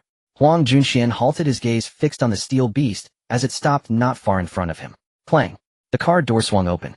Hey classmate, you stole my prey, Zhang Xu said as he stepped out of the car with a blade in hand. Then Yin Xiu, Li Mengting, and Meng Xiaoyan filed out one after another. Qian Ruoyan was in charge of driving and providing intelligence support, while Su Qiro, who had not yet awakened her ability, remained inside the vehicle. Yet even the mere sight of Yin Xiu and the other 2 women was visually striking. The moment Huang Junxian saw them, his eyes lit up, blazing with brilliance. Such beautiful women. Upon getting out of the car, Zhang Xu's heavenly eye divine pupil opened in his forehead, instantly locking onto the bloodstained man before him. He activated his analysis ability. Huang Junxian, Wanghai University student, a rank ability user. Awakened ability Life Plunder. Can plunder the life of others for his own use, either stored in his body or to enhance various physical attributes. Currently, he can only plunder vitality through the method of discussing the origins of life. Strength 210, Speed 150, Constitution 260, Spirit 30, Mental State somewhat abnormal, Ability Value 160. Zhang Xu stared in disbelief at the last piece of information fed back by the heavenly eye divine pupil's analysis. Holy shit, this guy is ruthless. Ruthless to the point of madness. Zhang Xu suddenly felt a grudging admiration for this somewhat delicate-looking student. Damn, a person like this deserves to rise. But he's still too twisted. And isn't this guy trying to steal his women? Are these all your women? Huang Junxian eyed Yin Xiu and the other 2 with burning desire. It wasn't just their looks. Through his own ability, he could sense that these 3 women possessed extremely vigorous vitality. They were clearly ability users. Yeah, what about it? Zhang Xu said flatly. There would never be a shortage of men who coveted his women now or in the future. In peaceful times, beauty was capital. Using beauty to commit crimes was no empty phrase. Attractive people enjoyed far greater advantages than others. In the entertainment industry, for instance, a pretty face with no acting talent could still earn a fortune as a vase. But in chaotic times, beauty became a curse. No, Huang Junxian shook his head, bearing a wild, arrogant grin. They are mine now. Zhang Xu. He turned to look at Yin Xiyu and Li Mengting, both students of Wanhai University. Wanhai University is supposed to be a top-tier institution in Donghuang, so how did an idiot like this get in? Li Mengting laughed. Exams can only filter out IQ, not personality. Got it? Zhang Xu nodded. High IQ doesn't mean you're not an idiot. Huang Junxian overheard their conversation. His expression darkened. Since you've brought 3 such beautiful women to my side, Huang Junxian said coldly, I'll give you a quick death later. I promise you won't suffer too much. Zhang Xu laughed silently. Good, another reason to kill him. He decided not to waste any more time with this lunatic. Zhang Xu raised the black long blade in his hand. 5 ability points consumed. A crescent-shaped slashing blade light spat from the edge, cutting through the concrete floor and extending all the way to Huang Junxian. The light in his eyes was engulfed by a darkness deeper than the night. In an instant, Huang Junxian felt as if he had fallen into an ice cave. Alarm bells rang in his heart. Every nerve screamed danger. To his brain. At the critical moment, relying on his powerful physical abilities, Huang Junxian sidestepped, slightly dodging the crescent slash. One arm was severed, flying into the air. Oh! Huang Junxian clutched the stump of his arm, howling in agony. The vitality stored in his body was quickly mobilized, surging toward the wound. Flesh buds wriggled at the cut, rapidly healing the injury, but the arm did not regenerate. Zhang Xu's heavenly eye divine pupil combined with his perception and clairvoyance abilities clearly saw the changes inside Huang Junxian's body. If the amount of vitality were sufficient, it might actually achieve limb regeneration. The life plunder ability overall was a pretty good one. It could plunder the vitality of others to enhance one's own physical attributes, functioning as a kind of alternative stat-boosting ability. It could also store that vitality to heal injuries when damaged, serving as a form of healing ability. This Wanhai University was really something. Each student who awakened their ability seemed to have quite formidable powers. What is that? Huang Junxian's face was pale with shock, his eyes fixed on the black long blade in Zhang Xu's hand. Exactly what you see, a blade light. Don't students at Wanhai University read manga? Zhang Xu raised the iron-slaying blade. The vitality you have stored in your body doesn't seem enough to withstand my second strike. Well, actually, if I cut you in half, all that stored vitality won't do you any good. Huang Junxian's eyes widened in disbelief. More than the terrifying blade light, Zhang Xu's words sent a greater chill through him. He had never told anyone about his ability's effect. How did this man whom he had never met before know? How do you know? Huang Junxian's jaw tightened, tiny blood vessels seeping into his eyes. Zhang Xu snorted. You can ask the king of hell after you die? With that he slashed again. A crescent-shaped blade, light black as flowing night, swept across the ground before him. Huang Junxian was ready. The vitality stored in his body surged into his limbs and bones. With the massive consumption of vitality, his physical functions received a tremendous boost. Bursting with speed, he actually managed to dodge this slashing blade light. Interesting. Zhang Xu waved his hand, and the 6 guardian swords hidden nearby shot out simultaneously. Caught off guard, Huang Junxian could only dodge 2 of them. The remaining 4 pierced through his body, leaving 4 holes. With his constitution of 260 and the stored vitality, 4 holes weren't enough to kill him. But Zhang Xu's seemingly endless arsenal of weapons filled him with wariness. Who the hell are you? Huang Junxian retreated to a safe distance. He clamped his muscles tightly around the 4 guardian swords lodged in his body. Feeling their struggle, he instantly realized that these swords were controlled by some form of telekinesis. Blade light and flying swords. Was this guy's ability something like Weapon Master? You're pretty good. You're the first human to dodge 2 of my strikes in a long time. Zhang Xu's expression was calm, not directly answering the question. But still. After all this, you still refuse to run. Do you underestimate me or overestimate yourself? The moment the words fell, he activated his teleportation ability. Zhang Xu's figure suddenly appeared right in front of Huang Junxian. He swung the black long blade horizontally. Huang Junxian's soul nearly fled in terror. Seeing the blade so close, he exploded all the vitality stored in his body. If he could hold on for just a second, he could escape. Injuries that weren't severed limbs could be healed. But the razor-sharp iron-slaying blade gave him no chance. The blade sliced cleanly through his neck. Huang Junxian didn't even realize what had happened, thinking he had blocked it. But the next second, he noticed his vision slowly tilting downward. And darkness surged in from all sides. Was he decapitated? Thud. His head hit the ground, rolling a short distance. After Zhang Xu finished off the remaining human-faced spiders, Pang Lingwei finally arrived with a group of students late to the scene. Zhang Xu's gaze swept over the students, each one trembling in fear. Those who had earlier shouted, while haunt Huang Junxian, even as ghosts now had legs shaking more violently than anyone else's. Yang Bai noticed Zhang Xu's gaze and looked over proactively. But Zhang Xu's attention didn't linger on her for even a moment, treating her like a stranger. Yang Baiyi's heart skipped a beat, realizing that her earlier refusal to board the vehicle had angered Zhang Xu. What's the situation here? Where's Huang Junxian? Pang Linghua stepped forward. He's dead, Zhang Xu said, tilting his chin toward the corpse.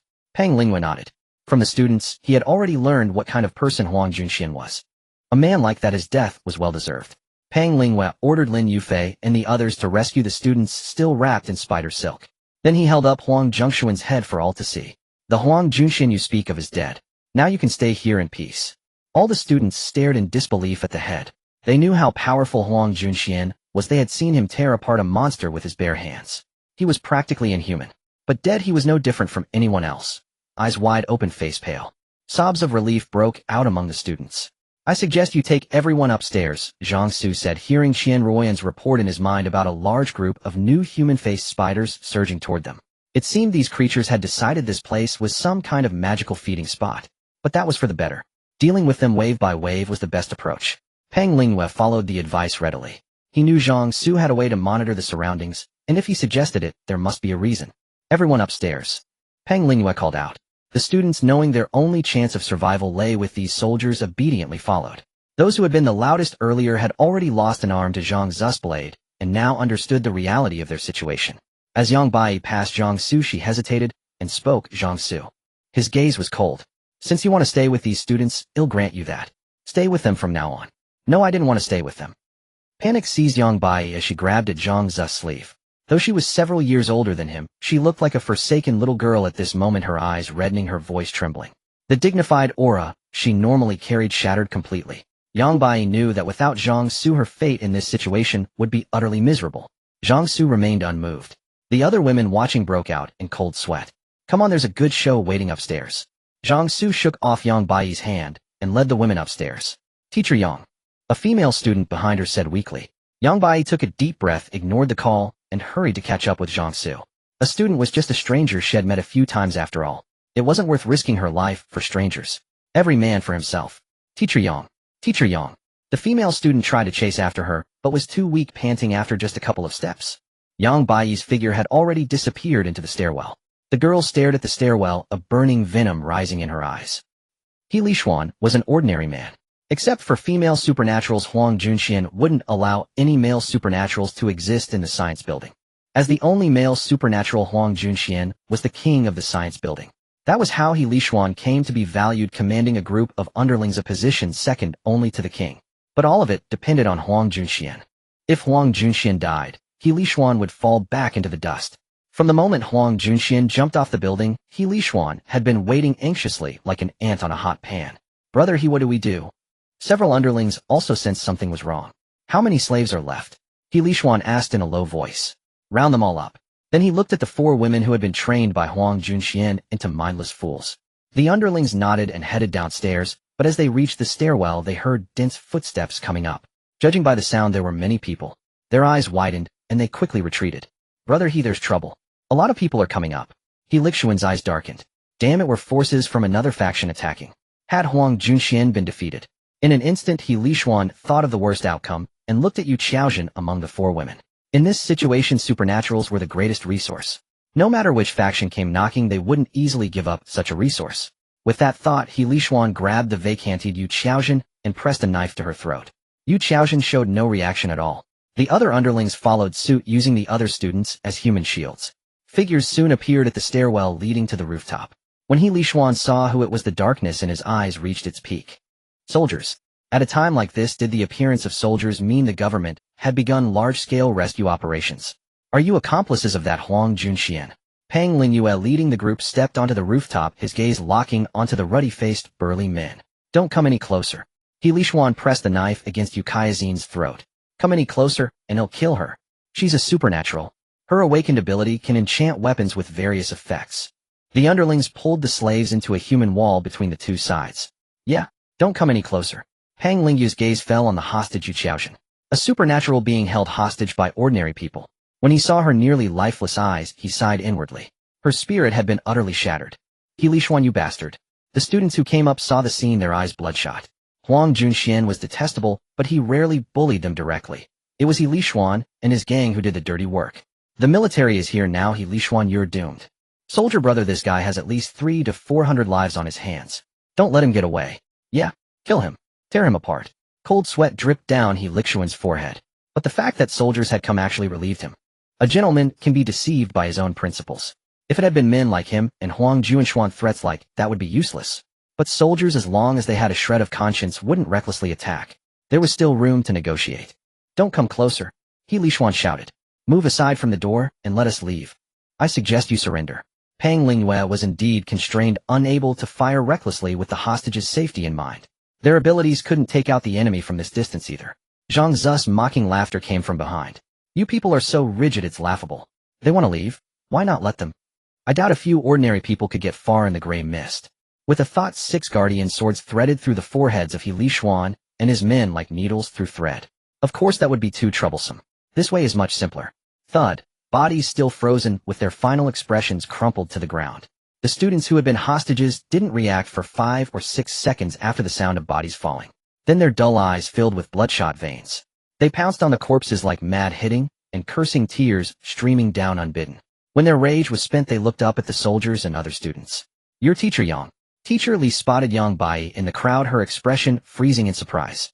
Why? Why did Yang Bai still look as beautiful, dignified, and elegant as ever? How was that fair? Why had she alone suffered wallowing in the mud while that bitch Yang Bai remained as noble as before? Teacher Li's eyes turned red. Yang Bai also saw the disheveled teacher Li across from her emotions a tangled mess. If not for Zhang Xu, would she be in the same state as teacher Li now? Most likely yes. Beauty without power to protect, it was a born curse. Ding!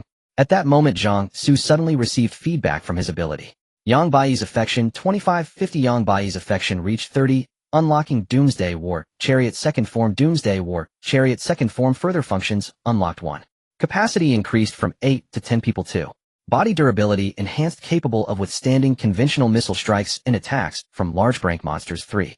Internal perception radar now displays monster ranks and detects nearby supernaturals 4. Weapon system unlocks tracking shells and electromagnetic bombs. Roof-mounted machine gun unlocks auto-tracking, aim function 5. Autopilot function added. The chariot can absorb special energy from the gray mist, only functional within mist-covered areas 6.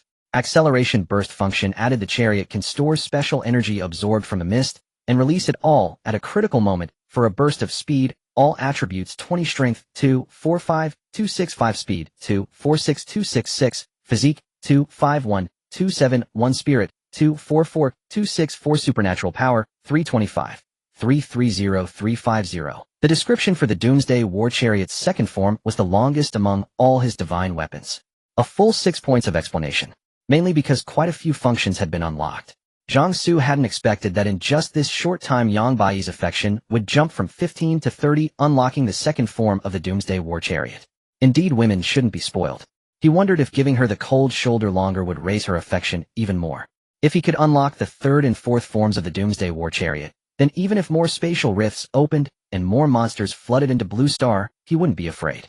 The second form could already withstand conventional missile bombardment and attacks from large rank monsters. The third and fourth forms would surely have even sturdier bodies. While Zhang Xu was daydreaming about driving his chariot across the world, Lin Yufei suddenly turned his head and stared at him intently. His gaze was filled with disbelief and immense confusion. In his energy perception, all of Zhang Xu's energy levels had just increased by a noticeable margin. This seemed utterly incredible to him. Supernatural power could only be increased through self-cultivation or by using monster cores. But Zhang Xu had done nothing at all, yet had inexplicably gained a boost. And it was across the board. From supernatural power to strength, speed, and other attributes. All 5 dimensions increased together. Honestly, the military had quite a few supernaturals now, and Lin Yufei had seen many strange or powerful abilities. But an illogical, all-encompassing boost like Zhang Xu's, that was a first for him. In his mind, Lin Yufei raised his assessment of Zhang Xu's importance by a level. In fact, aside from researching energy weapons and equipment, battle blades, armor, spears, the military was also trying to develop universal supernatural training methods. Using monster cores could indeed raise a supernatural's level, but it became extremely difficult above Drank. Drank and above monsters were elite monsters in the other side world and naturally weren't as numerous as a rank ones. The higher you went, the fewer there were. And the higher a supernatural's level, the more cores were needed to increase their power. Relying solely on monster cores to level up was becoming increasingly difficult. At the Gate battlefield in the ancestral Dragon Mountains where Dong Huang's most elite troops were stationed, the method of pooling resources to create high-level supernaturals could only produce 1 or 2 rank supernaturals, and they were stuck unable to advance further due to a lack of materials. That's why a universal training method was so important. This was one of the reasons Lin Yufei raised his assessment of Zhang Xu. No matter how Zhang Xu had just achieved that all-around boost, there had to be some pattern. If he could collect some data from Zhang Xu. The moment this thought crossed his mind, Zhang Xu's gaze turned to him. Lin Yufei's heart pounded, but he forced himself not to look away, smiling as he met Zhang Xu's eyes. Mr. Zhang, what's wrong? Zhang Xu studied Lin Yufei carefully. His spirit stat was now a high 264, giving him some sensitivity to others' unusual gazes. Hearing Lin Yufei's words, Zhang Xu curled his lips. Officer Lin, I do have a certain fondness for the soldiers of Dongwang. I hope you don't make me regret that fondness. Otherwise I wouldn't mind erasing it. And Zhang Xu left the rest unsaid, certain the other man understood his meaning. Lin Yufei shook his head vigorously. Mr. Zhang is a friend of our team. We would never make you regret your goodwill. Let's hope so. Zhang Xu turned away. Lin Yufei's expression remained unchanged, but inwardly, he tensed up. What a sharp spiritual perception. He had only shown a hint of ill intent. No, it wasn't even ill intent, just a bit of covetousness toward Zhang Xu. And it was detected. Not to mention Zhang Xu's ability to manifest multiple weapons, his physical and spiritual attributes alone were absurdly strong. Lin Yufei quickly crushed the thought of gathering data from Zhang Xu and cast it far away. A man this ruthless and this powerful could only be befriended, never offended. Zhang Xu, something's wrong with the vehicle. Qian Ruoyan's voice rang in his mind, tinged with panic and urgency. Only then did Zhang Xu remember that Qian Ruoyan and Su Qiro were still inside the Doomsday War Chariot. It's fine, the vehicle is just upgrading. Before Zhang Xu could finish his sentence, Pang Lingue suddenly roared. No! The shout drew everyone's attention. Following his gaze, they all saw the figure standing at the edge of the rooftop. At some unknown point, Yu Kaiazin's body was already half-hanging over the edge of the rooftop. A single step forward would send her plummeting down. Hearing Pang Lingue's roar, she turned her head back, a bleak smile spreading across her numb face. Pang Lingue instantly activated his werewolf ability. His form swelled into a three-turtle wolfman. Stomping his foot, cracking the ground with a dull thud, he shot forward like a cannonball. However, the moment Pang Lingue moved, Yu Qiaozhen resolutely leaped, throwing herself off the top of the science building, ending her brief life. A heavy thud echoed up from the ground below. This scene took everyone completely by surprise. Many there had suffered worse torment at the hands of Huang Junxian. Yet none, given the chance to survive, would have chosen death instead. Zhang Xu hadn't expected this unknown female student to choose suicide even after being saved. He could have saved her just now, but she was so utterly despairing that she actively sought death. At that moment, saving her might not have been a kindness, but a curse. All one could say was let go of the urge to save and respect others' fates. Yan Xiu, Li Mengting, Meng Xiaoyan, and Yang Bai exchanged glances, the same question arising in their minds simultaneously. If they had endured what that girl went through, would they also choose suicide upon being rescued? At that thought, they all felt grateful to have met Zhang Xu. Because of him, they could live with dignity and honor in this strange new world. With his heightened spiritual perception, Zhang Xu could clearly sense the intense gratitude radiating from the four women's gazes. He had expected to receive notifications of increased affection, but before the ability could relay that information back. At that moment, the heavenly eye divine pupil on Zhang Xu's forehead suddenly spun rapidly, turning its gaze towards the sky. It was just past 11 in the morning. The sun hung at its zenith, the time of its most intense and powerful rays. Hazy sunlight filtered down through the gray mist, casting a large pale white halo across the dome of the sky. Further down, the mist thickened, severely obstructing the sunlight until only a faint glimmer scattered around. This was already the best visibility an ordinary person could hope for. Visibility could extend from 10 meters to 15, even 20, which was why ordinary people like He Lishuan dared to be active on the rooftop.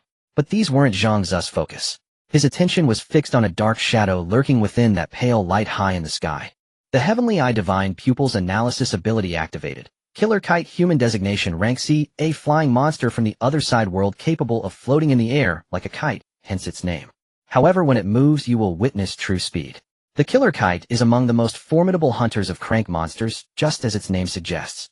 Its hunting method is to descend from the sky, envelop its prey with its wide wing membranes, inject a paralytic substance into the victim within an incredibly short time, and then carry them into the sky to feast. Note, the Killer Kite is a primary material for crafting lesser gloom armor. A crank monster. Zhang Xu hadn't expected that shadow floating in the sky to be a monster, and a crank one at that. He had noticed the shadow overhead earlier, but hadn't suspected it was a monster.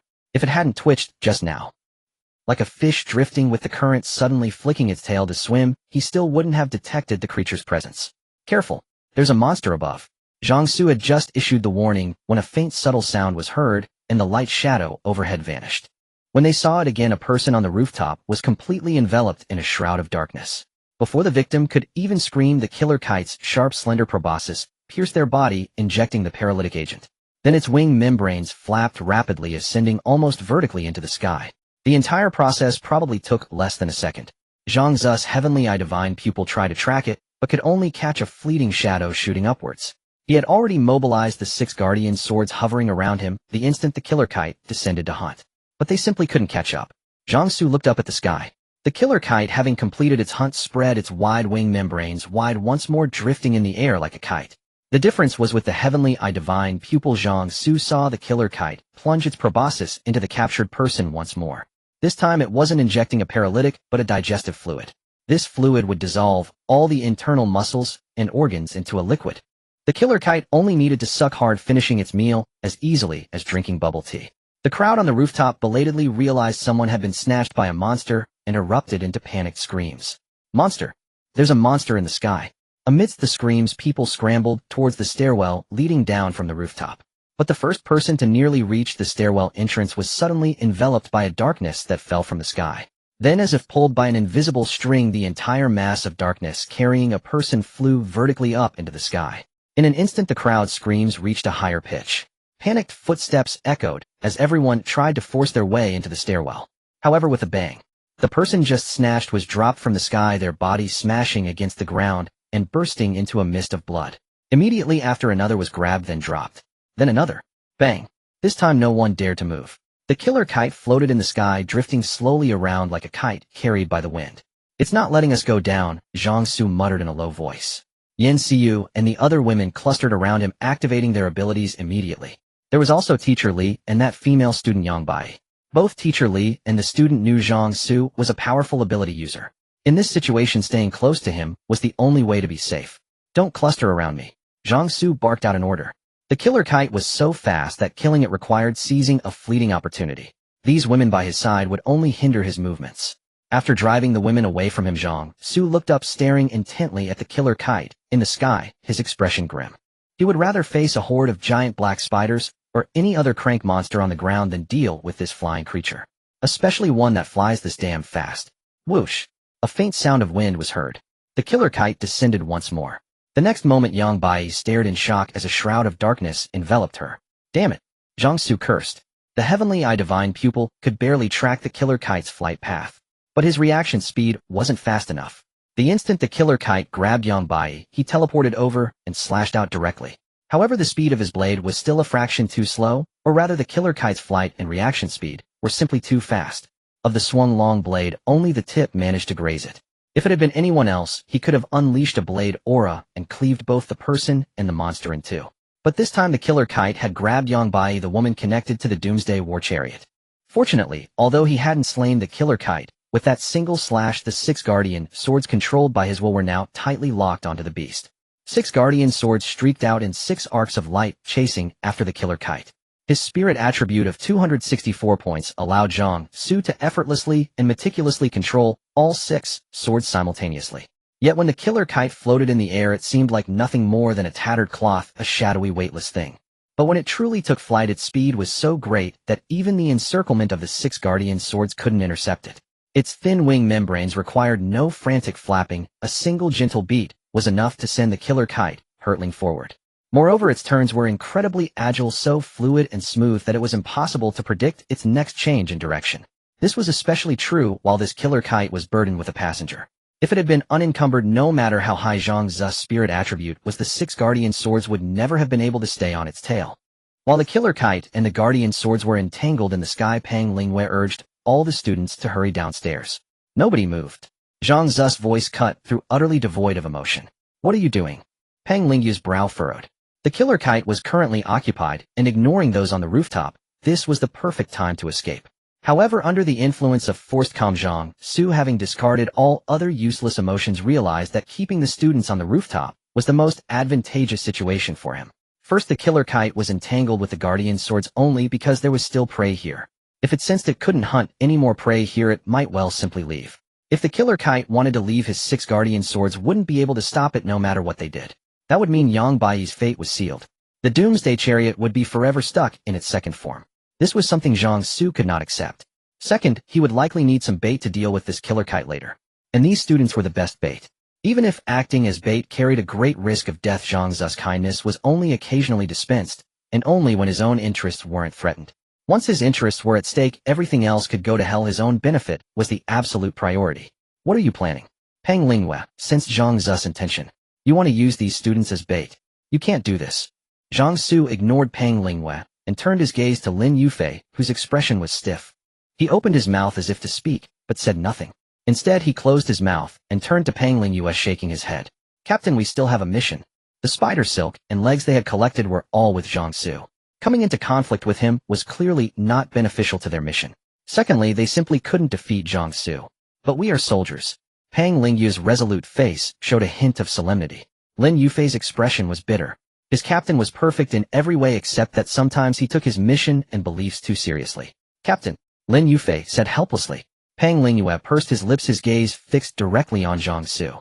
Zhang Xu shook his head, not wanting to waste more words. The next moment his form vanished from where he stood and abruptly appeared before Pang Lingyue. Pang Lingyue had already witnessed Zhang Xu's teleportation ability and knew his decisive and ruthless nature. So he was prepared. However, just as he began to activate his wolf form ability and raised his hands crossed to block, he felt a force surge through his arms that far exceeded his fully transformed strength. In an instant, a clear sound of bone cracking came from his crossed arms. Pang Lingyue's pupils dilated. A fist with an unstoppable force easily blasted through his blocking arms, rapidly growing larger as it closed in on his vision. How is this possible? In the extremely brief moment before the fist closed in, that was the only thought that crossed Pang Lingyue's mind. Although his wolf form ability hadn't fully activated, his physical attributes had already been enhanced. His current physical state was at least 80% of his fully transformed self. In their last exchange, he could feel that Zhang Xu's strength was slightly inferior to his, and had only relied on his weapon to suppress him so easily. But now, Zhang Xu's power was clearly superior to his fully transformed state. A dull thud exploded. Zhang Xu's fist landed squarely on Pang Lingyue's nose, causing his entire face to cave in from the center, his eyes bulging from their sockets. Blood spurted from his eyes, ears, mouth, and nose. Finally, with the release of force, Pang Lingyue was sent tumbling and rolling across the ground like a plastic bag blown by the wind. Captain, Lin Yufei and the other teammates stared with eyes wide with rage. A soldier who had awakened a basic body strengthening ability leaped forward to catch the flying Pang Lingyue, trying to use his strength to halt his momentum. But the moment he made contact, his expression drastically changed. The force transmitted from Pang Lingyue was incredibly powerful. Even his ability-enhanced body couldn't withstand it. A muffled grunt escaped his throat as the soldier was carried along by Pang Lingyue's body and lifted into the air. At the critical moment, Du Feiping conjured a barrier in Pang Lingyue's flight path. The two collided with the solid spatial barrier, blood spraying from their noses and mouths, but they were prevented from falling off the rooftop. Zhang Xu. Lin Yufei's eyes were wide with fury. Zhang Xu remained unmoved, his expression blank and his gaze icy. You can't take them, and you won't be able to. Their best outcome by staying here is just a few more days of life. Is this the time to show your useless sympathy, to flaunt it?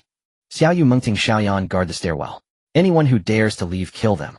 Yan Xiu and the other two exchanged glances and immediately moved to comply. To stay by Zhang Xu's side, they had to harden their hearts.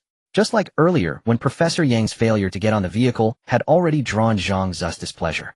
If they disobeyed now and felt sympathy for these students, they would be the next to suffer. You can't do this. A female student said weakly. Zhang Xu's icy gaze shot towards her like a knife. The girl felt as if her throat was being squeezed shut, her remaining words turning into ragged, hurried breaths. Seeing this, the others' hearts sank into an abyss. They wanted to curse at this cruel man, but they remembered that even the military soldiers were no match for him. And this man would truly kill. So their anger was quickly overwhelmed by fear and helplessness. Everyone stood frozen, not daring to move, praying that the monster wouldn't choose them next, and also praying that the cruel man would quickly deal with the monster. Zhang Xu looked back up at the sky. Having to divide his attention, he had pushed his nerves to the limit, controlling the 6 guardian swords while preventing the students from descending. His mental energy was draining quickly. He felt his brain starting to overheat. He had to deal with this killer kite quickly and rescue Yang Bai. With no other distractions, Zhang Xu focused his mind, tapped into his potential, and drove the 6 guardian swords with all his might. The speed of the 6 guardian swords increased yet again. This finally put some pressure on the killer kite. The flapping frequency of its wing membranes was noticeably faster than before. The faint whooshing sound of its flight, previously inaudible unless one listened carefully, was now audible even to ordinary people. The 6 guardian swords pursued and intercepted, continuously constricting the killer kite's flying space. At a certain moment, Zhang Xu's gaze sharpened. He maneuvered the 6 swords to trap the killer kite in a small area and seized the opportunity to unleash a slashing blade of energy. A pitch-black crescent-shaped blade of energy shot from the edge of his sword, flowing upwards like a rushing river. The killer kite let out its first cry. A sound akin to a kettle boiling over rang out as its wide wing membranes beat rapidly, successfully dodging the attack. Zhang Xu hadn't expected that first slash to hit. The time it took for the blade to travel the distance was enough, even if just a fraction of a second, for the killer kite to evade. He unleashed another slashing blade. The killer kite dodged it without surprise. However, its flying space was further compressed. No matter how fast something is, it needs sufficient space to maneuver. Zhang Xu's goal now was to continuously compress the killer kite's flying space, rendering its terrifying flight abilities useless. This way, to escape the encirclement and gain speed, it would definitely drop its burden. The result was just as Zhang Xu predicted. After the third slashing blade was unleashed, the killer kite sensed the danger and immediately released the person it was holding. Yang Bai, unconscious from the injected anesthetic, fell from the sky without any awareness. Xiaoyan. Zhang Xu didn't move. Meng Xiaoyan, guarding the stairwell, heard the command. She wasn't slow to react. She shot a sticky strand of spider silk from her hand, catching the falling Yang Bai. With a tug, she leaped into the air and caught her. Freed from the burden of Yang Bai, the killer kite's speed shot to its limit, instantly breaking free from the encirclement of the 6 guardian swords. Zhang Xu cursed inwardly. This killer kite truly deserved its reputation as one of the top hunters among class monsters. Even after it dropped Yang Bai, he didn't relax for a moment, keeping his full attention on the 6 guardian swords trying to impede it. Yet it still escaped easily. Now the 6 guardian swords were just eating the killer kite's dust. The killer kite could even spare a moment to bat away the guardian swords. If the swords weren't inedible, they would have been in its belly by now. Zhang Xu's eyes tracked the phantom-like figure in the sky. The killer kite was also staring back at him. After breaking free from the encirclement, it didn't choose to flee. It seemed to harbor a desire to hunt the one who had forced it to abandon its prey. The killer kite circled overhead, searching for the right moment to strike. It intended to tear apart this prey that had enraged it. Little did it know Zhang Xu harbored the same thought. Since he had provoked this apex predator, he had to finish it here. Otherwise, if it quietly followed them. With its unpredictable flight speed, it could easily launch a surprise attack and snatch away one of his women, just like it had done with Yang Bai. The two sides continued to probe each other, cautiously avoiding a direct, committed attack. It was like two peerless martial artists in a standoff. They wouldn't strike unless necessary, but when they did, it would be a world-shaking, life-or-death decisive blow. The others, caught in the middle of this battle between masters, couldn't intervene at all. Pang Lingyue, healed by Yu Jiqiang, watched Zhang Xu's figure, his gaze filled with anger, unwillingness, confusion, and a sense of defeat.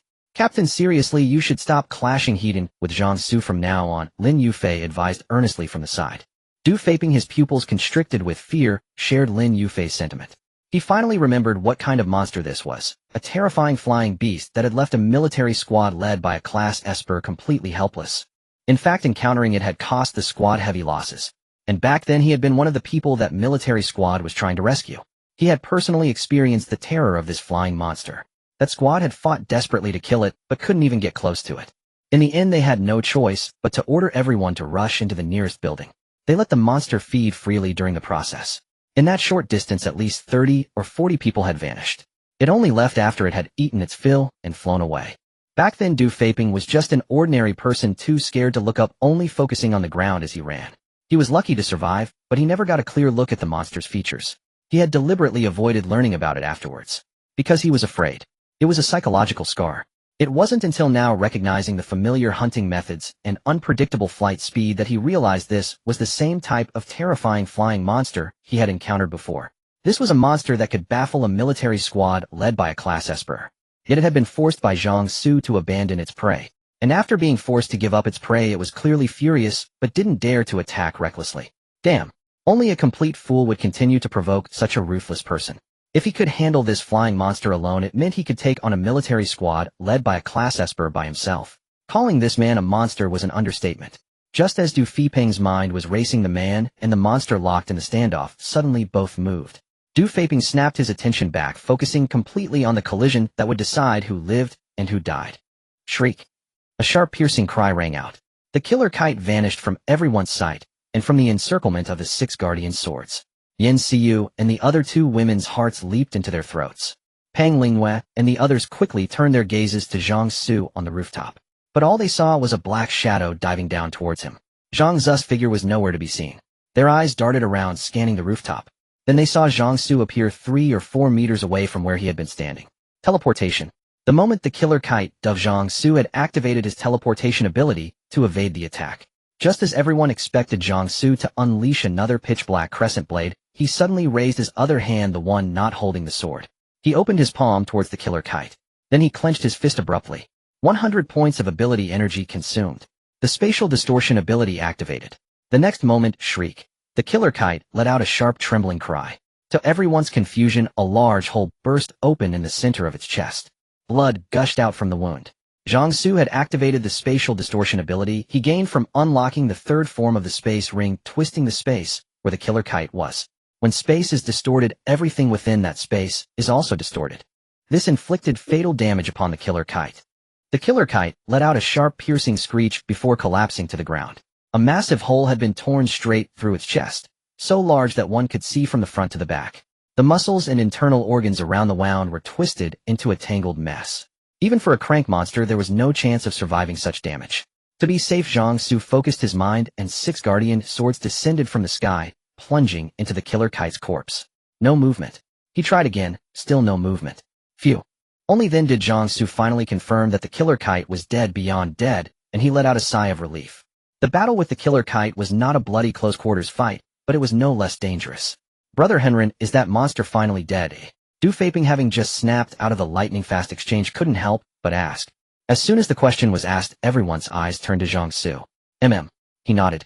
But then his gaze shifted, and the heavenly eye divine pupil in his forehead activated its analysis ability. Killer Kite's corpse can be used as the main material for a lesser dark armor. This confirmed 100% that the Killer Kite was truly dead, not faking death for a desperate final strike. After confirming the Killer Kite was dead, Zhang Xu walked over to it. With a swing of his iron cutting blade, he sliced open the area where the core was located and reached in to pull it out.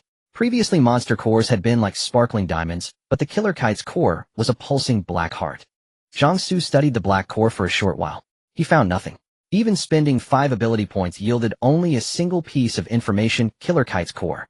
Zhang Xu knew he wasn't cut out to be a researcher, so he took out a bottle of mineral water, rinsed it, and stuffed it directly into his mouth. The core dissolved instantly upon entering his mouth, turning into an unprecedented warm current that slid from his throat all the way down to the flame in his lower abdomen. In an instant, like adding fuel to a fire, the entire flame burst into vigorous life. Ability 185, 350380, an increase of 30 ability points in one go. Damn it. Zhang Xu couldn't help cursing aloud. He had exhausted himself killing this Killer Kite only to gain 30 ability points. If someone else got this kind of increase, they might think it was decent. But for his ability, he could achieve the same boost just by contracting a few more qualified beauties. Comparing this way, it felt extremely uneconomical. However, it wasn't like he had gone looking for the Killer Kite. It came to him on its own, so there was nothing to complain about. Zhang Xu waved his hand and stored the Killer Kite's corpse away. He had originally planned to keep the space ring a secret, but after teleportation and spatial distortion, he figured that Pang Lingyue and the others had probably already guessed. So he might as well stop hiding it. Zhang Xu turned to Meng Xiaoyan. How is she? Still unconscious. But her breathing is steady, so she should be fine. Meng Xiaoyan was a flight attendant and had received some basic first aid training. She had just checked Yang Baiyi's vital signs. Her breathing was calm, just like she was sleeping. Clearly there was nothing wrong. Zhang Xu nodded. Once Yang Baiyi woke up, if her affection level didn't increase significantly, he would make her pay. He had gone through hell to save her, and if the reward wasn't sufficient, his anger would be considerable. Hey, the one who awakened a healing ability. Come see if you can wake her up. He casually instructed one of Pang Lingyue's squad members. The matter was essentially over. Just as he relaxed, ding ding ding. Zhang Xu then received several ability feedback messages in succession. Li Mingting affection 9095, Meng Xiaoyan affection 3045, Yin Xiu affection 5970. Yin Xiu affection reached 60. Unlock third form of iron cutting blade. Third form of iron cutting blade. Blade sharpness further increased, Equipped with 12 Guardian Swords Blade Aura, freely consume ability points to unleash a Blade Aura, minimum 5 points maximum freely determined by the user. The higher the ability points consumed, the stronger the aura acquired skill, Slashing Domain. Slashing Domain with the blade as an oath, summon a domain filled with swords dragging enemies into it. The larger the area of the domain, and the more enemies pulled in, the greater the consumption of ability points. Minimum 100 ability points required to expand the domain. All stats: 30 strength, 265, 295 speed, 266, 296 constitution, 271301 spirit, 230, 26, 4294. Ability 215 380 410. Lin Yufei, who had awakened energy perception, nearly bit his tongue off. Again, Zhang Xu had just inexplicably received a full stat boost, and now he's getting another one. And it's another all-around boost. The increase in ability points alone was just like when he swallowed that terrifying flying monster's core. What exactly is Zhang Xu's ability? Lin Yufei was filled with immense shock and curiosity about it. Zhang Xu clearly felt the all-around boost to his body. Both were an increase of 30 ability points, but this one was so much easier. Zhang Xu thought it would be better to bully weaker opponents in the future. Just kill monsters of the same level. That way he wouldn't delay collecting cores, and it would be easy and convenient. Let's go. He called the 3 women to go downstairs. The matter here was settled. First, let's rest for a while. His spirit attribute had been heavily drained. But just as he reached the downstairs, Qian Ruoyan's voice, tinged with some urgency, rang in his mind through her telepathy ability. Zhang Xu. Zhang Xu. Through the drone, I've observed many large spiders swarming toward the science building. Estimated number, at least over 300. Among them those larger than the ordinary big spiders.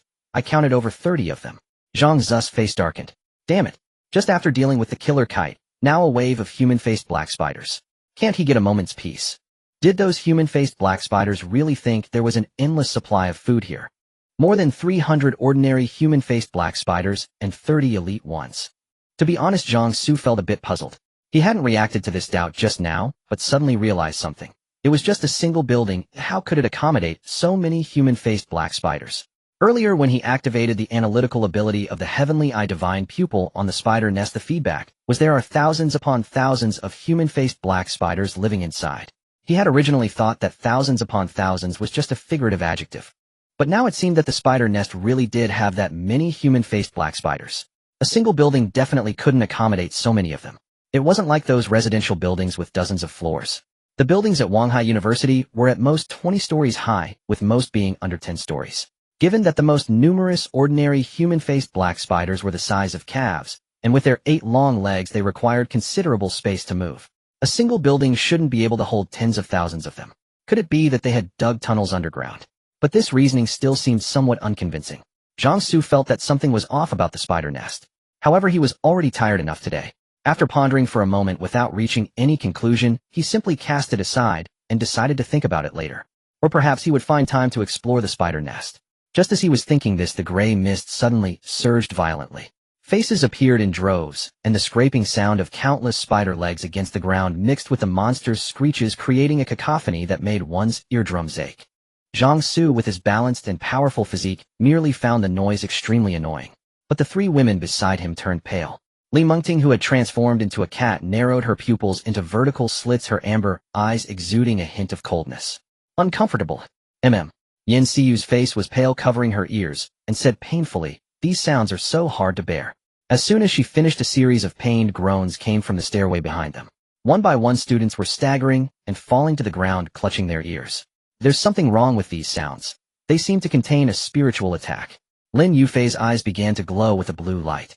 The demonic sounds pierced his ears, but thanks to long-term training, although his expression was somewhat strained, he was clearly not yet affected to the point of being unable to move. Spiritual attack. Zhang Xu squinted slightly upon hearing this. He raised his nearly 300 points of spirit energy, and indeed sensed a faint spiritual fluctuation negligible. Because Zhang Xu's spiritual attribute was so high, this minuscule fluctuation was like the breeze from a butterfly's wings brushing against his skin, and he had overlooked it. Zhang Xu activated the analytical ability of the Heavenly Eye Divine Pupil on his forehead. Human-faced black spider soldier type reserve army. Level rank. A special breed of the human-faced black spider clan, usually serving as the Queen's Guard. The Guard's level is influenced by the Queen. The higher the Queen's level, the higher the Guard's level. Soldier type. Reserve army. Zhang Xu's eyes flickered. So these human-faced black spiders were a specialized combat force. The ones he had encountered before, even the elite monsters, were just ordinary non-soldier types.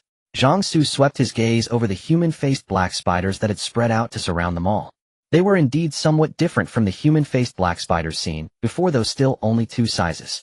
One was the size of a calf, the other the size of an adult water buffalo. But compared to previous encounters, the human faces on their bodies were clearer, and they had more brightly colored patterns. Big Brother Ruthless, these human-faced black spiders look a bit different from before. Du Faping approached Zhang Xu, his head throbbing with pain. The main reason was that their captain had just been knocked out by Zhang Xu with one punch, and he was too embarrassed and unwilling to come over and exchange opinions with Zhang Xu. They are indeed different. But to me they're all the same. Zhang Xu casually dropped a cool line. Du Faping didn't find anything wrong with that statement. After all, Zhang Xu had single-handedly killed that terrifying flying monster, demonstrating multiple powerful abilities in the process. Could one call such a person arrogant for treating these monsters as nothing? No. One simply felt that this was the style such a person should have. Big Brother Ruthless, what a presence. Du Faping, knowing that Zhang Xu still had strength to spare, immediately relaxed. Even though Lin Yufei sensed that the energy within these human-faced black spiders was quite high, reaching the minimum standard of Drank, Du Faping still didn't think that so many Drank human-faced black spiders could be a match for Zhang Xu.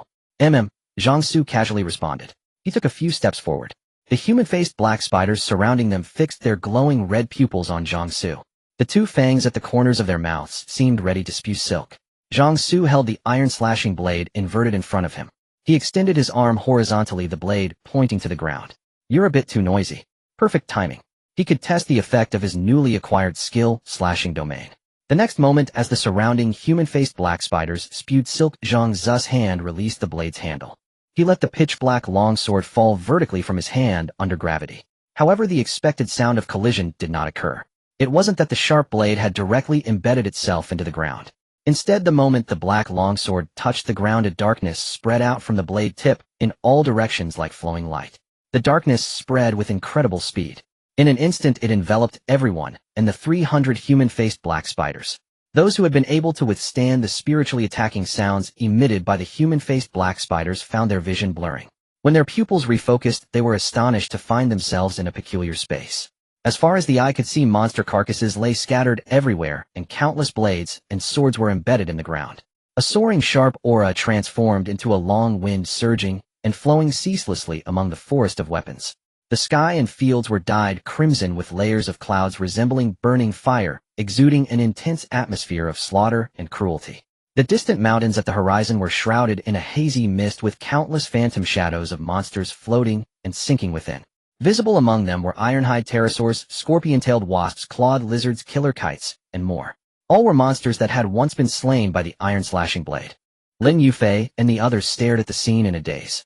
A domain-type ability. Domain-type abilities were a kind of spatial ability, but they were somewhat special compared to ordinary spatial abilities because each domain was an independent space with its own rules. Zhang Xu casually grabbed a longsword beside him. It wasn't the iron-slashing blade, but a Tang-style horizontal sword. However, the blade was not ordinary. Although its sharpness couldn't compare to the iron-slashing blade, it was still countless times sharper than ordinary blades. Its durability was likewise exceptional. Such a sword in a wuxia novel would spark a bloody conflict across the entire martial world. And here there were countless of them. With a thought from Zhang Xu, the countless swords and blades embedded in the ground all came under his control, pulling free from the earth and taking flight. Furthermore, the blood-red clouds resembling burning fire in the sky descended, transforming into strands of blade light, imbued with extreme sharpness. For a moment, blades and swords filled the sky and the earth. The 300 human-faced black spiders drawn into the slash domain stared blankly at the scene before them, utterly bewildered as to why they had suddenly been transported to this place. Though they possessed a modicum of intelligence, their limited brain capacity could not comprehend the occurrence unfolding before their eyes. Especially when Zhang Xu stirred. The blades embedded in the ground vibrated and rose in unison as streaks of fierce sword light emerged from the fiery clouds above.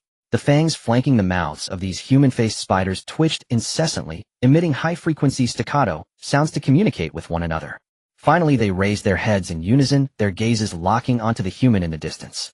Initially, the distance between the spiders and Zhang Xu was a mere 30 meters, but within the domain the space had been stretched, leaving at least a kilometer between them. Their eyes met across the void. The next instant, all 300 human-faced spiders scuttled rapidly on their 8 legs, charging forth like a cavalry in full gallop. Blades and corpses scattered on the ground were sent flying in their wake. A surging malevolent aura thick with a stench of decay swept forward. A slight smile played on Zhang Xu's lips as he pressed his palm down gently. In an instant, the tangible blades on the ground shot out like a school of sardines encircling the human-faced spiders from all directions. Meanwhile, the sword-like clouds in the sky rode the wind flowing swiftly through the gaps between the blades. A tempest of blades erupted from thin air engulfing the 300 charging human-faced spiders. A cacophony of sharp metallic clangs rang out as sparks flew in a dazzling display. These soldier-class spiders boasted bodies as hard as steel, a trait that distinguished them from their non-soldier counterparts. It was this very hardness that qualified them to serve as the Queen's personal guard. Yet faced with the seemingly inexhaustible onslaught of tangible blades and the dense formless sword energy, even their unyielding bodies were ultimately shredded into ribbons of flesh and fine powder. All that remained were glistening monster cores scattered across the ground. Hiss! At the sight, Lin Yufei and the others sharply inhaled. One strike, if it could be called a strike, had turned over 300 class monsters into dust. Not even their bones were left. This was simply too absurd. Pang Lingyu's face darkened. Just how many more tricks did this Zhang Xu have up his sleeve? The ability to distort space that killed the flying monster earlier, and now this domain-based sword technique. Each one was outrageously powerful. Zhang Xu was oblivious to the shock of Pang Lingyue and the students. Feeling the drain on his ability points, he frowned slightly. That last move was powerful, sure, but the cost was equally substantial. Expanding the domain and pulling in over 300 human-faced spiders had consumed 100 ability points. Manipulating the blades and clouds within the domain also required ability points. A single wave of his hand unleashing the ground blades and sky clouds simultaneously had cost another 100 points. In total, he had expended 200 ability points. If he had relied solely on his physical prowess and the sharpness of the iron-cutting blade, Zhang Xu was confident he could have eliminated the spiders with minimal ability point expenditure. Of course, the effort wouldn't have been comparable. With his physicality and the blade, he would have had to laboriously take them down one by one. Using the slash domain was as simple as raising a hand. The difference in style was stark. In terms of effectiveness, the slash domain was incredibly useful, especially against hordes of monsters. All he needed to do was pull them into the domain. Then their numerical advantage would be reversed. After all, what could outnumber the blades and clouds within the slash domain? However, for now, this skill, like the spatial skills, would have to be reserved for critical moments. The consumption was indeed too high. With his current pool of just over 400 ability points, he couldn't afford to use it many times. With this in mind, Zhang Xu's gaze fell upon the 300-plus class cores. This haul should be enough to advance to class. He dismissed the domain. Instantly, the entire space collapsed, condensing into wisps of black light that gathered in his palm, forming a pitch-black long blade. Go and collect those monster cores, Zhang Xu instructed Yan Xiu and the other two women. Yang Bai was still unconscious. Yu Jiqiang's healing ability could only mend wounds. It was useless against this state of paralysis induced by the anesthetic. Meng Xiaoyan casually dropped Yang Bai onto the ground before scampering off with Yan Xiu and Li Mingting to gather the cores. After collecting over 300 class cores, Zhang Xu directly took 90 of them. Ability 10, 410, Ability 11, 410, 411A. Ability 100, 499,500, Promotion Class Awakener, 500, 3,000. When his ability points reached 500, triggering the promotion to class, Zhang Xu suddenly felt a violent churning from the flame in his lower abdomen. Torrents of warm currents surged from the flame, spreading through his limbs and bones like the veins of a leaf. Activating the dual perception and X-ray vision of the heavenly eye, he turned his observation inward this time. A silhouette of a man crowded into his mind. Within the silhouette's abdomen, there was a flame continuously sending up tendrils of fiery streams.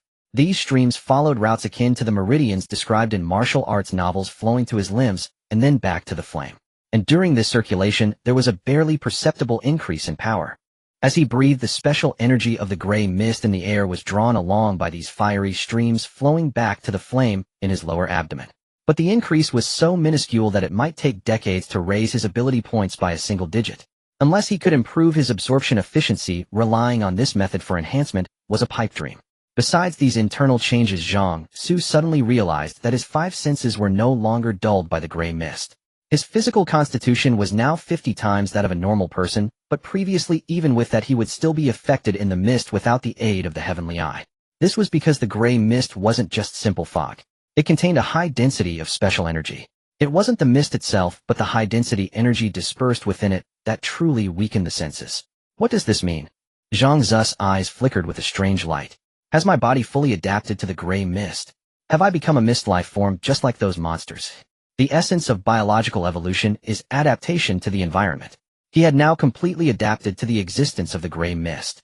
In fact, one could even say that his body was now more suited to the mist environment than the world he had known before. If the gray mist were to recede at this moment, he might actually feel a physiological discomfort. It would be similar to the dominant species of blue star during the transition from a high oxygen to a low oxygen environment. Of course, even if the mist disappeared, Zhang Xu felt that his abilities would likely not vanish. But without an external source of energy, it was uncertain how long the flame in his lower abdomen could continue to burn. A spring without a source would eventually run dry. After these thoughts cycled through his mind, he cast them aside. He would deal with tomorrow's problems when they came. For now, he'd focus on living in the present. Who cared if the gray mist receded or not? As long as those 10 gates connecting to the other world remained, a return to the past was nearly impossible. Get in the car. Zhang Xu called the women to get into the vehicle. After all this exertion, it was time to rest.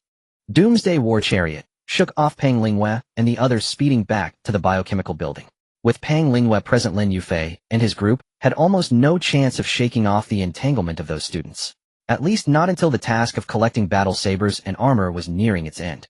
They certainly couldn't harden their hearts to drive the students away. Zhang Xu wasn't afraid they would betray the cooperation just agreed upon. Those spider silk and legs were still in his hands. Wanghai University was no place to linger. Finding a larger, safer gathering point was more in his interest. While pondering, Zhang Xu took out the cores of those 11 human-faced black spiders and swallowed them one by one. Relying on natural recovery of ability value was far too slow. In this environment, maintaining full readiness at all times was the only way to react as quickly as possible to any situation. Ability value 500. With his ability value fully restored to its peak state, Zhang Xu finally felt a sense of relief. Then his gaze shifted to the remaining monster cores. After advancing to a level ability, user-level monster cores could no longer increase his ability value, and level cores provided relatively little energy. To maximize the use of the cores in his possession, distributing them to his women to enhance their abilities was the best course of action. Judging from today's battle against the human-faced black spiders, the women had indeed proven capable of aiding him in combat. As long as they proved valuable, Zhang Xu would not hesitate to allocate resources to them. His gaze swept over the 6 women in the vehicle, considering how best to distribute the cores. Firstly, Mengting would receive the most. 1. Her favorability was the highest, and she was almost obedient to him. 2. Her ability Beastification Cat granted her a certain wildness when activated, making her highly suited for combat. After all, felines are natural apex predators. From large tigers, leopards, and lions down to small cats, excluding pet cats, they are all formidable hunters in their domains. Next was Qian Ruoyan. Since her telepathy ability could only support and not participate in combat, Zhang Xu planned to have her take control of the Doomsday War Chariot from now on. Using the Doomsday War Chariot's sensor radar drones and other equipment to monitor the surroundings and gather intelligence, then relay the information to him instantly via telepathy. The several times today that she had alerted Zhang Xu to the presence of human-faced black spiders in advance were the result of combining telepathy with the Doomsday War Chariot's functions. The reason she was ranked second and received the second most monster cores was mainly because the Doomsday War Chariot's weapon system might need to be deployed at times. In such cases, Qian Ruoyan had to possess sufficient ability value to activate the chariot's weapons when necessary. Yin Xiyu and Meng Xiaoyan were relegated to last place. The abilities of these 2 women were actually quite decent, but their personalities were lacking and required further discipline. As he pondered, the biochemical building came into view. The ground was littered with the corpses of human-faced black spiders, their green blood gushing out and pooling everywhere. Li Ming was covered in green stains, holding half of a corpse in each hand, his entire appearance grim and terrifying. Not far from him, Song Chiwen had deactivated his metallization, panting heavily. At the entrance of the biochemical building, Su Yingying stood barely against the wall, blood seeping from her feet, staining the bandages a vivid red. Deng Zhuoming leaned on a self-made spear, both hands trembling. Chun Jiaxing and Dou Xingwen were slumped back-to-back on the ground, sweat mixed with the green blood of the human-faced black spiders soaking their clothes. Pant. Those big spiders are finally gone, Chun Jiaxing said with relief. But reinforcements had clearly arrived. Why did they leave at that moment, and in such a hurry, as if they were summoned away? Dou Xingwen wondered. Who cares? If we kept fighting, Li Ming wouldn't have lasted, and we'd all be dead. Damn it, thinking about those students hiding in the building. I nearly died here, and they're fine staying inside without a scratch. Dou Xingwen's face darkened. Suddenly his expression shifted as he gazed into the distance.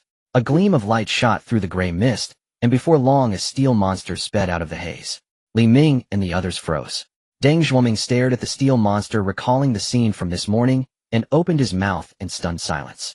The steel monster stopped at the entrance of the biochemical building. The door swung open and Zhang Xu stepped out with 5 women along with Yang Bai, who was being carried on Meng Ziding's back. You guys were attacked by those human-faced black spiders too. Zhang Xu's gaze swept around, taking in the corpses littering the ground. This only deepened his puzzlement about the number of human-faced black spiders in that large building. He would need to find an opportunity to investigate the building, not necessarily by going in himself, but by deploying drones. Yeah, boss, Deng Zhuoming gasped. Boss, did you run into those big spiders on your way back? No. He hadn't encountered a single human-faced black spider along the way. Li Ming and the others breathed a sigh of relief, all of them fearing the big spiders would return. Come on, we're filthy. Let's shower first. Ignoring Li Ming and the others, Zhang Xu led his group into the building. As he passed Su Yingying, she glared at him with a venomous look that seemed to want to devour him alive. You know what? Sundara is out of style. Zhang Xu chuckled. If you don't learn to restrain yourself when I gouge out your eyes later, don't come whining. Yingying. Yan Xiu quickly stepped in to mediate. Although Zhang Xu was relatively easygoing in non-combat situations, it was best not to provoke him if possible. Su Yingying understood from Yan Xiu's look that Zhang Xu was truly capable of such a thing, and recalling how he had pierced her foot the other day, her face paled slightly. She quickly averted her eyes. Zhang Xu paid her no further mind and led the women into the biochemical building. Let's shower first. Li Ming and his team had turned 2 laboratories into washrooms for the students inside the building. Compared to those in Huang Zhengshuan's group, the students in the biochemical building were practically in paradise. Yet these students still didn't know how to appreciate it. Truly give someone an inch, and they'll take a mile. After Zhang Xu entered the building, Dou Xingwen and Chen Jiaxing eyed the steel war chariot with gleaming eyes. Li Ming, have the others in the building come out to deal with these big spider corpses. We can't let them stay inside doing nothing. We protected them, so they should handle the cleanup. Aren't they complaining about having no work? Well, hey, race their work. Dou Xingwen was now exhausted and just wanted to rest. All right, Li Ming nodded. Jiaxing and I will go rest first. With that, the two supported each other and walked into the biochemical building.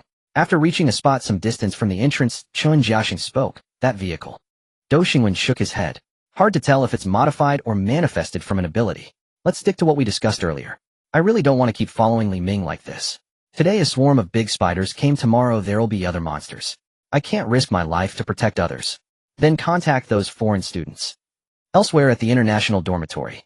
Wagat Sumisen, our bomb supply is running low, said a Ghost Island student who had awakened the human bomb ability. How are our people sent to Li Ming's side doing? Asked a bespectacled, gentle-looking man. They were killed. Killed? Yes. I heard a flying sword controlling ability user suddenly appeared and killed our people. However, Dou Xingwen and Chen Jiaxing from Li Ming's team contacted us earlier. They want to team up with us to eliminate Li Ming. Eliminate Li Ming. It's related to that sudden appearance of the flying sword controlling ability user. To use a Dongwang saying, it's driving the wolf to swallow the tiger. After a refreshing shower, the group returned to their room on the 4th floor.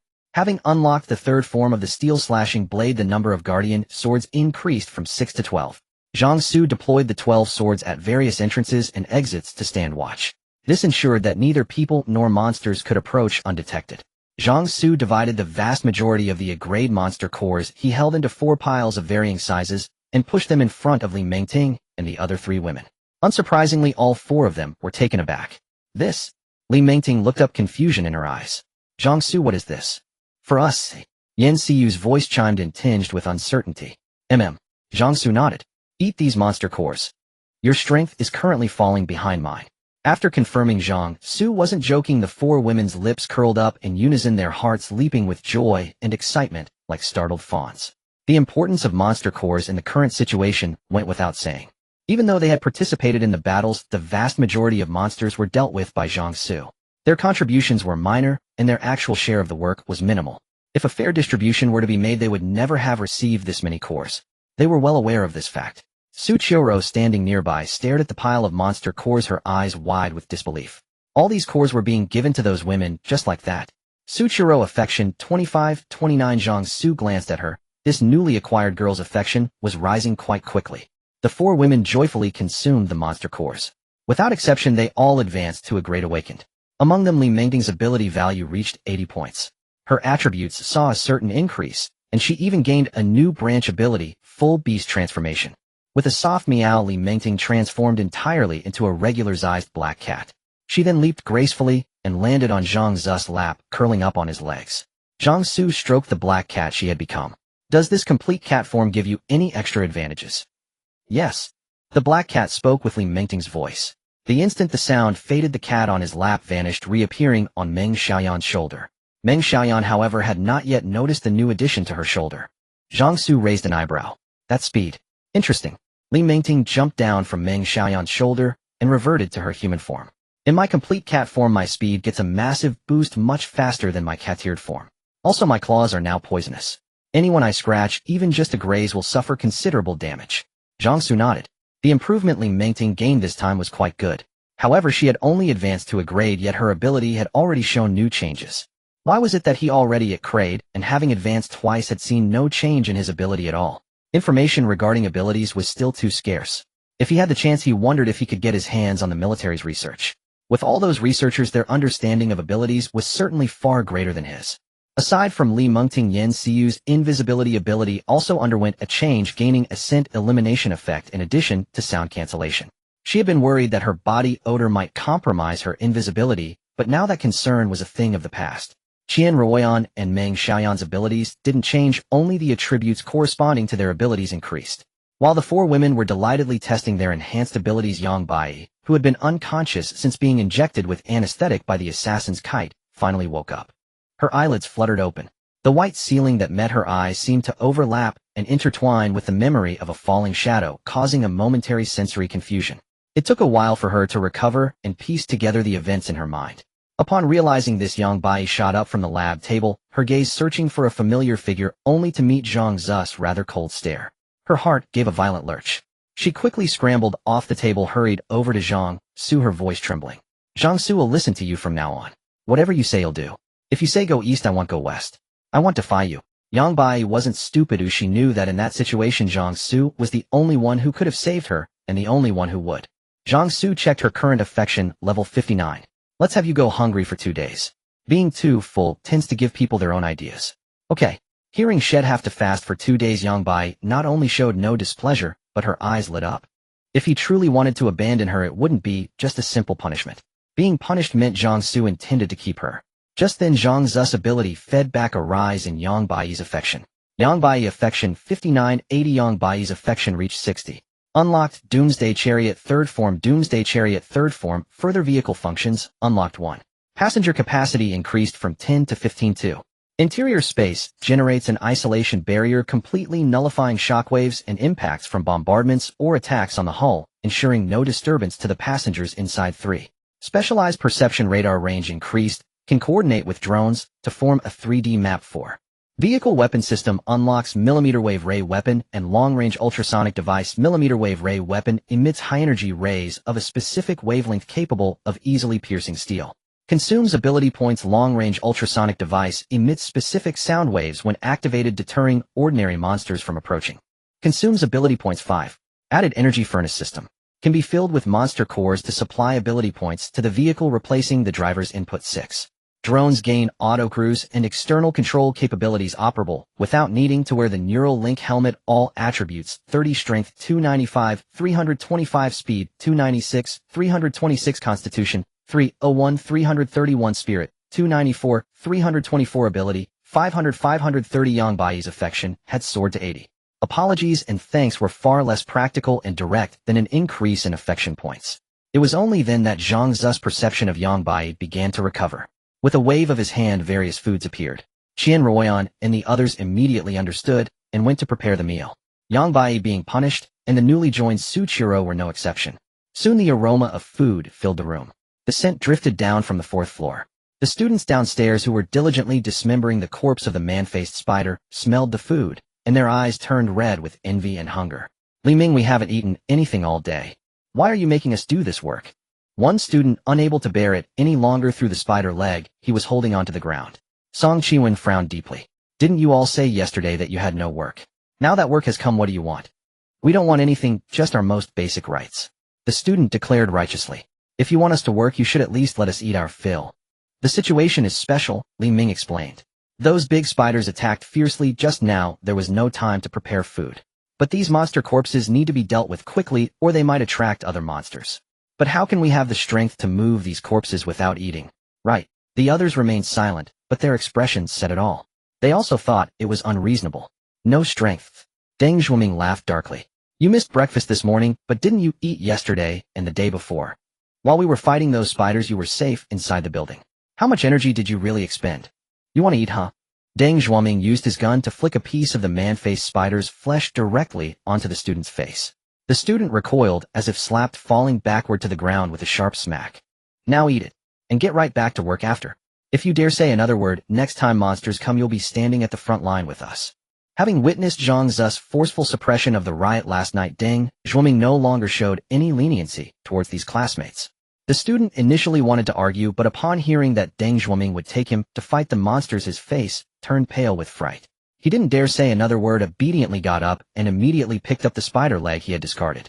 Dou Xingwen and Chun Jiaxing watched this scene from upstairs, sneers on their faces. Li Ming was still explaining things to those troublemakers. Deng Zhuoming's approach, however, was to their liking. It just wasn't harsh enough. These fools who couldn't see the situation clearly were only wasting food by staying alive. Suddenly Dou Xingwen's phone buzzed with a notification. He picked it up and looked. The international students are sending someone over this afternoon. We'll go meet him then. Just coming straight here. No, we'll be discreet. We'll slip out through the biochemistry building and meet him outside. The international student who arrived was a man from Guidao named Qianren Wenhao. His awakened ability was called Lustful Flying Insects, which allowed him to manifest insects from his power. Anyone bitten by these insects would be struck with an intense drug-like aphrodisiac, generating an overwhelming urge to engage in the primal act of life creation. These three women are the targets. On a corridor not far from the biochemistry building, Dou Xingwen handed his phone to Qianren Wenhao, displaying images of Yan Xiu, Li Mengting, and Yang Bai. He'll find a way to lure one of them into a room with Li Ming. You seize the chance to have your insects bite them. The man from Guidao, Qianren Wenhao, raised an eyebrow upon seeing the pictures of the three women. These three are stunning. What a waste to let Li Ming have them. His Dongwang's speech, though somewhat halting, carried an unmistakable tone of fervent desire. There are three here. One goes to Li Ming, the other two should be mine. Dou Xingwen and Chun Jiaxing were taken aback, then inwardly cursed. This Guidao student was truly a reincarnation of a lecher. They had explicitly told him about Zhang Xu's formidable strength. Even Li Ming couldn't last a single round against Zhang Xu, and yet this man dared to covet his women. Was he tired of living? To be so desperate for carnal pleasure. No wonder he awakened such a debased ability. Qianren Wenhao seemed to sense their thoughts, a smirk of scorn and disdain curling at the corner of his mouth. You Dongwang people are just cowards. No matter how strong he is, can he stand against all of us united? If Li Ming fights to the death, that man you speak of will surely suffer some injuries at least. While they battle, well, lie in ambush. After he kills Li Ming, well, seize the moment and strike together. He's just one man. He can't possibly defeat all of us. Dou Xingwen and Chun Jiaxing's faces turned ashen. Our agreement was that you would do the deed and we would assist. They only wanted to use Zhang Xu to eliminate Li Ming and his group, not to stand against Zhang Xu themselves. They could all see that Wanghai University was merely a temporary stop for Zhang Xu. He would leave sooner or later. Once Li Ming was dead and Zhang Xu departed, the entire biochemistry building would fall into their hands. But this Guidao man's words clearly indicated he wanted to devour everything, resources and people alike, leaving nothing behind. Weren't they afraid of bursting their stomachs? Qianren Wenhao wore a mocking smile as he pulled a miniature camera from his breast pocket. It's too late for you to back out now. What do you think Li Ming would do if I sent him the recording of our conversation just now? Dou Xingwen and Chun Jiaxing's minds buzzed as if struck by lightning. This bastard was setting them up. You! Dou Xingwen erupted in fury. Ha, don't be rash. Unfazed by Dou's anger, Qianren Wenhao said calmly. This camera is connected to the network. The video has already been sent to my wife Wakizan. Even if you kill me, you can't destroy the evidence. Dou Xingwen and Chun Jiaxing glared at Qianren Wenhao, gnashing their teeth. Damn it, they had invited a wolf into the fold. Qianren Wenhao snorted contemptuously, utterly dismissive of the two men before him. Incompetent, yet trying to play clever games. Without the slightest precaution, they dared to meet him face to face. Even a fool wouldn't do that. At the very least, they should have used an intermediary to avoid leaving obvious traces. That way, whether the plan succeeded or failed, there would be no evidence, and they could claim it was a fabrication to sow discord. From now on, you'll follow my orders. Qianren Wenhao seamlessly assumed command. In the early stages, well, proceed with your plan. But before it begins, you must cooperate to let our people into the biochemistry building. Dou Xingwen took a deep breath and finally resigned himself with a nod. That's no problem. Knowing he was already on the pirate ship, his dream of seizing control shattered, he could only choose to join one side. As long as I'm on guard duty, I can let you in. But that man is truly formidable. Even with a surprise attack, we might not be able to take him down. Qianren Wenhao's lips curved into a smirk. Have you forgotten about my wife Wakazin's ability? Dou Xingwen and Chun Jiaxing simultaneously thought of that Guidao man who led the group of international students. That Guidao man's ability was named Little Boy, allowing him to summon something akin to the ghostly infant from horror films. The ghost infant possessed extreme aggression and mobility. In direct combat, it could easily kill both of them. And that wasn't even the most troublesome aspect of the ghost infant. What truly made Dou Xingwen and Chun Jiaxing wary was its ability to self-destruct. The explosion produced a shockwave comparable to a large bomb along with a terrifyingly potent toxin. Even Li Ming had been severely injured just from being caught in the blast radius of the ghost infant's self-destruction. It took him several days to fully purge the toxin released by the explosion. If they could use the ghost infant for a surprise attack, they might actually be able to take down that terrifying man.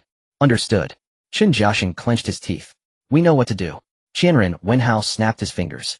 You've made the right choice. As he spoke, he activated his ability, manifesting 2 lustful flying insects. Place these 2 on yourselves and release them when the time is right. How long can these insects last? Dou Xingwen asked. Without activating their ability, they can survive for 3 days. That should be enough. All right. Having arranged everything, Qianren Wenhao prepared to leave. His ability was unsuited for combat, so naturally he wouldn't stay on the front line. Hiding in the rear was more his style. As he was about to leave, Chun Jiaxing suddenly called out to him.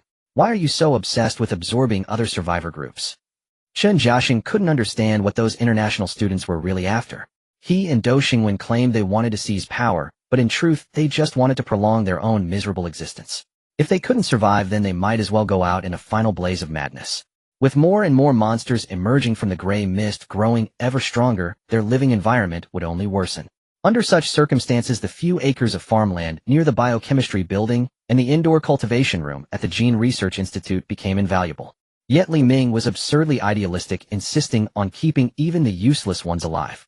If he were in charge, he would have driven those worthless pigs into the gray mist to fend for themselves, keeping only those who could serve him or were useful. So he couldn't understand why those international students were always so eager to absorb every other survivor group into their ranks. Why? Qianren Wenhao chuckled. Of course they're useful.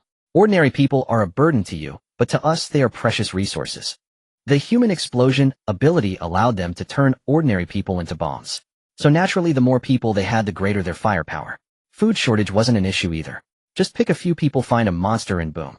The rest would have plenty to eat. Chun Jiaxing and Dou Xingwen exchanged a glance, seeing an unreadable expression in each other's eyes. Qianren Wenhao took in their expressions with contempt. The insects he released not only tempted others with lust, but also served as his eyes and ears. Did they really think he would trust them completely after just a few words? Giving them the 2 lustful flying insects was also a convenient way to spy on them. I'm leaving now. Notify us when the plan begins. Qianren Wenhao walked away, leaving Chun Jiaxing and Dou Xingwen with their faces darkening. When should we do it? Chun Jiaxing asked. Tonight, to avoid any complications. Dou Xingwen's eyes were venomous. So soon. Prolonging it will only. Dou Xingwen had just started speaking when Chun Jiaxing urgently interrupted. I didn't say that. In an instant, both of them were seized by terror, their pupils dilating. They whirled around to face the source of the voice, and saw that familiar figure watching them with keen interest. Whoosh! Suddenly 2 streaks of darkness flashed by. As the swords materialized, they could faintly see 2 small insects impaled on the tips. The insects, formed from the power of abilities, dissolved into wisps of smoke. Dou Xingwen and Chun Jiaxing's hearts plummeted into an abyss, their limbs turning cold. How did you get here? How did he end up here? This was all thanks to the newly unlocked 3rd form ability of the Doomsday Chariot. One of its features was that drones could be controlled without the need for a neural link helmet. Zhang Xu had just been experimenting with this function. Previously, drones had to be operated from the vehicle while wearing a neural link helmet. But after the upgrade, it shifted from wired to wireless. It could now be used simply by binding to the controller's consciousness. However, this was limited to him and Qianren because the neural link helmet connected a person's spirit to the drone, essentially acting as a spiritual energy converter. Without sufficient spiritual power, one couldn't control the drone without wearing the neural link. The core of the Doomsday Chariot's drone control was spiritual manipulation. Qianren's ability was related to the spiritual plane, and as her ability level increased, her spiritual attributes correspondingly grew stronger. So she too could control the drone without the neural link helmet. Earlier, Zhang Xu had tried to manipulate the drone using his own spiritual power, and as luck would have it, he stumbled upon the secret meeting between Dou and Chun and that foreign exchange student from the Ghost Island. He teleported directly there and caught them red-handed. All he could say was that Dou Xingwen and Chun Jiaxing were simply out of luck. So tell me, what are you two plotting? Zhang Xu looked at the pair, two guardian swords hovering right between their brows. Boss, can you move the swords away first?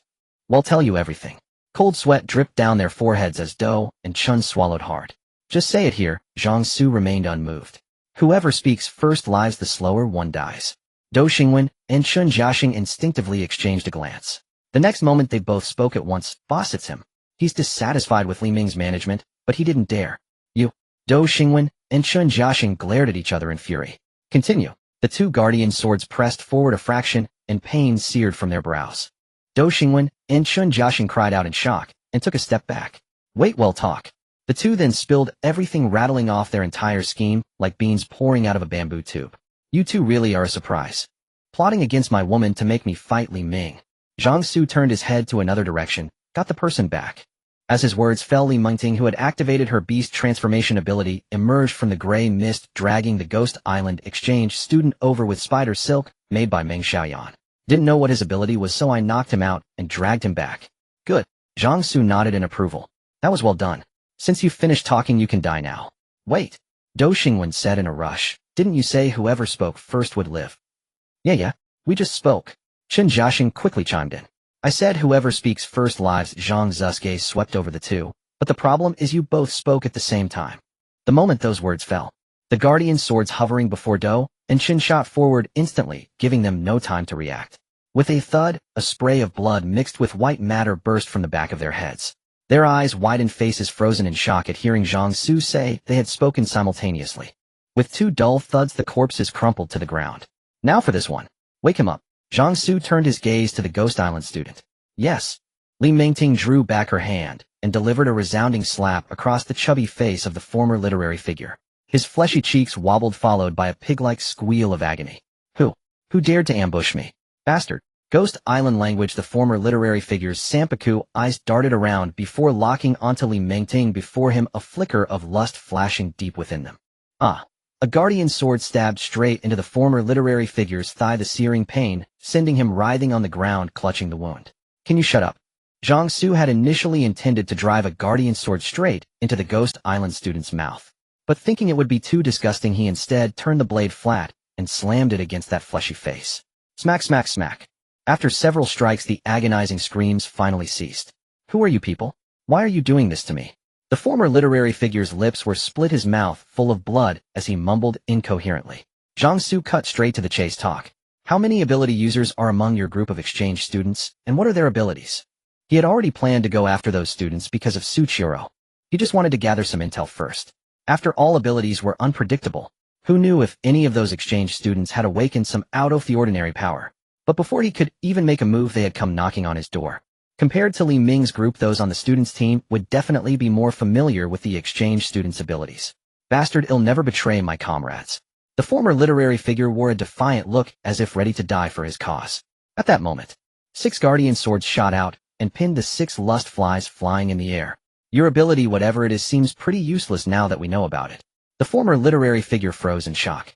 With a mere thought from Zhang Xu, another guardian sword plunged into his other thigh. The former literary figure's eyes rolled back in agony, his face pale as a ghost. Talk. The man only rolled his eyes and screamed. Not talking. Your mouth is really that tough. Another guardian sword descended, this time piercing his palm. The screams grew even louder. Still want talk? Zhang Xu's gaze drifted down to the man's groin. Friendly reminder, having your third leg cut off is extremely painful. By now the former literary figure's clothes were soaked through with sweat. When Zhang Xu's words drifted lightly into his ears, he gritted his teeth and nodded heavily. Damn it. He had already wanted to agree after the second stab, but the pain had been so intense he couldn't speak. How was he supposed to answer anyone's questions in that state? And then this demon thought he was being stubborn and just kept on stabbing.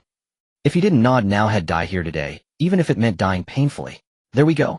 Now talk. The former literary figure opened his mouth, but the pain reduced his throat to emitting only short, raspy gasps. But meeting Zhang Xu's expressionless face, reason told him that if he didn't talk, he would truly die in agony right here. Taking a deep breath, the former literary figure, word by word like a dying man, giving his final testament, spilled every secret about his comrades. Just as he was speaking, Li Ming, Song Qiwen, and Deng Zhuoming arrived, drawn by the screams. After all, this place wasn't far from the biochemical building. When they arrived, they immediately saw Zhang Xu, Li Mengting, the exchange student, on the ground, and the corpses of Do and Chun. Li Ming's pupils constricted to the extreme. Seeing this, Deng Zhuoming knew something was wrong and quickly stepped in front of Li Ming and Song Qiwen. Don't act rashly. We can't beat them. Li Ming's eyes were bloodshot, but after taking a few deep breaths, he said, I know. I just want to know why they died. But before they could even ask, a drone looking like something out of a sci-fi movie descended and projected the footage of Do and Chun conspiring with the former literary figure. Any objections? Zhang Xu raised his gaze slightly. I want to know what you know about those exchange students. Zhang Xu harbored some skepticism about the intel from the student before him and wanted to cross-reference it with Li Ming's information. Li Ming's knowledge of the overseas students was rather limited. However, judging from the scan information, he had, the student from the Ghost Island seemed to have been relatively honest and straightforward. Zhang Xu believed that this level of intelligence was sufficient. Go and bring Su Qiro here. This person was one of the overseas students. Leaving her to handle this would likely improve her disposition towards them. All right. Li Mingting immediately ran back to the biochemistry building. A moment later she returned. However, Su Qiro was not alone. Several other women accompanied her. Upon seeing the pitiful state of the Ghost Island student on the ground, Su Qiro's eyes reddened instantly. Among those who had abducted her sister was this very person, the former literary giant. A guardian's sword hovered before Su Qiro, its tip pointed downward. He's yours now. Do with him as you please. Su Qiro looked at Zhang Xu with tearful eyes. Zhang Xu nodded. She immediately grabbed the hovering sword and walked towards the former literary giant. Where is my sister? Su Qiro's gaze was terrifyingly sinister. The former literary giant looked at the pretty girl before him, his mind dulled by the agony racking his body, turning slowly like rusted gears. Sister? How would he know where her sister was? Su Qiro repeated the question. Where is my sister? The former literary giant's bloodless face remained a mask of confusion. The red in Su Qiro's eyes deepened, and without another word, she raised the guardian's sword and plunged it down. The former literary giant's eyes bulged, veins throbbing visibly on his forehead, and a scream of unprecedented agony tore from his throat. Witnessing this, Deng Zhuoming felt his scalp crawl and instinctively crossed his legs. He knew Su Qiro too. She was a soft and gentle girl. When had she become so ruthless? Where is my sister? Her only answer was another scream. The bloodstained sword was pulled out, bringing with it a gush of warm blood, only to be plunged down again. The former literary giant's eye sockets seemed about to split, dense red veins covering his eyes. Where is my sister? The sword was pulled out and thrust down once more. This time it struck his eye. There was a pop sound like a bursting bubble as blood and fluid splattered out. Where is my sister? Su Qiro mechanically repeated the question, her hand pulling the sword out and plunging it down again and again. The former literary giant, who had been screaming at the top of his lungs, gradually fell silent. Qian Ruoyan, the other women, and Deng Zhuoming watched a chill creeping into their hearts. By now everyone present had witnessed death and had little psychological barrier to killing. But this scene, akin to a slow death by 1,000 cuts, stabbing a person to death one thrust at a time, prolonging their agony before the end, was something none of them had ever seen. The former literary giant was long dead, but Su Qiro seemed not to notice, continuing to pull the sword out and thrust it down relentlessly. It was only when the corpse had become an unrecognizable mess that she finally stopped, dazed, her eyes vacant and her face numb as she stared at the body before her. With the former literary giant's screams gone, the gray fog fell back into a dead silence. No one knew how much time passed before Su Qiro snapped back to reality. Her eyes brimmed with tears and large teardrops rolled down her cheeks. Whoa! Amidst her sobs, Su Qiro stood up, looked at Zhang Xu, and rushed into his arms. Zhang Xu looked down at her delicate face, smeared with blood. A notification sound from his ability echoed in his mind. Su Qiro's affection 2940. Su Qiro's affection exceeded 30. Substitute doll has unlocked its second form. Substitute doll, a doll capable of transferring fatal damage. When the ability user takes fatal damage, they can use the substitute doll to transfer the lethal injury from the main body to the doll. Current doll count 3. When a doll is destroyed by fatal damage, it requires 1,000 ability points to restore. All attributes: 20 strength, 325, 345 speed, 326, 346 constitution, 331, 351 spirit, 324, 344 ability, 3,550. The increase in affection was within his expectations. After unlocking its second form, the substitute doll only increased in number from 1 to 3. But for Zhang Xu, this was the best news. A substitute doll could transfer 1 fatal injury, effectively granting an extra life. That meant he now possessed 3 extra lives. Joy welled up in Zhang Xu's heart as he gently wiped the blood from Su Qiro's face with his thumb. The ones who took your sister will each meet the same end as this one. A soft chord was struck in Su Kairos' heart. Su Kairos' affection 4045 Zhang Xu was in a great mood. Let's go. Time to deal with those overseas students. He had originally planned to wait a bit before handling them, but since they had come knocking on his door, why wait any longer? Yin Xiu and the other women had no objections. Whatever Zhang Xu said they would do. All they had to do was follow his lead. Brother. Deng Zhuoming hesitated for a moment, then asked, are you guys going to cause trouble for those overseas students? If so, he was all for it. He had long been annoyed by them. Brother, those students have gathered quite a few engineering students and have set up many traps in their international dormitory building. Those traps might not be very useful against monsters, but they should be somewhat effective against people. You all need to be careful. Of course, with your strength, brother, those traps are nothing, but it's better to be safe than sorry. Got it. Zhang Xu waved his hand. You three deal with these bodies. With that, he left with the women. Only Li Ming, Song Qiwen, and Deng Zhuoming remained. Lao Li Do Xingwen and Chen Jiaxing got what they deserved. Don't even think about causing trouble for that big brother. Deng Zhuoming advised earnestly. Do you think I'm that stupid? Li Ming raised an eyelid slightly. To stand up for two people who tried to have me killed. Deng Zhuoming shook his head. That was hard to say. After a moment of deliberation, Deng Zhuoming spoke again. Lao Li, shouldn't we change our management system? It was because Do Xingwen and Chen Jiaxing were dissatisfied that they thought about teaming up with those overseas students to get rid of you. What else can we change? Li Ming said gloomily. Are we supposed to make the non-ability users fight the monsters too? Yes. Deng Zhuoming actually nodded. Let them fight the monsters. Lao Li, we're not an official organization. We don't have the responsibility to rescue or protect anyone. From now on, if they want to eat, they have to prove their worth. If they have nothing to offer, then no food. If they cause trouble, kick them out and let them fend for themselves. Instead of the current situation where everyone gets fed regardless of whether they contribute, as if we're obligated to keep them alive. In times like these, everyone has to fight for their own survival. Thinking they can rely on the old ways is impossible. Speaking of which, Deng Zhuoming recalled those who had just been clamoring for food to have the strength to work. And then there were those who made excuses when he went to find more people for the task. They claimed it was too dangerous. Damn, it was dealing with those monster attacks safe for him. Even a Buddha would lose his temper. Zhang Xu led the women back to the entrance of the biochemistry building. The doomsday chariot was parked there. Students were still diligently hauling the corpses of the face spider creepers. These bodies wouldn't just be buried. They would be dissected. The meat would be taken to the experimental field behind the building to serve as fertilizer, while the sturdy parts would be crafted into weapons and armor by hand. The arrival of Zhang Xu and the women caused a stir among the students. Is that Su Qiro? Looks like it. Is she with that guy? Wasn't she supposed to be mentally unstable because those overseas students took her sister? Now she's looking for a man. I bet she was faking it all along. Just to scam more food. Now that she's found a powerful backer, she doesn't even bother to pretend anymore. Did you guys smell the food at noon?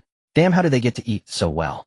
Among the gossiping crowd, a few female students exchanged furtive glances. As Zhang Xu opened the car door ready to get in, one of the women boldly approached him. Hello. Zhang Xu didn't let her finish activating his appraisal ability. Her score was just barely passing over 60, but not enough to meet the contract standard. Also, he already had too many contracted individuals. Rejected. Go stand over there. You're not qualified. You. The woman, shocked by his blunt refusal, flushed crimson. But after a single cold glare from Zhang Xu, she immediately shut her mouth, her body trembling slightly. Seeing this, the other women who had been considering it wisely stepped back. Let's go. Zhang Xu led the women into the vehicle.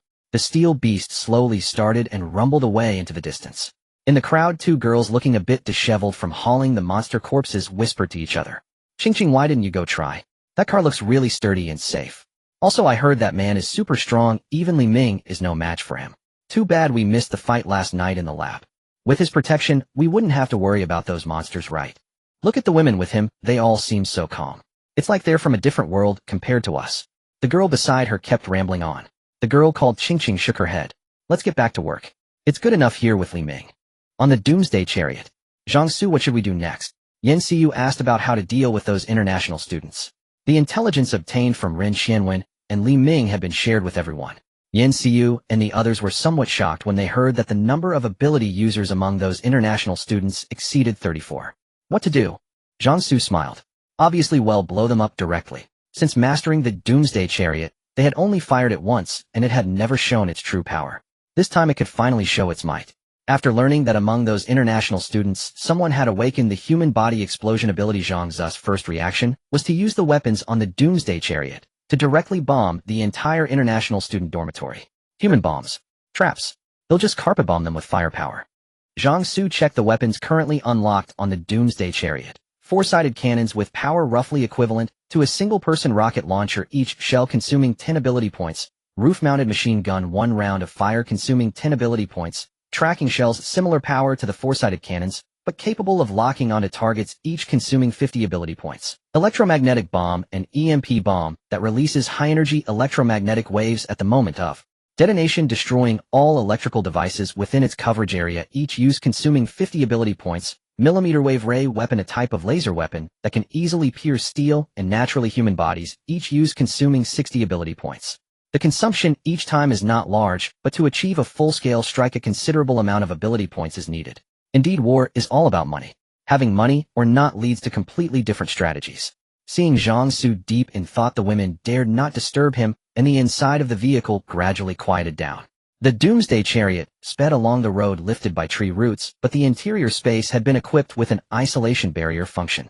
After these mechanical vibrations were weakened by the isolation barrier, they no longer affected them. Soon the Doomsday Chariot arrived at a place still some distance from the International Student Dormitory. Zhang Xu placed several monster cores into the Doomsday Chariot's energy furnace. This way people like Yang Bai and Su Chiro, who had not awakened abilities, could also use the vehicle's functions. He told these two women, who had little combat power, to go to the drone control seats, put on neural link helmets, and operate 8 drones. With a click, the roof platform expanded and 8 drones took off. Observe from 8 directions. The sensing radar, which originally only showed horizontal and vertical lines, combined with the observations from the 8 drones, now displayed a 3-dimensional image. However, this 3-dimensional image could not achieve a see-through effect. Other than the presence of ability users appearing as light spots on the map, nothing else was displayed. 4 rank ability users, and nearly 40 frank ability users. This group of international students indeed has a large number of ability users. Zhang Xu looked at the light spots on the radar, clicking his tongue in wonder. Yang Bai interjected at this moment. Zhang Xu, I suspect that those international students might also have learned that ordinary people can awaken by consuming monster cores. Those ability users are probably all international students. Zhang Xu nodded. It was not surprising that someone had discovered it. After all, as long as the gray mist persisted, all surviving people in this world might awaken to become ability users. Over 40 ability users with more than 30 gathered on the same floor. Isn't that perfect? Zhang Xu looked at the floor crowded with over 30 light spots, a smile spreading across his face. He pressed his palm onto the firing handle. 120 ability points consumed, 12 shells generated. Then the left and right sides of the Doomsday Chariot's front suddenly popped out 2 rows of weapon bays resembling beehives. 6 firing ports on each side. As Zhang Xu consumed 120 ability points, the empty firing ports inside suddenly became suffused with blazing white light. Inside the International Student Dormitory, several dorm rooms on the 5th floor had been knocked through, forming a spacious area. The windows were covered with black cloth to ensure no light leaked out. Inside this space, various foods that could be considered fine wine and delicacies under the current conditions were piled high on the tables. In addition, beauties were naturally not lacking. Their faces were numb and dull, their bodies bearing various black and blue bruises. They formed a stark contrast with those carefree and unrestrained international students. They had just withstood a wave of giant spider monsters, even though the main force came from the human bombs that had already been shattered into pieces. All the international students were only responsible for the task of supervising the battle behind the lines. But even so, they felt that their spirits had endured a great test. Coupled with yet another narrow escape from death, to vent their emotions and celebrate as soon as they confirmed that the giant spider monsters would not return, they immediately held this kind of party. Regardless of gender, the international students present were all venting. And the most direct and crude ways of venting were lust and violence. Apart from those men and women, there was also a huge iron cage in the center of the spacious room. Inside the cage, there were 2 men who were so starved that they were skin and bones. A student from the so-called thief country threw a piece of monster meat into the cage. The 2 men's dull eyes immediately lit up. They went mad, fighting each other for this piece of meat that in the eyes of the international students was extremely unpalatable. Ha ha ha. Low laughter echoed around. Among the frenzied international students, only a bespectacled young man, who looked somewhat refined, did not participate in the revelry, appearing out of place. Beside him, a burly man held a woman in one hand and a bottle of liquor in the other. Want some? The burly man handed the bottle over. The bespectacled young man directly waved his hand to refuse. Wagahazen, don't be so restrained anymore. Just enjoy the moment. In such a situation, who knows how much longer they can live? Besides, they are foreigners in a foreign land. If one day the Dongwon government and military regain control of social order, given what they have done during this time, these people deserve to be executed countless times. They are all people without a future. All the own people here understand this. But to survive, even just for one more day, they don't regret it. However, when thinking about the heavy future, they all wish to enjoy themselves to the fullest while still alive. Even if they die later, it's worth it. Someone must remain rational. The bespectacled young man shook his head. Aren't there still the personnel on duty? The bespectacled young man shook his head. However, the arc of his lips had just begun to rise when it immediately stopped. A thing like a ghost baby from a horror movie crawled out from the side, muttering something incomprehensible. The bespectacled young man's gaze instantly froze. Danger. A monster. Or. But the moment the thought arose in his mind, several huge booming sounds suddenly exploded like thunderclaps in his ears. The ghost baby-like thing opened its mouth exaggeratedly and swallowed the three people close to it in one go. The next moment, the outward-facing wall of the room suddenly collapsed and disintegrated, sending up a mass of rubble and dust. In the chaotic dust, streaks of blazing white light with trailing flames flew in through the broken opening. Then a violent boom resounded. The white lights exploded, turning into visible ripples that swept across the entire floor. Wherever the ripples passed, walls, floors, and tables instantly shattered, not to mention fragile flesh. Everyone present was as if run over by an invisible truck. Their bodies twisted and deformed, with large amounts of blood spraying out from all pores. The explosion from the 12 shells triggered a chain reaction. With the walls of the intermediate floors completely collapsed, the upper structure lost its support, collapsing layer upon layer like dominoes. In an instant, the entire international dormitory building was reduced to a vast expanse of rubble and debris amidst a thunderous roar. A massive cloud of dust and sand rose from the ground like a mushroom cloud, and the surging air currents sent the gray mist churning violently, even forming a brief vacuum zone devoid of the gray mist. This. After the dust settled, the two ability users on gate duty and a group of managers promoted from local students stood covered in grime, staring at the collapsed dormitory. The 12 shells, having followed a parabolic trajectory, had gone unnoticed by these individuals due to the concealing gray mist. It wasn't until the sound of the explosions rang out that they turned abruptly, only to be met with a surging tide of dust. Can someone tell me what on earth happened? Park Gukchang from the Nation of Theft was filled with confusion and shock. Why would the building collapse for no reason? At the same time, several figures emerged from other directions. These were international students who had been occupied with other matters and hadn't gathered in the main room for the celebration. They looked at the collapsed dormitory with the same expressions of shock and bewilderment. Quick. Dig through this. Check if anyone's still alive inside. This shout jolted everyone present into action. They all rushed to the ruins. Those with abilities used them, while those without worked together to heave aside the shattered walls. The shell's power isn't bad, Zhang Xu remarked, looking at the footage transmitted by the drone. However, the sheer number of them consumed quite a bit of resources. He felt the cost-performance ratio wasn't as good as simply expanding his /domain and dragging everyone inside for a group beatdown. Zhang Xu turned to Suchiro. See that? More than 2/3 of your enemies are gone in one go. Suchiro was currently controlling the drone, and her perspective was much clearer than Zhang Xu's view on the screen. The moment she saw the international dormitory collapse with a thunderous crash, tears streamed down her face. Soft sobs gradually filled the car.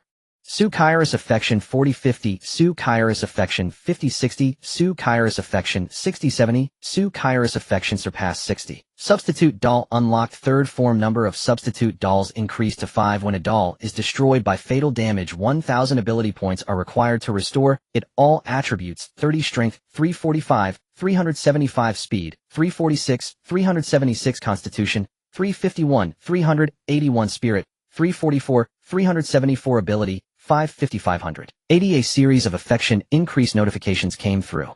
Zhang Xu felt that the 120 ability points he had just spent were more than worth it. With the number of substitute dolls increased to 5, it meant he now had 5 extra lives. Drive in. We won't waste ability points on the remaining stragglers. Zhang Xu looked at the light spots on the sensor radar. Some had survived the explosion. The other light spots weren't on the 5th floor, so they hadn't been affected. Since they were going to deal with them, they'd do it thoroughly. Yes. Qian Ruoyan immediately acknowledged the order. She floored the accelerator, and with no attempt at concealment, the engine roaring, the vehicle smashed through the gate the international students had erected with brute force. With a loud bang, the gate flew off, landing amidst the ruins. The students who were digging through the rubble were startled, turning around in panic. They immediately saw a pitch-black steel beast charging through the entrance. The engine's roar rumbled like thunder across that corner of the sky. All the students stared at the steel beast with uncertainty, sensing a chilling murderous intent from its cold, hard lines. Click. The car door swung open. Zhang Xu stepped out accompanied by Yin Xiu, Li Mengting, Meng Xiaoyan, and Su Chiro. Who are you? Park Gukchang from the Nation of Theft stared intently at Zhang Xu with a grave expression. It didn't take a genius to see they were hostile. Zhang Xu's heavenly eye divine pupil on his forehead opened, scanning the surviving ability, users cross-referencing them with the intelligence from the former literary giant and Li Ming. Among the surviving international students, 2 were from the Nation of Theft.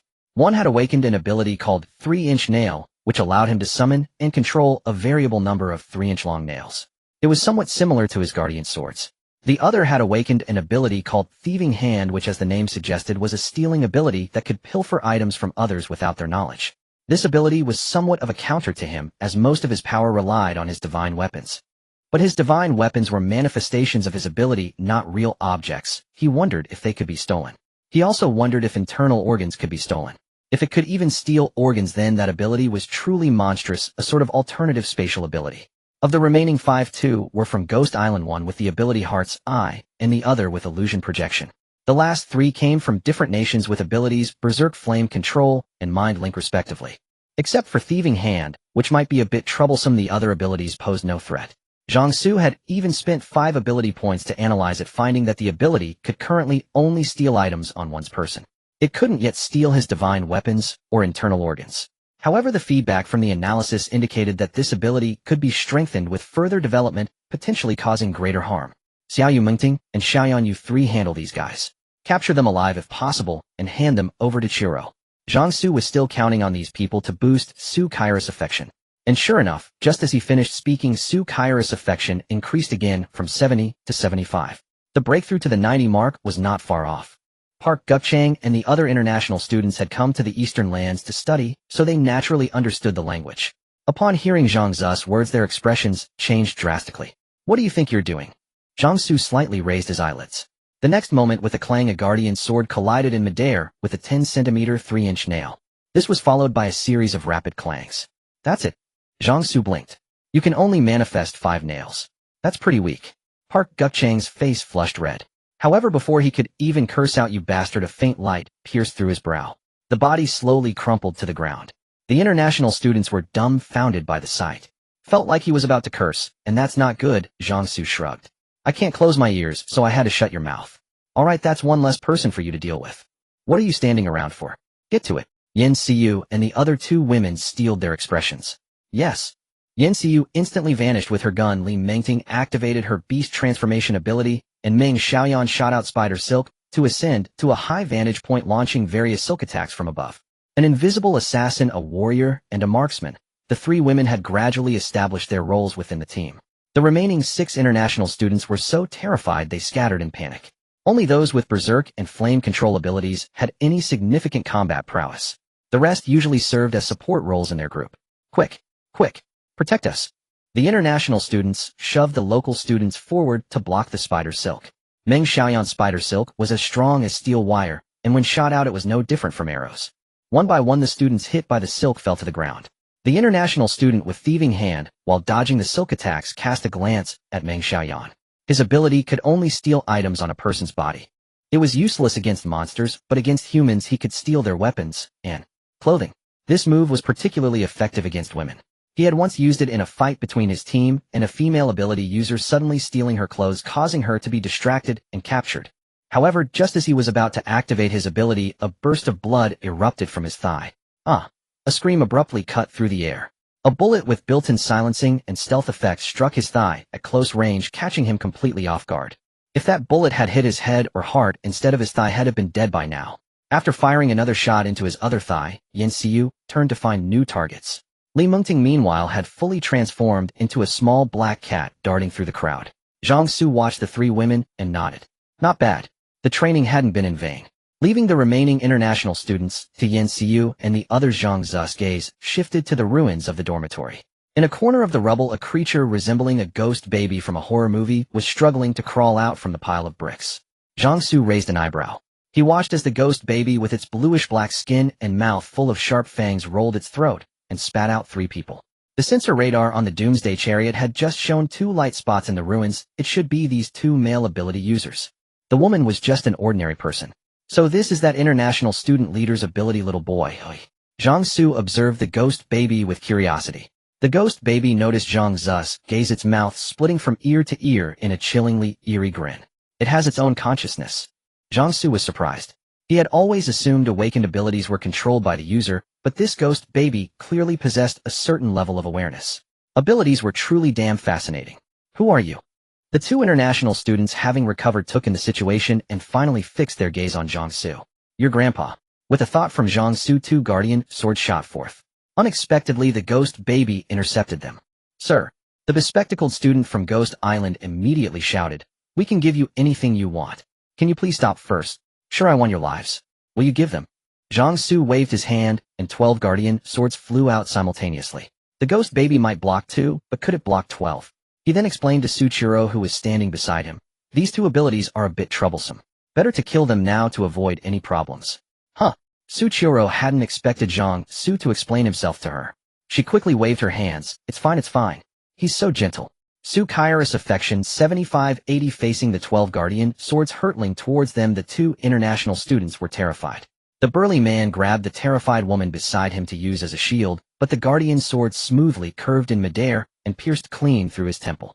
The international student leader dove aside awkwardly. The ghost baby desperately tried to block the 12 guardian swords. Don't push me. The leader could no longer maintain his refined demeanor. You're strong, but I can take you down with them. Before he could finish, a crescent of pitch-black blade light cleaved through him. All right, you can start your revenge now, Zhang Xu said, turning to Suchiro. Yen Xiu had also captured her targets alive. A guardian sword hovered before Suchiro. Leave these men to me. Once they're dealt with, your sister's revenge will be complete. Suchiro took the guardian sword. Don't kill us. Ah! Screams continued to ring out.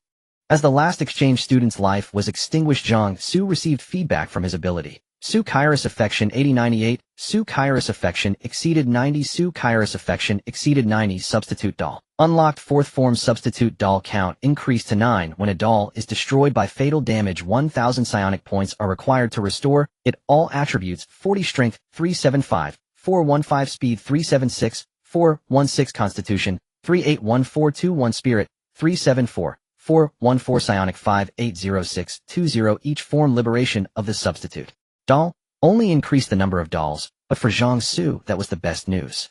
Go free the others. The place where those exchange students held the Dongwang local students wasn't in the building that had been bombed. Zhang Xu's purpose in coming here was only to eliminate those exchange students who had designs on him. The others had nothing to do with him, so he made no move against them. By the way, your sister. My sister is already dead. She died the 2nd day after they took her. They even took pictures and sent them to Li Ming and the others. Suchiro looked at Zhang Xu with gentle eyes. These students. Do with them as you see fit. Suchiro nodded.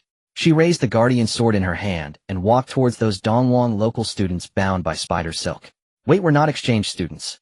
But you're on the same side. Su-Kairos' face was expressionless as she raised her sword and struck. Screams continued to ring out. When those students who had been imprisoned as human bombs were released, looking at the corpses scattered all around, hatred and pain were etched into every face. Some, still not satisfied, ran to the corpses and smashed them with stones again and again. Let's go. Zhang Xu led the women back to the Doomsday chariot. As the students stood stunned, the Doomsday chariot roared to life and drove away. Back at the biochemical building, Deng Zhuoming looked at Zhang Xu and his group in surprise. Boss, you're back. Didn't you go to deal with those exchange students? Deng Zhuoming of course knew Zhang Xu was extremely strong. But those exchange students weren't weak either, and they had the advantage in numbers. No matter how strong Zhang Xu was, dealing with those students couldn't have been easy. But Zhang Xu had just left not even 15 minutes ago, and now he was already back. Could it be that had clashed with them, found them troublesome, and come back to reconsider? But this boss in front of him wasn't the type to back off after a loss. For a moment Deng Zhuoming was full of confusion. Zhang Xu had a certain amount of goodwill for Deng Zhuoming. He knew how to read the room. Those exchange students are finished. You don't have to worry about them anymore. Finished. Deng Zhuoming stammered in shock. Finished how? Wiped out, of course. After leaving these words, Zhang Xu brought the women back to their room on the 4th floor. Today had been eventful, and after all the work, he was feeling a bit tired. Now it was time to rest. The faint light in the sky gradually faded, and as the sun set behind the western mountains, pitch-black darkness covered all of Blue Star. Zhang Xu distributed the 12 guardian swords around the room for sentry duty. Then he held the women close and slowly drifted off to sleep. In his dream, Zhang Xu suddenly saw a dazzling kaleidoscopic array of light. Passing through the layers of radiance, a towering cliff came into view, and he was now standing atop this cliff. His spirit attribute, which had reached 414 points, allowed Zhang Xu to shake off the fog of sleep immediately. He was fully awake, aware that he was dreaming. But why had he suddenly appeared here? Were there survivors among those exchange students who possessed some kind of ability to pull people into dreams? Zhang Xu tried to open the celestial eye at his brow. The result, the celestial eye was still there. His divine weapons were manifestations of his ability, not actual physical creations, so they could be used even in dreams.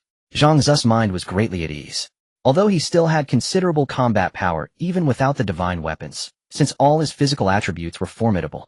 With the divine weapons in hand, his battle strength was on a completely different level. Zhang Xu consumed 5 psionic points to analyze the situation in this dream. The feedback returned left him utterly astonished. Subconscious mental ocean, a peculiar dimension composed of the consciousness, souls, and imagination of all beings. It exists independently outside the material universe, mirroring it when the spirit attribute reaches 300 points. One spirit can genuinely touch the existence of this subconscious mental ocean. Note 1. Ability. Users may inadvertently enter the subconscious mental ocean while sleeping. Note 2. Leaping off the cliff will pass through a passage to the undercurrent world, subconscious mental ocean. Zhang Xu's gaze instantly sharpened. A strange dimension formed by the consciousness, souls, and imagination of all beings. Had this dimension always existed? It was only because his spirit attribute hadn't met the standard before that he couldn't perceive this strange dimension. Zhang Xu suddenly realized that this world might not be as simple as he had thought. And that undercurrent world. Besides the other side world, there were actually other worlds. And this world wasn't connected by gates like the other side world. It had been right there around them all along. They simply lacked the ability to perceive this world's existence. Zhang Xu's eyes flickered. He could sense that this was just a dream, and with his spirit attribute, he could easily leave it. So, the danger wasn't necessarily that great. Zhang Xu's gaze fell upon the second note. Leaping off the cliff will pass through a passage to the undercurrent world. The other side world required a gate or a spatial rift to cross, which was impossible for him in a short time. But the undercurrent world was right here close at hand. Huff. Zhang Xu took a few deep breaths. After weighing the options, he decided it was worth exploring. If he encountered too much danger, he would immediately leave the dream and escape. Moreover, he had 9 substitute dolls, granting him 9 extra lives, which was more than enough to bear a certain level of risk. With that thought, Zhang Xu made his decision. He stepped forward, took a running leap, and dove off the cliff. As he fell, a myriad of bizarre and surreal sights emerged around him. Grotesque, terrifying black shadows, shimmering orbs of light, and chilling laughter. Zhang Xu's spirit attribute shielded him from these influences. He fell endlessly, until a blinding white light surged up from the abyss like a tide, flooding his entire vision. After the white light faded, Zhang Xu suddenly felt a sense of solidity return to his weightless body. He was standing on the ground. At the same time, the various eerie laughter and cries receded, replaced by a cacophony of lively sounds that drifted into his ears on the wind. Zhang Xu hurriedly opened his eyes. What met his sight was a battle. However, the combatants on both sides left him deeply shocked and bewildered, especially the figure drawing a bow to shoot at those monsters. Those familiar pointed ears, the exquisitely flawless face, the green robes draping a graceful figure. This is... Zhang Xu found it hard to believe, an elf? In Western tales, those who lived in forests with an incredibly high affinity for nature, all of them stunningly handsome and beautiful. Elves. A mythical race from Western mythology, ubiquitous in fantasy films and novels. They embody all that humanity admires, striking beauty, harmony with nature, and formidable prowess. Zhang Xu never imagined he would encounter this fantasy race, so familiar to those from Blue Star within the undercurrent world. The celestial eye at his brow activated its analytical ability. The undercurrent world, a peculiar realm woven from consciousness and imagination nestled within the depths of the collective psychic. See, this is the domain of dream deities and dream creatures. Note, in Blue Star's history, a rare few gifted individuals stumbled into this world during their sleep, returning to craft extraordinary works of imagination or leaving behind tales of wonder. The abyssal wastes, an endless wilderness within the undercurrent world, its true expanse, unknown, seemingly infinite, teeming with unique races, civilizations, and creatures. Elven Maiden Alice, a race dwelling within the undercurrent world. Unlike malevolent beings, elves are among the more benevolent races there. Humans who once entered this world used them as muses for countless beloved legends. Waste spiders, creatures of the abyssal wastes possessing a modicum of intelligence. Their bodies are a lurid purple covered in wart-like growths. This makes them appear utterly grotesque and menacing. 8 long legs hold them 3 to 4 meters above the ground, each bristling with sharp teeth. When they strike, it's like a spiked club crashing down. The celestial eye's analysis fed him several streams of information. After digesting it, Zhang Xu had a clear picture of his situation. He was now within the undercurrent world, standing in the abyssal wastes. The spiritual maiden was a denizen of this world. Zhang Xu watched the elven girl besieged by giant purple spiders, a strange light flickering in his eyes. Elves were a benevolent race in this realm. Having just arrived in the unfamiliar abyssal wastes, he desperately needed a guide. This elven maiden was the obvious choice. Furthermore, a daring thought crossed his mind. Could his abilities work on non-human, even non-corporeal beings? Even if it didn't work, it was no great loss. An elf. This was an elf. Which youth hasn't felt a flutter of excitement seeing beautiful elves in films, games, or anime? There's no need for pretense. Zhang Xu had indeed harbored such thoughts. Now with the chance to make a dream a reality, he had to try. Materializing his iron-cleaving blade in hand, he stomped the ground and charged into the fray between the elven maiden and the spider horde. The sudden appearance startled both sides into a momentary pause. Zhang Xu didn't hesitate. With one slash, a dark line appeared down the middle of a giant spider. The next instant, the creature split cleanly in two. Zhang Xu assessed the creature's strength to be around drank. It seemed his day was fated to be about spiders, killing them in reality and now in his dreams. The clean kill astonished the embattled elven maiden Alice. The other waste spiders also sensed the immense threat. They abandoned Alice and turned their onslaught towards Zhang Xu. He thought of summoning his 12 guardian swords. But he remembered they were protecting his physical body back in the real world. Since his consciousness was entirely in the undercurrent world, he forcibly suppressed the urge. Given the unknown dangers of this new world, conserving his energy reserves was paramount. Zhang Xu opted for direct physical combat. With a powerful push off the ground, his calf muscles exploded with force, launching him like a cannonball into the swarm of spiders. The spiders' mandibles chattered, producing shrill cries. Zhang Xu's dark blade swung its arc, a blinding blur. As he passed them, thin black lines appeared across their bodies. With wet tearing sounds, the charging spiders burst apart, spewing gore like grotesque fireworks before collapsing. In a single exchange, the creatures that had overwhelmed Alice lay dead. Zhang Xu tightened his grip on the hilt. The sensation of cutting was identical to the real world. This couldn't be dismissed as a mere dream. It was a real world, just formed differently from reality. "Who are you?" the elven maiden Alice asked, cautiously eyeing the human before her. Humans of various kinds existed in the undercurrent world, so his appearance didn't surprise her. But Zhang Xu was taken aback by her voice. Her voice was beautiful like chiming silver bells, but that wasn't why he froze. What truly stunned him was, he could understand her. "Say that again." Alice frowned, puzzled by the powerful human. Yet he had just saved her. Regardless of his motives, the result was her rescue. She suppressed her irritation. "Who are you? Why are you here?" Alice repeated. Her language was unlike any he knew, yet he understood her perfectly. And the words he spoke, in Dongwang, she comprehended as well. She had understood him, repeated his question, and even added more.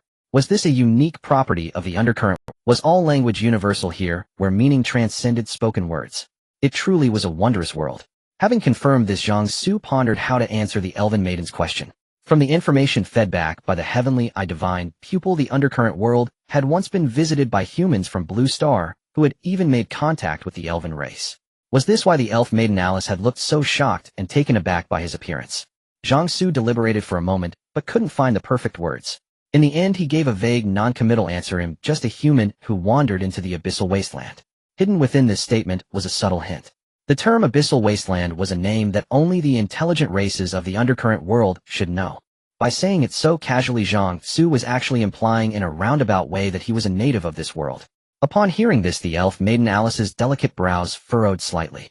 "Wandered in? Were you captured by the wastelanders? Did you escape on your own?" "No, that's not right. Your strength is formidable. Ordinary wastelanders shouldn't have been able to capture you." On the other side of the abyssal wasteland, many humans resided. Of course, calling them humans wasn't entirely accurate either. Some were impressions born from the vast ocean of collective consciousness. Since Blue Star civilization was predominantly human, these impressions inherited the forms and consciousness of humans. Others were beings who, through a twist of fate, had entered the undercurrent world, but failed to leave in time, becoming permanently trapped there. Due to the unique nature of the undercurrent world, their lifespans were freed from the limitations of flesh and blood, making it entirely possible for them to live for several millennia. Some were born with extraordinary talents. Because Blue Star had long lacked a certain special energy, their innate abilities could never manifest. However, upon death, their souls could enter the undercurrent world and gain a new life.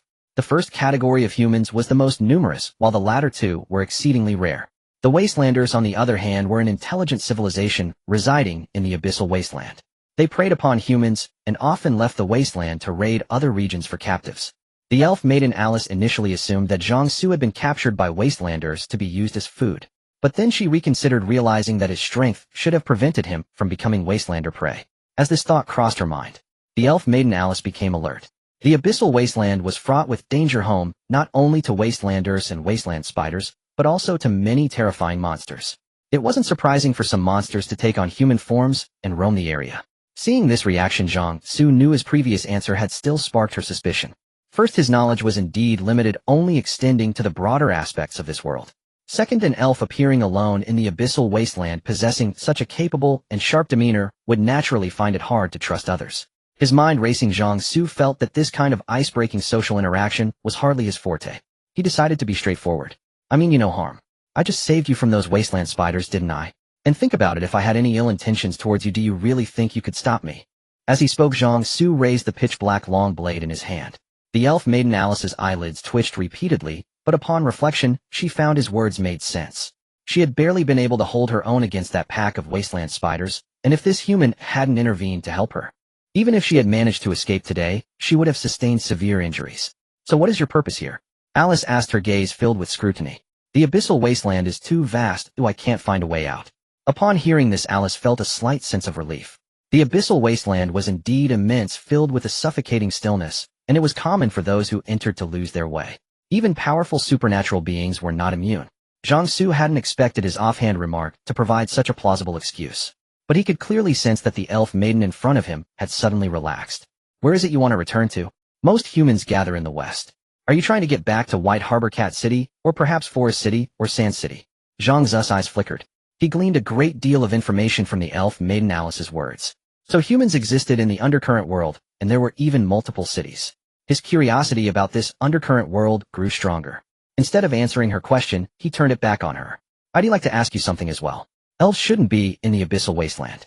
It's dead oppressive and cold here. This isn't a place for elves. The elf maiden Alice fell silent. Zhang Xu could tell there was a story behind her silence. You can tell me, maybe I can help. But just as he finished speaking, a whistling sound came from the distance. The heavenly eye divine pupil on Zhang Xu's forehead opened slightly, and he peered into the distance, seeing a group of bizarre creatures riding wasteland spiders racing towards them. They were covered in thick, dense fur, and their facial features were closer to that of apes. They had horns on their heads, and their mouths were enormous, seemingly stretching from ear to ear. Behind them trailed a long, thin tail, and their legs ended in hooves rather than feet. Their bodies were entirely covered by long robes concealing everything below their heads. If not for the heavenly eye divine pupil's ability to see through objects, their true forms would have remained hidden. His analysis ability activated. Wastelander, an indigenous intelligent race of the abyssal wasteland. They prey on humans, deal in the gem trade within the undercurrent world, and possess various abilities related to gems. The elf maiden Alice's long pointed ears twitched as she turned to look in the direction of the whistling sound. Damn, it's the Wastelanders. Zhang Xu frowned. So these were the Wastelanders. They didn't look human in the slightest. Run. We have to run. The elf maiden, forgetting everything else, grabbed Zhang Xu and turned to flee. Wastelanders feed on humans, they won't let you go. Run. Zhang Xu didn't resist, and was pulled along by the elf maiden Alice. But the wasteland spiders were incredibly fast. There was no way 2 legs could outrun 8 long ones, even if the elf maiden was physically fit. They were quickly overtaken. A group of wastelanders rode their wasteland spiders in a circle surrounding Zhang Xu and the elf maiden in the center. A human and an elf. The wastelanders looked at Zhang Xu with the eyes of one appraising food, but when their gazes fell upon the elf maiden Alice, a fiery, covetous glint appeared in their eyes. The elf maiden's face tensed up. The wastelanders were savage, cruel, and lecherous. Falling into their hands would lead to a fate worse than death. We must join forces. We have to break through and escape. The elf maiden Alice said, her expression grave. Zhang Xu, however, found the situation somewhat amusing. I just killed a bunch of those wasteland spiders right in front of you, and you still think these misfits are a threat to me? His words were jarringly harsh to the wastelanders' ears. Arrogant. Far too arrogant. They were mere humans, the wastelanders' food, and yet they dared to look down on them. Their wide mouths split open, revealing chillingly sinister grins. Human, do you know the consequences of speaking big? A wastelander grinned wickedly. Before Zhang Xu could reply, the wastelander sneered, we won't simply eat you. We'll scrape off your flesh bit by bit, and swallow your meat amid your screams and agony. Then while you are still alive, we will disassemble your bones one by one, sucking on the marrow while savoring your despair." The other Wastelanders all burst into laughter.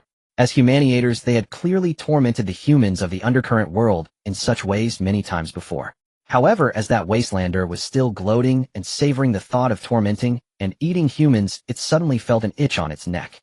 It raised a hand to touch, and what met its eyes was a palm stained crimson. This was blood. Its neck was bleeding. As its pupils contracted, its vision suddenly turned upside down, and the layered, interlaced lights like auroras over the Yusui wasteland crashed into its eyes. The Yusui wasteland, as its name suggested, was desolate, silent, and cold except for the flowing light streams like auroras that added a touch of vivid color to this wasteland. Thud! A dull sound echoed. All the Wastelanders who were laughing wildly turned their heads instinctively, only to see the head of one of their companions bouncing on the ground a few times before rolling away. Their smiles froze, and the raucous laughter abruptly ceased. This. Have you finished laughing?" In the dead silence, Zhang Xu's calm voice suddenly rang out. The Wastelanders, like rusted gears, stiffly turned their heads to look at the human, who now held a pitch-black long blade in his hand, without anyone noticing when. Shock and disbelief surged through them. "Laughing louder doesn't make you stronger." Zhang Xu's sarcastic voice reached every Wastelander's ears. They stood dumbfounded. When they came to, the first thought was, the food is fighting back. The second thought was, when did he strike? Was it you? Did you kill our companion? Another Wastelander demanded in disbelief. Zhang Xu couldn't be bothered to waste time with these creatures.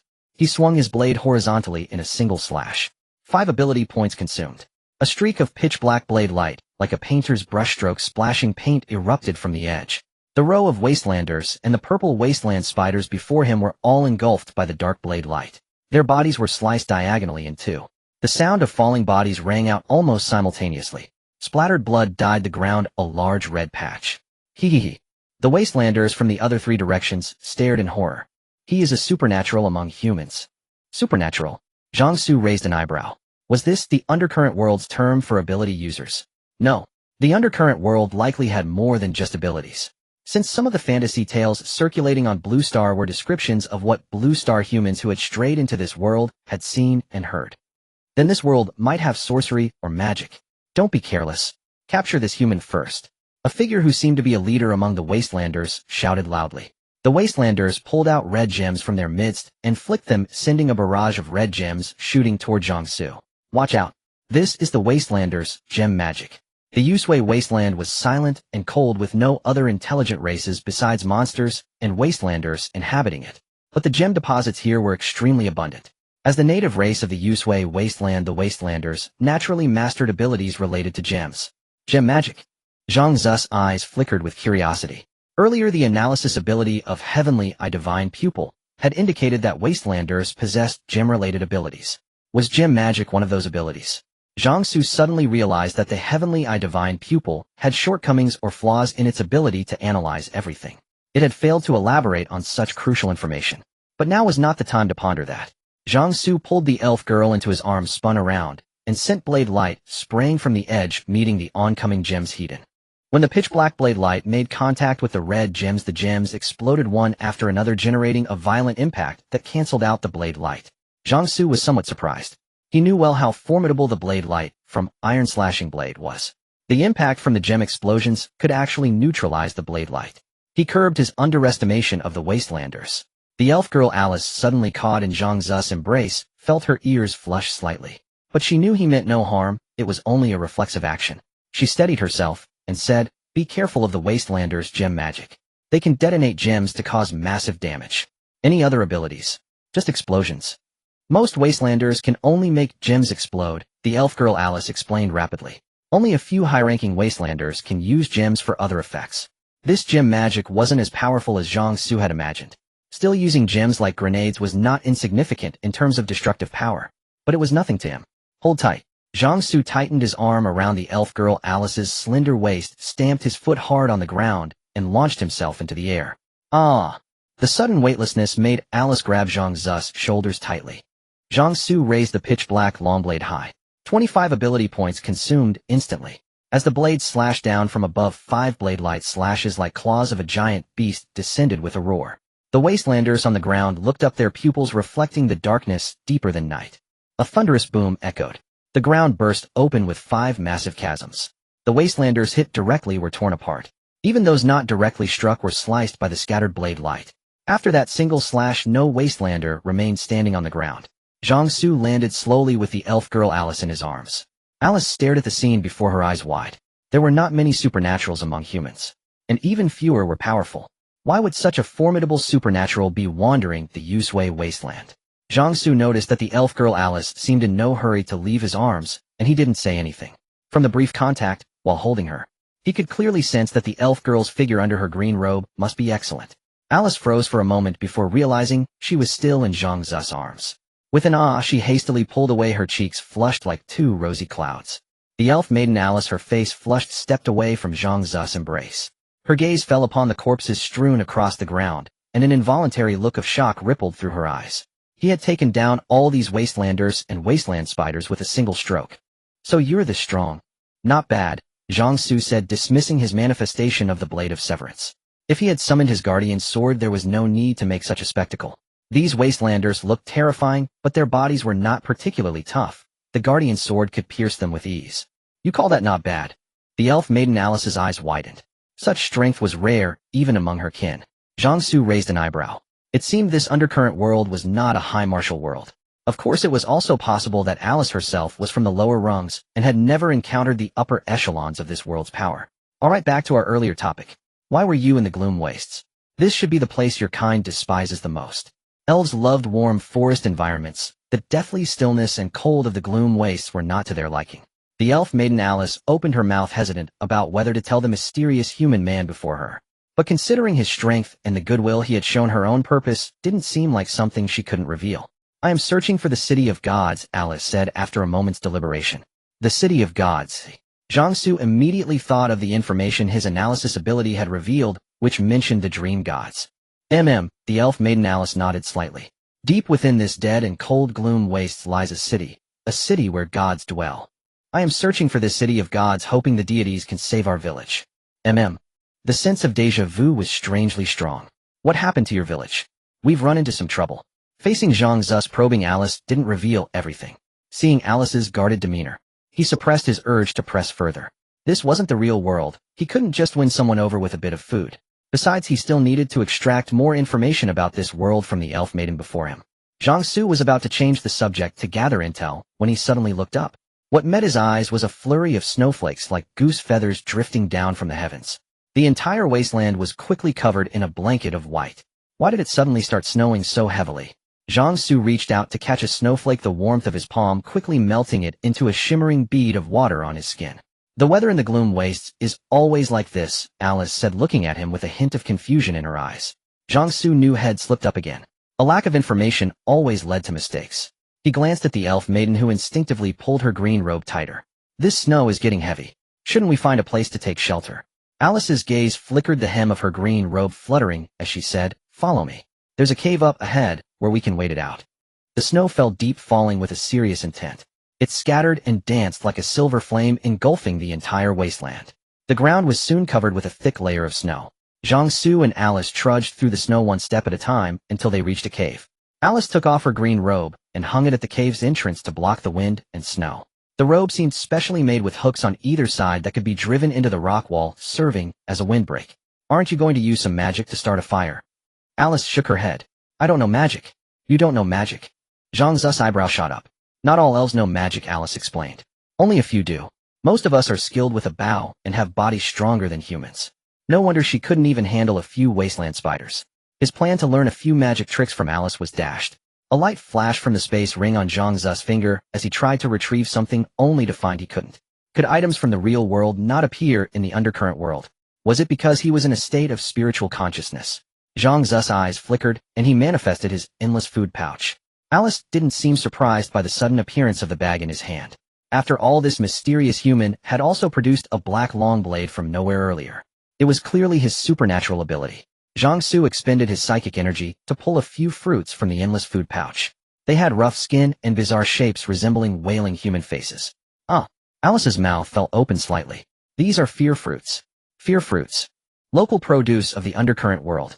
Yes, these fruits absorb the fear emitted by living creatures. The more fear they absorb, the more delicious they become. Alice swallowed hard. Grumble. Zhang Xu turned in surprise only to see Alice clutching her stomach, her face bright red. I haven't eaten in a while, Alice murmured. Zhang Xu simply handed a fear fruit to her. Eat. Thanks. Zhang Xu took a bite himself. The taste was indeed delicious, though the appearance was off-putting. Still, since he was here in the undercurrent world, trying the local food wasn't out of the question. As he ate the unique food of the undercurrent world, Zhang Xu chatted casually with Alice. During their conversation, he attempted to use the accompanying tome ability. When he had first seen Alice, he had activated the tome ability that came with his king's power. But it seemed the tome ability had been updating and couldn't give a verdict on whether the non-human Alice could be contracted. Now the update was complete. Name Alice, race non-human, elf, age 300, appearance rating 96, affection 5, qualifies as a candidate for the king's woman. Contract possible. Zhang Xu's eyes lit up instantly. Contract possible. If he could contract her, then the undercurrent world was more than just a new world for him. It was an untapped resource. Back in the real world, given the special circumstances, as long as the gray fog persisted, beautiful women would only become scarcer. And the chances of finding one who was still pure would be slim. With the collapse of social order, primal instincts reigned supreme, and without moral constraints there was no comparison between the physical conditions of men and women. In the early stages of ability development, to quickly boost his power, accepting anyone who qualified was perfectly fine. But now that he had gained some strength, Zhang Xu had no reason to accept just anyone. He had to have standards. And as time went on, pure women would become rarer and harder to obtain. They either had their own strength to protect themselves, or they were under the protection of some faction. But the undercurrent world didn't have this problem. Not to mention other races, even among the elves alone, the women were all stunning beauties, each one meeting the contract conditions. Alice's rating was an impressive 96, the highest he had encountered, fitting the typical image of an elf. As for Alice's age, a whopping 300 years. That didn't matter at all. An older woman brings fortune, a woman 300 years older brings a mountain of it. Age was never the issue. The key was looks. If a man had to choose between a 40-year-old who was still gorgeous and a 20-year-old with average looks, he might not be able to decide immediately. Now that he knew Alice was a viable contract target, Zhang Xu's gaze towards her grew more intense. Alice, how do elves court each other? Cough, cough, cough. Alice choked on his direct question, shrinking back. What do you intend to do? Isn't it obvious? Alice's gaze turned wary. The beauty of elves had always been a source of trouble. Many races in the undercurrent world coveted them. That was why when her village was in trouble, she had come alone to the gloom wastes to find the city of gods. You're searching for that city of gods to ask for their help in solving your village's problems, right? It wasn't hard to guess Alice's purpose. Alice knew this too. What kind of trouble is your village in? Zhang Xu coaxed her gently. Perhaps I can help you. You saw my strength earlier, and I have many other abilities I haven't shown you yet. Alice fell silent. Seeing this, Zhang Xu felt he had a chance. If he could follow Alice back to her elf village, that would be fantastic. You can tell me what's wrong with your village. Alice looked at him with a mix of wariness and curiosity, her hand tightening around the short blade at her waist. Why do you want to help our village? Helping you isn't without a price, Zhang Xu said, his gaze sweeping over Alice. Without the green robe, he could clearly see her well-proportioned figure beneath the leather armor. Curves in all the right places. The plain leather armor somehow looked alluring on her. Indeed, fashion is all about the face and figure. Some people with a good face and body could outshine everyone, even in rags. The price is you. Me. Alice's brows furrowed. Yes, I solve your village's problem, and from then on you belong to me. I think you understand what I mean. You? Alice flew into a rage, her pointed ears trembling. You're delusional. Facing her anger, Zhang Xu's expression remained unchanged. I can make a pact with you. It'll help solve your village's problem first, and then you can come with me. If I fail, the pact is void. Alice's expression froze, her hand clenching. The terms were almost unbelievably lenient. This is a good deal for you. If I can't solve it, you lose nothing. If I can, your village is saved. Zhang Xu tempted her with the benefits. Under his words, Alice's wariness visibly lessened. Really? Really? Alice's eyes darted around as she thought, feeling that this pact was a no-lose situation for her. If sacrificing herself could save her village, she wouldn't mind. The human before her was indeed powerful. The price can be paid after the deed is done. You just need to answer whether you agree to this pact. Alice hesitated, but after taking a few deep breaths, she said, all right. Conditions met. Do you wish to establish the contract? Yes. In that instant, a connection was forged between Zhang Xu and Alice. Alice's expression suddenly changed as she keenly felt a power settling upon her. This was the first time Zhang Xu had seen someone detect the activation of his ability. Don't worry. It's just a contract based on our earlier pact. I'm sure you've heard of such things. Alice calmed down upon hearing this. However, Zhang Xu's next action made her blood run cold. King's ability activated. Zhang Xu extended his hand. With a speed Alice couldn't react to, he pressed it against her chest and withdrew a glowing orb. Obtained bioweapon. Bioweapon by injecting imagination can form an animalistic weapon with a degree of intelligence controlled by the ability user. Bioweapon recorded behind the substitute doll. In his equipment column, a new orb icon appeared. Attribute bonus all stats 10 strength, 415, 425 speed, 416, 426 constitution, 4214, 31 spirit, 41442, 4 psyche 6, 206, 30. Alice stared wide-eyed at the object in Zhang Xu's hand. Had this man just pressed his hand into her body and pulled out a glowing orb? What was happening? However, Zhang Xu had no time to address Alice's shock. He was already studying the new weapon she had provided. Bioweapon. Inject imagination to create an animal-type bioweapon. Zhang Xu's first thoughts were of cats or dogs, but he quickly dismissed those ideas. Since this bioweapon was shaped by imagination, why not go for something more mythical? For instance, a dragon. The thought took root and spread like wildfire in his mind. Zhang Xu poured his imagination into the tennis ball-sized core of the bioweapon. The next moment the core blazed with intense light lifting from his palm. Both Zhang Xu and Alice were drawn to the light as it began to flow and coalesce, slowly forming a long, sleek silhouette. Crocodile head, deer antlers, ox ears, fish whiskers, lion, mane, serpent body, lizard legs, tiger paws, eagle claws. A legendary Eastern divine dragon materialized before Zhang Xu and Alice. Its scales gleamed, its long, sleek form swaying with an elegant grace. Two long whiskers at the corners of its mouth drifted, as if weightless. White flames swirled around its four claws, wisps of gentle breeze curled around it, and crackling arcs of electricity danced lightly between its scales. What appeared before Zhang Xu and Alice was indeed a dragon, but it was incredibly small, its size barely exceeding that of an arm. A dragon's roar emanated from the tiny divine creature hovering in the air before them. It nuzzled affectionately against Zhang Xu's hand, rubbing against his knuckles. This is a dragon. Alice's beautiful eyes sparkled with curiosity. Yes. The undercurrent world was a dimension born from the consciousness of living beings, much like the immersive virtual worlds found in online games and anime. It was not surprising that Alice knew of or had seen an Eastern dragon. This thing, Alice stammered, was pulled out from inside my body just now. Zhang Xu did not hide it. It's my ability. He then briefly explained his power to Alice. Why did he reveal his ability so directly? Firstly, just like with Yan Xiu and the others before, he could intimidate Alice and prevent her from harboring any ill intentions. Secondly, whether the trouble her village faced was difficult or not, when he inevitably failed to handle it, he could easily request other villagers to cooperate and form contracts with him. This would save him considerable effort. Alice was willing to sacrifice herself for her village. If the other elves saw a glimmer of hope to resolve their dire problem, they would likely be willing to sacrifice themselves too, wouldn't they? At this thought, Zhang Xu's mood became exceptionally good. Your ability is quite unique. Alice's eyes shimmered with a strange light. Unique. And formidable. She had witnessed Zhang Xu materialize the blade of iron cutting before assuming it was his weapon. It turned out to be his ability. Perhaps he truly could solve their village's problem. Zhang Xu, unaware of the change in Alice's gaze, was carefully inspecting the divine dragon, nuzzling his hand, a stream of information about this biological weapon flashing before his eyes. Biological weapon dragon, unnamed, strength 400, speed 400, constitution 400, spirit 600, energy 0, 600, size manipulation. The dragon can grow immense or shrink to minuscule, great enough to summon clouds and mist, small enough to hide its form. Consumes energy to alter its size.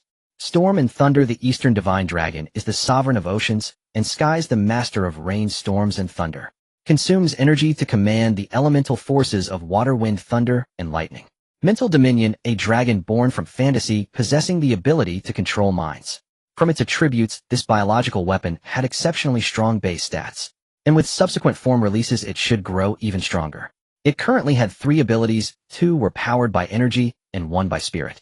The mental aspect was an innate trait, no need to worry, but the energy consumption required constant replenishment. Zhang Xu's gaze shifted. The flame in his lower abdomen surged, and a point of his ability value vanished, replaced by a flicker in the dragon's energy bar, 1600. This biological weapon was fundamentally a manifestation of Zhang Xu's ability, so his ability points could naturally be channeled into the dragon. This also meant that monster cores could replenish the dragon's energy.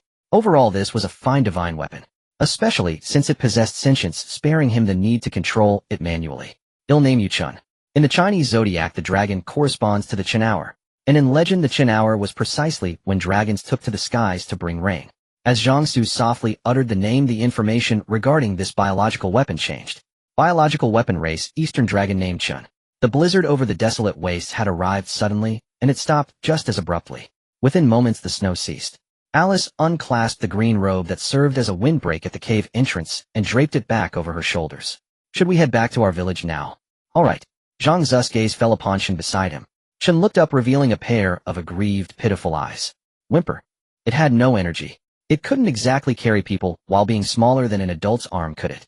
Zhang Xu had no choice but to inject some of his ability points into Chen. Real-world items couldn't be brought into the undercurrent world, and monster cores couldn't leave either. Zhang Xu wanted to conserve his ability points as much as possible. But now with the ground covered in snow, walking was clearly inconvenient. Besides, he was curious to experience what it felt like to fly on a dragon's back. After receiving Zhang Xu's ability points, Chen's face lit up with excitement.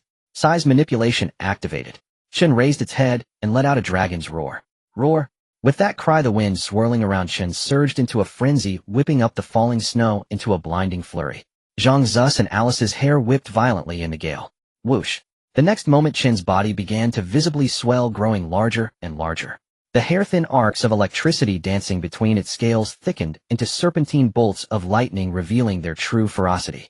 Alice recoiled several steps, overwhelmed by the oppressive wild aura. Amidst the crackling thunder and flashing light, a colossal divine dragon over 100 meters in length now loomed before them. Zhang Xu gazed at the massive creature before him, his eyes gleaming.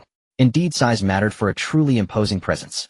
Chen lowered its massive head, bringing it down before Zhang Xu. Zhang Xu leaped onto Chen's head and turned to look at Alice. What are you waiting for? Get over here quickly. Alice tilted her head slightly, looking at the man standing atop the dragon's head. She clutched at her green robe for a moment, then took a few quick steps and gracefully vaulted up to stand beside Zhang Xu. Let's go. Zhang Xu gave a light stomp of his foot. Chen understood. An updraft of air materialized beneath its colossal form, lifting it skyward. As the Eastern Dragon was a natural master of wind, rain, thunder, and lightning, the air currents generated during flight didn't affect Zhang Xu or Alice in the slightest, even without any protective barrier. With Chen as their mount, their speed increased dramatically. But the desolate wastes were simply too vast. After flying for half a day, they still hadn't crossed the desolate, lifeless plains. It was then that Zhang Xu felt a call from his physical body. A sound as if filtered through a watery membrane reached him intermittently. It was already dawn over there. Were Yan Xiu and the others waking him? As daylight arrived in the real world, his connection to the undercurrent world seemed to be weakening. This caused his spirit points to deplete faster than they had over the past 15 days. Indeed, operating in the undercurrent world in a conscious state required a constant expenditure of spirit points. It seemed nighttime was the optimal window for entering this world. With this in mind, Zhang Xu decided to exit the undercurrent world for now and return when night fell. This gave Alice time to head back to her village. His ability had bound them together in a special connection, so the next time he entered, he would appear directly beside her. Zhang Xu explained his identity to Alice. Alice's mouth fell open in astonishment. Stories of people from the real world entering the undercurrent world were widespread, but actually encountering such a person was exceedingly rare. I need to return to the real world and come back when it's night there. You should continue your journey back to your village. The next time I enter, I'll appear right beside you. Having said his piece, Zhang Xu ended this dream. He and Chen vanished from Alice's sight. So he really is from the real world. Alice was utterly astonished. In the real world, in the room on the 4th floor of the biochemistry building, Yan Xiu and the other women looked at the slumbering Zhang Xu, uncertain whether to try waking him again. Usually thanks to his extraordinary physique, Zhang Xu only needed 1 or 2 hours of sleep a day to fully recover his energy. No matter how early they woke, he was always already awake. This time for him to be sleeping in later than all of them was quite a novelty. Yan Xiu suspected that Zhang Xu might be exhausted from the battles yesterday, which was why he was sleeping so soundly. With that thought, after a few tentative calls, they dared not try to wake him further. Let Zhang Xu sleep. Qian Ruoyan's gaze swept over the assembled women. Mengting Xiaoyan, you two use your abilities to stand guard. Don't let anyone disturb Zhang Xu's rest. Xiu, you cloak yourself and stay by his side. The rest of you come with me to prepare some food. Hearing Qian Ruoyan's orderly arrangements, the women had no objections. However, just as they were about to move, Zhang Xu suddenly opened his eyes. The women's faces lit up with joy. Zhang Xu, you're awake. A flurry of chirping voices surrounded him instantly. Soft, delicate touches and fragrant scents enveloped him, making him feel like he was buried in a pile of cosmetics. Back off a bit. Zhang Xu pushed the women away and pinched the bridge of his nose. Having expended a significant amount of spirit energy and spent 15 days in the undercurrent world, he hadn't gotten any real rest. I'm hungry. Go make some food quickly. Yes. The women chimed in unison. As long as Zhang Xu was here, he was their anchor. Soon a meal was freshly prepared. Yang Bai also helped with breakfast, but hadn't forgotten her punishment of not eating for 2 days. She obediently went to a corner and turned her back to the others eating. Zhang Xu glanced at her and nodded. Good, that former arrogance was almost gone now. Eat. Only after Zhang Xu picked up his chopsticks did the women dare to start. There was plenty of food and breakfast was lavish. With enough hands they had prepared a whole table of dishes. Just as they were nearly finished, a commotion sounded from downstairs. Given Zhang Xu's current physical condition, and with the gray mist's sensory dampening gone, such unusual noises couldn't escape his hearing. What's going on? Zhang Xu opened the heavenly eye on his forehead and looked towards the source of the disturbance. Ah, two little rats. But where are Li Ming and the others? Just letting them sneak in like this. Zhang Xu's gaze swept across the entire biochemistry building, but he found no trace of Li Ming and his team. Had they abandoned the place? No, that wasn't like Li Ming. They must have gone out to search for food or hunt edible monsters. But they didn't leave a single ability user behind. Zhang Xu remembered killing Dou Xingwen and Chun Jiaxing yesterday. Losing 2 ability users was a significant blow to Li Ming's team. Now they didn't have enough manpower to guard their base. Of course, with the external threat of the foreign students having been eliminated by him, it wasn't a huge problem for Li Ming and the others to be away temporarily. Zhang Xu's attention returned to the commotion downstairs. You Wenyan Feng Chenwei, you two are school faculty. You can't do this. We should be protecting the students. Chun Weifeng stood in front of a group of students glaring angrily at the 2 men wielding machetes.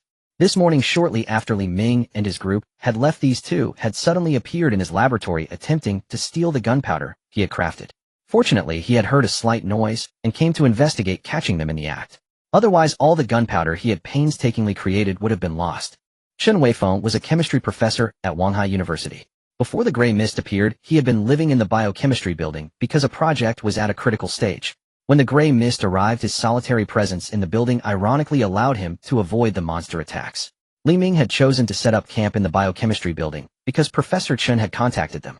It was also Chen's idea to use the culture medium materials to provide the students with a meager source of sustenance. Since being trapped, Chen Weifeng had been constantly tinkering, trying to figure out how to create explosives from the limited materials available. He had achieved some results, though the quantity was small. But it was enough to scare people. The day before yesterday, it was this that had frightened off the foreign students who had come looking for trouble. Unexpectedly, news of his homemade explosives had somehow leaked out, attracting the covetous attention of Yu Wenyan and Feng Chenhui. Faculty. Yu Wenyan and Feng Chenhui laughed as if they had heard the world's biggest joke. What the hell are we, faculty? And protect students. Damn these students with their good family backgrounds and getting into a top school like Wanghai University. They never even look at people like us. We have to bow and scrape to serve them. And now you're telling us to protect students. Professor Chen, have you lost your mind? The students huddled behind Chen Weifeng wore indignant expressions, but they knew these 2 were ability users far beyond their power to oppose. One by one they dared not speak, only shrinking back, pushing Professor Chen and the 2 female students forward. Aren't you afraid of Li Ming? Chen Weifeng bluffed, trying to use Li Ming's name as a shield. Li Ming? Yu Wenyan sneered. Is he in the biochemistry building? How did you? Chen Weifeng's pupils contracted. No. Feng Chenhui finished his sentence. We watched them leave this morning. Chen Weifeng's heart sank to the depths. Professor Chen, the only reason we're wasting time talking to you is out of respect. Why don't you come work for us? Our place is much more comfortable than Li Ming's. Those women who used to look down on everyone dreaming of marrying rich, now they're fawning all over us. If you come with us, you'll get the same treatment. Yu Wenyan and Feng Chenhui exchanged a glance, a smirk curling at their lips. Just wondering if the professor's equipment still works. Ha ha ha. You. Chen Weifeng's breathing was ragged, his face and neck flushed with rage. But in the next second, Yu Wenyan, who had been smirking, suddenly changed his expression and lashed out with a kick. Damn it. Old man, you don't appreciate kindness. We've given you too much face. The kick sent Chen Weifeng flying backward, knocking down the students behind him like bowling pins. Cries of pain erupted one after another. Yu Wenyan stepped forward, grabbed Chen Weifeng by the collar and hoisted up the groaning professor. Old man, when we give you face, you'd better take it. Because when we decide not to, things will get very unpleasant for you. Yu Wenyan didn't want just a little gunpowder, he wanted a lot. Because there were experimental fields behind the biochemistry building, there was a stockpile of ammonium nitrate fertilizer. This could be used to make crude explosives, which was what Chen Weifeng had been doing. However, because the fields were needed to grow food, Li Ming and the others hadn't allowed Chen Weifeng to convert all the fertilizer into explosives.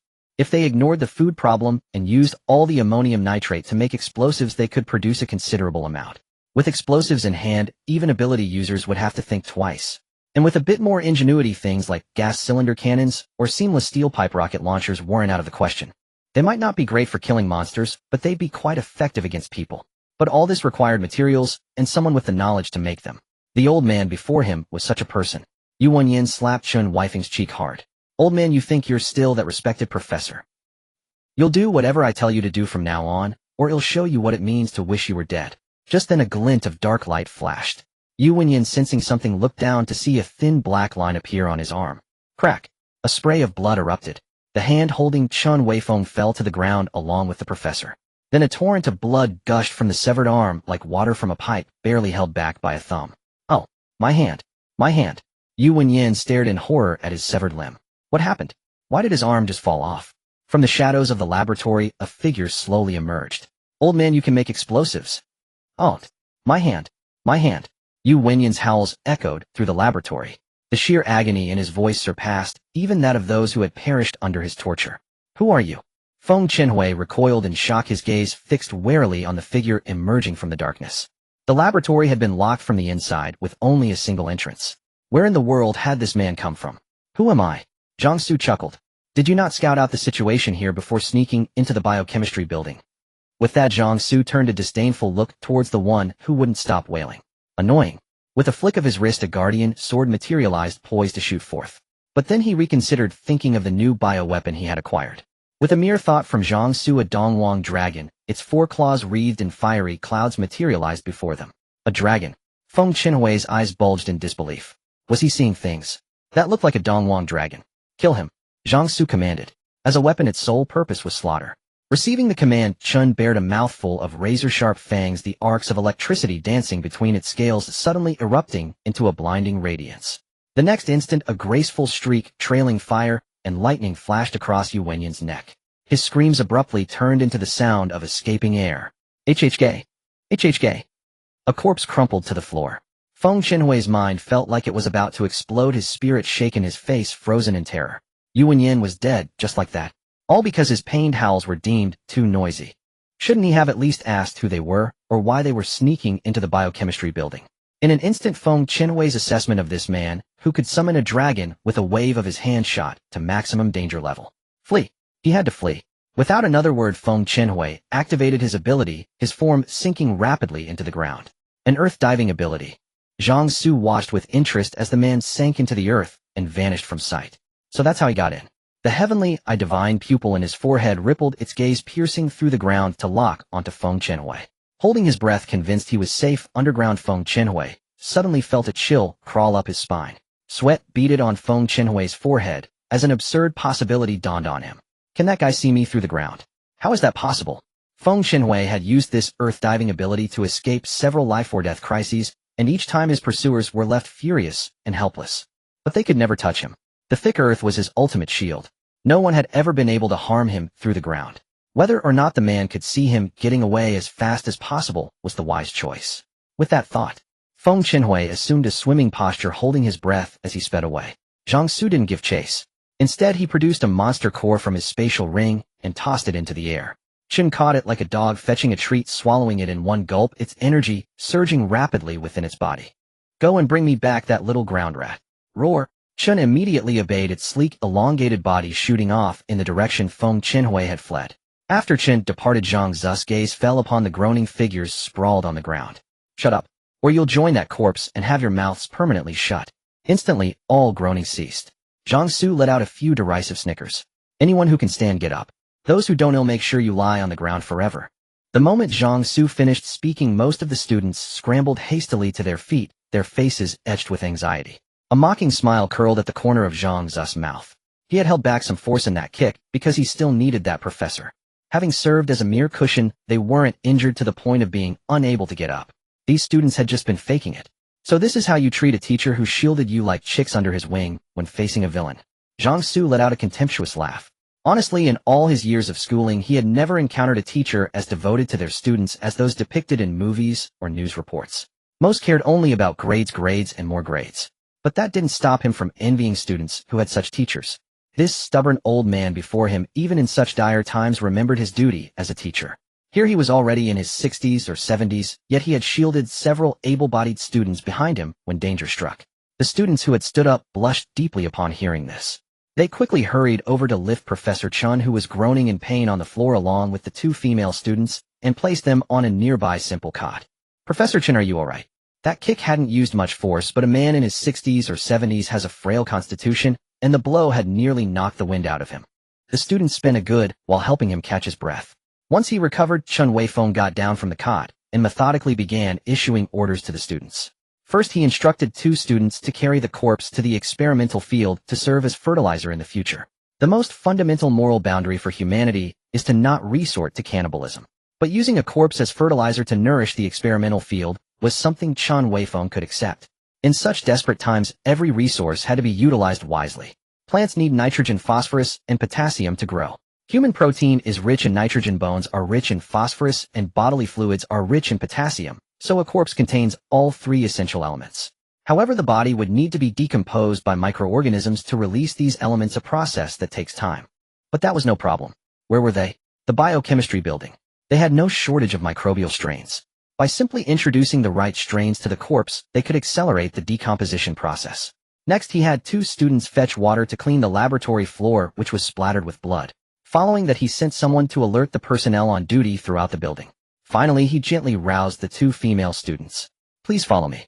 Chen Weifeng said, neither servile nor overbearing. Zhang Xu raised an eyebrow. This old man was quite interesting. Chen Weifeng led the 2 female students and Zhang Xu to an adjacent room. Once inside, he cut straight to the chase. "You want to make explosives? I can help you." The biochemistry building has a stockpile of ammonium nitrate fertilizer. Li Ming and the others plan to save it for long-term use later. If you're planning to make explosives, it's probably not just a small amount. You'll need a considerable quantity, and all that ammonium nitrate can be used. If you ask for it, Li Ming and the others won't dare to refuse. But even with the ammonium nitrate, we're still short on some sugar. Zhang Xu's gaze toward the thin, gaunt old man before him shifted. This was a shrewd man. Of course, one couldn't become a professor at a top-tier institution without being intelligent. But intelligence manifested in many ways. Some possessed intellectual brilliance, others emotional acumen, and a rare few excelled in both. The frail old man before him was clearly of the third kind. Chen Weifeng noticed the change in Zhang Xu's expression but continued unhurriedly. "If you're talking about low-purity explosives, you can mix ammonium nitrate fertilizer with sugar and stir-fry them at high temperatures, just like roasting tea leaves. That's how you produce crude gunpowder. In some foreign battlefields where there's no money and no supply channels, people have to craft their weapons by hand. Most of them resort to methods like this. This is precisely why sugar is a strategic national resource. Not only does it serve as an emergency caloric supplement for the human body, but it can also be used to manufacture explosives. Of course, the process isn't that simple. The mixing ratios and temperature control all require step-by-step testing to get right. This kind of work demands professionals. Let professionals do what they do best. And I, along with my 2 students here, are precisely such professionals." Chen Weifeng finished his piece in one breath, leaving the decision to Zhang Xu. On the night Zhang Xu had appeared, he had been tinkering with something in his lab and hadn't come out even when he heard the commotion in the building.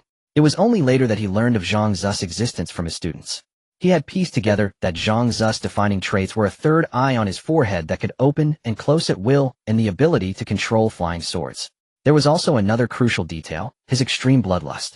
Comparing all the clues, the identity of this sudden figure in the experiment was obvious. With someone like this, you couldn't appeal to reason or rules. You had to demonstrate your worth. I always thought professors were people of high intellect, but buried solely in academia. Zhang Xu's expression showed a hint of surprise. "But Professor Chen, you're not that type." Chen Weifeng smiled. "I've just lived long enough to gain a bit more insight. But scheming against me won't end well." Zhang Xu said, his gaze fixed on the thin old man. "What do you mean?" Chen Weifeng's eyelids twitched. "You want the sugar, surely not just for making explosives, right? You could have simply named any quantity you needed." Chen Weifeng fell silent at this. One look at his expression told Zhang Xu his suspicion was correct. This Professor Chen was a clever man, but clearly too straightforward for his own good. "As for me," Zhang Xu's tone turned casual, "I don't actually have a pressing need for explosives. If they could be acquired without much trouble, I wouldn't mind stockpiling some, but if it's too much hassle, there's really no point." His real reason for wanting explosives now was to take out another nest of the human-faced spider creatures. Having learned of the existence of the undercurrent world, Zhang Xu no longer felt an urgent need for the beautiful women at Wanhai University. Rather than searching through scattered survivors across the entire campus for suitable candidates, it would be better to head to the military gathering point that Peng Lingwei and the others had mentioned. Since the military had chosen to rescue people, they should at least be able to guarantee basic food distribution. As long as people had enough to eat, Zhang Xu doubted many women would be desperate enough to offer themselves as bargaining chips. Besides, he hadn't forgotten the rank juvenile terror wing lurking nearby, nor the unknown monster in the water that rivaled it in power. If either of those time bombs went off, even with his promotion to crank, he couldn't guarantee he'd survive. So leaving was imperative. But before that, he wanted to hit the human-faced spider nest one more time. The plan was to use drones as delivery service, piloting them to send explosive-laden packages straight into the heart of the web nest, delivering a scorching hot community care package. Aside from the guard squads, the bodies of those human-faced spiders were made of ordinary flesh and blood tissue. If bullets could hurt them, explosives certainly would too. With this method, Zhang Xu could take down the nest without taking a scratch, harvesting another batch of monster cores along with spider silk and legs, materials for his blades and armor. If not for the fact that the Doomsday War Chariot shells were composed of psionic energy and couldn't be carried out, he wouldn't have needed to go out of his way for explosives at all. Chen Weifeng had initially assumed Zhang Xu's sudden appearance and killing of Yu Wenyan was driven by motives similar to Yu Wenyan's own. He never expected it was just a shot in the dark. This meant his so-called value, his pitch about professionals doing professional work, was utterly moot. A bitter smile tugged at Chen Weifeng's lips. This? Zhang Xu waved a hand dismissively. I saved you and your students. That can't be for nothing, right? I don't care how you source the sugar. Give me whatever explosives you have on hand and figure out a way to produce more within the next day or two. Having given his orders, Zhang Xu turned to leave. Wait, Chen Weifeng called out, stopping him. Zhang Xu's brow furrowed slightly.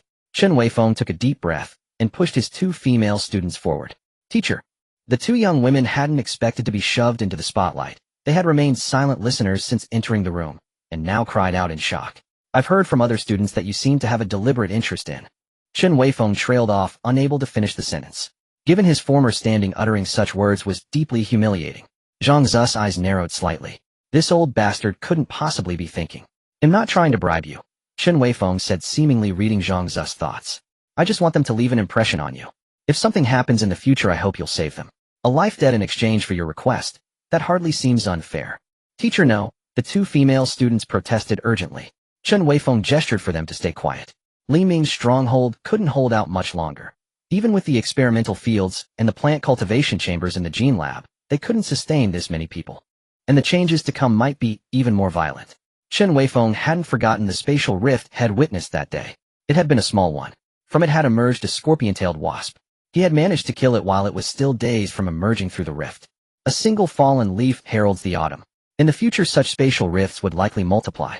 Among all the options available to him, he could only do his best to secure a fallback path for his two most promising students. By your logic, Zhang Xu let out a strange chuckle. I just saved them too. So does that mean they're mine now? What you saved was just me. Yu Wenyan was after me, so he'll find a way to produce as many explosives as possible within a day or two to repay your kindness. They owe you nothing. Zhang Xu let out a scoffing huh. This old man certainly knew how to calculate his accounts. Old man, am not the kind of man who takes any woman. Zhang Xu sneered. He wasn't running a charity. He wouldn't accept just anyone simply because of their gender. I know. As a fellow man, Chen Weifeng was well aware of the base instincts that lurked within most men. Besides, Zhang Xu had openly stated his requirements in front of everyone. These two students of mine may look scruffy and unkempt now, but that's because I instructed them to be so. Chen Weifeng pushed them forward briefly before shielding them behind him once more. In times of chaos, beauty is hardly a blessing. Even though the biochemistry building maintains a semblance of order for now, who knows when that order might collapse. Li Ming is a capable executor, but he is not a qualified leader. Zhang Xu raised an eyebrow. If that's the case, why don't you step up? You're a professor. Li Ming and the others should listen to you. Chen Weifeng shook his head. I'm just an old man with a bit of insight. In times like these, martial power matters more. I'll do my best to get you the explosives you need. I also hope you'll consider my proposal regarding my two students. Give me the explosives. As for your precious students, you protect them yourself. I'm not in the habit of being a babysitter. Zhang Xu had just used his appraisal ability and found that both girls scored over 70 points. That score classified them as minor beauties, but they still fell short of the standard for a contract. Only those with a score of 80 or above would qualify.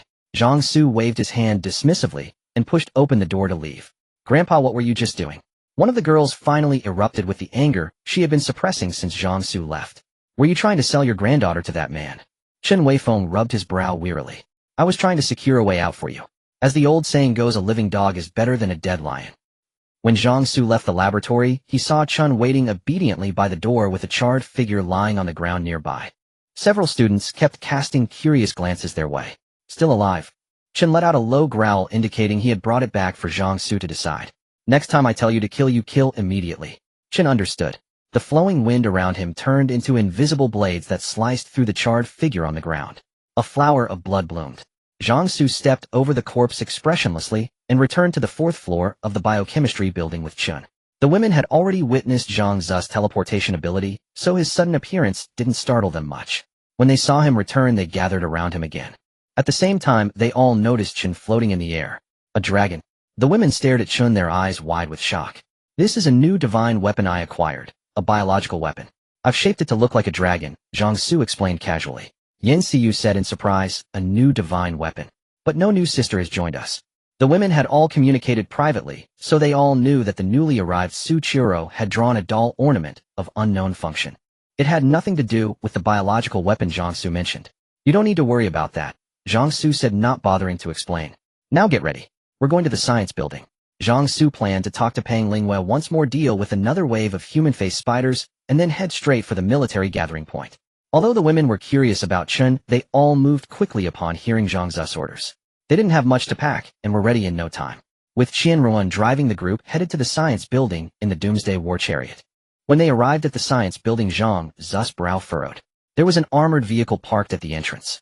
When he had first met Pang Lingyue, they had all walked here. When did an armored vehicle appear? Zhang Xu's heavenly eye divine pupil on his brow opened slightly, scanning the entire science building. He saw Pang Lingyue and his students in one of the classrooms. Besides them, there was also a group of strangers. They were wearing the same uniforms as Pang Lingyue. Had the military sent more people? But judging by the situation in the classroom, these strangers seemed to be at odds with Pang Lingyue and the others. Zhang Xu didn't want to waste time pondering the current situation. When he had scanned the science building with his heavenly eye divine pupil, he had already used his analysis ability to gauge the strength of those strangers. None of them were a match for him. Since that was the case, why bother thinking? Why not just overwhelm them with sheer force? Zhang Xu led the women directly upstairs. As they approached, they could hear the commotion inside. Pang Lingyue, this is an order from higher up. Then Pang Lingyue's voice rang out, laced with anger and sarcasm. An order from higher up? Or is it an order from the Bai family? Humph. Pang Lingyue, do you know what you're doing? Openly defying orders. What about your faith, your duty? Zhong Yongfeng, let me tell you, I only take orders from the command center. And without a formal written authorization, I have the authority to use my own judgment during field missions. The women felt a bit intimidated by the argument, but Zhang Xu's expression didn't change as he pushed the door open and walked in. Oh, quite a lively scene here. The sudden creak of the door and the unreadable tone of his voice interrupted the argument between Pang Lingyue and the others. All eyes snapped towards Zhang Xu and the exquisitely beautiful women behind him. The strangers' gazes lingered on Zhang Xu for a second, then swept over the women, a flicker of admiration passing through their eyes. Why are there suddenly more people? Zhang Xu asked, turning to look at Du Feiping in the crowd, as everyone fell silent. Du Feiping was startled, nearly breaking into a cold sweat. Boss, don't look at me. This is dangerous. Fortunately, someone broke the silence, saving him from the spotlight. So you're the civilian superpowered individual Pang Lingyue mentioned. Zhang Xu. Zhong Yongfeng, the man who had been confronting Pang Lingyue, stared directly at Zhang Xu and asked in a tone that brooked no argument. Yes, Zhang Xu didn't deny it. Any advice? I heard from Pang Lingyue that you're holding onto the spider's silk and legs. Zhong Yongfeng's tone was serious. That's right, Zhang Xu nodded. Hand over the spider's silk and spider legs. Zhong Yongfeng's brows were cold and fierce as he stepped forward with an oppressive aura, stopping right in front of Zhang Xu. These are materials the military urgently needs. They are not something a mere civilian superpowered individual like you should possess. Hand them over now. Also, I am hereby conscripting you for the upcoming operation. You will follow my commands. As Zhong Yongfeng's words fell, Zhang Xu hadn't even reacted, but Du Feiping and Lin Yufei were already filled with dread. This is bad. How dare Zhong Yongfeng? So all their earlier words were just wasted breath.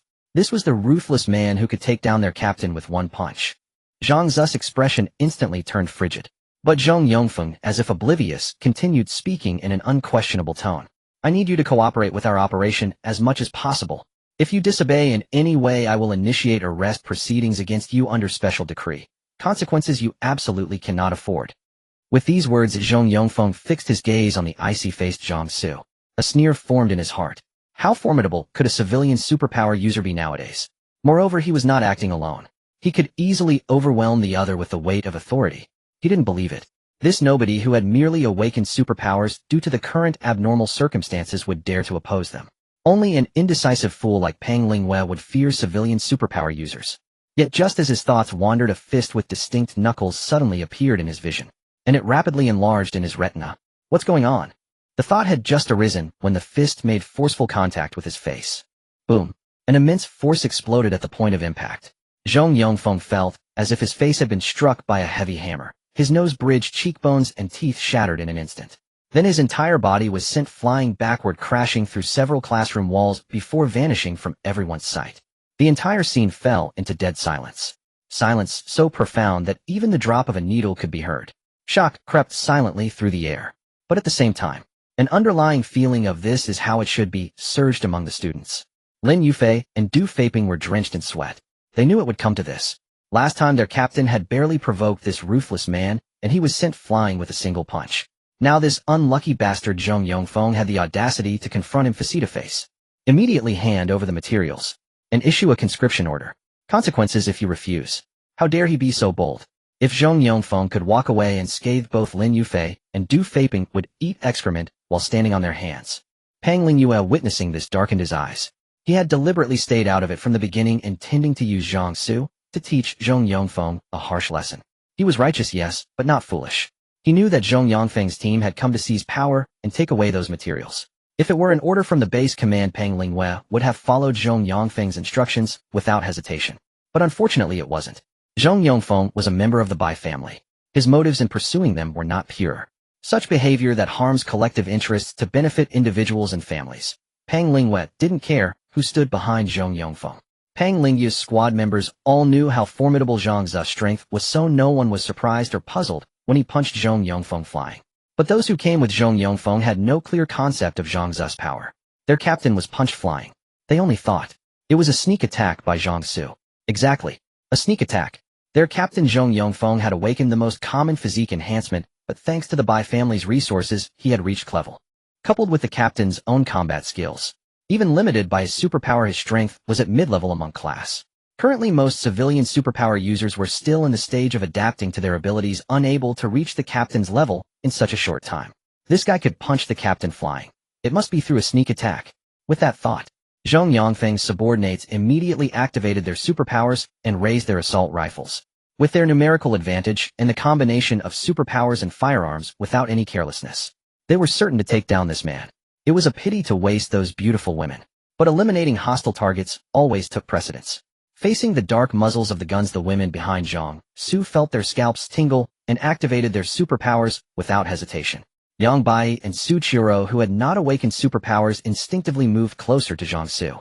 At the same time, Shen, hidden in the shadows, bared his sharp fangs with flowing wind, arcs of lightning and fiery clouds surging around him. Zhang Xu's expression remained calm, but 12 guardian swords shot out in the air. Pang Lingyue's face changed when he saw Zhang Yongfeng's men draw their guns. Zhang Xu would not easily kill soldiers of Dongwang. Last time, when Pang Lingyue crossed Zhang Xu's line, Zhang Xu did not take his life. But if his life were threatened, Zhang Xu would definitely not hold back at this moment. Unfortunately, he was always a step too slow. Or rather, Zhang Xu's every move was too decisive, too swift. Under the control of his spirit value of over 400 points, the 12 guardian swords were as fast as lightning. In an instant, 12 streaks of light interwove in the air, with Chen attacking simultaneously. Zhang Yongfeng's subordinates, who had just raised their muzzles to unleash firepower, suddenly found their fingers uncontrollable. All they needed was a gentle squeeze of the trigger, and a storm of bullets would erupt. Yet such a simple action eluded them. Then, they felt a wet, cold sensation on their necks. But before they could raise their hands to touch their necks, darkness surged from all directions, engulfing their vision and consciousness. Thud, thud, thud. Bodies collapsed to the ground one after another. The dull sound struck like hammers against the hearts of everyone present. Pang Lingyue's advancing steps froze. Lin Yufei and Du Feiping's faces tightened, but they could only sigh and shake their heads. These men had sealed their fate the moment they raised their guns. After Zhang Xu's gaze swept over the bodies on the ground, he turned to Pang Lingyue and the others. What are these people's backgrounds? Lin Yufei immediately elbowed Du Feiping. Du Feiping's face darkened. Damn it, passing the trouble to him again. He groaned inwardly. But there was no choice. Someone had to step up and answer this ruthless man's question. After taking a deep breath, Du Feiping stepped forward. They are not soldiers, they are members of the Bai family. Our squad had barely set off when the base's Bai family sent a team of men following our route. They were even trying to seize command from our captain just now. The Bai family. Zhang Xu snorted lightly. Yes. Du Feiping explained in detail. The Bai family is the local tyrant of Wanhai City. Their family has operated in Wanghai City for years with their tentacles reaching into every field. When the gray mist first appeared, the Bai family received relevant information, and under the protection of their people and the base's dispatch teams, they arrived at our base in no time. At first, the Bai family kept their noses clean, but as the gray mist persisted, they gradually began to meddle in the base's affairs.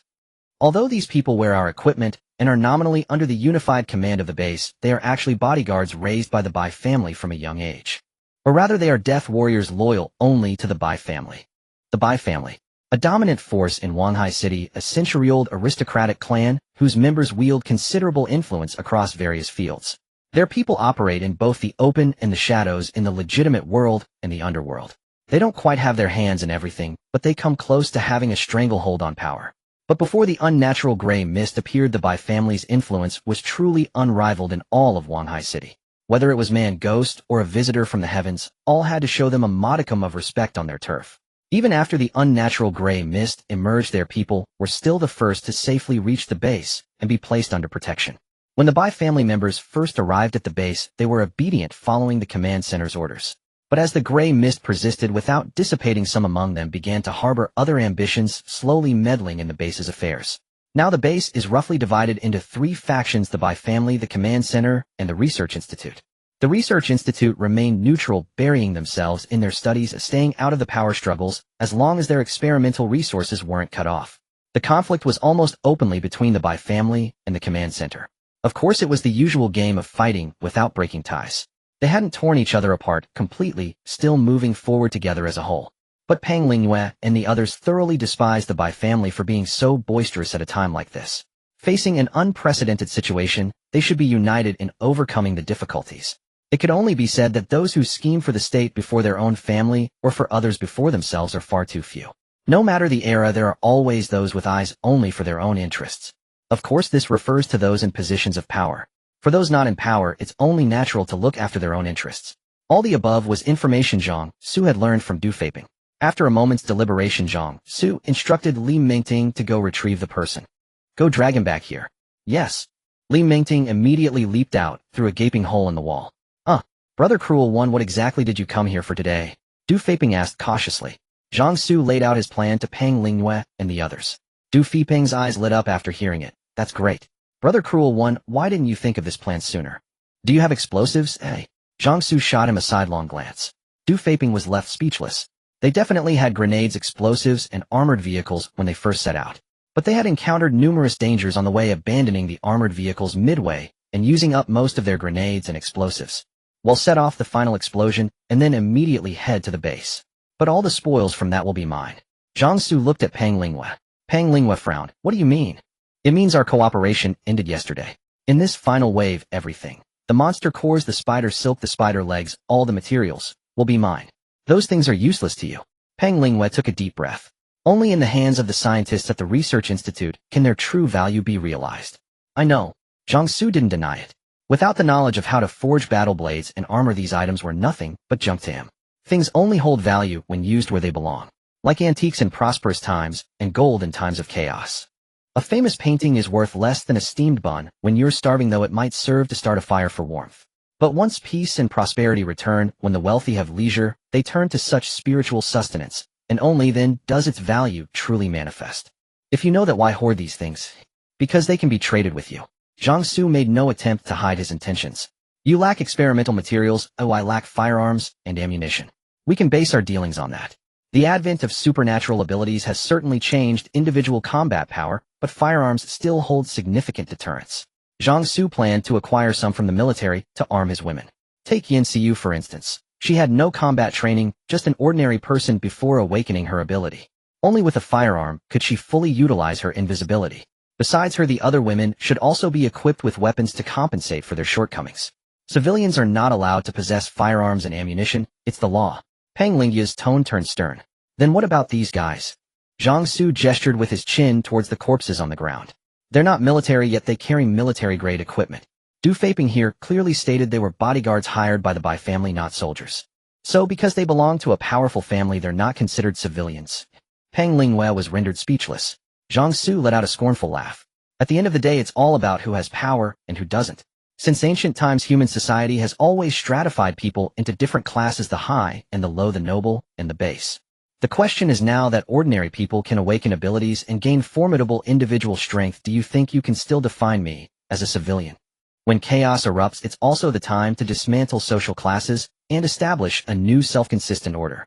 And in that new order, ability users are destined to hold a position of immense importance. The collapse of the old order is like a wall falling with everyone pushing against it, but now or in the future the possibility of a single powerful ability user rivaling an entire nation is not out of the question. Peng Linghua hadn't yet grasped this shift, but Zhang Xu believed there would be smart people at the military base near Wanhai City. There's no rule without a loophole. If one exists, it's only because your status isn't high enough to exploit it.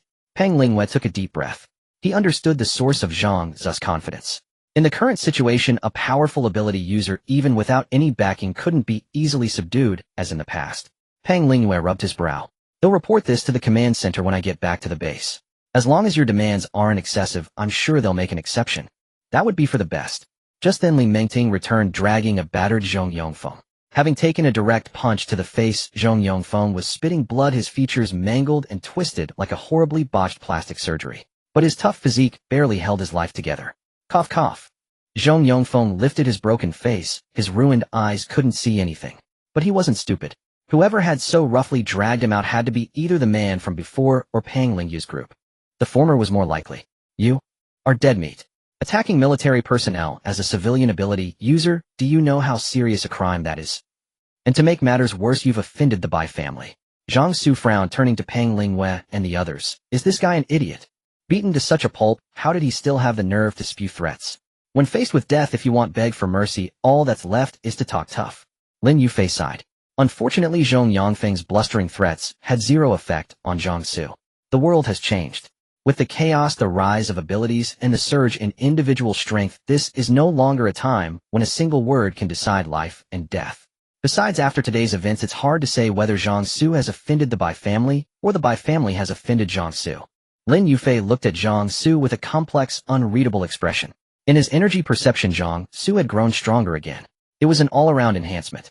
What exactly was his ability? How could it change so dramatically from one day to the next? At this rate of improvement, reaching Brank wouldn't take long at all. Even by concentrating resources to forge experts, the military didn't have many Brank ability users. You think I only brought this one team? Zhong Yongfeng's voice was low and hoarse. Zhang Xu's eyes narrowed. So you're saying you have more people? Upon learning that the Bai family had dispatched more than just Zhong Yongfeng's squad, Peng Linghua's expression shifted. The Bai family seemed determined to secure the materials for these war blades and armor, even at the risk of significant losses from the long journey.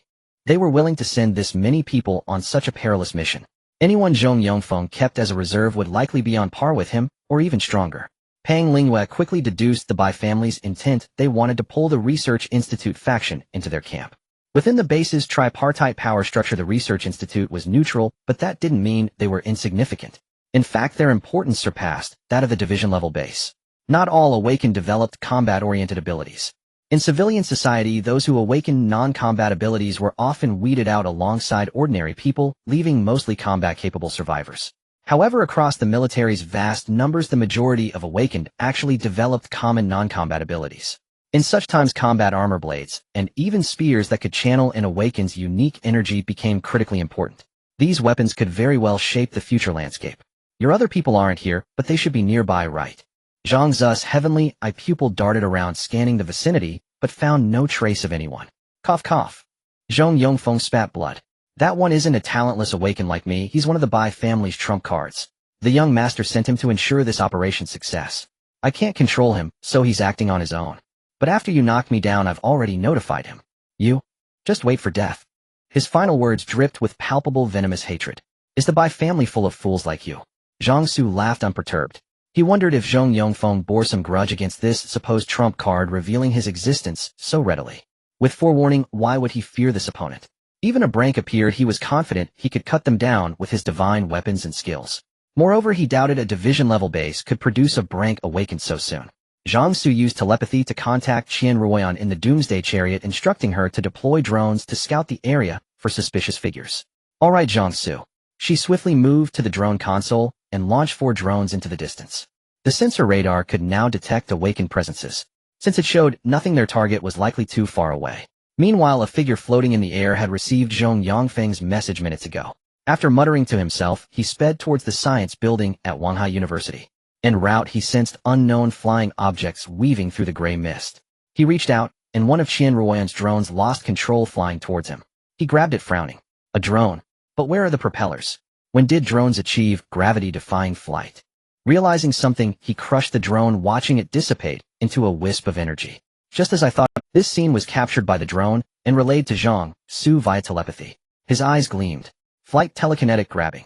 Was it psychokinesis, gravity manipulation, or some other special power? No wonder he's a trump card. This awakened ability is indeed something. Do you know if the Bai family has an awakened who can fly and control objects from a distance? Zhang Xu asked Pang Lingwei and the others. Confidence was one thing, but Zhang Xu wasn't arrogant enough to completely dismiss his opponent. He wouldn't skip such an easy chance to gather intelligence.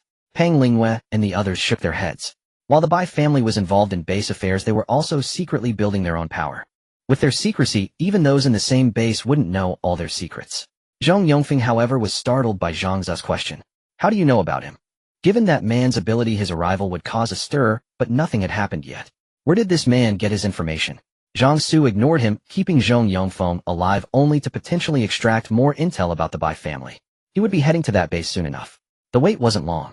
As the figure appeared above the science building at incredible speed, an invisible pressure descended. In an instant, boom. All the students and untrained personnel, like Du Feiping, were slammed to the floor. Only Zhang Xu and a few others remained standing. The Heavenly Eyes analysis activated. When Xingye rank C ability Force Field Mastery Gravity, capable of freely controlling gravity within a certain range, the multiplier direction and scope depend on the energy expended. Strength 7, Speed 8, Constitution 9, Spirit 20, Energy 500, as Zhang Xu initiated the analysis. When Xingye outside the building also activated his advanced sub-ability Life Force Field Sense. Through it, the life forms and their corresponding energies within the building appeared in his mind as a special visual overlay. Holy shit!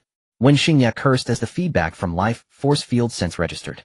The ability revealed 2 life forces within the building that were terrifyingly powerful. As he pondered if his gravity control could lock them down, one of the life forces abruptly vanished from his sensory field, only to appear right in front of him, crashing into his vision with shocking suddenness. Accompanying this appearance was a surge of razor-sharp energy that felt like it could slice through space itself. When Xingye's hair stood on end, he instinctively erected a gravity barrier around himself, multiplying the gravity within a 10-meter radius tenfold. Zhang Xu, who had teleported into the air, was unexpectedly pulled downward, his black blade's arc disrupted. But he immediately teleported back to his original position, the brief displacement effectively negated. The black blade returned to its original path, but the cut felt sluggish and heavy, something he had never experienced. His iron-cutting blade had never met any resistance before. Zhang Xu's eyes narrowed. A torrent of flames surged from his lower abdomen into the blade.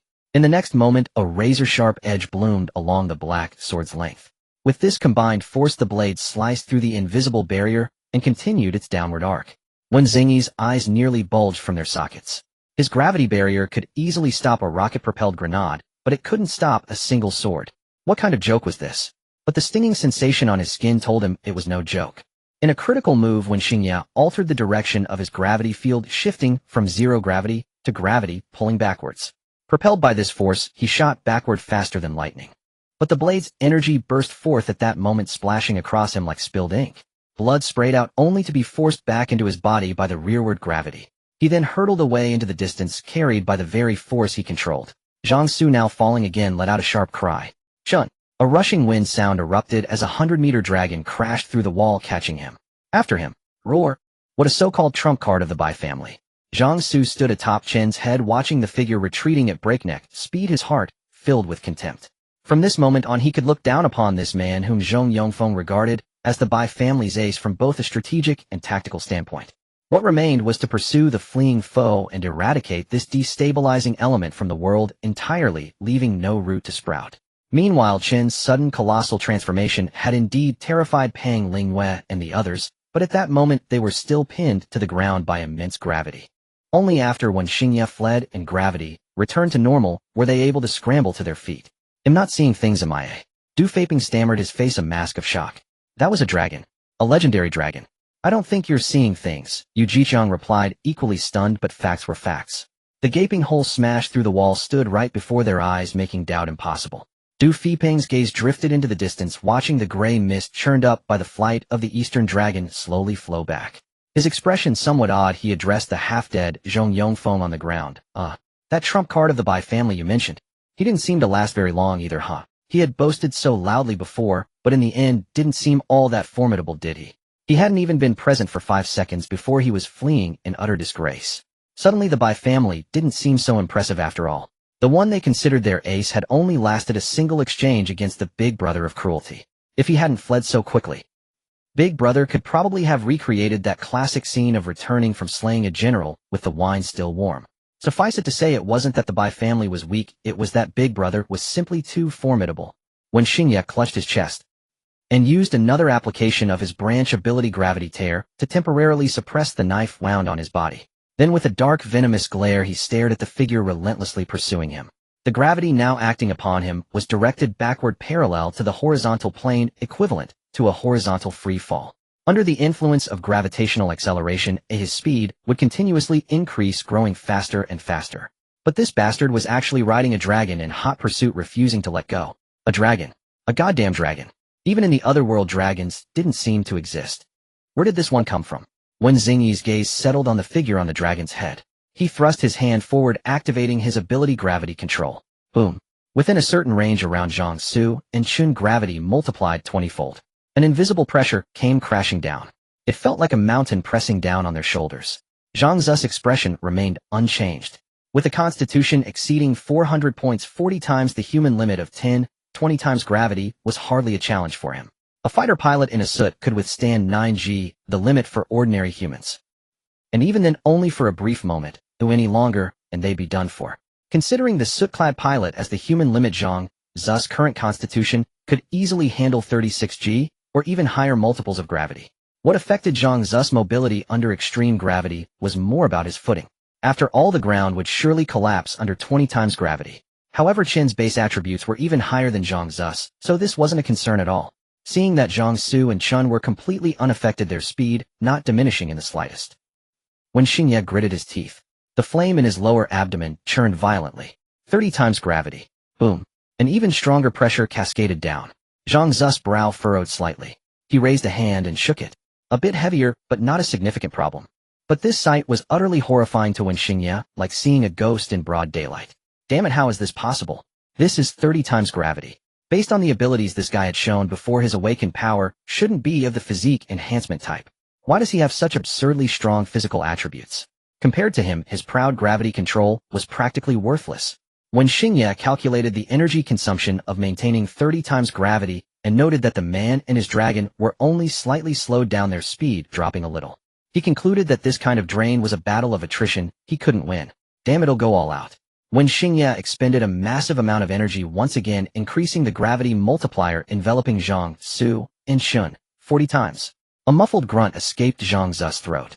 Under 40 times gravity, his body suddenly felt like it had reverted to its state before awakening.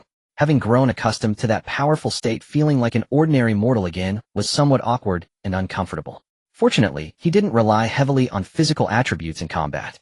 When Xingye was truly dumbfounded now, his mind was reeling. 40 times gravity. An ordinary person would be flattened into a thin pancake by now. Why was this guy still completely fine? Especially that 100-meter giant dragon, with its massive size, it should be affected even more. Why?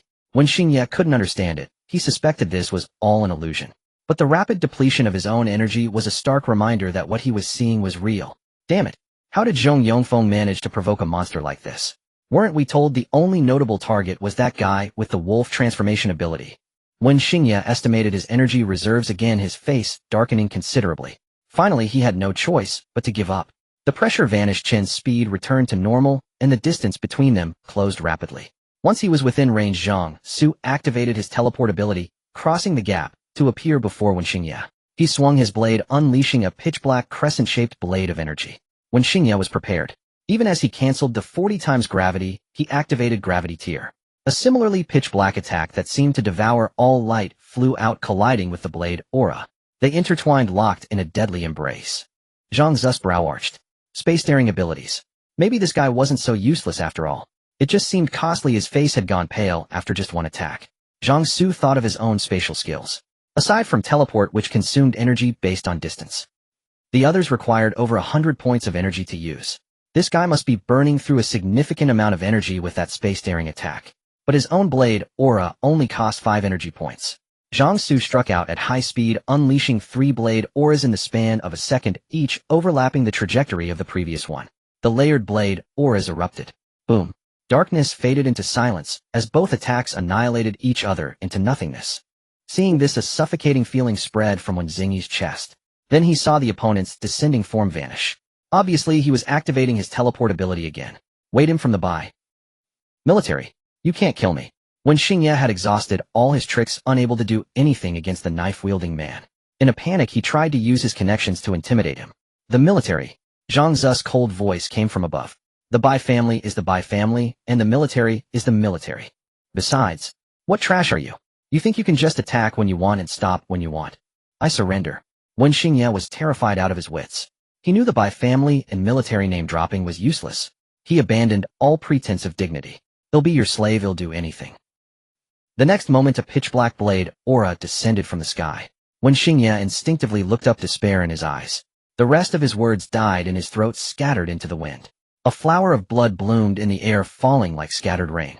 With the elimination of the Bai family's trump card, this pursuit had finally come to an end. His body plummeted downward through the air. Chen appeared beneath him at just the right moment, its massive frame breaking Zhang Xu's fall. Let's go back.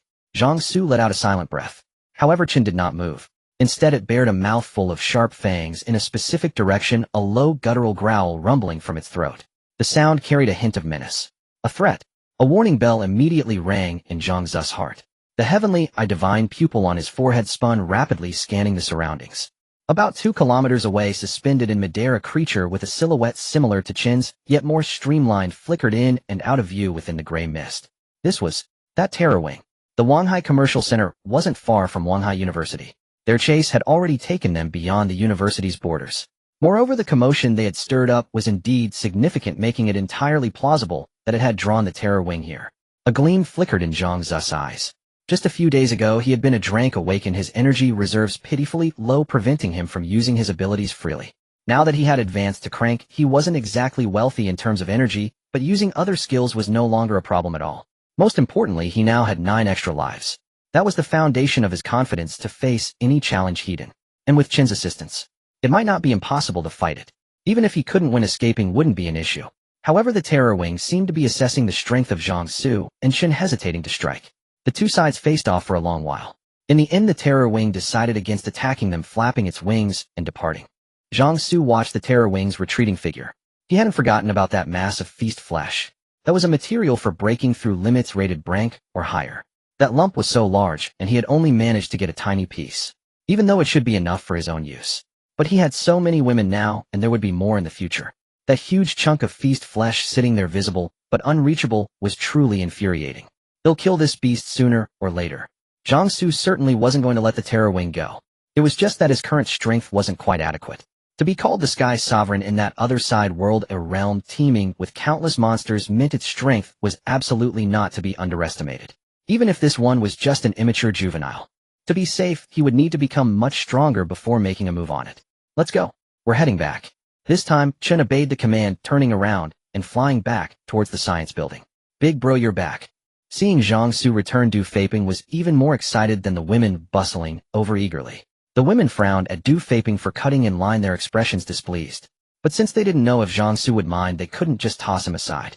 Du Feiping instinctively felt a chill run up his spine, but he was too eager to learn the fate of the Bai family's trump card to pay it much attention. Big bro, what happened to that Bai family trump card? He didn't get away, did he? He's dead. Du Feiping's eyes lit up instantly. Excellent. Serves him right. Big bro truly never disappointed. What a relief. Du Feiping clapped his hands excitedly. This is truly satisfying. The Bai family losing such a powerful awakened is a considerable blow for them.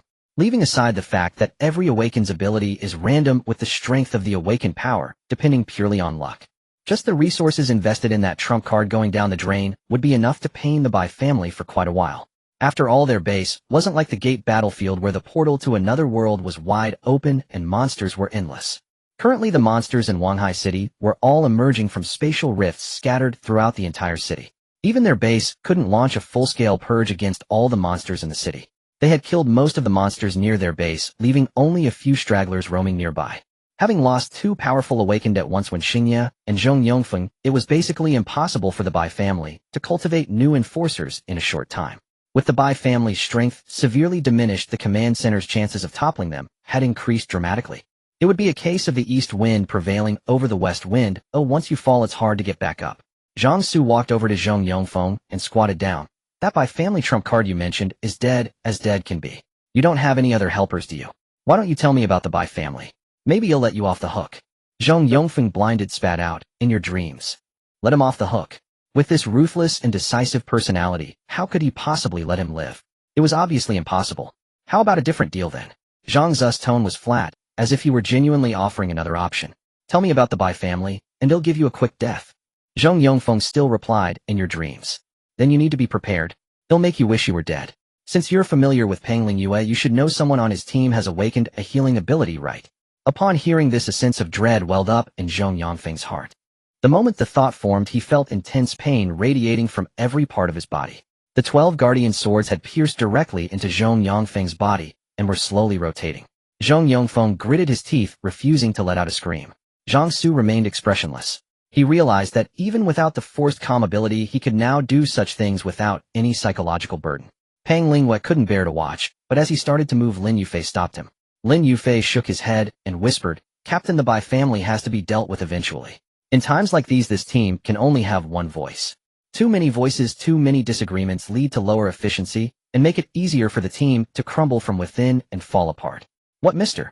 Zhang is doing now might be cruel, but it's beneficial for the bigger picture. Hearing Lin Yufei's words, Pang Lingyue's gaze darkened. He let out a slow breath, then turned and left. Lin Yufei also breathed a sigh of relief. He was most afraid that the captain would be too stubborn. Zhong Yongfeng held a high position in the Bai family. If they could pry some information out of him, it should be helpful in their later efforts to strike at the Bai family's forces. As for Zhang Xu's methods being cruel, well, which struggle isn't cruel? Zhong Yongfeng was tough. To ensure he didn't die, Yu Jiqiang had to stay by his side, constantly keeping him barely alive. While Zhang Xu manipulated the 12 guardian swords, he instructed the women to strip the equipment off Zhong Yongfeng's team. Looting the dead was a basic skill. The enemies they had killed earlier clearly had nothing good on them, so skipping them was fine. But this team was armed to the teeth. They had followed Pang Lingyue's route, and most of the dangers had been cleared by Pang Lingyue and the others, so their equipment hadn't seen much use.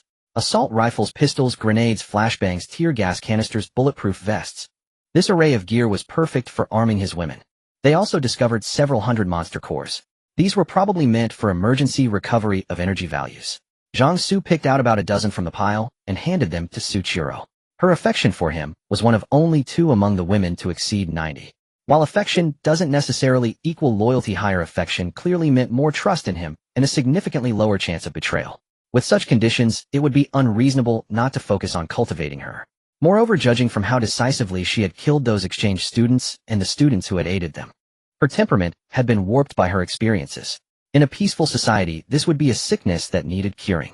But in times of chaos like this, it was just right, making it easier for her to adapt to the ever-changing situation. Su Qiru gazed at the monster core. Zhang Xu handed her a honeyed tenderness flowing from her almond-shaped eyes.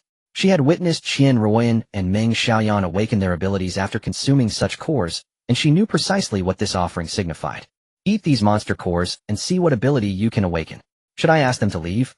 Su Qiru glanced towards the group of students cowering in the corner. The knowledge that monster cores could grant abilities to ordinary people was not yet widely known. Most believed ability awakening was purely a matter of chance. No need for you to ask, Zhang Xu barked. All of you get out. The students flinched at his command, their eyes lifting in fearful confusion. At a subtle nod from Lin Yufei, they scrambled frantically for the door. They had long wished to escape this classroom, but without permission, none dared to move. The crowd quickly vanished from the room. We're clear now. All right. Su Qiru replied in a soft, melodious voice, silently praying she would awaken a combat-oriented ability. She longed to fight alongside Zhang Xu. Yang Bai watched with a pang of jealousy. Su Qiru, who had only just joined, was already given this chance, while she herself was still punished with 2 days of fasting. It was her own fault for not being more capable. The monster core dissolved in her mouth, transforming into a warm current that gathered in her lower abdomen before igniting into a blazing flame. Well, what ability have you awakened? Su Qiru assessed the feedback from her new power and said slowly, sensation control. Sensation control. Zhang Xu raised an eyebrow. What does that do exactly? Her gaze fell upon Zhong Yongfeng, who lay limp on the floor, and she activated her ability sensation control. Aya! Suddenly Zhong Yongfeng, who had remained tight-lipped through all of Zhang Xu's torment, let out a heart-wrenching scream. The students who had left the classroom heard the cry, a chill running down their spines as they quickened their pace to get away. This is... Zhang Xu looked at Su Qiru, awaiting her explanation. This is my ability. I can control others' sensations. Currently, I can only manipulate pain. I just amplified his pain perception, causing the agony he feels to explode tenfold. Zhang Xu's eyes lit up. This ability was practically made for interrogation. Zhong Yongfeng, a death warrior trained from childhood, had endured countless wounds from Zhang Xu's guardian sword without a single whimper. Yet Su Qiru could break him with just a glance, forcing him to howl in agony. Your ability awakened at the perfect time. With her high loyalty, strong will, and useful ability, Zhang Xu would have considered himself foolish not to nurture her. He pulled out another pile of monster cores from his spoils, allowing Su Qiru to advance directly to an rank awakener. The other women watched with a hint of jealousy. Zhang Xu seemed to be favoring this newcomer a bit too much. Has your ability changed? Yes. Su Qiru nodded slightly. The pain amplification multiplier can now reach 20 times. Besides amplifying others' pain, I can now also dampen it. And I can apply this to myself, rendering my body completely immune to pain. Is that all? Pain dampening was indeed a useful ability, whether for healing or combat. But it was nothing extraordinary. Her physical attributes remained unchanged, and even with pain immunity granting a slight combat boost, she was still within the realm of an ordinary person. There's one more thing. Su Qiru's cheeks flushed slightly as she leaned close to Zhang Xu's ear. I've also unlocked pleasure control. I can multiply a person's pleasure. If you'd like to test that one, it might be better to wait until tonight. Su Qiru extended her moist tongue and licked Zhang Xu's earlobe. A jolt of electricity shot through him, a tingling, numbing sensation spreading from his ear throughout his entire body like wild grass and overgrowth. The effect is just like that. Su Qiru's eyes were seductively moist. They'll test it with you in bed tonight, okay? Lewd thoughts churned in Zhang Xu's mind, his rationality slipping away. But the next moment his forced calm ability yanked his senses back. Phew. Zhang Xu let out a silent breath. Good. But we don't need to wait until tonight. We can do it in the car later. Su Qiru hummed a tempting note from her nose. For now, let's get this guy to talk. Tough guy, huh? When pain is amplified tenfold, 20-fold, even the strongest will begins to crack. Alright. Su Qiru's gaze fell upon Zhong Yongfeng again.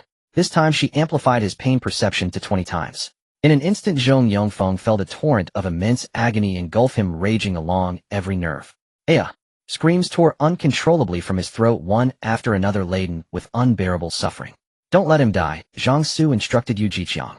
Though a chill ran down Yu Jiqiang's spine at the screams, his training allowed him to suppress the fear. He obeyed, using his healing ability to keep Zhong Yongfeng from dying from the shock of the pain. He'll talk. They'll tell you everything you want to know, just please make it stop. Zhong Yongfeng finally broke.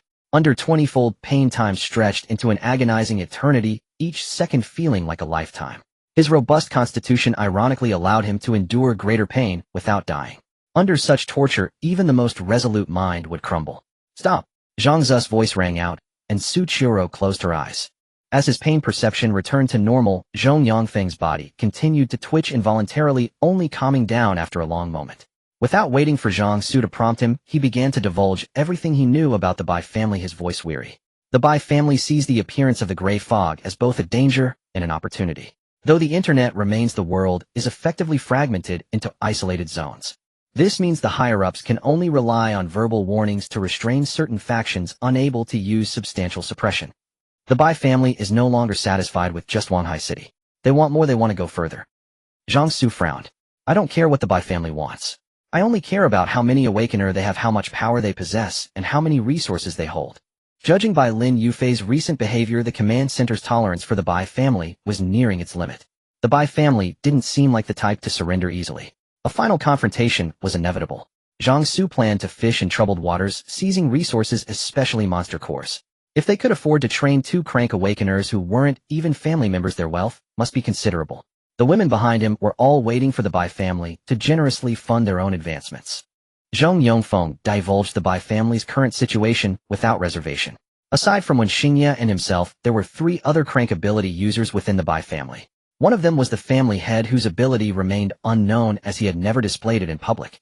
Another was the young family head who had ordered the pursuit of Pang Lingwei and his group to Wanhai University, intending to leverage the war blade and war armor materials to blackmail the research institute. The last one was a mystery, even to Zhang Yongfeng, shrouded in secrecy within the Bai family. Lin Yufei, listening nearby, turned pale with fury. Cultivating a crank ability user was no easy feat.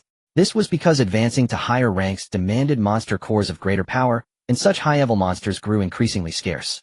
The existence of monsters mirrored the pyramid principle: the higher the rank, the fewer their numbers. It was absolutely impossible for the Bai family to have nurtured 5 crank ability users solely through their own monster hunting. Everyone knew that the Bai family had planted their people within the teams, but resources like monster cores were strictly controlled by the command center. The fact that the Bai family had managed to create 5 crank ability users suggested they might have already infiltrated the resource depots. There were traitors or moles within. Zhang Xu, upon hearing that the Bai family had 3 more crank ability users, felt a pang of anguish. Those were his resources they were squandering. "I think we should return to the base as soon as possible," Zhang Xu declared with righteous indignation. Lin Yufei shot him a strange look. He had some justification for his outrage, but what was Zhang Xu's stake in this? Nevertheless, he found himself agreeing with Zhang Xu's suggestion. They indeed needed to head back to the base without delay. "Mr. Zhang, when do you think your plan will be ready?" "Within a day or two." The old man had promised to procure the explosives at any cost within that time frame. Regardless of whether the old man fulfilled his promise, Zhang Xu intended to initiate his plan within these 2 days for one final operation. Once it was done, they would leave Wanhai University immediately. "Understood. We will make the necessary preparations in the next couple of days," Lin Yufei nodded. Their preparations were minimal, securing some monster cores as a reserve to replenish their ability energy in emergencies and ensuring the students left behind had enough food supplies. Beyond that, the students' fate was in their own hands. They had their own mission to complete and couldn't afford to be slowed down by bringing the students along. Zhang Xu led the group of women downstairs. It was still early, so he planned to hunt some monsters around Wanhai University. He intended to collect monster cores to feed Chen. Currently, Chen couldn't absorb energy from the gray mist and relied solely on consuming monster cores or ability energy transferred from Zhang Xu. Zhang Xu decided to delegate the task of feeding Chen to his women. Inside the Doomsday War Chariot, Qianran was at the wheel using the sensory radar to track down monsters. After its upgrade, the Doomsday War Chariot had developed an internal space of its own. From the outside, its size remained unchanged, but the interior was becoming increasingly spacious. Zhang Xu sat in the weapon operator's seat, with Su Chiro on his lap, pressing a button to raise the partition between the front and back. This was just one of the minor conveniences added after the Doomsday War Chariot's upgrade. "Come on, let's try out that ability of yours." Su Kaira's cheeks flushed as she reached out, gently tracing Zhang Xu's abdominal muscles, her hand slowly sliding downwards. Her ability activated. An intense surge of pleasure shot straight to his head, almost triggering the forced calm to suppress his emotions again. Zhang Xu's eyes churned with something primal, and he let out a scorching breath. As his physique continued to strengthen, such activities had become increasingly less satisfying for him. The other women's bodies simply couldn't keep up with his. Even if they were driven to unconsciousness, they couldn't bring him full satisfaction. That woman who had supposedly borne his child was incredibly powerful. But with Su Kaira's ability. Ha ha ha. The Doomsday War Chariot roamed Wanhai University hunting for monsters. Whenever one was spotted, Yan Xiu, Li Mengting, and Meng Xiaoyan would handle it.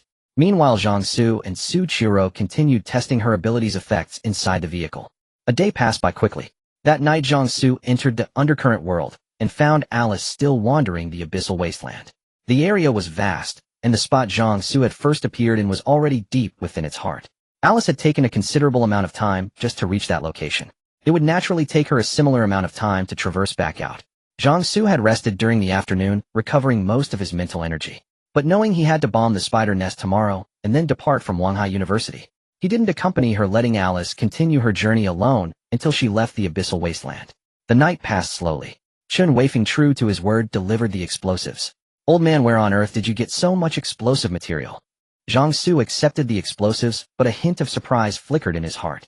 Even though Chen Weifeng was a chemistry professor, making explosives wasn't beyond him, but one can't make bricks without straw. Without the materials, even the greatest skill would be useless. "From the monster corpses," Chen Weifeng answered without any concealment. "I used the available equipment in the biochemistry building to analyze some monster remains.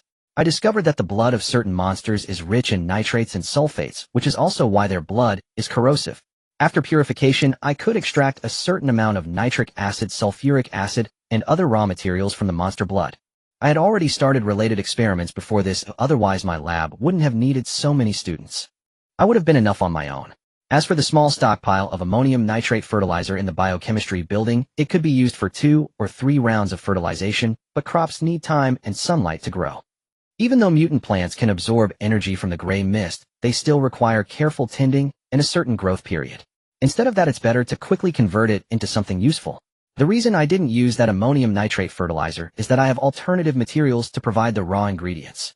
This old man. He was truly a remarkable talent. Zhang Xu hadn't expected Chen Weifeng to have studied monster corpses. While others only focused on whether monster corpses were edible, Chen Weifeng had already set his sights on extracting materials from them to create more things. You hid this before. Why are you so forthcoming about it now? If Zhang Xu had actually been tricked by this old man into getting white sugar, he suspected the sugar would never have been used as raw material for explosives, but would have been kept by the old man for himself. In any case, the explosives would have been delivered as promised. Because others would covet these things, but you wouldn't. They're too useless to you, Chen Weifeng said calmly. Besides, you're planning to leave soon, aren't you? Old man, Zhang Xu raised an eyebrow. You never cease to amaze me. If he were to build his own power base, this old man would undoubtedly be an invaluable asset. If he wished to build a faction, taking the old man under his wing would be a wise choice. He is clear-headed and intelligent with excellent professional skills, especially his audacity. Whether continuing as a researcher or as a strategist, he is a suitable candidate. Unfortunately, Zhang Xu currently has no intention of establishing a faction. The overall situation is not yet completely clear. Whether more spatial rifts will open and more monsters will appear remains uncertain. Having a faction is convenient, as many tasks can be completed by subordinates without personal involvement. But a faction can also be a burden. If some terrifying monsters appear, the question of whether to protect or not arises.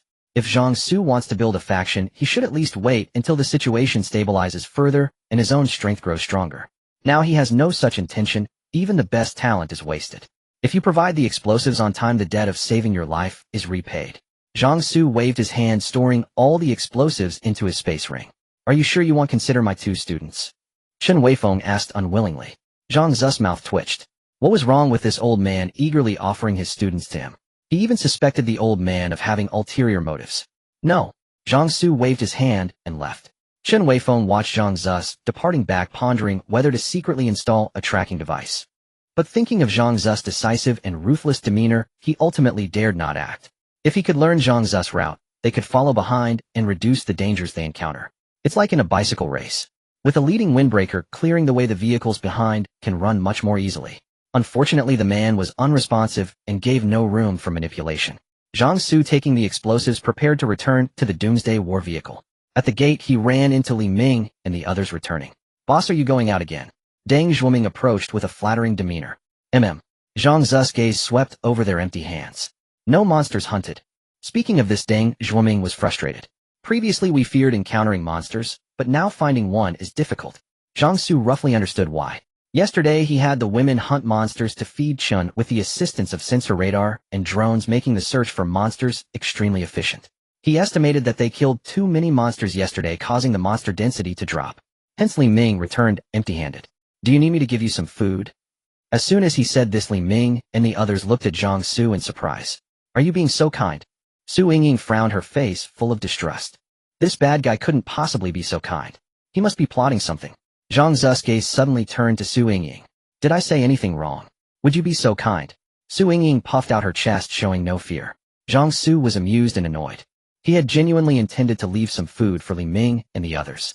He had collected the monster corpses killed by Yan Xiu and the others yesterday. He and his women had no need for them, so giving them to Li Ming's group didn't pain him. But Su Yingying's words made him change his mind. Zhang Xu waved his hand, and a large pile of monster corpses appeared at the gate, stacking like a small mountain. Deng Zhuoming stared in awe at the heap of monsters. This. Boss, are all these for us? With this many monsters, they could feed everyone for months. What a harvest. No. Deng Zhuoming's eyes widened. Boss, didn't you just say you wanted to give us some food? I said need not want. You don't need it, do you? We didn't say we don't need it. Zhang Xu remained non-committal, his gaze on Su Yingying. I truly am not that kind. Deng Zhuoming realized that Su Yingying's words had angered the boss. Yingying, how could you doubt the boss? The boss is so kind. Look at how much food he gave us.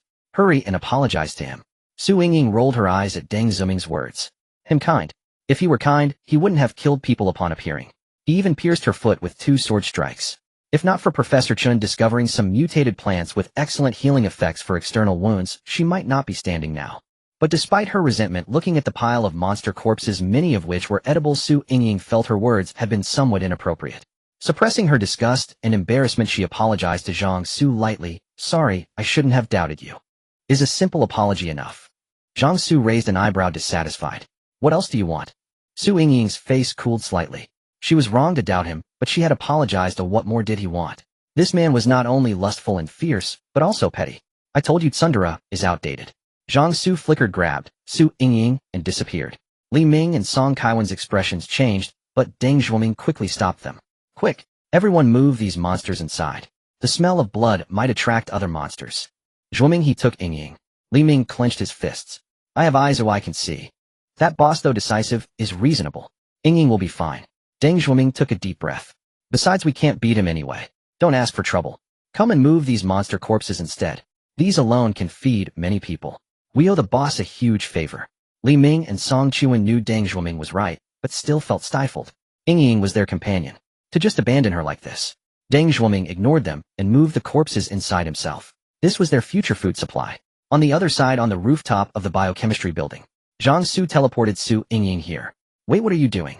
Su Yingying felt a pair of scorching hands caressing her waist. The masculine scent swept over her. Her face flushed red like a monkey's bottom. "Mistakes have consequences." Zhang Xu smirked cynically. "An apology isn't enough. If you don't satisfy me today, you'll take back all those monster corpses. I've almost cleared the monsters around here. It'll be difficult for you to feed on monsters from now on." Su Yingying's almond eyes widened. No wonder they couldn't find a single monster today. So it was this guy's doing.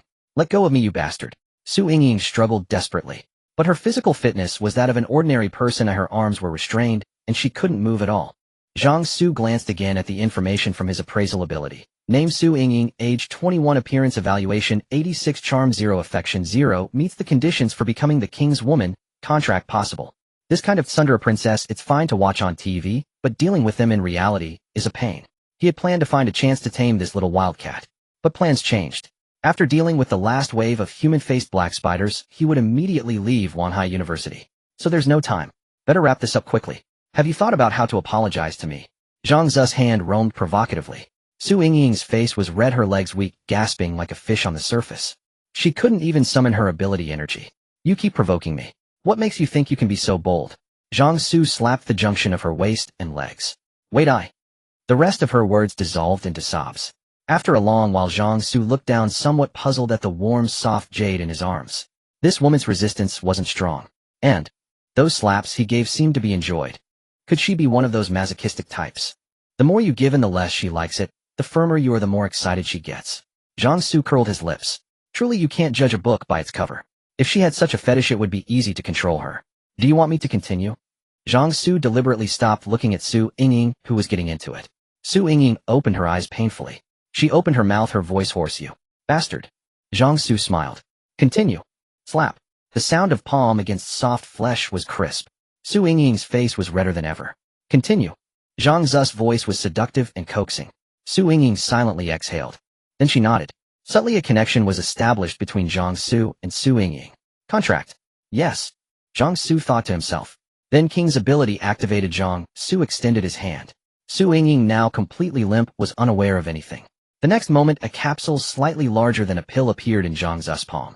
Obtained Capsule House. Capsule House contains a standalone small villa with a garden, plantable swimming pool, garage. Energy provided by the user's ability value and monster cores equipped with privacy and protective barriers. The protective barrier can withstand a certain amount of ability attacks and explosive bombardment usage. Simply throw the capsule on the ground. To activate it, Capsule House recorded. After biological weapon core, a capsule icon appeared in the equipment slot. Attribute boost: all attributes 10 strength, 425, 435 speed, 426, 436 constitution, 431441 spirit, 424434 ability 6, 30640 Capsule House. A divine weapon with spatial attributes. Zhang Xu processed the feedback from the ability, fully understanding the condition of this new divine weapon. To some extent, the Capsule House and the Doomsday vehicle overlap. However, in terms of livability, the Capsule House is superior, as the Doomsday vehicle is essentially still a vehicle. Overall, it compensates for the deficiency in his current divine weapon types. Not great, but not bad either. Zhang Xu put away the Capsule House and decided to leave the divine weapon testing for later, prioritizing tasting the delicacies first. Wait. This is the rooftop. Su Yingying said, still maintaining a degree of rationality and shame. Isn't this more thrilling? Su Yingying fell silent upon hearing this. Turmoil surged in the depths of her heart. Something stirred restlessly, budding and blooming. The surroundings are covered in gray mist, and no one can see. If you control your voice, no one will discover us. The biochemical building was a square-shaped structure. Zhang Xu brought Su Yingying to the rooftop on the opposite side. Su Yingying opened her mouth as if to speak, but still gave no response. Zhang Xu raised his hand and brought it down forcefully with a slap. Slap. The sound rippled like waves. Su Yingying's body trembled as if electrocuted, her mind instantly becoming hazy and confused, unable to express any opinion.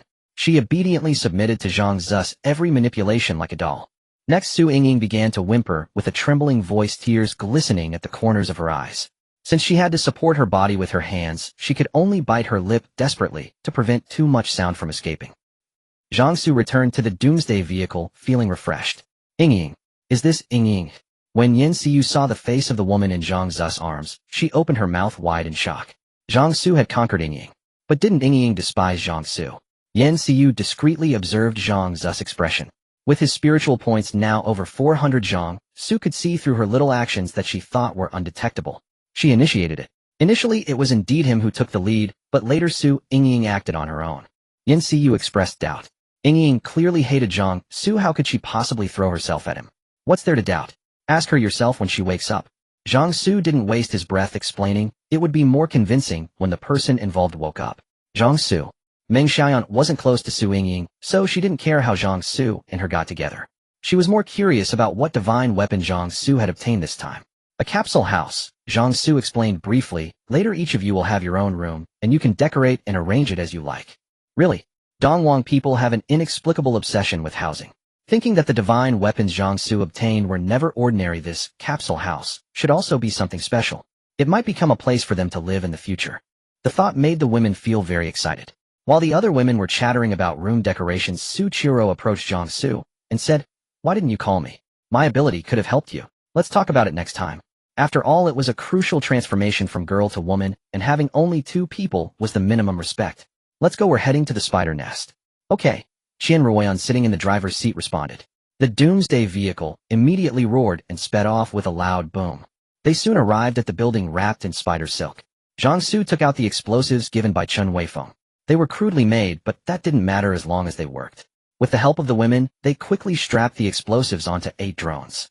The 2 Neuralink helmets in the doomsday vehicle could each connect and control 4 drones. Zhang Xu directly used wireless connection to link with the 8 drones through his mind. The drones, employing anti-gravity flight, silently entered the building wrapped in spider silk, even with a heavy load of explosives.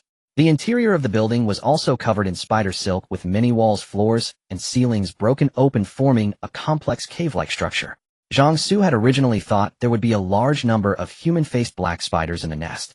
However, after flying the drones for a while, he didn't see a single one. What's going on? Could it be that they had killed too many last time, and the actual number of human-faced black spiders in the nest had been nearly cleared? No, that's not right. Isn't there still the queen mother? A spider nest must have a queen mother, the ruler of all human-faced black spiders, controlling their life and death.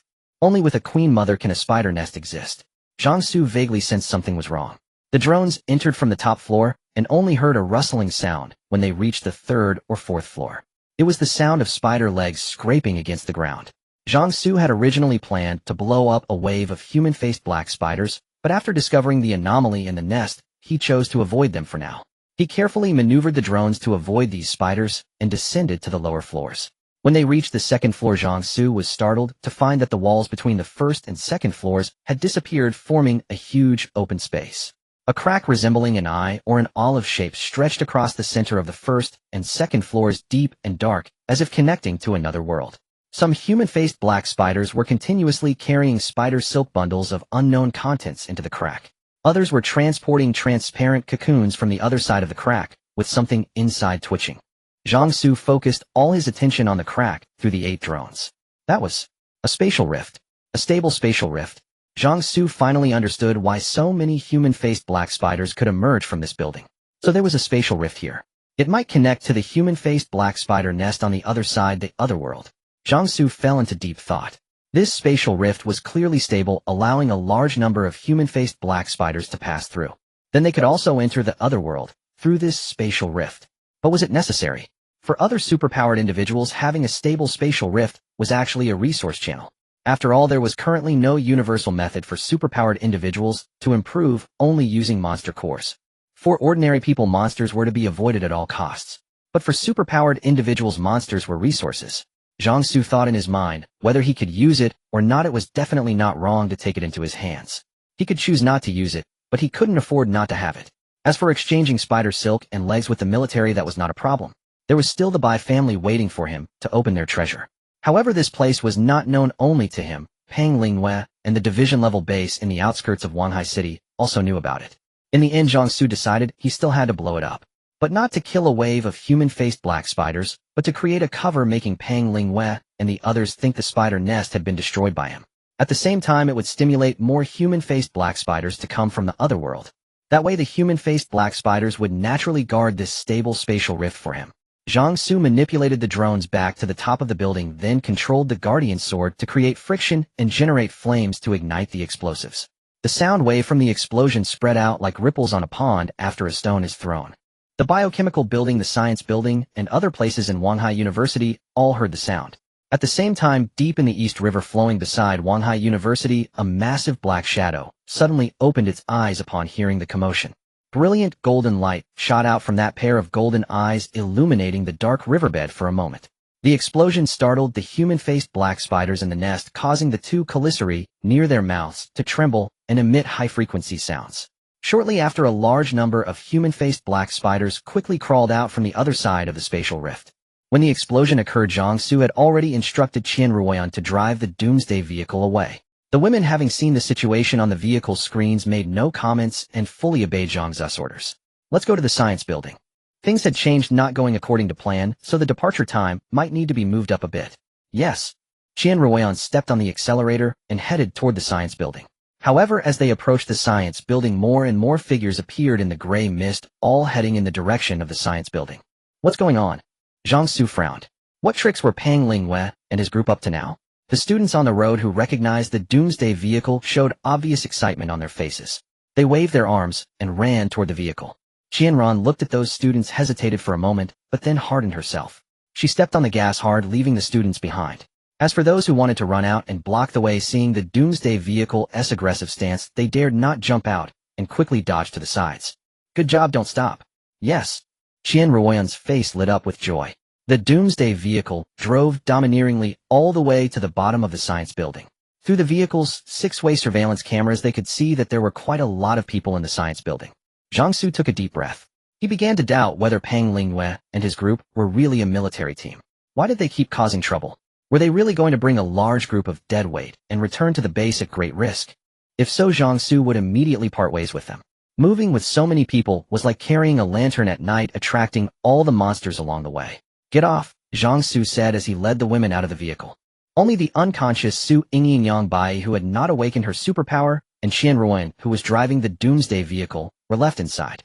The appearance of Zhang Xu and his group surprised the students present. They didn't know Zhang Xu, but were amazed by his aura and the exquisite faces of the women. Are you from the military? Someone in the crowd asked weakly. No. After saying that, he was about to go upstairs to find Pang Linghua. Just as Zhang Xu was leading the women upstairs, a male student stopped him. Wait, who are you? I'm the former president of the Student Union of Wanhai University. Now, on behalf of all the students of Wanhai University, I'm here to fight for the rights we deserve. Rights? Zhang Xu raised an eyebrow. That's right. The male student raised his arm and shouted, we are the students of Wanhai University, the future pillars of the nation, the future successors of society. Those people must stay to protect us. Did you hear that explosion? Zhang Xu certainly did. After all, it was the grand firework he had set off. That must be the military clearing out those monsters, the young man blocking Zhang Xu declared passionately. No matter how powerful those monsters are, they can't withstand the might of modern weapons. There's a military unit in the science building now. They came to Wanhai University with a mission. But we are the future elite of society, the pillars of the nation. Isn't our lives more important than their mission? We must unite and fight together so that military unit will stay and protect us. Well, here we go again. From their perspective, there was nothing wrong with this approach. People all have a will to survive. Wanting to keep Pang Linghua's military unit there to protect them was understandable. But unfortunately, this affected Zhang Xu's interests. Move aside, Zhang Xu said coldly. The young man involuntarily shuddered. Having killed so many monsters and men, Zhang Xu had unconsciously developed a formidable aura. When ordinary people faced this killing intent directly, their spirits would instinctively feel oppressed. Even without bearing claws and fangs, a tiger, merely standing there, instills a deadly sense of pressure in all creatures. The young man's face tensed up. Meeting Zhang Xu's deep, icy gaze, he swallowed hard, then stepped aside. Zhang Xu and the women immediately passed him, and the students gathered at the door ahead also parted ways with a rustle. It had the air of a mafia boss making an entrance in a movie. The crowd parted like a tide split by a bow. Radiating a chilling aura, Zhang Xu and the women strode through the throng. Each student, feeling this oppressive, murderous intent, cowered and dared not step forward. Zhang Xu smoothly reached the classroom where Peng Lingyue and the others were. Most of the students inside were those originally treated as slaves by Huang Junxian. Upon seeing Zhang Xu, their hearts trembled, and they hastily made way. What's going on now? Zhang Xu's gaze fell on Du Feiping. Du Feiping felt a pang of guilt, but who was he to ignore the look from the formidable boss? He hurried over to Zhang Xu in a few quick steps and explained the matter concisely. Zhang Xu roughly understood. The students from the science building rescued from Huang Junxian and the human-face spiders had deduced from Peng Lingyue's recent actions that the military unit was preparing to leave. They knew the soldiers wouldn't stay long nor take them along. Without the soldiers' protection, their safety and food supply were uncertain. So they deliberately spread the news that a military unit was on campus, hoping to sway public opinion and force the unit to either take them away or stay and protect them. And that's what led to today's spectacle. Zhang Xu didn't know what to say. Final, clean up your mess one last time, Zhang Xu thought.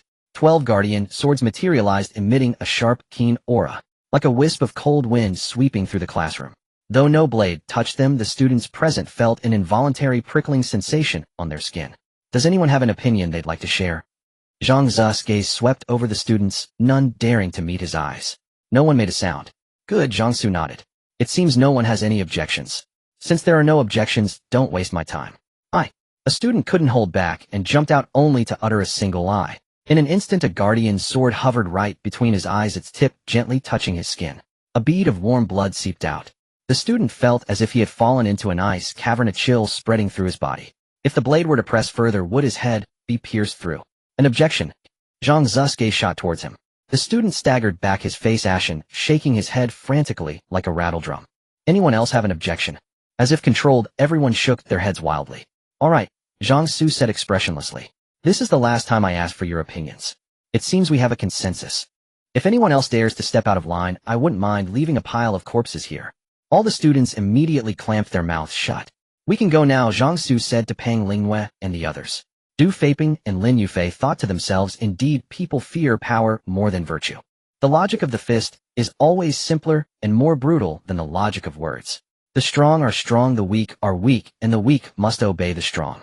It was just that the uniforms they wore didn't permit them to adopt such simple, crude methods. Zhang Xu led the women and Peng Lingyue's team out of the classroom, all the students silent, shunning them like snakes and scorpions. Before leaving the building, Peng Lingyue paused, turned his head, and spoke in a low voice. We've killed quite a few monsters these past 2 days. The bodies are in the classrooms downstairs. Those monster corpses can serve as food. Rationed properly, they can sustain you for a while. Also, there should be ability users among you. Without their help, it would be impossible for people to get here from other places, even if they knew the news. I hope the ability users among you will step forward and protect each other. Lastly, trust the organization. Rescue will definitely come, and order will be restored. With that, regardless of whether anyone was listening, Peng Lingyue averted his gaze and strode out. With 12 guardian swords leading the way, coupled with Zhang Xu's murderous aura boiling over all the students, gave them a wide berth. They made it smoothly to the ground floor. Students from Wanghai University were still streaming towards the area, but fortunately the thick gray fog concealed them, and only those nearby could see them. Otherwise, if the crowd had rioted, it wouldn't have ended without bloodshed. Get in the car, Zhang Xu instructed the women. You guys stay on the roof. All right. Peng Lingyue and his men didn't stand on ceremony. Having a spot on the roof was already good enough. Wait, you can't leave. The young man who had initially blocked Zhang Xu gritted his teeth and jumped out again. You can't just leave like this. I'm the student council president of Wanghai University, I represent. Zhang Xu's mind stirred, and a guardian sword was about to shoot forth. But just as the thought formed, his six senses screamed a frantic warning. A danger that could threaten his life was approaching. Buzz! Buzz! Buzz! A tremendous rumbling sound suddenly came from afar, growing closer. As the sound waves passed, the thick gray fog churned violently like boiling water. Zhang Xu's heavenly eye divine pupil opened on his forehead, instantly projecting his gaze forward. What he saw was a monster resembling a whale, but several times, even a dozen times larger, rising from the East River that flowed past Wanhai University. The East River was an estuary river reaching a maximum width of 500 meters, and the section passing through Wanhai City was still 100 meters wide. Yet when this monster emerged from the riverbed, the river's surface was completely blocked. Zhang Xu immediately activated the analysis ability of his heavenly, divine pupil. Leviathan, human designation, a class monster, one of the ocean overlords from the other world, a servant of the abyssal deity, possesses flight capabilities, can operate in the sea and sky, locked in an age-old struggle with the earth overlord lineage, and a class monster. What a blessed location this Wanhai University was, having seen both the sky overlord and the ocean overlord of the other world. All that was missing was the earth overlord to complete a trinity of land, sea, and air.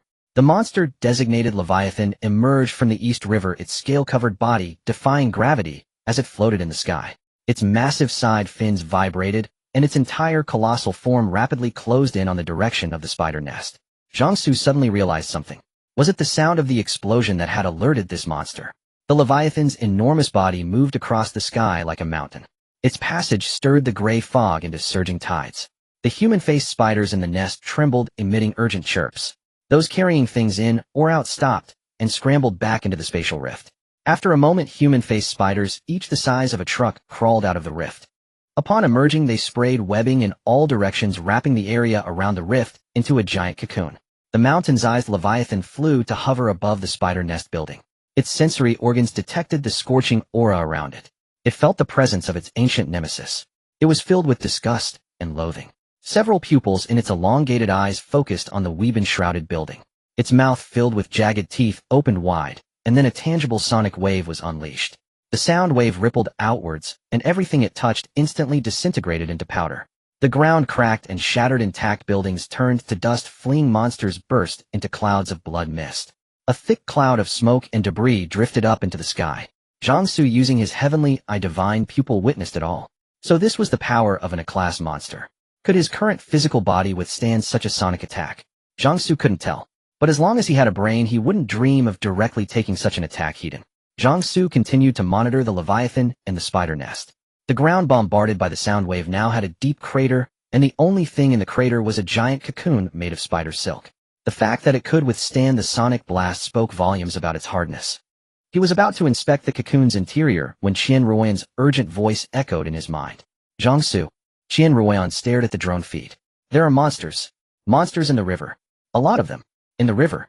Zhang Xu snapped his head towards the East River. When the Leviathan had emerged, it had caused a surge of river water to flood the banks.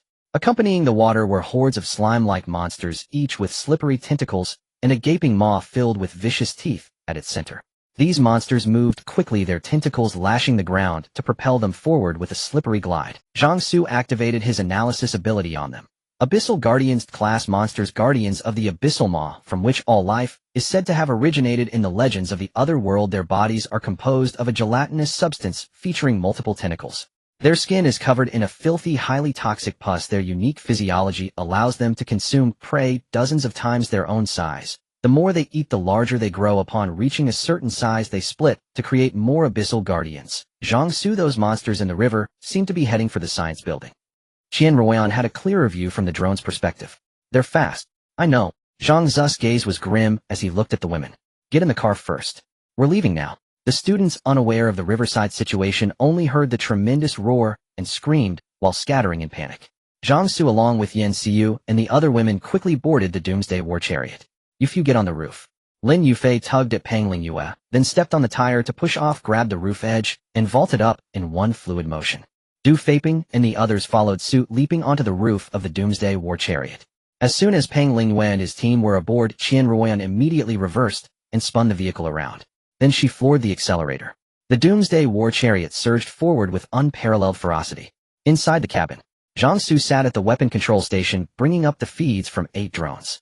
The number of abyssal guardians surging from beneath the water's surface was immense. Whether they had arrived on Blue Star in such numbers through the spatial rifts from the other world was unclear, or if they had multiplied through division during this period. The East River was a vast waterway, and the aquatic life within it should have been plentiful, evident from the fact that neither the Leviathan nor the abyssal guardians had previously come ashore to hunt. Zhang Xu dispatched 4 drones to continue observing the Leviathan and the situation near the spider nest. But as the 4 drones approached, they instantly shattered, dissolving into a mass of psychic energy and vanishing. Suchiro grunted, tore off her neural link headset, and wretched her face pale. Zhang Xu's gaze sharpened as the heavenly eye divine pupil on his brow rapidly scanned the location where the drones had been destroyed. He quickly discerned the anomaly. Those sound waves weren't continuously expanding outward and gradually weakening. Instead, they were reflecting back and forth within a certain range. It was as if they formed a domain constructed of sound waves. Could this be considered a type of territory-based ability? The sound waves emitted by the Leviathan possessed devastating power capable of grinding brick, stone, and concrete into powder. If these waves continuously stacked and rebounded, one could only imagine the scene within that domain. And this was merely a fraction of the Leviathan's true strength. "Are you alright?" Yensiyu asked, concerned as she saw Suchiro retching violently. Suchiro shook her head and handed the neural link headset to Yensiyu. All equipment on the Doomsday War Chariot could be restored using psychic energy or the energy from monster cores. Yensiyu took the headset and put it on, using her own psychic energy to restore the 4 destroyed drones. The 8 drones quickly resumed their positions around the Doomsday War Chariot, providing a comprehensive view. "Zhang Xu, the monsters that emerged from the river are up ahead." Qian Ruoyan's voice came from the driver's seat up front. Zhang Xu shifted his gaze from the Leviathan to the front of the vehicle. He saw hordes of abyssal guardians rapidly closing in, their tentacles flailing. "Do I even need to teach you this? Just run them over." Zhang Xu frowned. "But what about the soldiers on the roof?" Qian Ruoyan was concerned about Pang Lingyue and the others. "Don't worry about them. A squad that managed to traverse from the outskirts on the other side of Wanhai City all the way to Wanhai University. If they couldn't handle a situation like this, they were utterly useless." "Alright." Hearing this, Qian Ruoyan stopped worrying about Pang Lingyue and his men on the roof. She floored the accelerator. On the roof, Du Feiping and the others clung to Pang Lingyue, who had transformed into a werewolf. Feeling the vehicle's speed remain undiminished, their hearts pounded violently. It seemed Big Bro Ruthless had forgotten they were still on the roof. Feiping opened a barrier passage when those monsters get close. Pang Lingyue remained calm and issued commands rationally. "Yes, sir." Du Feiping snapped to attention immediately. At the very moment the Doomsday War Chariot collided with the surging mass of abyssal guardians, Du Feiping activated his ability. In the next instant, square-shaped barriers materialized before them, linking together to form a passage. As the abyssal guardians lunged, Pang Lingyue leaped up, leading his team into the barrier passage Du Feiping had created. The barriers generated by Du Feiping's ability allowed him and those he had marked to pass through unhindered. But the abyssal guardians that pounced upon them met a spatial barrier harder than a steel wall. Pang Lingyue swiftly traversed the barriers, finally landing back on the Doomsday War Chariot. By then, they had already swept past that wave of abyssal guardians. Zhang Xu observed Pang Lingyue's maneuvers through the drone feed. He wasn't particularly surprised. After all, anyone dispatched for a mission like this had to be an elite military squad. However, their actions seemed to enrage the abyssal guardians. The massive mouth in the center of its body, lined with fangs, let out a strange roar. The other abyssal guardians, which had been pursuing all creatures on land, abruptly halted. Then they swiftly converged towards this location. On the roof, Lin Yufei's eyes glowed with blue light as he scanned the surroundings, his expression shifting rapidly. So many. An overwhelming number of monsters were surging towards them from all directions. Cold sweat trickled down his forehead, and his face turned pale. There were at least 10,000 of them, each a drank. He had no idea if Zhang Xu and the others inside were safe, but they stuck on the roof were definitely in serious trouble. Inside the Doomsday War Chariot, Zhang Xu remained completely unflustered by the impending encirclement. If it weren't for the Leviathan looming in the background, he could have simply deployed his slash domain to draw these abyssal guardians in and deal with them. However, apart from the slash domain, he wasn't entirely without other options. Calmly, he activated the remote ultrasonic device that had been added after the Doomsday War Chariot unlocked its third form. Remote ultrasonic device emits specific frequency bands to drive away common monsters. A radar-like device emerged from the front of the vehicle, and an invisible sonic wave radiated outwards. The approaching abyssal guardians suddenly froze in their tracks. Their movement speed noticeably slowed. Meanwhile, on the other side at the biochemistry building, a horde of abyssal guardians surged forth from the river, swarming like locusts. They devoured everything in their path, plants, monsters, and humans alike, sparing none. The biochemistry building was inevitably targeted by the abyssal guardians. Only the 3 remaining superpowered individuals, Li Ming, Song Qiwen, and Deng Zhuoming, stood at the forefront. The ordinary students without awakened abilities could no longer hide inside and wait for the others to repel the monsters. Forced to step forward, they picked up the Molotov cocktails that Chun Weifeng had been leading the students to produce. These were the easiest explosive weapons to make among all improvised arms, requiring only gasoline or alcohol and glass bottles. Since Chen Weifeng had thought of creating explosives, it was only natural he would produce these simpler weapons. He had even added a thickening agent to the cocktails. If a standard one had an attack power of 1, his enhanced version was a 5. A barrage of Molotov cocktails was thrown, the shatter of glass and crackle of flames, creating a chaotic symphony accompanied by a pungent burning smell. Yet compared to the surging tide of abyssal guardians, their efforts were a mere drop in the bucket.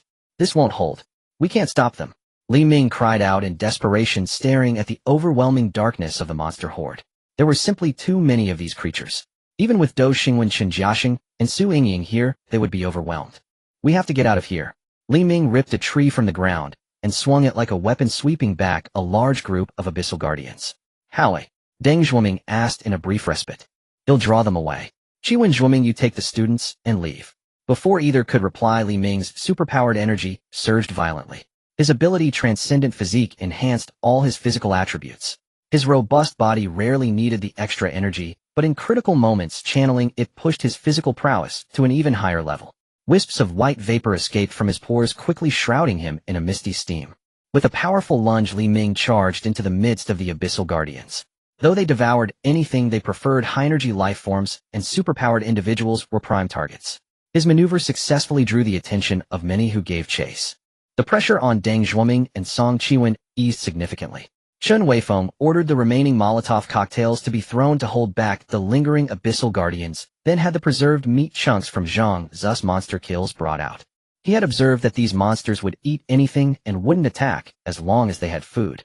Let's leave now. As the remaining abyssal guardians focused on the pile of monster meat, Deng Zhuoming and Song Qiwen gritted their teeth and led the students away from the biochemistry building, but they had no idea where to go.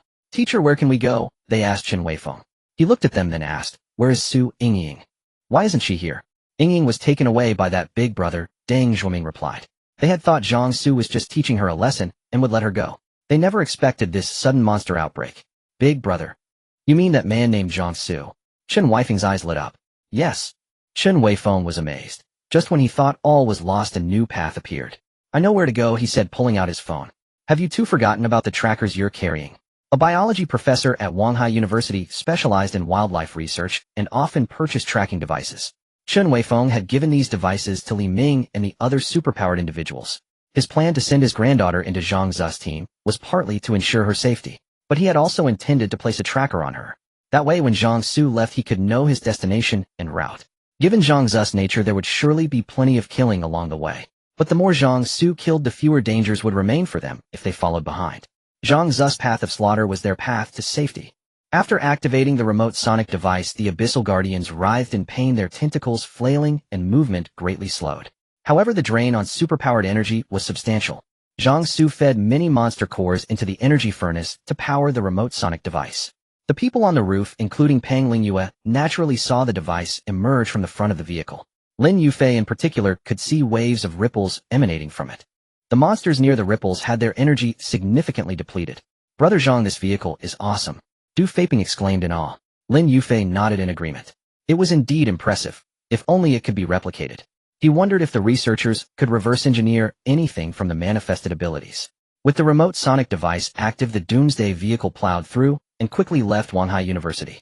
Zhang Xu glanced back, noting that the abyssal guardians stopped chasing after a certain distance. That was a good sign.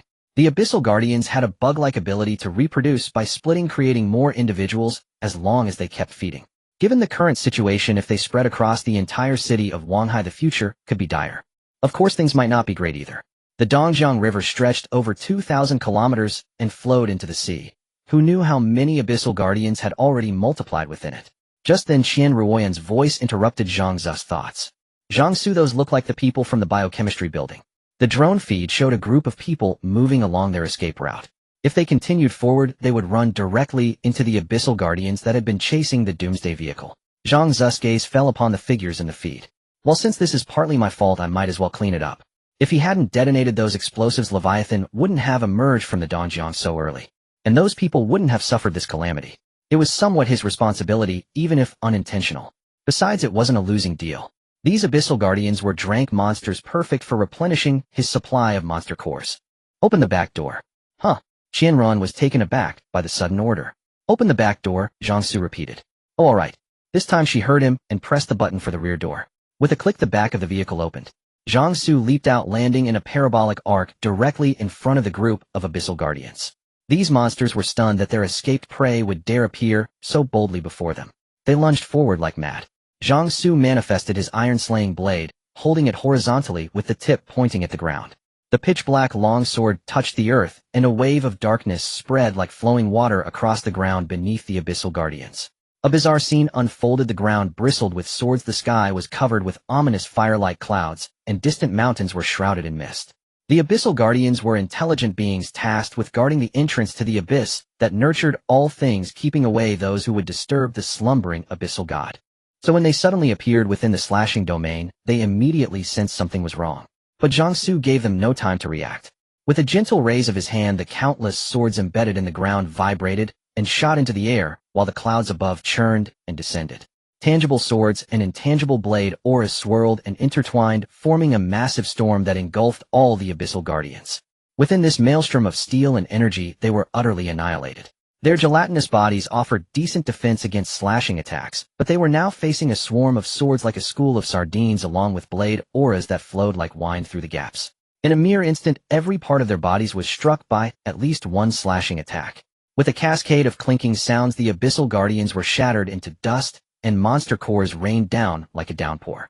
This time Zhang Xu didn't dismiss the slashing domain and have someone collect the cores. Instead, he raised his hand, and the swords carried the cores to him, which he then stored away in his space ring. After completing this, he finally dispelled the slashing domain. The abyssal guardians that had pursued him were all gone. At that moment, the Leviathan, which was confronting the Queen's Guard emerging from the spider nest, turned its narrow, elongated eyes toward Zhang Xu's direction. Zhang Xu felt a chill run from the soles of his feet to the top of his head. Fortunately, the Leviathan didn't pay him much attention, merely glancing over before looking away. Zhang Xu quickly returned to the doomsday vehicle and ordered Qian Ruoyan to accelerate to maximum speed.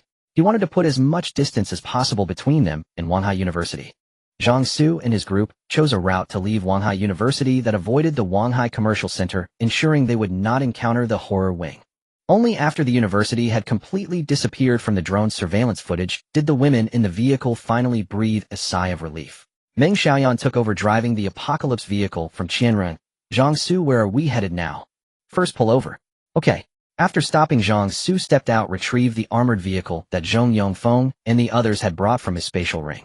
You can borrow this vehicle for now. Drive it ahead and lead the way. All right. Pang Lingyue jumped down from the roof of the apocalypse vehicle. Pang Lingyue and his team drove the armored vehicle in front, while the apocalypse vehicle followed behind. The two vehicles drove one after another along the empty road. After a while, Su Yingying, who had fainted from exhaustion, woke up. The first thing she saw was Yan Siyu's face, still carrying a trace of baby fat. Yingying, you're awake. Yan Siyu exclaimed in surprise. Su Yingying rubbed her temples. Where am I? In the car. In the car. Su Yingying paused, confused. She had been with Zhang Xu on the rooftop. At this thought, an influx of indecent memories surged into her mind, and the tips of Su Yingying's ears flushed crimson. Damn it. How could she have done that with Zhang Xu in that place? Yan Siyu watched Su Yingying, whose face was twisted with shame, and suddenly felt that what Zhang Xu had said earlier might not be a lie. Could it really be that Yingying had made the first move? After a moment of embarrassment, Su Yingying came to her senses. Wait, I'm in the car. Where are we going? I need to go back to the biochemistry building. Yan Siyu's expression turned conflicted. You can't go back. Zhang Xu's voice drifted over from the side. We've already left Wanhai University. Su Yingying's eyes widened. Left Wanhai University? Yes. Su Yingying flew into a rage. How dare you? This bastard had taken her away from Wanhai University without even asking for her opinion. Zhang Xu cast a sidelong glance at her, a smirk tugging at the corner of his mouth. Su Yingying suddenly felt a sense of dread. The next moment, that feeling came true. Zhang Xu pulled her into his arms, raised his hand, and slapped her two generous curves. The impact sent ripples across the surface. A crisp smack echoed through the entire cabin. The expressions of the women inside were all slightly peculiar. Su Yingying's face burned as red as a monkey's rear, the flush spreading down to her chest. You? She looked up, humiliated. Zhang Xu licked his lips, then delivered another slap, causing waves to ripple. Su Yingying couldn't help but let out a soft moan. As soon as the sound escaped her lips, Su Yingying felt an overwhelming sense of mortification. She had made that noise in front of so many people, especially with Yan Siyu, a close acquaintance among them. Seeing Zhang Xu raise his hand again, she quickly begged, "Wait, stop hitting me, I." Smack. Su Yingying's eyes brimmed with tears. "I said stop hitting me. He'll do whatever you say." Smack. Su Yingying held her breath, her heart burning with the desire to tear Zhang Xu apart. She had already said that. Why was he still hitting her? "Sorry, but since I've already raised my hand, it seems a shame not to strike." He apologized, but his tone carried no hint of remorse. Su Yingying cursed inwardly. Yet meeting his gaze, her heart tightened, and she quickly covered her generous curves with both hands. "Stop hitting me, stop hitting me." If he hit her again, she would flee to another planet. "All right, I'll stop." Zhang Xu nodded. "Do you still want to go back to the biochemistry building now?" Su Yingying shook her head like a rattledrum. Go back to the biochemistry building. To hell with the biochemistry building. Right now it was just a spanking. If she kept being stubborn, Zhang Xu might reenact the rooftop antics in front of everyone, and then she wouldn't be able to live anymore. Good. Zhang Xu brought his hand down again. Smack. Su Yingying's eyes shimmered with tears and allure. "Didn't you say you'd stop hitting me? Why are you still hitting?" "Oh, that one was a reward." Su Yingying was convinced this bastard was doing it on purpose. But fearing that annoying hand would strike again, she struggled to her feet, her limbs weak and tingling, and hid behind Yan Xiu like a quail. Yan Xiu didn't dare make a decision on her own, so she looked at Zhang Xu. Zhang Xu nodded. So Yan Xiu led Su Yingying to the back of the cabin. With the increased load, the interior space had expanded, and with the seats providing some cover, there was a modicum of privacy. Yingying, you and Zhang Xu. It's that dog. Su Yingying wanted to curse Zhang Xu, but then she remembered that she had been the one to ask him to continue. She suddenly couldn't bring herself to say it. Seeing Su Yingying's hesitation, Yan Xiu thought she had pieced together the whole story, just as she had imagined. Zhang Xu had said Yingying made the first move. How could that be? They chatted briefly. Through Yan Xiu, Su Yingying got a general idea of the situation. After asking the key questions, Su Yingying glanced at Yan Xiu, then lowered her head shyly. "Xiaoyu, do you have any spare clothes in this car?" Yan Xiu. Su Yingying kept her head down, unable to meet Yan Xiu's eyes. Could she admit that those few slaps from Zhang Xu had left her feeling completely undone? The sticky feeling made it unbearable not to change clothes. Yan Xiu was no longer the naive girl she used to be, as she could now be called a woman who catches on instantly. She scrutinized Su Yingying, whose flush had spread from the tips of her ears to her chest. She had thought Su Yingying was humiliated by being spanked in front of everyone. But now she seemed to have to rethink that. Yingying was clearly enjoying it, not resisting. She felt she needed to get to know her friend anew. "I do have clothes, but they're with Zhang Xu." All their clothes were stored in Zhang Xu's spatial ring. Off. Su Yingying's eyes widened. With Zhang Xu. If Xiaoyu went to ask Zhang Xu, wouldn't her situation be completely exposed? No way. Su Yingying quickly grabbed Yan Xiu, who was about to get up. "Forget it, Xiaoyu. I'm fine." Yan Xiu smiled. "Yingying, we're true sisters now. You'll have to get used to this kind of thing sooner or later." With that, she pulled away from Su Yingying's grip and walked over to Zhang Xu. Su Yingying asked for it. Zhang Xu turned his gaze to the person shrinking under the seat, his expression amused. He knew all about Su Yingying's peculiar preferences. "Yes, it's for Yingying." Zhang Xu thought for a moment, then took out a succubus costume from his spatial ring. It wasn't the kind meant to be torn apart. It was a cosplay outfit: black stockings, a miniskirt, small wings, a heart-shaped tail, and pointed horns. Yan Xiu took the clothes, utterly stunned. "This? Tell her to put this on." Yan Xiu pouted. "Zhang Xu, you can play games like this with me. You'll have your turn. Don't cry and beg for mercy then." Yan Xiu's face flushed crimson. Obediently, she took the clothes to Su Yingying. When Su Yingying saw the outfit, she almost dropped her jaw. "Why this kind of clothes?" Zhang Xu gave it. Yan Xiu coaxed her friend into putting it on. "You'd better wear it, or hell spank you again." Su Yingying fell silent. Could she admit that she was actually a little expectant? But it was still too mortifying in front of so many people. So she obediently changed into the succubus cosplay outfit. Zhang Xu watched Su Yingying, who had been hiding in the farthest corner of the cabin after changing. He didn't bother with her. When it was time to eat, hunger would inevitably drive her over. Zhang Xu asked the women to keep an eye on their surroundings while he took a short rest to recover his energy. Under the gray mist that shrouded the city, the two vehicles drove one after another along the empty roads. The division-level base where Pang Lingwei and the others were stationed was located on the outskirts of Wanhai City. Even with clear roads, it would take several hours to get there. Moreover, the journey was unlikely to be smooth. Encountering monsters was almost inevitable. Compared to the last time, the vegetation along the road had grown noticeably more lush. Stimulated by the gray mist, some plants had begun to mutate. As they passed a certain stretch of road, a willow tree by the roadside suddenly lashed out with its branches, leaving marks on the armored vehicle driven by Pang Lingwei and his team. Later, Meng Xiaoyan rammed the tree with the front of her vehicle, sending the entire tree flying out of the ground, which resolved Pang Lingwei's predicament.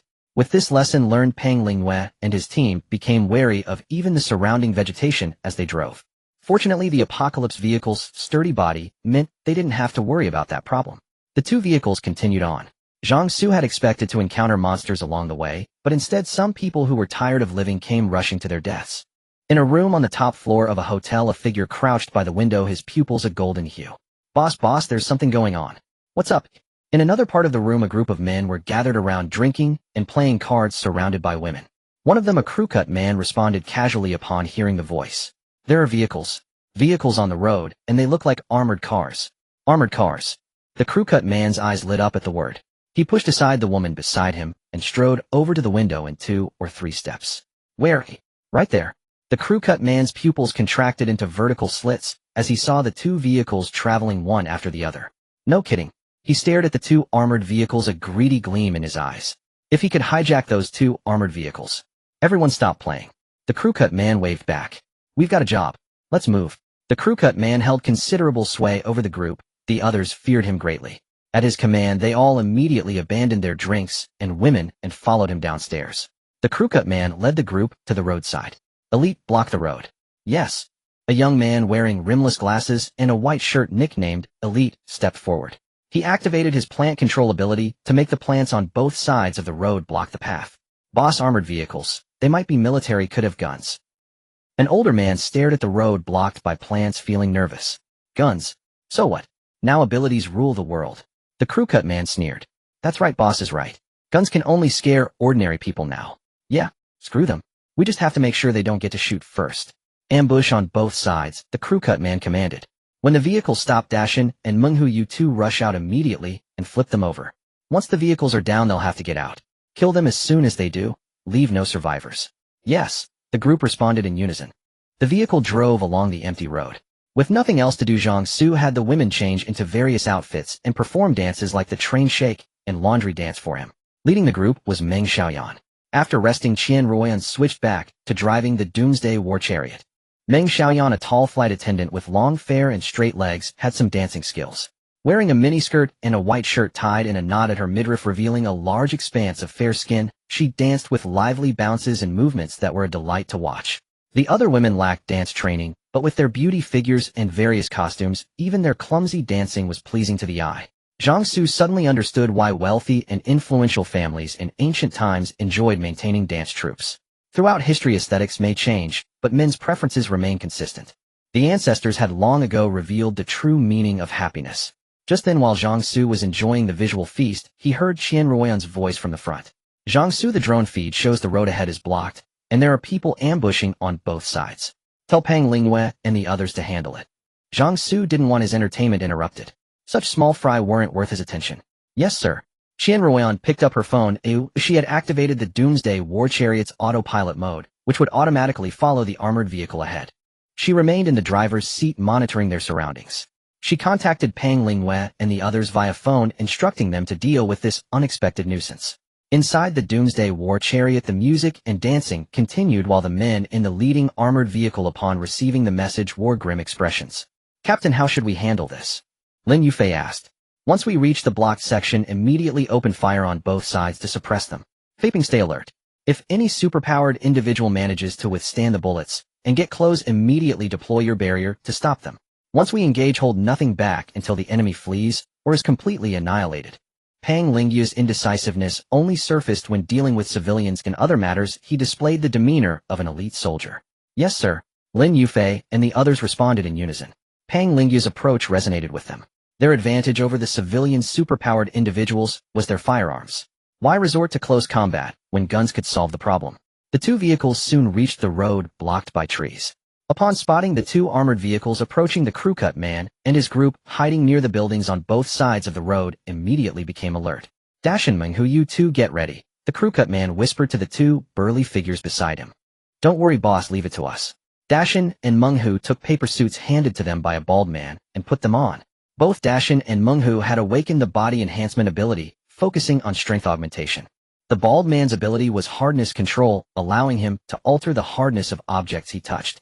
The paper suits, enhanced by his ability, became incredibly tough, comparable to bulletproof vests. However, their mass remained unchanged, as light as paper, ensuring they didn't impede Dashin and Mengus movements. The Crew-Cut Man's group survived and thrived by combining their abilities, creating a synergy greater than the sum of its parts. The armored vehicles carrying Pang Lingyu's team soon approached the tree-blocked road. As the vehicles came to a halt, Dashin and Menghu prepared to charge out. But then the group witnessed the firing ports on the leading armored vehicle opening with gun barrels protruding. Inside, Lin Yufei's eyes glowed with blue light. There are 30 people in total, 6 of them ability users. Focus fire on the ability users first. He simultaneously activated his sub-ability visual sharing, allowing everyone, whether affected by the gray fog or not, to clearly see the individuals hiding on both sides. As Lin Yufei finished speaking, there was no verbal response, only the sound of triggers being pulled. Rat-a-tat-tat. The muzzles protruding from the firing ports spat flames as bullets spiraled out through the rifled barrels. The Crew-Cut Man and his group, who were just about to make their move, were caught completely off guard. Several who were slow to react were shot in the head, blood spraying in all directions. Dashin and Menghu, who had been the most eager, had craned their necks forward even before the vehicles had fully stopped. Both were struck precisely between the eyes, their bodies collapsing limply beside the Crew-Cut Man. His pupils contracted to pinpricks as he swiftly ducked behind a wall. They'd been spotted. Caught off guard, the ambushers scattered in panic amidst the hail of bullets. The initial volley wiped out over 20 of the 30 men. The Crew-Cut Man's eyes darted around. Dashin was dead, Menghu was dead, the bald man was dead, and old Dashu was dead too. Of the 6 ability users, only he and Jingying remained.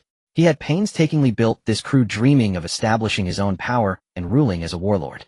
And now they were all wiped out here. Damn it. Those bastards in the armored vehicles will pay for this. Jingying, use your ability to entangle that vehicle with the trees. The Crew-Cut Man roared, his eyes bloodshot. Jingying, who was in dire straits, was extremely reluctant upon hearing the order. But meeting the Crew-Cut Man's crimson gaze, he shuddered and reluctantly extended his hand towards the plants. The next moment, his plant control ability activated. Instantly, the surrounding vegetation grew wildly, entangling the 2 vehicles. However, before the plants could fully encase the armored vehicles, Jingying's outstretched hand was torn apart by gunfire. Arg! Jingying's screams pierced the air. Meanwhile, the Crew-Cut Man finally got a brief moment of respite. He immediately activated his own ability, Beast Transformation Ox. His body swelled, tearing his clothes apart. A towering human ox over 4 meters tall suddenly appeared. Its eyes were blood red, snorting white vapor, and its 2 curved horns glinted with a metallic sheen. The creature stamped its hooves, smashed through the wall, and fled rapidly into the distance. With his body attributes greatly enhanced by the transformation, he quickly covered a significant distance. The human ox, breathing out white mist, looked back with its crimson eyes filled with boundless rage. Damn it! I will repay today's humiliation 100-fold. Although he hadn't even seen the faces of those inside the vehicles, the Crew-Cut Man had memorized the rear vehicle. This grudge would be settled with that vehicle. As he turned to leave for good, a dark shadow suddenly appeared in the sky above him. The Crew-Cut Man sensed something. As he looked up, he saw a bolt of lightning strike down from the sky with a furious roar. Boom. Inside the Doomsday war chariot, Zhang Xu picked up his phone and called Pang Lingyue, his tone somewhat annoyed. Could you please eliminate the threat completely? You can't even do this one thing right. This is exactly why a mere family dares to walk all over you. Pang Lingyue couldn't refute, even though his initial intention was just to drive them off. I apologize. We'll be more thorough next time, and won't let any enemy escape.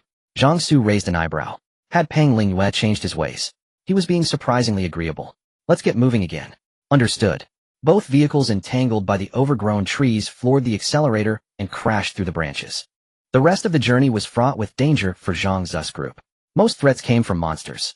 Whatever Pang Lingyu's team could handle was left to them. For threats they couldn't handle, like class monsters, Zhang Xu would intervene. Compared to their initial journey to Wanghai University, traveling with Zhang Xu significantly increased their safety. Danger was all relative to one's strength. What was perilous for Pang Lingyu's team was merely a self-delivered supplement for Zhang Xu. It had taken Pang Lingyu's group several days to travel from the base to Wanghai University. On that trip, they lost their armored vehicle, found normal cars too unsafe, and had to proceed on foot, constantly delayed by monster attacks. However, the return trip from Wanghai University to the base took them less than a day. As dusk approached, they arrived at the division-level base. According to Pang Lingyue and the others, the base had mobilized several ability users with earth and stone control to erect high walls around the base to fend off monsters. The original military base served as the administrative center. The rest of the area within the walls was used as temporary resettlement zones for nearby civilians and rescued people. It had essentially become a gathering point. If the gray fog never dissipated, this place might evolve into an independent nation. Under Pang Lingyu's guidance, Zhang Xu's group approached the main gate. However, he hadn't expected to encounter something absurd at the entrance. What's going on? Zhang Xu and the women saw a long line of vehicles queued outside the Gathering Point's entrance through the vehicle's monitoring system. It felt absurd. A traffic jam. Given the current situation, seeing this was truly bizarre. Pang Lingyue and the others got out to investigate, returning with grim expressions. What happened? Zhang Xu got out, but didn't let the women out. Beautiful women always attracted attention, and Zhang Xu didn't want to cause trouble upon arriving at this base. It's the Liu family. The Liu family. Zhang Xu asked in surprise. Where did they come from? The Liu family is an ally of the Bai family. Before the gray fog appeared, they were also a major family in Wanhai City, with many intermarriages between the two. But they're slightly weaker than the Bai family. So why is the entrance blocked? Zhang Xu asked again. The Liu family sent a team out to hunt monsters and gather supplies. That seemed normal, but then why did Pang Lingyue and the others look so displeased? Zhang Xu voiced his question. The base previously mandated that only the military could send out teams to hunt monsters and gather resources. No one else is allowed to leave or enter the base without permission. The Liu family acting so openly means something must have changed within the base. Otherwise, even if the Liu family wanted to send people out, they would do it secretly, not so blatantly. Zhang Xu shook his head. So that was the underlying issue. It seemed the power struggle between the Bai family and the base command was intensifying. They were fighting for power before things had even stabilized. Could this base truly remain stable? Meanwhile, Lu Junfei, the young master of the Liu family leading the expedition team, was idly waiting for his convoy to pass the security check. His gaze wandered and suddenly noticed two vehicles that didn't belong to their group at the back of the line. The armored vehicle at the front was decent, but it was nothing compared to the steel beast behind it. Lu Junfei's eyes lit up the moment he saw the Doomsday war chariot. Its sharp lines and sci-fi feel were incomparable to any ordinary vehicle. To put it simply, it was the difference between an unfiltered internet celebrity and a classic movie star. Excited by the find, Lu Junfei jumped out of his vehicle and strode over to the Doomsday war chariot. Is this your vehicle, eh? Name your price. I want this car.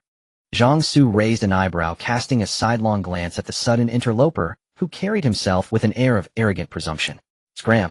Without asking for identity or reason, Zhang Xu's single word shattered the composure of this young master of the Liu family. He had never been treated with such brutality before. In such a situation, shouldn't the other party ask who he was, allowing him to reveal his identity as a matter of course? This man simply refused to play by the script. Lu Junfei's face darkened instantly. Do you know who I am? Those who dare to act so insolently before me rarely live to see another day. Is that so? Zhang Xu's lips curled into a smirk. If your parents scolded you, would you just slice them down on the spot? He then turned his gaze to Pang Lingyue, ignoring Lu Junfei's utterly blackened expression.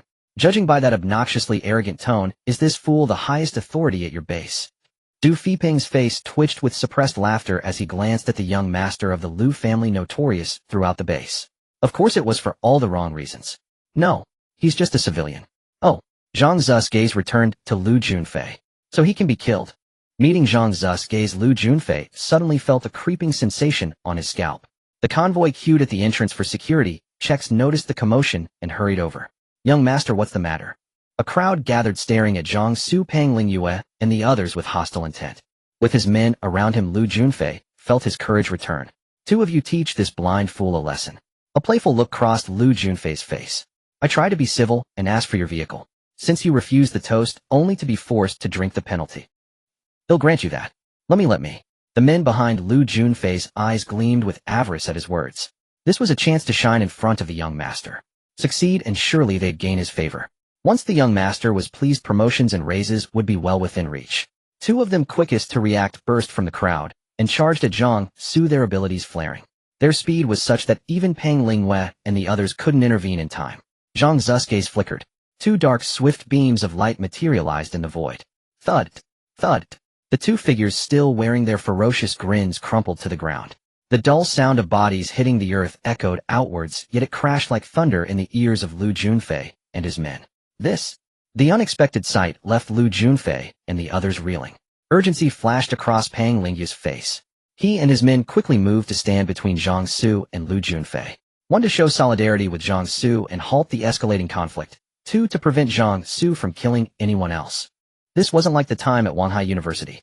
Zhong Yongfeng and his crew were isolated there. Killing them had minimal repercussions. But this was the base.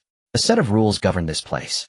The most fundamental was the prohibition against casual killing, especially out in the open. It was an unspoken rule everyone accepted.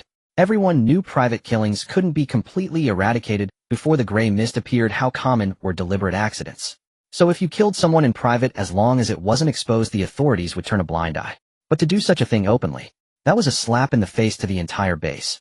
Pang Lingyue and the others didn't want Zhang Xu to clash with the base the moment he arrived. Zhang Xu was undoubtedly powerful, but if he stood against the entire base, even he might not survive. Brother ruthless, brother ruthless. Du Feiping sidled up to Zhang Xu, lowering his voice. Hold off on killing. The base has a rule against random killing. Just bear with it, don't kill anyone yet. But I've already killed. Zhang Xu's face was expressionless. Du Feiping took a deep breath. The captain will negotiate with that Lu family brat, get them to pretend nothing happened. They were in the wrong here, we have the upper hand. Zhang Xu let out a cold huh. This is a military base, and you're military personnel. Since when are you afraid? It's not about fear. Random killing in public is against base rules. Du Feiping explained. The base is unanimous in dealing harshly with anyone who breaks this rule. It's about maintaining the established order. Zhang Xu's lips twisted in a sneer. Then why can the Lu family act with such impunity? Because he's the young master of a big family, so he gets that privilege. Maintaining order? Because he's part of the ruling class, so the rules don't apply to him, right? Du Feiping broke into a sweat at these words. The Lu family's young master had indeed been reckless, but at least he hadn't killed anyone yet. The killer was Zhang Xu. In these special times, the cause didn't matter, what mattered was the result. Especially for someone without any backing. For instance, if two people commit the same crime, one might face the maximum penalty while the other gets off lightly. Zhang Xu had just arrived at the base, his only connection was them. And they hadn't yet had a chance to brief the higher-ups about him. If this blew up, whether their superiors would protect Zhang Xu was a huge question. Pang Lingyue's eyes darkened as he stepped in front of Lu Junfei. Lu Junfei, you've crossed the line. I am Major Pang Lingyue, serving under Major General Han. Today you have severely violated base regulations, deliberately instigating a conflict, attempting to harm lives, and seizing another's property. Lu Junfei's eyes were so dark, they seemed to drip with venom. He paid no heed to Pang Lingyue's words. His gaze first fell upon the two corpses on the ground, then lifted to the two guardian swords floating beside Zhang Xu. Is it an electromagnetic manipulation or a weapon control ability? Lu Junfei asked in a low voice. Zhang Xu made the two guardian swords dance in the air. Want to test it? Du Feiping's soul nearly left his body in fright. He hastily grabbed Zhang Xu to stop him from acting rashly. You're not bad. Lu Junfei clenched his fists. How about becoming my subordinate? I can overlook your insolence just now, and I'll provide you with plenty of resources. What level is your ability right now, eh? Frank. A rank. I can make you a drank, or even a crank in the shortest possible time. Zhang Xu almost laughed at that. Such paltry terms, and he dares offer them. What are you laughing at? An elderly man standing closest to Lu Junfei frowned. He was the Lu family steward, having served them his entire life. He had watched Lu Junfei grow up and treated him like his own grandson. Seeing Lu Junfei's face being slapped again and again, he was angrier than the young master himself. You bastard. My young master is magnanimous enough to forgive your transgression, and even sincerely wishes to. Lu Junfei suddenly smiled. Uncle Chen, that's enough. Uncle Chen's expression turned to surprise. He hadn't expected the young master to be so lenient this time. Remember daring to spout nonsense before me and killing two of my men. Today might just be the peak of your life. Cherish it. In the future, your life will take a cliff dive, and there will be plenty of suffering in store for you. With the military personnel present, he couldn't press the attack. After all, the military held the ultimate authority at this base. But it didn't matter.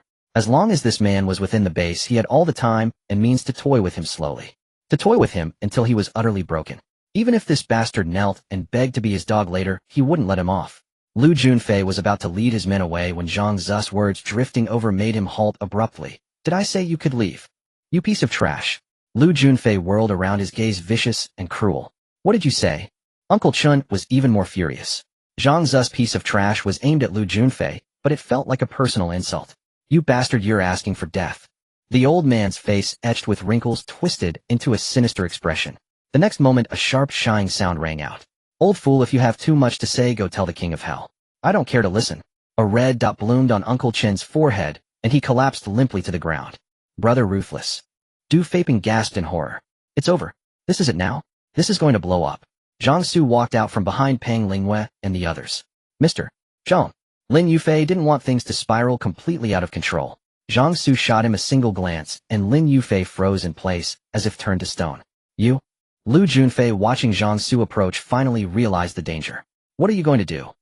Zhang Xu threw his own words back at him. Remember, today is the peak of your life.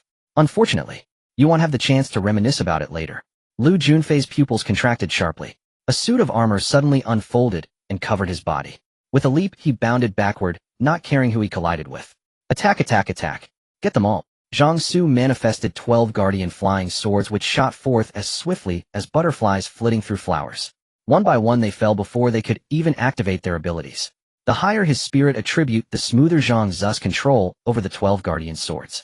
A streak of 12 flashes of light, and a field of corpses was left in their wake. Lu Junfei was utterly terrified. He knew he had miscalculated. This man was definitely not some ordinary frank or E-rank ability user.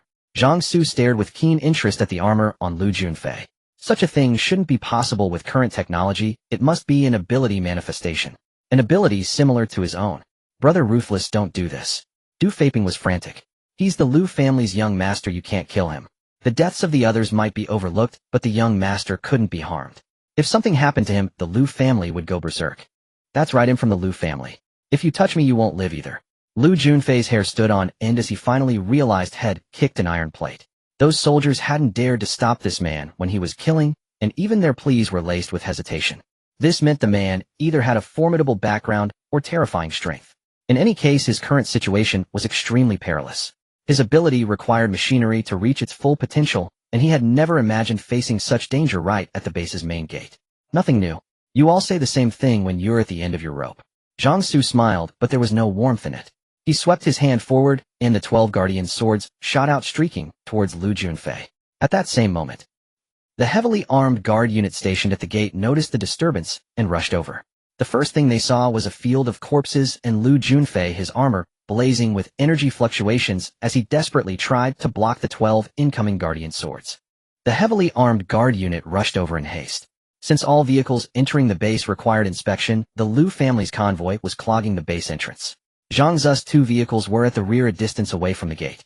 The conflict between Zhang Xu and Lu Junfei had been brief, taking only minutes despite the lengthy description. The guards were busy inspecting the Lu family's vehicles to ensure nothing dangerous was smuggled into the base. Assuming the Lu family wouldn't dare act recklessly at the base entrance, they paid it no mind. Little did they expect that Lu Junfei, though mindful of the military's authority, had indeed restrained himself despite losing 2 of his men. But Zhang Xu, who had clashed with Lu Junfei, was not one to let someone walk away after provoking him. When the guard unit arrived, they found a ground littered with corpses, and the young master of the Lu family futilely trying to block the descent of the guardian's sword. The captain of the guard unit was horrified at the sight. Hands up. The guards raised their rifles, aiming squarely at Zhang Xu, Pang Lingyue, and the others. Zhang Xu's expression remained unchanged. If he couldn't enter the base through normal means, he would find another way to sneak in. Lingyue, is that you?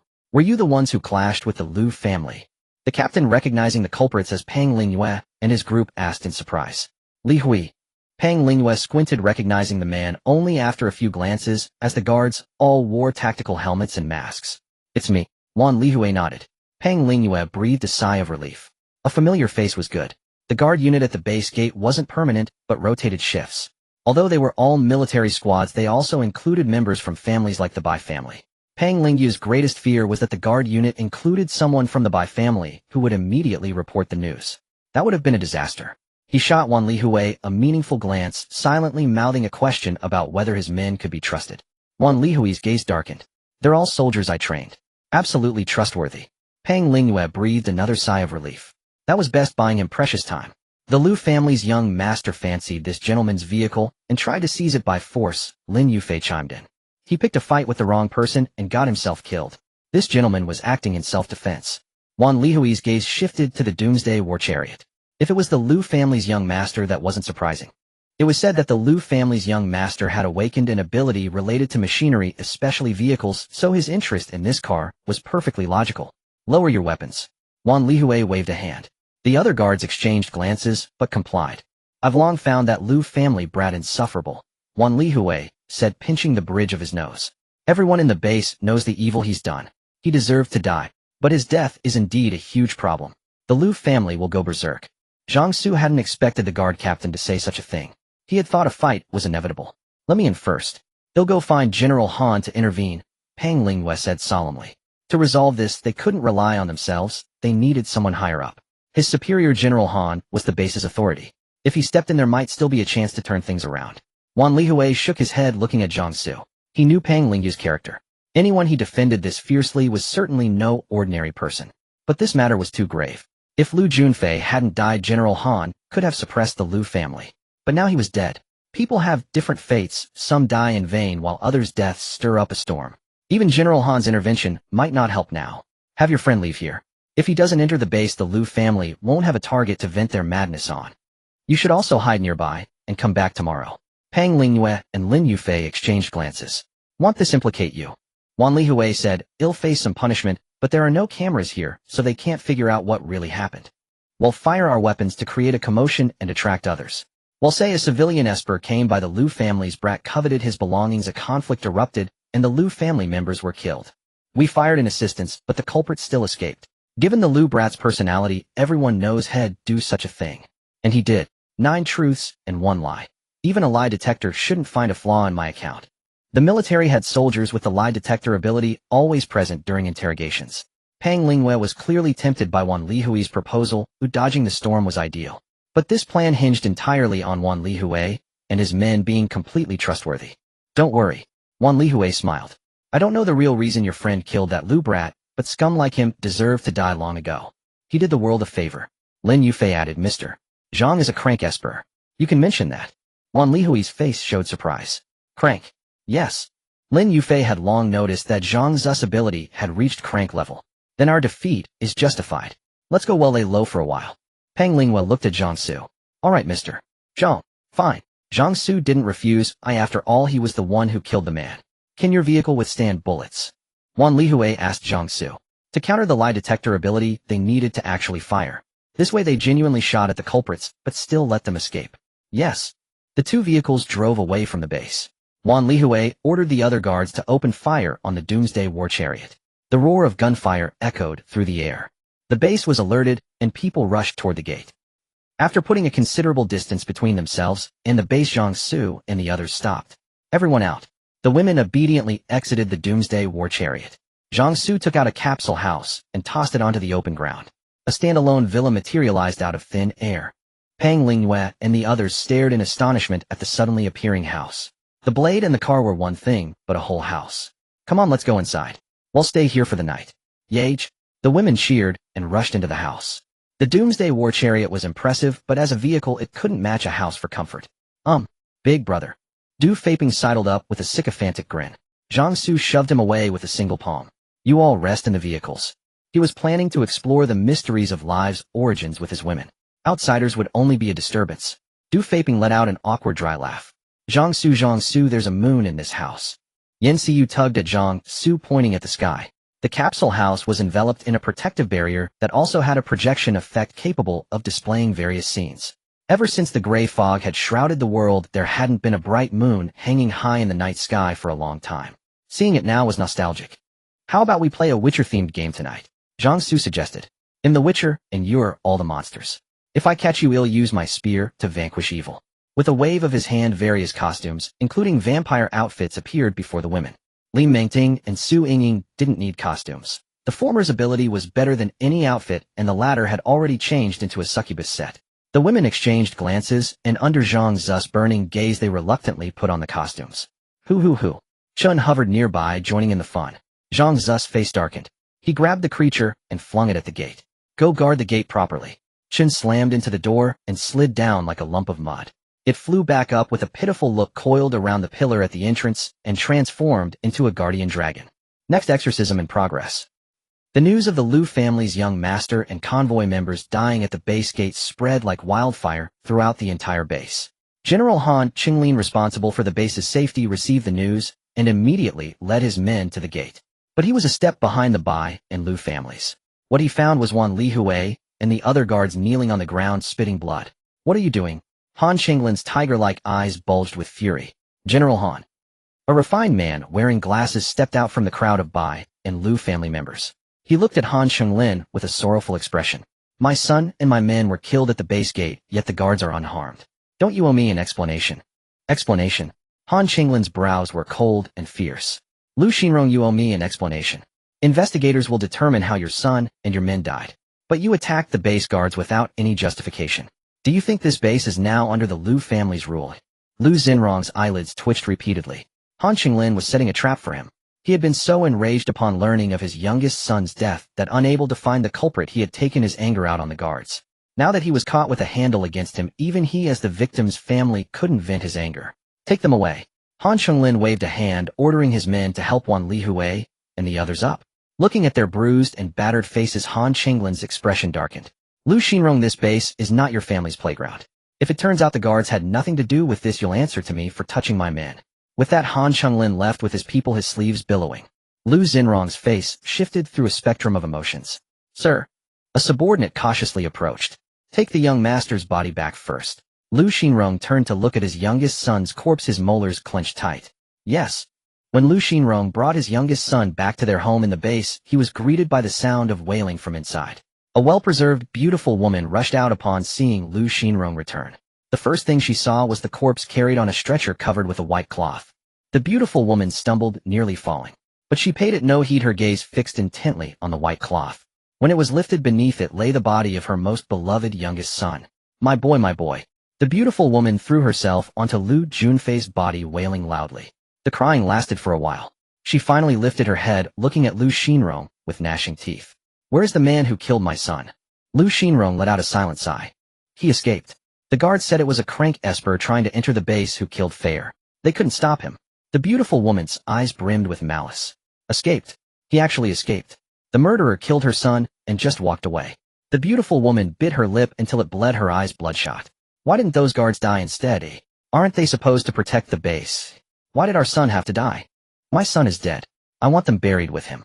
The beautiful woman glared at Liu Xinrong. Go kill them all. If they couldn't protect my son, they deserve to die. Have you made enough of a scene, eh? Liu Xinrong bellowed. A scene? The beautiful woman's face was frosty, her brows arched in anger. That was your son. He's dead, murdered, and the killer got away. Her gaze swept past Liu Xinrong to the cowering people behind him. Go kill those guards. Also, my son loved beautiful women. Find me some pretty ones from that trash heap. My son shouldn't be lonely in the underworld. They'll send some people down to serve him. Liu Xinrong listened to these words, his lungs aching with fury. Zhang Xu spent a thoroughly delightful evening. He vanquished several monsters, expelling the demonic nature from their bodies. Even Zhang Xu himself was unusually carried away by the thrill. At dawn the next day, the barrier enveloping the capsule house automatically shifted to a sunrise scene. When the flood of sunlight poured in through the window, Zhang Xu opened his eyes, momentarily disoriented, but blinked and regained his composure. After shifting aside the burdens clinging to him, he rose and fully drew the curtains, allowing the sun to occupy every corner of the room, illuminating the scattered multicolored fragments of clothing on the floor. Bathed in sunlight, he felt his spirits lift considerably. The women lingered in bed, reluctant to rise. Zhang Xu didn't force them. After all, they had indeed indulged a bit too much the night before. Only Qian Ruoyan struggled to get up, saying, Zhang Xu, you're awake. Are you hungry? He'll make breakfast. Qian Ruoyan had always been the one who did the most work among the women. She felt inferior to the others, her abilities leaning toward support, unable to fight alongside Zhang Xu. So she took it upon herself to handle all the trivial chores. He'll go with you. Zhang Xu steadied Qian Ruoyan, who nearly stumbled due to her weak legs after getting out of bed. Qian Ruoyan smiled with her eyes. All right. After casually throwing on some clothes, they went to the kitchen downstairs. Zhang Xu discovered that the capsule house had a dedicated storage area functioning like a space ring capable of keeping items in a state of temporal stasis. He simply filled it with food so that next time Qian Ruoyan and the others could take it directly without asking him. Zhang Xu knew how to cook, but once in the kitchen, Qian Ruoyan still wouldn't let him do the work. She deftly rinsed the rice-cooked porridge and prepared some side dishes. Zhang Xu stared at Qian Ruoyan in her apron, feeling a stir of restlessness. As she was nearly done with the dishes, he approached her. Qian Ruoyan blushed deeply. Do your thing, I'll do mine. She gripped the edge of the counter. The women all slept until noon, each famished. After Zhang Xu and the women had filled their stomachs, the doorbell rang. It was naturally Pang Lingyue and his group. Zhang Xu went out to meet them. You mean just waiting one night before going back would be fine? Pang Lingyue nodded. We were sent out on a mission, so returning is justified. By the time we should be heading back now. So returning is no problem for us. The problem is with me. Zhang Xu caught the unspoken implication in Pang Lingyue's words. Yes, since Mr. Zhang is not a base member, bringing you back might raise suspicion. So would like to hear your thoughts. Will you come back with us or stay outside until the heat dies down before entering the base? Zhang Xu didn't hesitate. Of course I'll go in with you. He came here for the beautiful women. Us staying outside would never let him get close to the beauties in the base. All right. Pang Lingyue had no objection. Zhang Xu had made his own decision, having weighed the pros and cons. He trusted Wan Lihui's character. As long as Wan and his men didn't report him, Zhang Xu would face no risk going today. Moreover, judging by the current state of the base, the command center and the Bai family seemed on the verge of conflict. Perhaps they might even try to recruit Zhang Xu to their side. Zhang Xu retracted the capsule house and summoned the doomsday battle vehicle. The two vehicles headed again to the base entrance. Compared to yesterday, the security at the gate was noticeably tighter. There was no congestion. Before reaching the gate, Zhang Xu put away the doomsday battle vehicle. Because entry required inspection, he simply led the women into Pang Lingyue's armored vehicle. The armored vehicle was conspicuous, immediately catching the attention of the guards at the entrance. Soon a group of people surrounded them. Pang Lingyue got out first, announcing his identity and presenting the credentials for his mission. After verification, Zhang Xu and the women disembarked. The guards who had been replaced glanced at Yin Xiu and the others, their eyes flashing with awe. The women were variously pure, aloof, intellectual, gentle, each with a distinct charm, making it hard to look away. They were strikingly different in style, captivating the gaze and making it difficult to tear away. Major Pang, who are they? They don't look like military personnel. A guard's eyes swept over the women with intense heat, licking his lips as he asked. Civilians rescued on the road. Pang Lingyue frowned. Today the Bai and Lu families were in charge of the base gate. Their men might not be reliable. Fearing further trouble, Pang Lingyue said with a threatening tone, Xiao Guolong, they are dependents. We were ordered to bring them back. Really? Xiao Guolong, whom Pang Lingyue had addressed, looked doubtful. Yes. Xiao Guolong, sneered Major Pang, it's not up to you to decide. The base issued an order last night, all non-base personnel must undergo rigorous inspection before entering. These people's backgrounds are unclear, we must thoroughly check them. The other guards knew exactly what Xiao Guolong meant. The command center and the Bailu factions were already at odds, and the subordinates usually avoided stirring up trouble. But faced with these alluring, diverse women, they couldn't help but harbor ill intentions. Facing these enchanting, distinctive women, each of them developed some improper thoughts. An inspection always involved a body search, which no one could fault. Men understood men best. Zhang Xu was well aware of what these men were thinking. He was speechless. Could he never get through the space gate? Problems kept cropping up again and again. Sorry, Major Pang, we're just following regulations. Xiao Guolong narrowed his eyes. Ladies, please come with us for inspection. As he spoke, some guards stepped forward to lay hands on the women. Meng Xiaoyan and Li Mengting reacted fastest, sending the reaching men flying with a single blow. The atmosphere instantly tensed. Supernatural users. Xiao Guolong's expression changed. The guards raised their guns, aiming at Zhang Xu and the women. Meng Xiaoyan and Li Mengting were not afraid of the guns, but they knew Zhang Xu wanted to enter the base.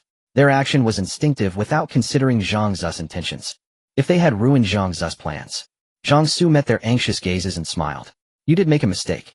Meng Xiaoyan and Li Mengting's hearts skipped a beat. Had they messed up Zhang Xu's affairs? You are mine. Against those who covet you, what you should do is not to knock them away, but to cut off their arms.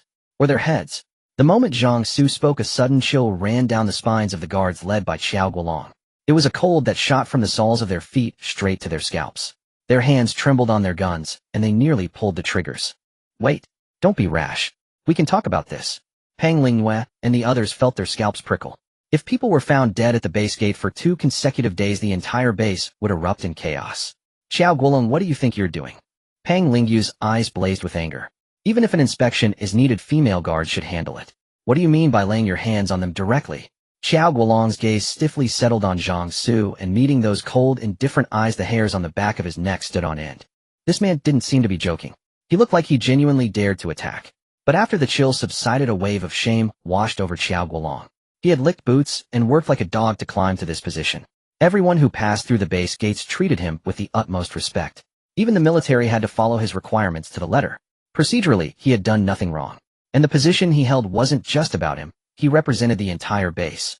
Xiao Guolong's face darkened. An order came down from the top this morning.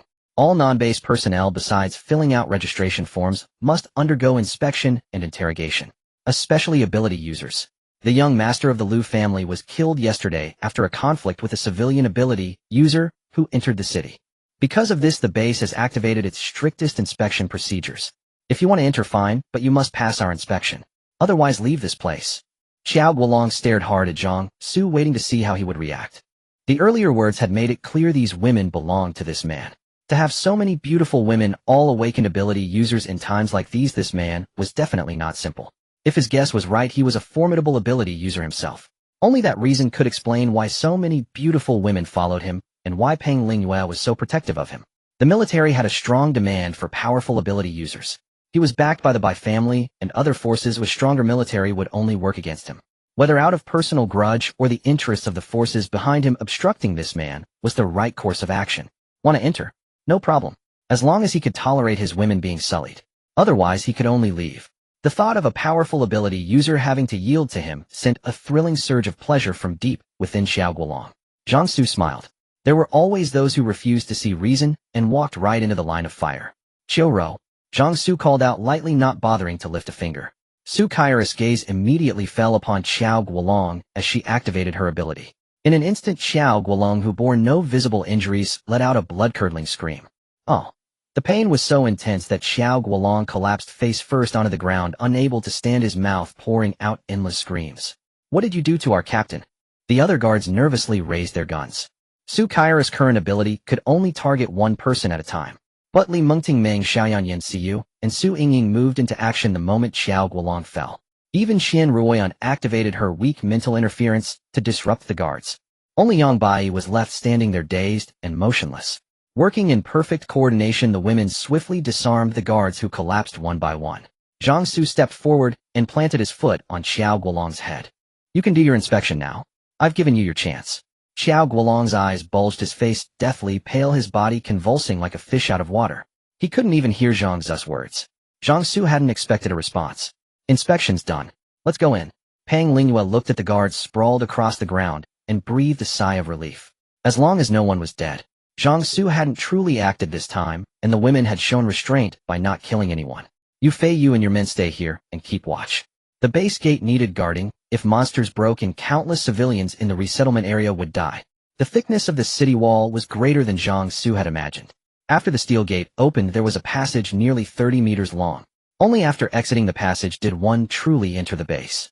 Lin Yufei and the others were left at the gate, while Pang Lingyue drove an armored vehicle carrying Zhang Xu and the women towards the core area.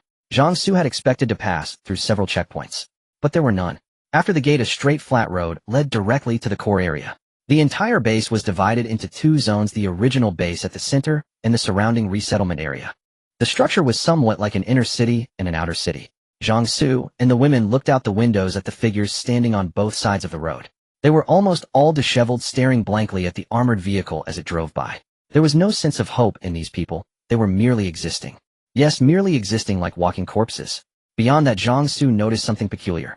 Inside the base, the gray mist was extremely thin and visibility was high. Did the military possess some kind of facility that could repel the gray mist? Zhang Xu was quite interested in this. Thinking about it, the gray mist had only appeared about a month ago, but the information the authorities seemed to possess was far beyond what would be considered normal. For example, the gate battlefield at the Ancestral Dragon Mountains. What was the Ancestral Dragon Mountains? It was the largest mountain range in Donghuang. Even for a highly centralized nation like Donghuang, swiftly mobilizing troops to that location would be extremely difficult. At the very least, they couldn't deploy a large force there within a day or two. The armored vehicle drove to the end of the road, where guards were posted every few steps. A large number of soldiers were deployed here to protect the institutions and dignitaries within. Zhang Xu didn't enter with Pang Lingyue. Someone of his unclear identity would face an inspection far more rigorous than the one at the main gate. Injuring or killing someone here would immediately attract a large force to surround and eliminate him. They'll hold on to those materials. After you report to your superiors, bring someone to find me and retrieve them. All right. Pang Lingyue nodded. This was for the best. He couldn't carry all those materials alone. Besides, given the Bai family's covert dispatch of Zhong Yongfeng, once the materials were delivered, there would inevitably be a dispute. Leaving them with Zhang Xu for now was wiser. He would return with the researchers once the higher-ups finished their power struggle. As for how to find Zhang Xu, Pang Lingyue wasn't worried. Given Zhang Xu's circumstances, a little asking around would easily reveal his whereabouts. After parting with Pang Lingyue, Zhang Xu led the women on a leisurely stroll through the resettlement area.